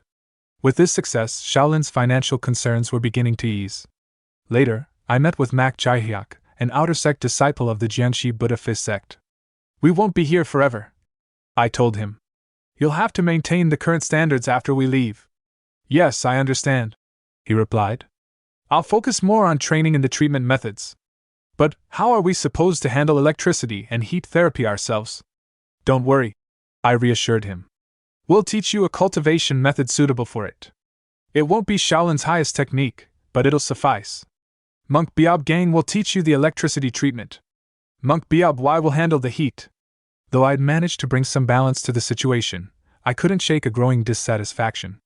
Am I really okay living like this? I still hadn't gathered any useful intel on Ryu Sealho, the whole reason I came here. I had my doubts about him, strong ones, but no proof. I never imagined he'd be this meticulous. I can't stay here much longer, but I'm at a loss for what to do next. But I wasn't the only one struggling. Back at the Nanchang branch of the Heavenly Merchant Guild, Ryu Sealho flew into a rage, smashing everything on his desk. Those bastards! They couldn't even get rid of some wandering monks. They've completely ruined our plans. Is there no one competent around here? A subordinate behind him spoke calmly. The other martial groups attempted to intervene, but failed. The Tyrant Blade faction has been destroyed. The Jaegao clan offered no help either. It's as though Shaolin caught wind of our actions. We need to investigate. Find out where the intel leak is. Enraged, Ryu Sealho hurled an object straight at the speaker. It hit squarely in the head, but the man didn't even flinch. What are you implying? Ryu Sealho barked. That Shaolin knew everything from the start? That they came here specifically to block us? If this keeps up, I'll never match the achievements of Ryu Xiaoriang, and the guild will slip from my grasp. Is there really no way to expel those damned monks? Without a word, the man pulled a letter from his pocket and handed it over. A message just arrived from the main guild. And why should I care about that right now? Ryu snapped. This is the solution, the man said. Even when falling from a cliff, there's always a way to survive. Ryu Sealho opened the letter and scanned its contents quickly. His eyes gleamed. So, the other branches here in Nanchang, they have connections to that place as well? Indeed, the subordinate replied. Perfect, Ryu said, grinning darkly. Gather them all. People say aging weakens the heart. Looks like our guild leader is no longer fit for his role. He's ancient already, and yet, he wants to throw a 70th birthday celebration? A sinister laugh echoed through the office. The scene shifted to Ryu Jiguang, seated in his study, quill in hand, carefully penning a letter with composed elegance. His writing read, From Ryu Jiguang, leader of the Heavenly Merchant Guild. Thank you for the unwavering support you've shown our guild thus far. I sincerely hope that our ties will continue to grow even stronger in the future. The reason for this letter is to inform you of an upcoming occasion. My mother, Yoongae, will soon be celebrating her birthday, and we are preparing a formal banquet in her honor. This invitation is extended only to those we hold in the highest trust. We hope that this event may serve as an opportunity to deepen our bonds. All members of my family will be present, and we would be honored if you could join us as well. The banquet will be held on the following date. Meanwhile, Mujin read the letter with a calm but wary expression, his thoughts sharp and alert. The next chapter in this story is easy to predict. After gathering all their closest allies for this celebration, Ryu Sealho will strike, eliminating them in one fell swoop, then ascend to take control of the Heavenly Merchant Guild. I didn't expect him to attempt a coup through something so insidious. If the guild is allowed to fall into corruption, there won't be much I can do afterward. This disaster must be prevented. He folded the letter, a sigh escaping his lips. Fortunately, I've handled most of what needed to be done here in Nanchang. It's time to return to Dengfeng County. Just then, Ji-hee approached him, sweat still glistening on her brow. I've finished 2 full sets of push-ups, she reported. That means I rest for 15 minutes now, then do 3 more rounds, right? Muji nodded with approval. Correct. You remembered it well. And how's the muscle lengthening technique working for you? Jinhee's eyes gleamed with a quiet pride. It's helping me a lot. My body feels like it's truly growing stronger, and my mind doesn't wander like before. It's perfect for focusing both mentally and physically. Mujin smiled and gave her a thumbs up. That's one of the biggest advantages of that method. I'm certain it'll grow on you even more. Frankly, I've never seen someone make this much progress in just a month. You're incredible. Honestly, I don't think there's much more I can teach you now. You're leaving soon, right? Jinhee nodded. Yes. My elder says there's nothing left for us to do here in Nanchang. Mujin thought to himself. Well, I did dismantle all the foundations their clan had laid here, after all. Jinhee suddenly spoke again, a determined glint in her eyes. I have something I want to say. Mujin's expression stiffened slightly. Did she figure out it was me behind it all? But then Jinhee raised her voice with fierce energy. I'll become even stronger and come back. When I do, please duel with me again. Relieved and amused, Mujin grinned. I'll always welcome that. I'm glad you now see it as a goal and not just a target. I'll grow stronger too, and I'll be waiting. I look forward to our next match. The two clasped hands firmly. But as they did, Jinhee's thoughts veered in a direction even she didn't expect. He's holding my hand and saying all that. Isn't this basically a proposal? And so, the Jaegel clan departed from Jiangxi. Although it saddened Jinhee to part ways, the promise they made gave her new purpose. She looked cheerful and filled with hope. As their carriage pulled away, she turned back and shouted, I'll be back soon. Biab Gang, watching the scene, turned to Mujin. Well, we've wrapped up our work here. Shall we begin preparing for the next phase? Mujin, still waving to Jinhee, replied, Not yet. I have a few things to hand over first. Once I'm done, I'll head straight for the Heavenly Merchant Guild. Biab Gang nodded. Understood. You've done well these past 5 months.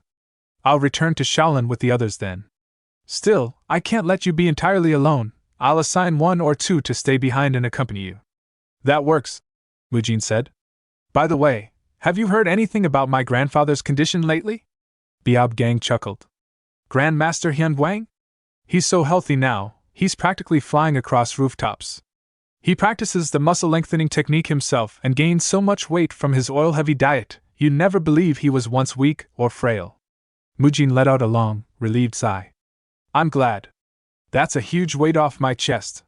But then, piecing it together in his head. Wait, if he's moving around that freely, then he's not just recovered, he's fully back in form. He was once called the strongest talent under heaven. If he attends this banquet, his presence alone could tip the scales. Can I ask you a favor? Mujin said. Biab Gang turned to him. Of course. What is it? Mujin handed him a sealed envelope.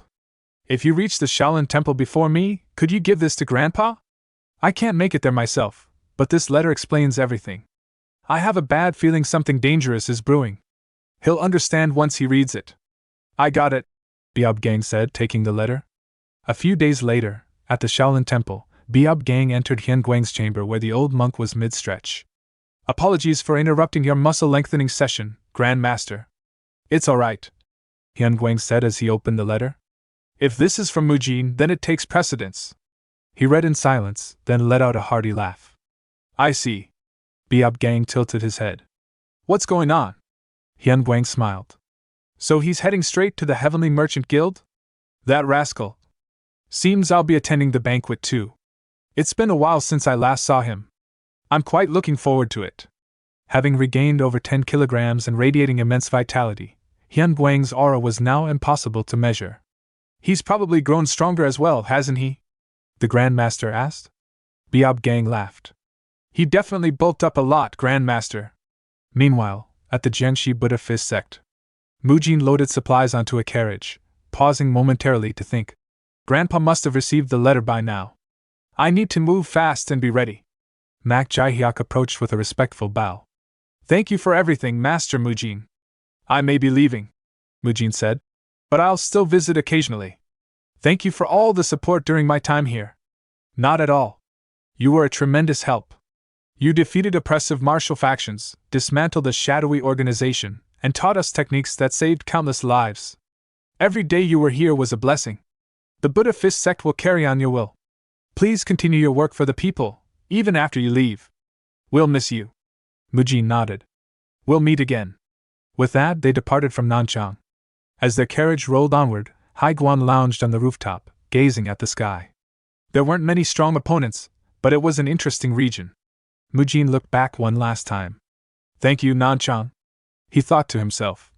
We left in a hurry to stop Ryusealho, but the sun's shining brightly, like it's telling us everything will be okay. Still, I've taken precautions, just in case the unexpected happens. As the carriage rolled along, Mujin muttered to himself, mulling over countless ways to reduce casualties at the upcoming banquet. Meanwhile, Monk Beop, riding beside him, groaned inwardly. Damn brat. Let me sleep already.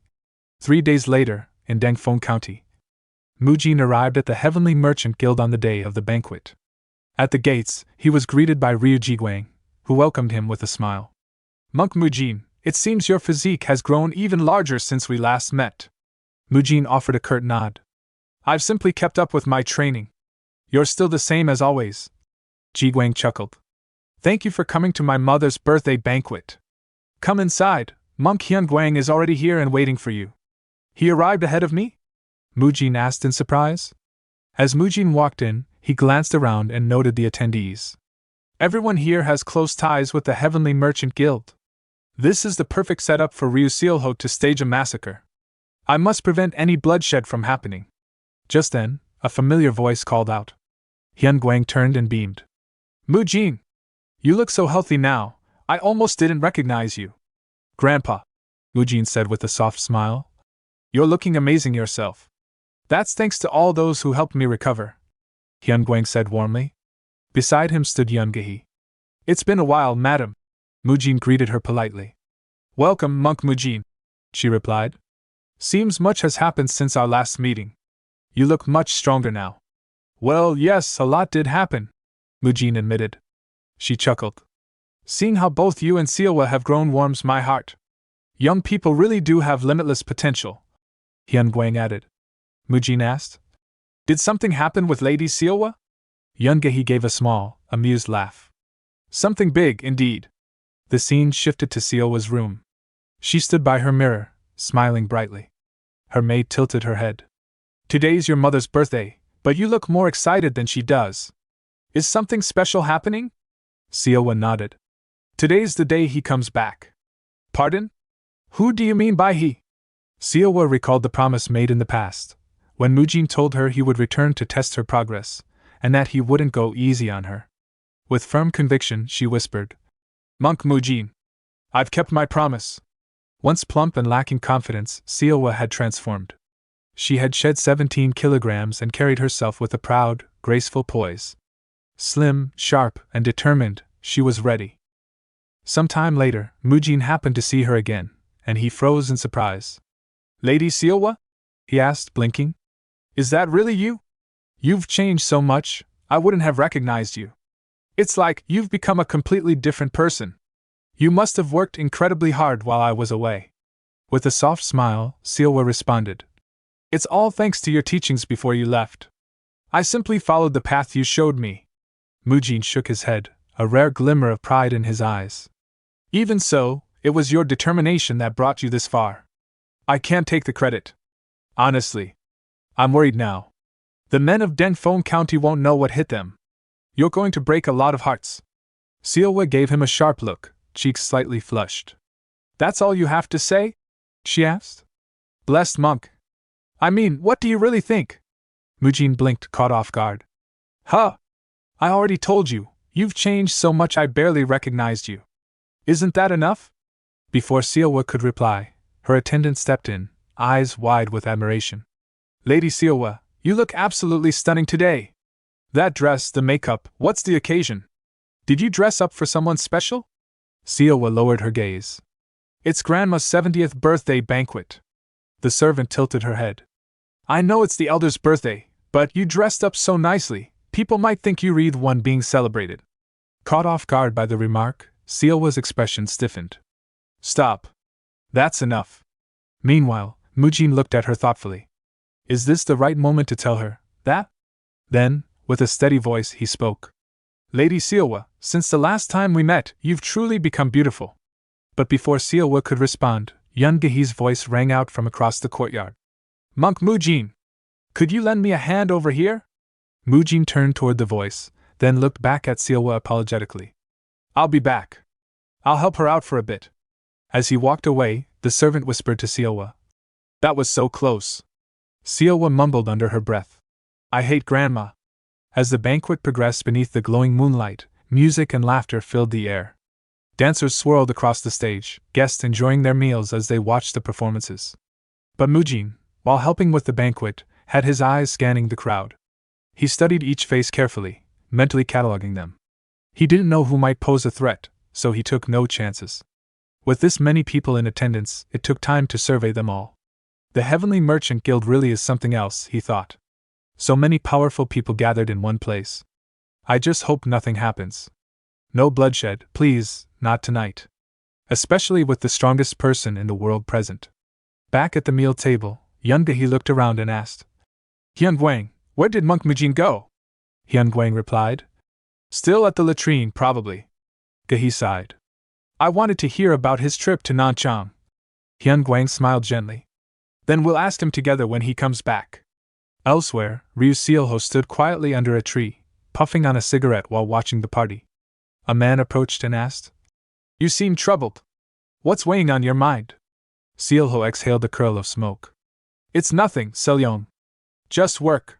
The man was Ryu Selyong, Sealho's elder brother, leader of the Zien branch of the Heavenly Merchant Guild, and the eldest son of Guild Master Ryu Jiguang. You can rest a little on a night like this, Selyong said. It's okay to take a break. Sealho gestured toward the old monk seated near their grandmother. Who's that sitting with her? Oh, Selyong replied. That's Monk Hyunguang. Father told me about him. He used to be called the greatest talent in the world, the Shaolin Divine Monk. In the past? Sealho asked. Not anymore? Selyong nodded solemnly. He lost all his martial arts while defending the Shaolin Temple from the demonic cultists. Became crippled after that. Now, he's just a kind old man. Fate brought him and grandmother together. We owe him a lot, even if he's no longer the man he once was. Anyway, I'll go greet the other guests now. And Sealho, don't smoke too much tobacco. As Selyong walked away, he frowned slightly. I've never smelled tobacco like that before. Is it a new blend? It's oddly unpleasant. Once Selyong was gone, a figure stepped out from the shadows and approached Sealho. There are no issues with our plan, next Merchant Guild leader, the man whispered. Also, that tobacco you're smoking, it's a special product. Please refrain from using it when others are around. It was none other than Inner Administrator GM Pyoga. Sealho narrowed his eyes. Why are you speaking so cryptically all of a sudden? But halfway through the sentence he paused. His lips curled into a sinister grin. I see. So you're connected to that place too. To think you've served here for 40 years, and all along you were a spy. If Father ever found out, he'd cry tears of blood. Changing the subject, Sealho asked. What happened with number 1027 was unfortunate, wasn't it? GM Pyoga nodded. If we'd been able to use her properly, Lady Sealwa could have been turned into our puppet. And now? Everything is going smoothly, Pyoga said. I've already sent instructions to our people using frequency transmission. When I fake a cough and hit the table 4 times, it will begin. Sealho gave a curt nod. Understood. You've done well. You may go. Yes, sir. As if spitting on Mujin's hopes for a peaceful evening, Ryu Sealho was calmly imagining the bloodbath that was soon to unfold. This will be the last banquet, he thought. So enjoy it while you can. Tonight I ascend as the new Merchant Guild leader. At that moment, Hyun Guang, seated beside Yun Gehi, grew tense. His expression hardened. Gehi noticed and frowned. Is something wrong? Hyun Guang thought grimly. Mujin, it seems your fears were justified after all. Meanwhile, Sealwa sat quietly by a pool, gently tossing small rocks into the water. Her thoughts were conflicted. Monk Mujin acknowledged how hard I've worked, but still, I wanted him to say I've become prettier. If he didn't say it, maybe he's not interested in me after all. She stood up, brushing off her dress. I should head back. They'll start looking for me soon.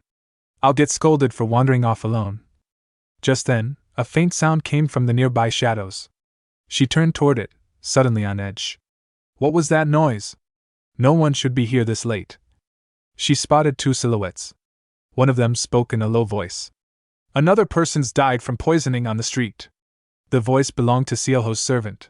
He was speaking to GM Pyogu. Pyogu asked, Is this why we're concerned about that monk Mujin? Yes, the servant replied. He's been making moves like he knows everything. Every disruption in Nanchang was tied to him. It's no coincidence. Pyogu added. Number 1027's incident was his doing as well. She claimed Mujin deceived everyone. If we're wiping them all out, we should kill him too. I agree, the servant said. Let's take this chance to eliminate him. Sealwa's breath caught in her throat. She trembled, her thoughts racing. What did they just say? That voice, it's the inner administrator? Kill the blessed monk? I have to go, now. I need to warn father. She turned, but her foot scraped against the stone, making a noise. Both men snapped their heads in her direction. She panicked. They saw me. I'm caught. I need to run. She barely managed a few steps before the servant blocked her path. He smiled cruelly. Where are you rushing off to, Lady Sealwa? Did something happen? Without warning, he pulled out a dagger. Well, we were going to kill everyone anyway. He raised the blade. This is goodbye. He thrust. Sealwa screamed. In that moment, a flash of movement, steel meeting steel. The dagger was knocked away, deflected midair. Mujin stood in front of her, eyes blazing as he deflected the dagger with his iron guard technique. You're planning to kill everyone? He said coldly. What an ambitious plan. He leveled his gaze at the assassin. In that case, start with me, if you think you can. Mujin clenched his teeth, sweat pouring down his face. I definitely activated my iron guard, but I still took damage? He thought. He's on a completely different level compared to Hong So-hee. Did he throw a blade in that brief moment just now? The realization hit him hard. If I drop my guard even for a second, I might actually die. This guy, he's a real killer. Despite the fear tightening in his chest, Mujin forced himself to stand tall and turn to the trembling figure behind him. Lady Sealwa, he said, his voice strained but steady. Leave this to me and run. Head straight for Grandmaster Hyun Guang. You'll be safe once you're with him. I can't, Sealwa replied, her voice shaking. I'd never abandon you, not like this. But before she could say more, the killer made a subtle movement, reaching for his blade. Mujin's eyes narrowed. In a flash, he dashed forward and kicked the sword's hilt just as it was about to be drawn, slamming it back into its sheath. Keep that sword where it belongs, Mujin growled, following up with a direct kick to the assassin's face. The blow landed hard, sending the killer flying backwards. Go now! Mujin shouted, taking the momentary opening. Still trembling, Sealwa hesitated, but before she could move, her servant arrived at the scene, panting. Without waiting, she grabbed Sealwa's arm and pulled her away. Come quickly! I'm leaving Lady Sealwa to you, Mujin called out. Suddenly, a pulse of murderous intent flared behind him. Mujin spun around just in time to block several flying daggers with iron guard. Sparks danced off his arms, but one blade slipped through and grazed his shoulder, drawing blood. He looked up. The killer was already standing, completely unfazed by the earlier kick. Looks like you're in a rush to cut your own life short. Killer muttered under her breath, clearly rattled. Mujin narrowed his eyes. Not even letting me say goodbye to her properly? That's low, he said, cracking his knuckles with a forced grin. What, is your grand massacre plan not that impressive? If you're raising your sword at a young monk, then maybe you're just a coward. He planted his feet. Try killing me, if you think you can. The killer's eyes sharpened. With a cold voice, he unsheathed his sword. As you wish. It'll hurt, but this was your choice. He slashed forward. Mujin dodged, his body a blur, and launched himself at full speed. The ground beneath him shattered with the force of his step. He appeared before the assassin in a heartbeat and threw a heavy punch, only to strike air. He vanished? Mujin thought in disbelief. The killer reappeared behind him like a phantom. Mujin ducked just in time as a blade whistled past where his neck had been a second ago. He twisted around, teeth clenched in frustration. He's insanely fast. Mujin thought, then launched a series of chain punches, each powerful and precise. But the killer effortlessly dodged, weaving around them. You keep jumping around like a damn grasshopper, Mujin barked. Afraid to fight me head on? Come down here and face me, coward! Perched atop a nearby wall, the killer replied coolly. Stop wasting your strength. You're only prolonging your suffering. He's figured out my specialty, grappling, Mujin realized. He keeps throwing blades from a distance and avoids close contact. If I don't land a hold soon, I'll exhaust myself first. He's the worst kind of opponent for me. But I can't let him leave. Lady Sealwa will be in danger. I have to hold him here, no matter what. Mujin stepped back, looking to widen the gap. But suddenly he felt his feet freeze in place. Looking down, he saw daggers pierced into the ground, daggers from earlier, cleverly positioned to limit his movement. From back then, Mujin realized too late. The killer was already above him, sword swinging down. Mujin raised his arm just in time, iron guard flaring. Steel clashed against flesh steel. He countered with a chain punch, but the assassin ducked and retaliated with a quick slash. Mujin raised his left palm, now coated with reinforced ki, and blocked it. Then came another volley of daggers. Mujin dodged most, but a few grazed him, slicing across his robes. Blood dripped. They're laced with poison, the killer said coldly. You'll be paralyzed soon. Before Mujin could react, the killer unleashed a deadly sword art, sword technique, endless pit. The strike tore through the air, slamming into Mujin. Blood sprayed as Mujin hit the ground hard. The killer, not bothering to look back, sheathed his blade. Farewell. Time for you to meet Buddha. But just as the killer turned away, a voice rose behind him, hoarse, defiant. I'm not going anywhere. The killer stopped, turning in surprise. Mujin, bloodied and trembling, stood again, barely. A dagger was buried in the killer's back. Mujin had thrown it just moments before collapsing. I don't think that paralyzing poison of yours works on me, Mujin said, breathing raggedly. Looks like Buddha just sent me right back. The killer narrowed his eyes. He forced his inner energy to suppress the poison. Impressive. You want to die that badly? The killer snarled, drawing his blade again.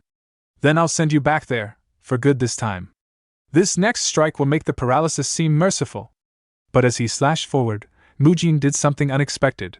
He wrapped his arm around the killer's blade mid-swing. Blood sprayed, but Mujin grinned. This doesn't feel like paradise to me, he said. Guess I'm not the one going there. With a sudden burst of strength, Mujin struck the assassin's sword hand with a powerful arhat palm, forcing him to release his grip. The killer reeled in pain. He was now within grappling range. Mujin didn't hesitate. He surged forward and locked the killer in a tight submission, Dar's choke. The hold landed, Mujin thought, his vision blurring. But my stamina's shot, my inner energy is running dry. If this drags on, I'm done for. I have to end it, right now. Mujin exhaled heavily, his chest heaving as he summoned the last reserves of his strength. With precise execution, he tightened the Dar's choke, locking the assassin's left arm and neck in a vice grip. I've secured both points in a single move, he thought. There's no way he's slipping out of this. The assassin screamed in agony, the distinct, unsettling crack of bones echoing through the alley. Mujin gritted his teeth, feeling the opponent's resistance falter with each second. He's weakening. I just need to hold on until he passes out. Through his strained breath, the killer muttered in a trembling voice. You're already too late, This banquet is crawling with assassins. You can't stop it now. They continued struggling, both bodies trembling, Mujin holding on with sheer will, the killer writhing in his last defiance, until finally, the assassin collapsed to the ground, unconscious. Mujin released his hold and stumbled back, barely able to stand. He glanced down, his breathing shallow and rough. The choke landed perfectly. He won't be getting up any time soon, Mujin thought, trembling. No way to stop the attack? Even if a whole truckload of people like he showed up, Grandpa would still wipe the floor with them. He wiped the blood from his lips and steadied himself. I don't have time to waste. I need to get to him. Now. Meanwhile, at the grand banquet, Sealho sat among the guests, nervously biting his thumbnail, the words of inner administrator GM Pyoga looping in his mind. Everything is in place, Lord Sealho. With a single signal, the Heavenly Merchant Guild will be yours. The hounds have already been released. They're likely coordinating among themselves as we speak, just 4 knocks, following a single cough. A dark smile crept across Sealho's face as he whispered under his breath. It's almost over. Just then, a calm voice cut through the tension. What's almost over? Sealho looked up, startled. Standing before him was none other than Grandmaster Hyun Wang. Your branch leader Ryu Sealho, aren't you? The elder said. I've heard quite a bit about you from my grandson. This damn old monkey, Sealho scowled inwardly. Why now of all times? Hyun Guang continued with a serene smile. I was told you offered Mujin considerable help in Nanchang. I heard you played a supportive role in several matters. Helped him? We barely spoke after our first meeting, Sealho thought, confused and irritated. What's Mujin trying to do, throwing my name around like that? His mind drifted back to something a subordinate once warned him. It feels like the Shaolin are onto something. They're already making moves. Could it be? Sealho narrowed his eyes. Do they actually have intel on us? Still, he scoffed inwardly. So what? It's too late now. He coughed lightly, just once. Instantly, hidden assassins scattered throughout the banquet began subtly reaching into their sleeves and pockets, preparing to strike at a moment's notice. I also received help from Mujin, Sealho said aloud, his voice calm and composed. So much so, in fact, that I can bring everything I've been doing to a close right now. Hyun Guang raised a brow. And what exactly have you been doing? Sealho chuckled. He can know everything, it won't change the outcome. Let's call it a leadership transition. Or perhaps, breathing new life into this place. He figured that once they were all dead, everything would settle down anyway. With that thought, he began tapping out 4 deliberate knocks with his finger. The assassins, already on edge from the earlier signal, moved without hesitation, hands slipping into their pockets. The moment the 4th knock echoed, the lamps flickered out, plunging the banquet into darkness. People started shouting. What's going on? The lamps went out. I can't see anything. Panic filled the hall. But before anyone could react, the assassins drew their weapons and, under the cover of darkness, began their bloody work. Screams erupted. Blades slashed. Blood spilled. What's that sound? I heard something. Someone screamed. I still can't see anything. Above the chaos, Sealho began to laugh, manic, triumphant. Yes. Let it happen. With this, the Heavenly Merchant Guild is finally mine. But amid the slaughter, a calm, resolute voice answered. You've gone too far. Hyun Guang's voice rang with a sharp edge. You no longer deserve a second chance, Ryu Sealho. You are a merchant of blood and deception, nothing more. If it weren't for Mujin, this night might have ended in true disaster. With a simple snap of his fingers, the darkness shattered. All the lamps relit at once, illuminating the chaos, and what stood at its center. A magnificent golden dragon made of pure energy, Hyun Guang's key, hovered over the crowd, glaring directly at Sealho. You shouldn't throw around phrases like a new breath of life so carelessly, Hyun Guang said coldly. Did you really think I was powerless to stop this treachery? Look around you. Sealho glanced across the hall, and to his horror, he saw it, not innocent guests on the floor, but his assassins. Each one had been struck down, their bodies pinned to the ground by golden palm imprints, Hyun Guang's true relied divine palm. You brought dozens of assassins, Hyun Guang said. I have already subdued them all. It's over. Give up. The would-be killers writhed, trying to move, but not one could rise to their feet. From across the room, Ryu Jiguang, the true guild leader, stepped forward, eyes narrow with concern. What is happening here? Sealho's thoughts spun wildly. He wants me to surrender? Now? With our grand objective right in reach? Refusing to yield, Sealho reached into his hair and pulled out a thin, long needle, his hidden weapon. In one motion, he hurled it at Hyunguang. But the Grand Master's voice thundered through the hall. Enough! The sheer force of his voice alone stopped Sealho in his tracks. The would-be usurper crumpled to the ground, paralyzed by shock and ki pressure. Everyone saw it. They had all witnessed Ryu's Sealho, who had always shown a soft, kind facade, unravel into a madman, laughing as he ordered the massacre of innocents. Now those who had been pinned by Hyunguang's energy rose to their feet, weapons drawn and a righteous fury burning in their eyes. Sealho's twisted ambition had been exposed, and the entire guild stared at him with horror and disgust. No one spoke at first. The room held its breath. Then, a voice broke the silence, urgent and trembling. It was Sealwa, breathless, having just arrived with her servant. She shouted, "Monk Mujin, he's in danger! Please, someone help him!" Ryu Jiguang, one of the 5 grand leaders of the world's merchant guilds, didn't hesitate. His expression was calm, but his presence carried weight. We must act quickly, he thought. There's no time for delay. Azure Gold Squad, he commanded. Subdue the assassins and Ryu Sealho, those driven mad by their own bloodlust. The rest of you, come with me. We're going to find Mujin. We can't afford to lose another life. With that final command, Yungahee's 70th birthday celebration, once a symbol of prosperity and peace, came to a dramatic, blood-soaked end. As the Azure Gold Squad prepared to advance in search of Mujin, the captain suddenly halted and pointed toward a figure in the distance. Merchant Guild leader, he said, narrowing his eyes. Could that person be Mujin? At that moment, Mujin's weak voice echoed across the courtyard. Is everyone all right? He asked, his voice trembling. What's going on? This place, it's dangerous. He took in the scene around him. All of the assassins had been immobilized, bound by Grandmaster Hyunguang's formidable technique. One by one, the members of the Azure Gold Squad were tying them up with practiced efficiency. Relief washed over Mujin's pale face. I see, it's over, he murmured. As expected of Grandpa. I knew I could rely on him. But even as the words left his mouth, he coughed violently, blood staining his lips. His knees gave out beneath him, and he collapsed to the ground. Monk Mujin! Sealwa cried, her face stricken with worry as she rushed to his side. She knelt beside him, holding his unconscious body. Please wake up! You can't die like this! Turning sharply, she barked at one of her father's retainers. Quickly! Call for a physician, immediately!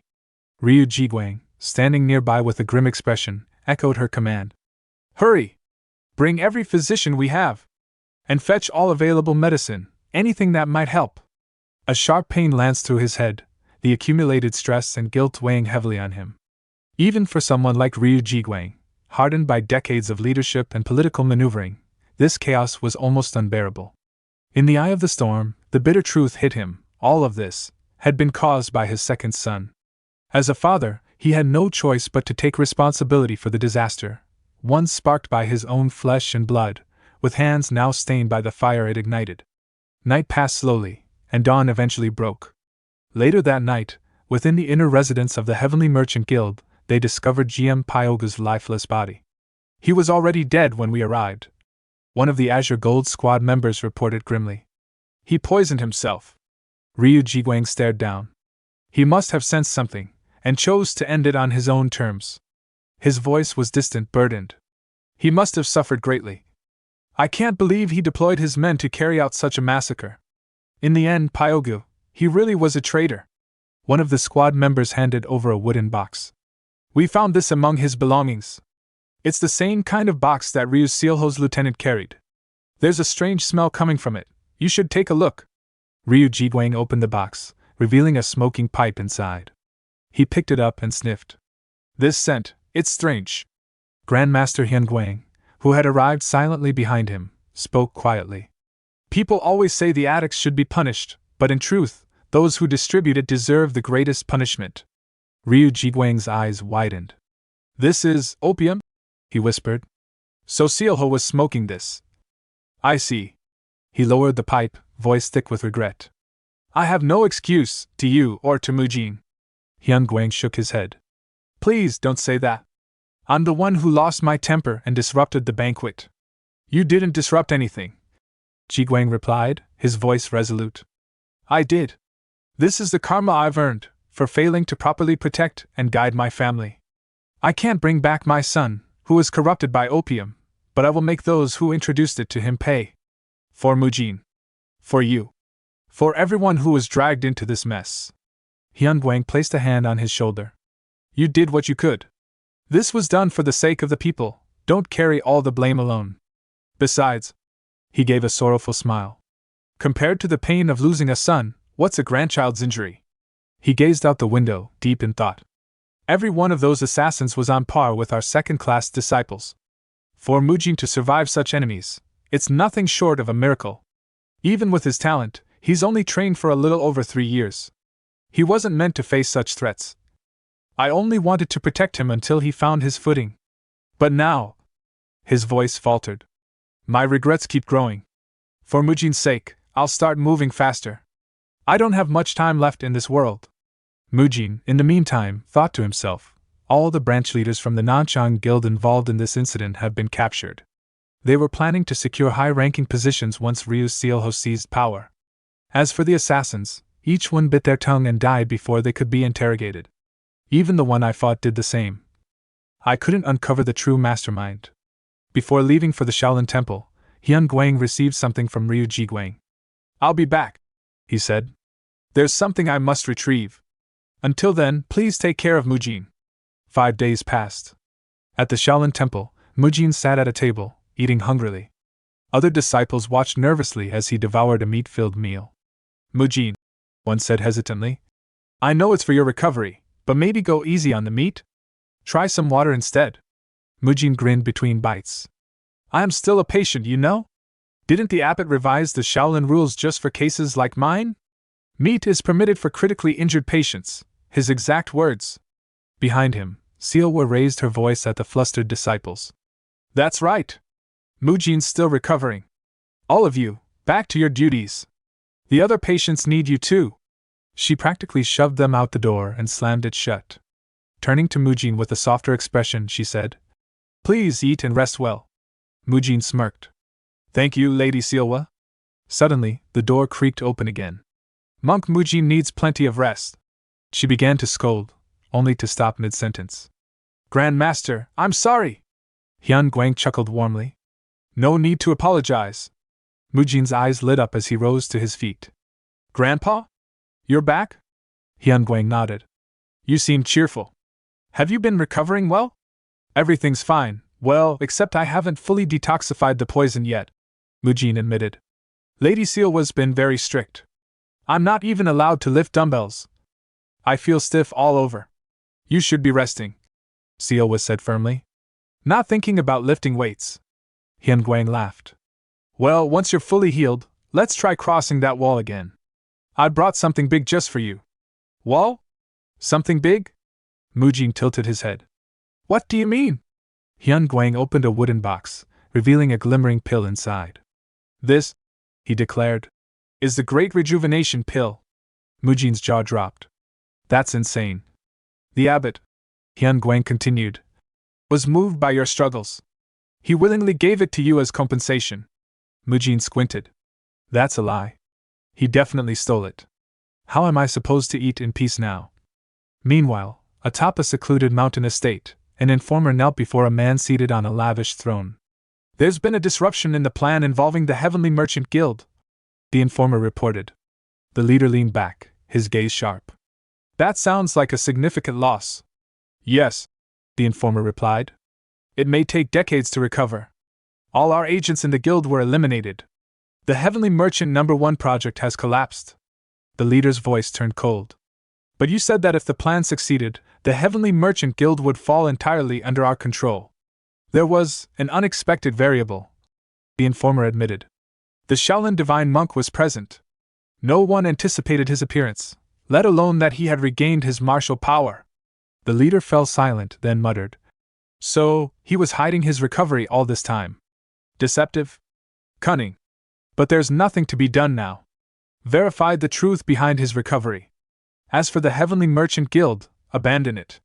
Shift focus to the others. Understood. The leader closed his eyes, fingers tapping against the armrest. The revival of the Shaolin Divine Monk, Hyun Guang. That withered shell of a man is walking again. Did he really survive such catastrophic injuries? How did he do that? Scene shifted to Nanchang Branch, Body Treatment Clinic. Inside the clinic, Jinhee of the Jaegao clan blinked in disbelief. He left? She asked, her voice sharp with surprise. Jaehyuk, standing beside her, nodded. Yes. He returned to Dangfeng County about 10 days ago. I heard he went back to the main branch of the Body Treatment Clinic. Jinhee's thoughts tightened like a coil. He left, without even speaking to me? Jaehyuk tilted his head. But why are you asking about someone who's already gone? Jinhee clenched her jaw, suppressing the storm rising within. After everything we shared, after all the promises for the future, he just left? Without a single word? Her eyes narrowed with resolve. Fine. Then I'll go to Dangfeng County myself. I need to look him in the eye. Back at the Merchant Guild's training hall, Grandmaster Hyun Guang was carefully preparing the Great Rejuvenation Pill, circulating his chi to harmonize its energy for Mujin's body. Watching nervously, Mujin asked, Am I really allowed to take this? Isn't this way too much of a reward? Hyun Guang thought back to the negotiations. That's why I swallowed my pride and personally begged the Merchant Guild leader for this. He remembered the moment he received the pill from the abbot. But Grandmaster Hyun Guang, the abbot had protested. This is the Great Rejuvenation Pill we're talking about. Even if Mujin played a critical role, no third-class disciple has ever been granted such a treasure. Hyun Guang had turned sharply, his tone icy. Then what? If I just take it and walk out, will that fix things? The abbot hesitated. If it's for Mujin, perhaps the rules can bend, just this once. Back in the present, Hyun Guang handed the pill to Mujin and said calmly, Just remember to thank the abbot later. That'll be enough. Mujin sighed inwardly. Looks like I'll need to keep a low profile for a while. Still hesitant, he said.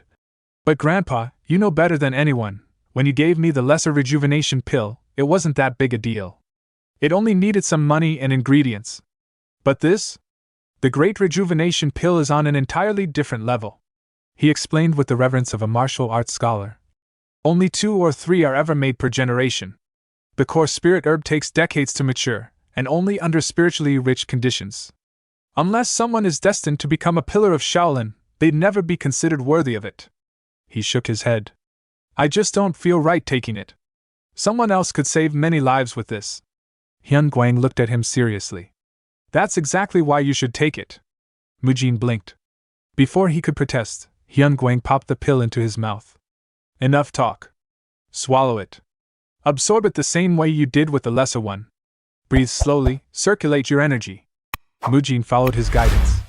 The lesser rejuvenation pill felt like an overwhelming torrent. But this one, it's sweet? And subtle? The energy surged through him, not just strengthening, but dissolving blockages. His chi channels pulsed with life. He started coughing violently. Hyun Guang smiled calmly. Don't worry. That was just the poison still lingering in your system getting purged. Mujin entered a dual cultivation trance, cycling both the unmovable cultivation technique and the Great Path technique. This energy, it's not just replenishing me, it's reshaping me. This isn't energy deviation. This is a breakthrough. My blocked core, it's finally unlocking. A burst of brilliant chi erupted from Mujin. Hyun Guang gave a satisfied nod. Congratulations on your full recovery. So, training tomorrow? Mujin clenched his fists, brimming with strength. No. I want to start right now, Grandpa. Not even Lady Sealwood can stop me this time. There's something I've been dying to try. Mujin stepped onto the open grounds, eyes scanning the space. I said all that confidently, but where do I even start? The pill gave me overwhelming strength, but no manual on how to use it.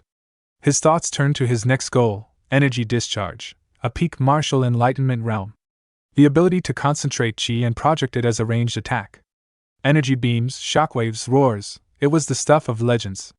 And for a close-quarters fighter like Mujin, it was the missing piece. He recalled Hyun Guang's advice.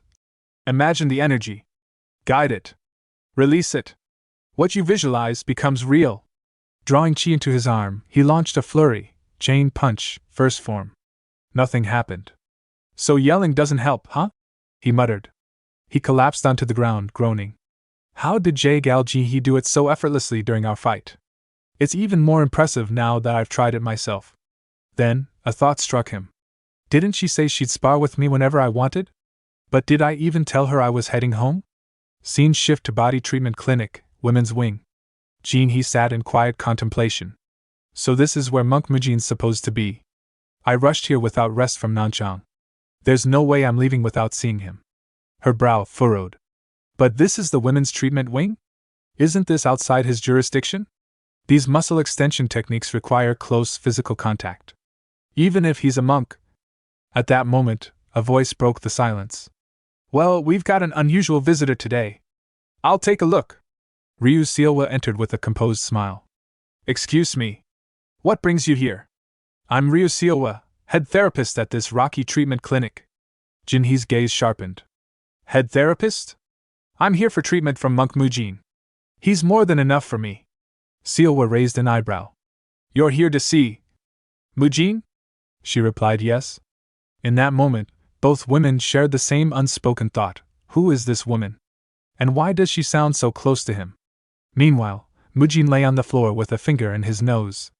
She's probably doing fine, wherever she is. Meanwhile, at the body treatment clinic, inside the women's ward, tensions were flaring. Jinhee, her voice sharp with irritation, demanded. Why exactly are you telling me I can't meet with the divine monk? Seowa responded calmly, though with a subtle edge. Monk Mujin is currently recovering from a serious injury. Jinhee narrowed her eyes, skeptical. And who are you to speak for him so intimately? What are you, his top disciple in manual therapy or something? With a sweet smile, Seowa replied. Oh my, you recognized it. I am the direct disciple personally trained by Monk Mujin himself. Now, if you have a message for him, I'd be happy to deliver it. Jinhee's tone shifted as she declared. Mujin and I have promised each other a future. Of course, by future, she meant a martial rematch, but that was her business. I see. Seowa replied coolly. Even so, we can't allow strangers in based on vague claims. The world's full of dangers, after all. And besides, he's not here. You might want to check somewhere else. Frustrated, Jinhee pressed.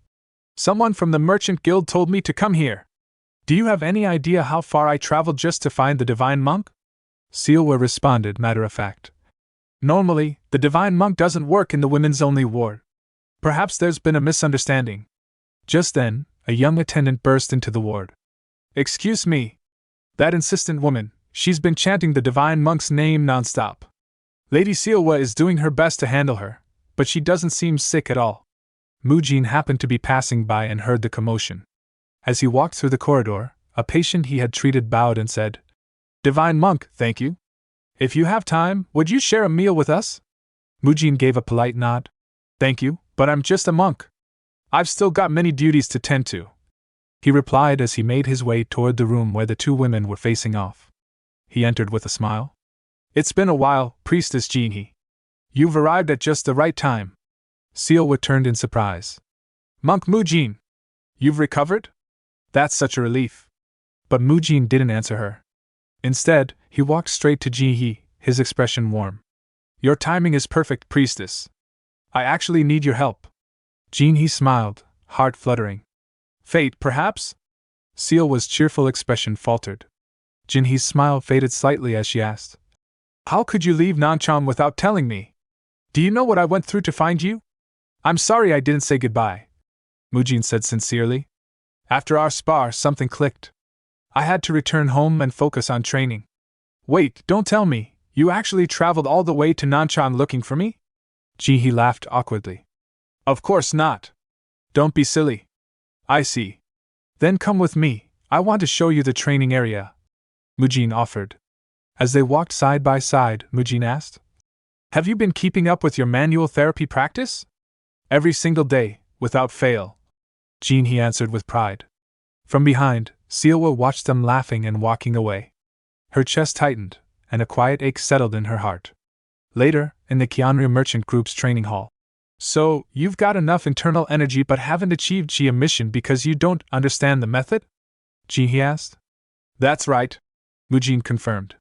You've really come a long way since Nanchang. I wasn't expecting you to improve this much, she said, a little surprised. No matter. I'll teach you right away. We can catch up later. Understood. You already have the foundation, he explained. To achieve chi emission, you need two things: sufficient internal energy and a body strong enough to handle it. You've got both, probably thanks to that grand elixir, she continued. Now, it's time to learn the Ascension martial arts. These techniques let you manipulate and release chi, either around your body or outward in focused bursts. We'll start with the basics, channeling chi through the smaller veins, particularly into your hands and fingertips. She demonstrated by gathering chi into her fingers and unleashing it in a sharp burst, splitting a practice log in half. Once you grow accustomed to this, it'll feel as natural as using a tool. You experienced some of it during our spar. Long-range techniques are incredible, aren't they? I'll also teach you some body-strengthening routines, Mujin offered. The stronger your body, the easier it is to control your internal energy. He smiled. That sounds great. Just like before, I'll be in your care. Honestly, thinking about sparring with you again makes my heart race. I can't stop remembering our time back in Nanchang. Unbeknownst to them, Sealwa was observing from a distance. Mujin spotted her, but she quickly ducked out of sight. Was that Lady Sealwa? Was she spying on us just now?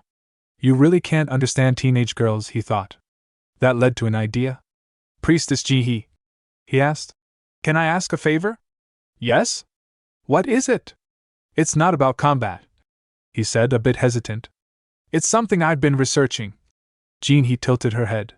What kind of request makes you so awkward? That evening, as Sealwa closed the clinic. Great work today, everyone, she said with a smile. Good work, young lady, the staff echoed. A voice interrupted from beside her. Are you done for the day? Startled, Sealwa answered. Yes, today was really exhausting. She turned and froze. Monk Mujin? Why are you here this late? I have something for you, Mujin replied, holding out a book. She took it, puzzled. This is a martial arts manual?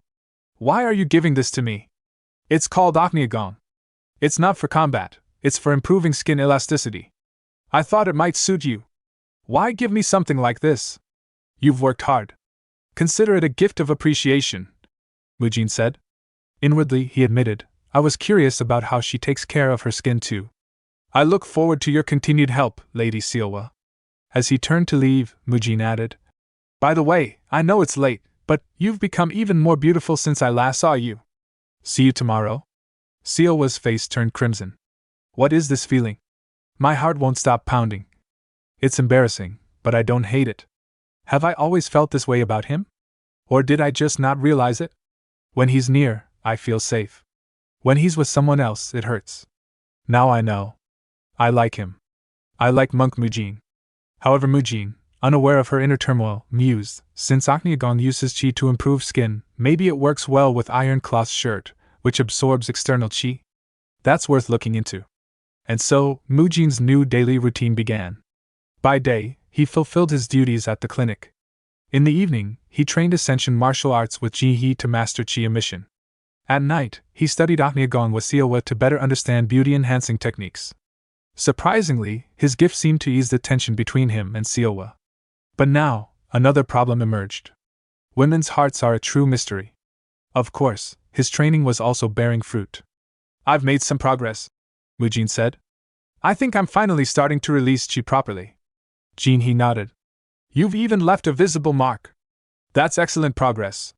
Once you've solidified the basics, I'll be heading back first. You're leaving already? I can't stay away for too long. People are waiting for me, comrades who care. Mujin nodded slowly, deep in thought. Now that I think about it, it's been a long time since I left Shaolin. I wonder how everyone's doing. How much have they grown? Meanwhile, back at Shaolin, Muyul shouted, Senior brother Mugung! Wait for me!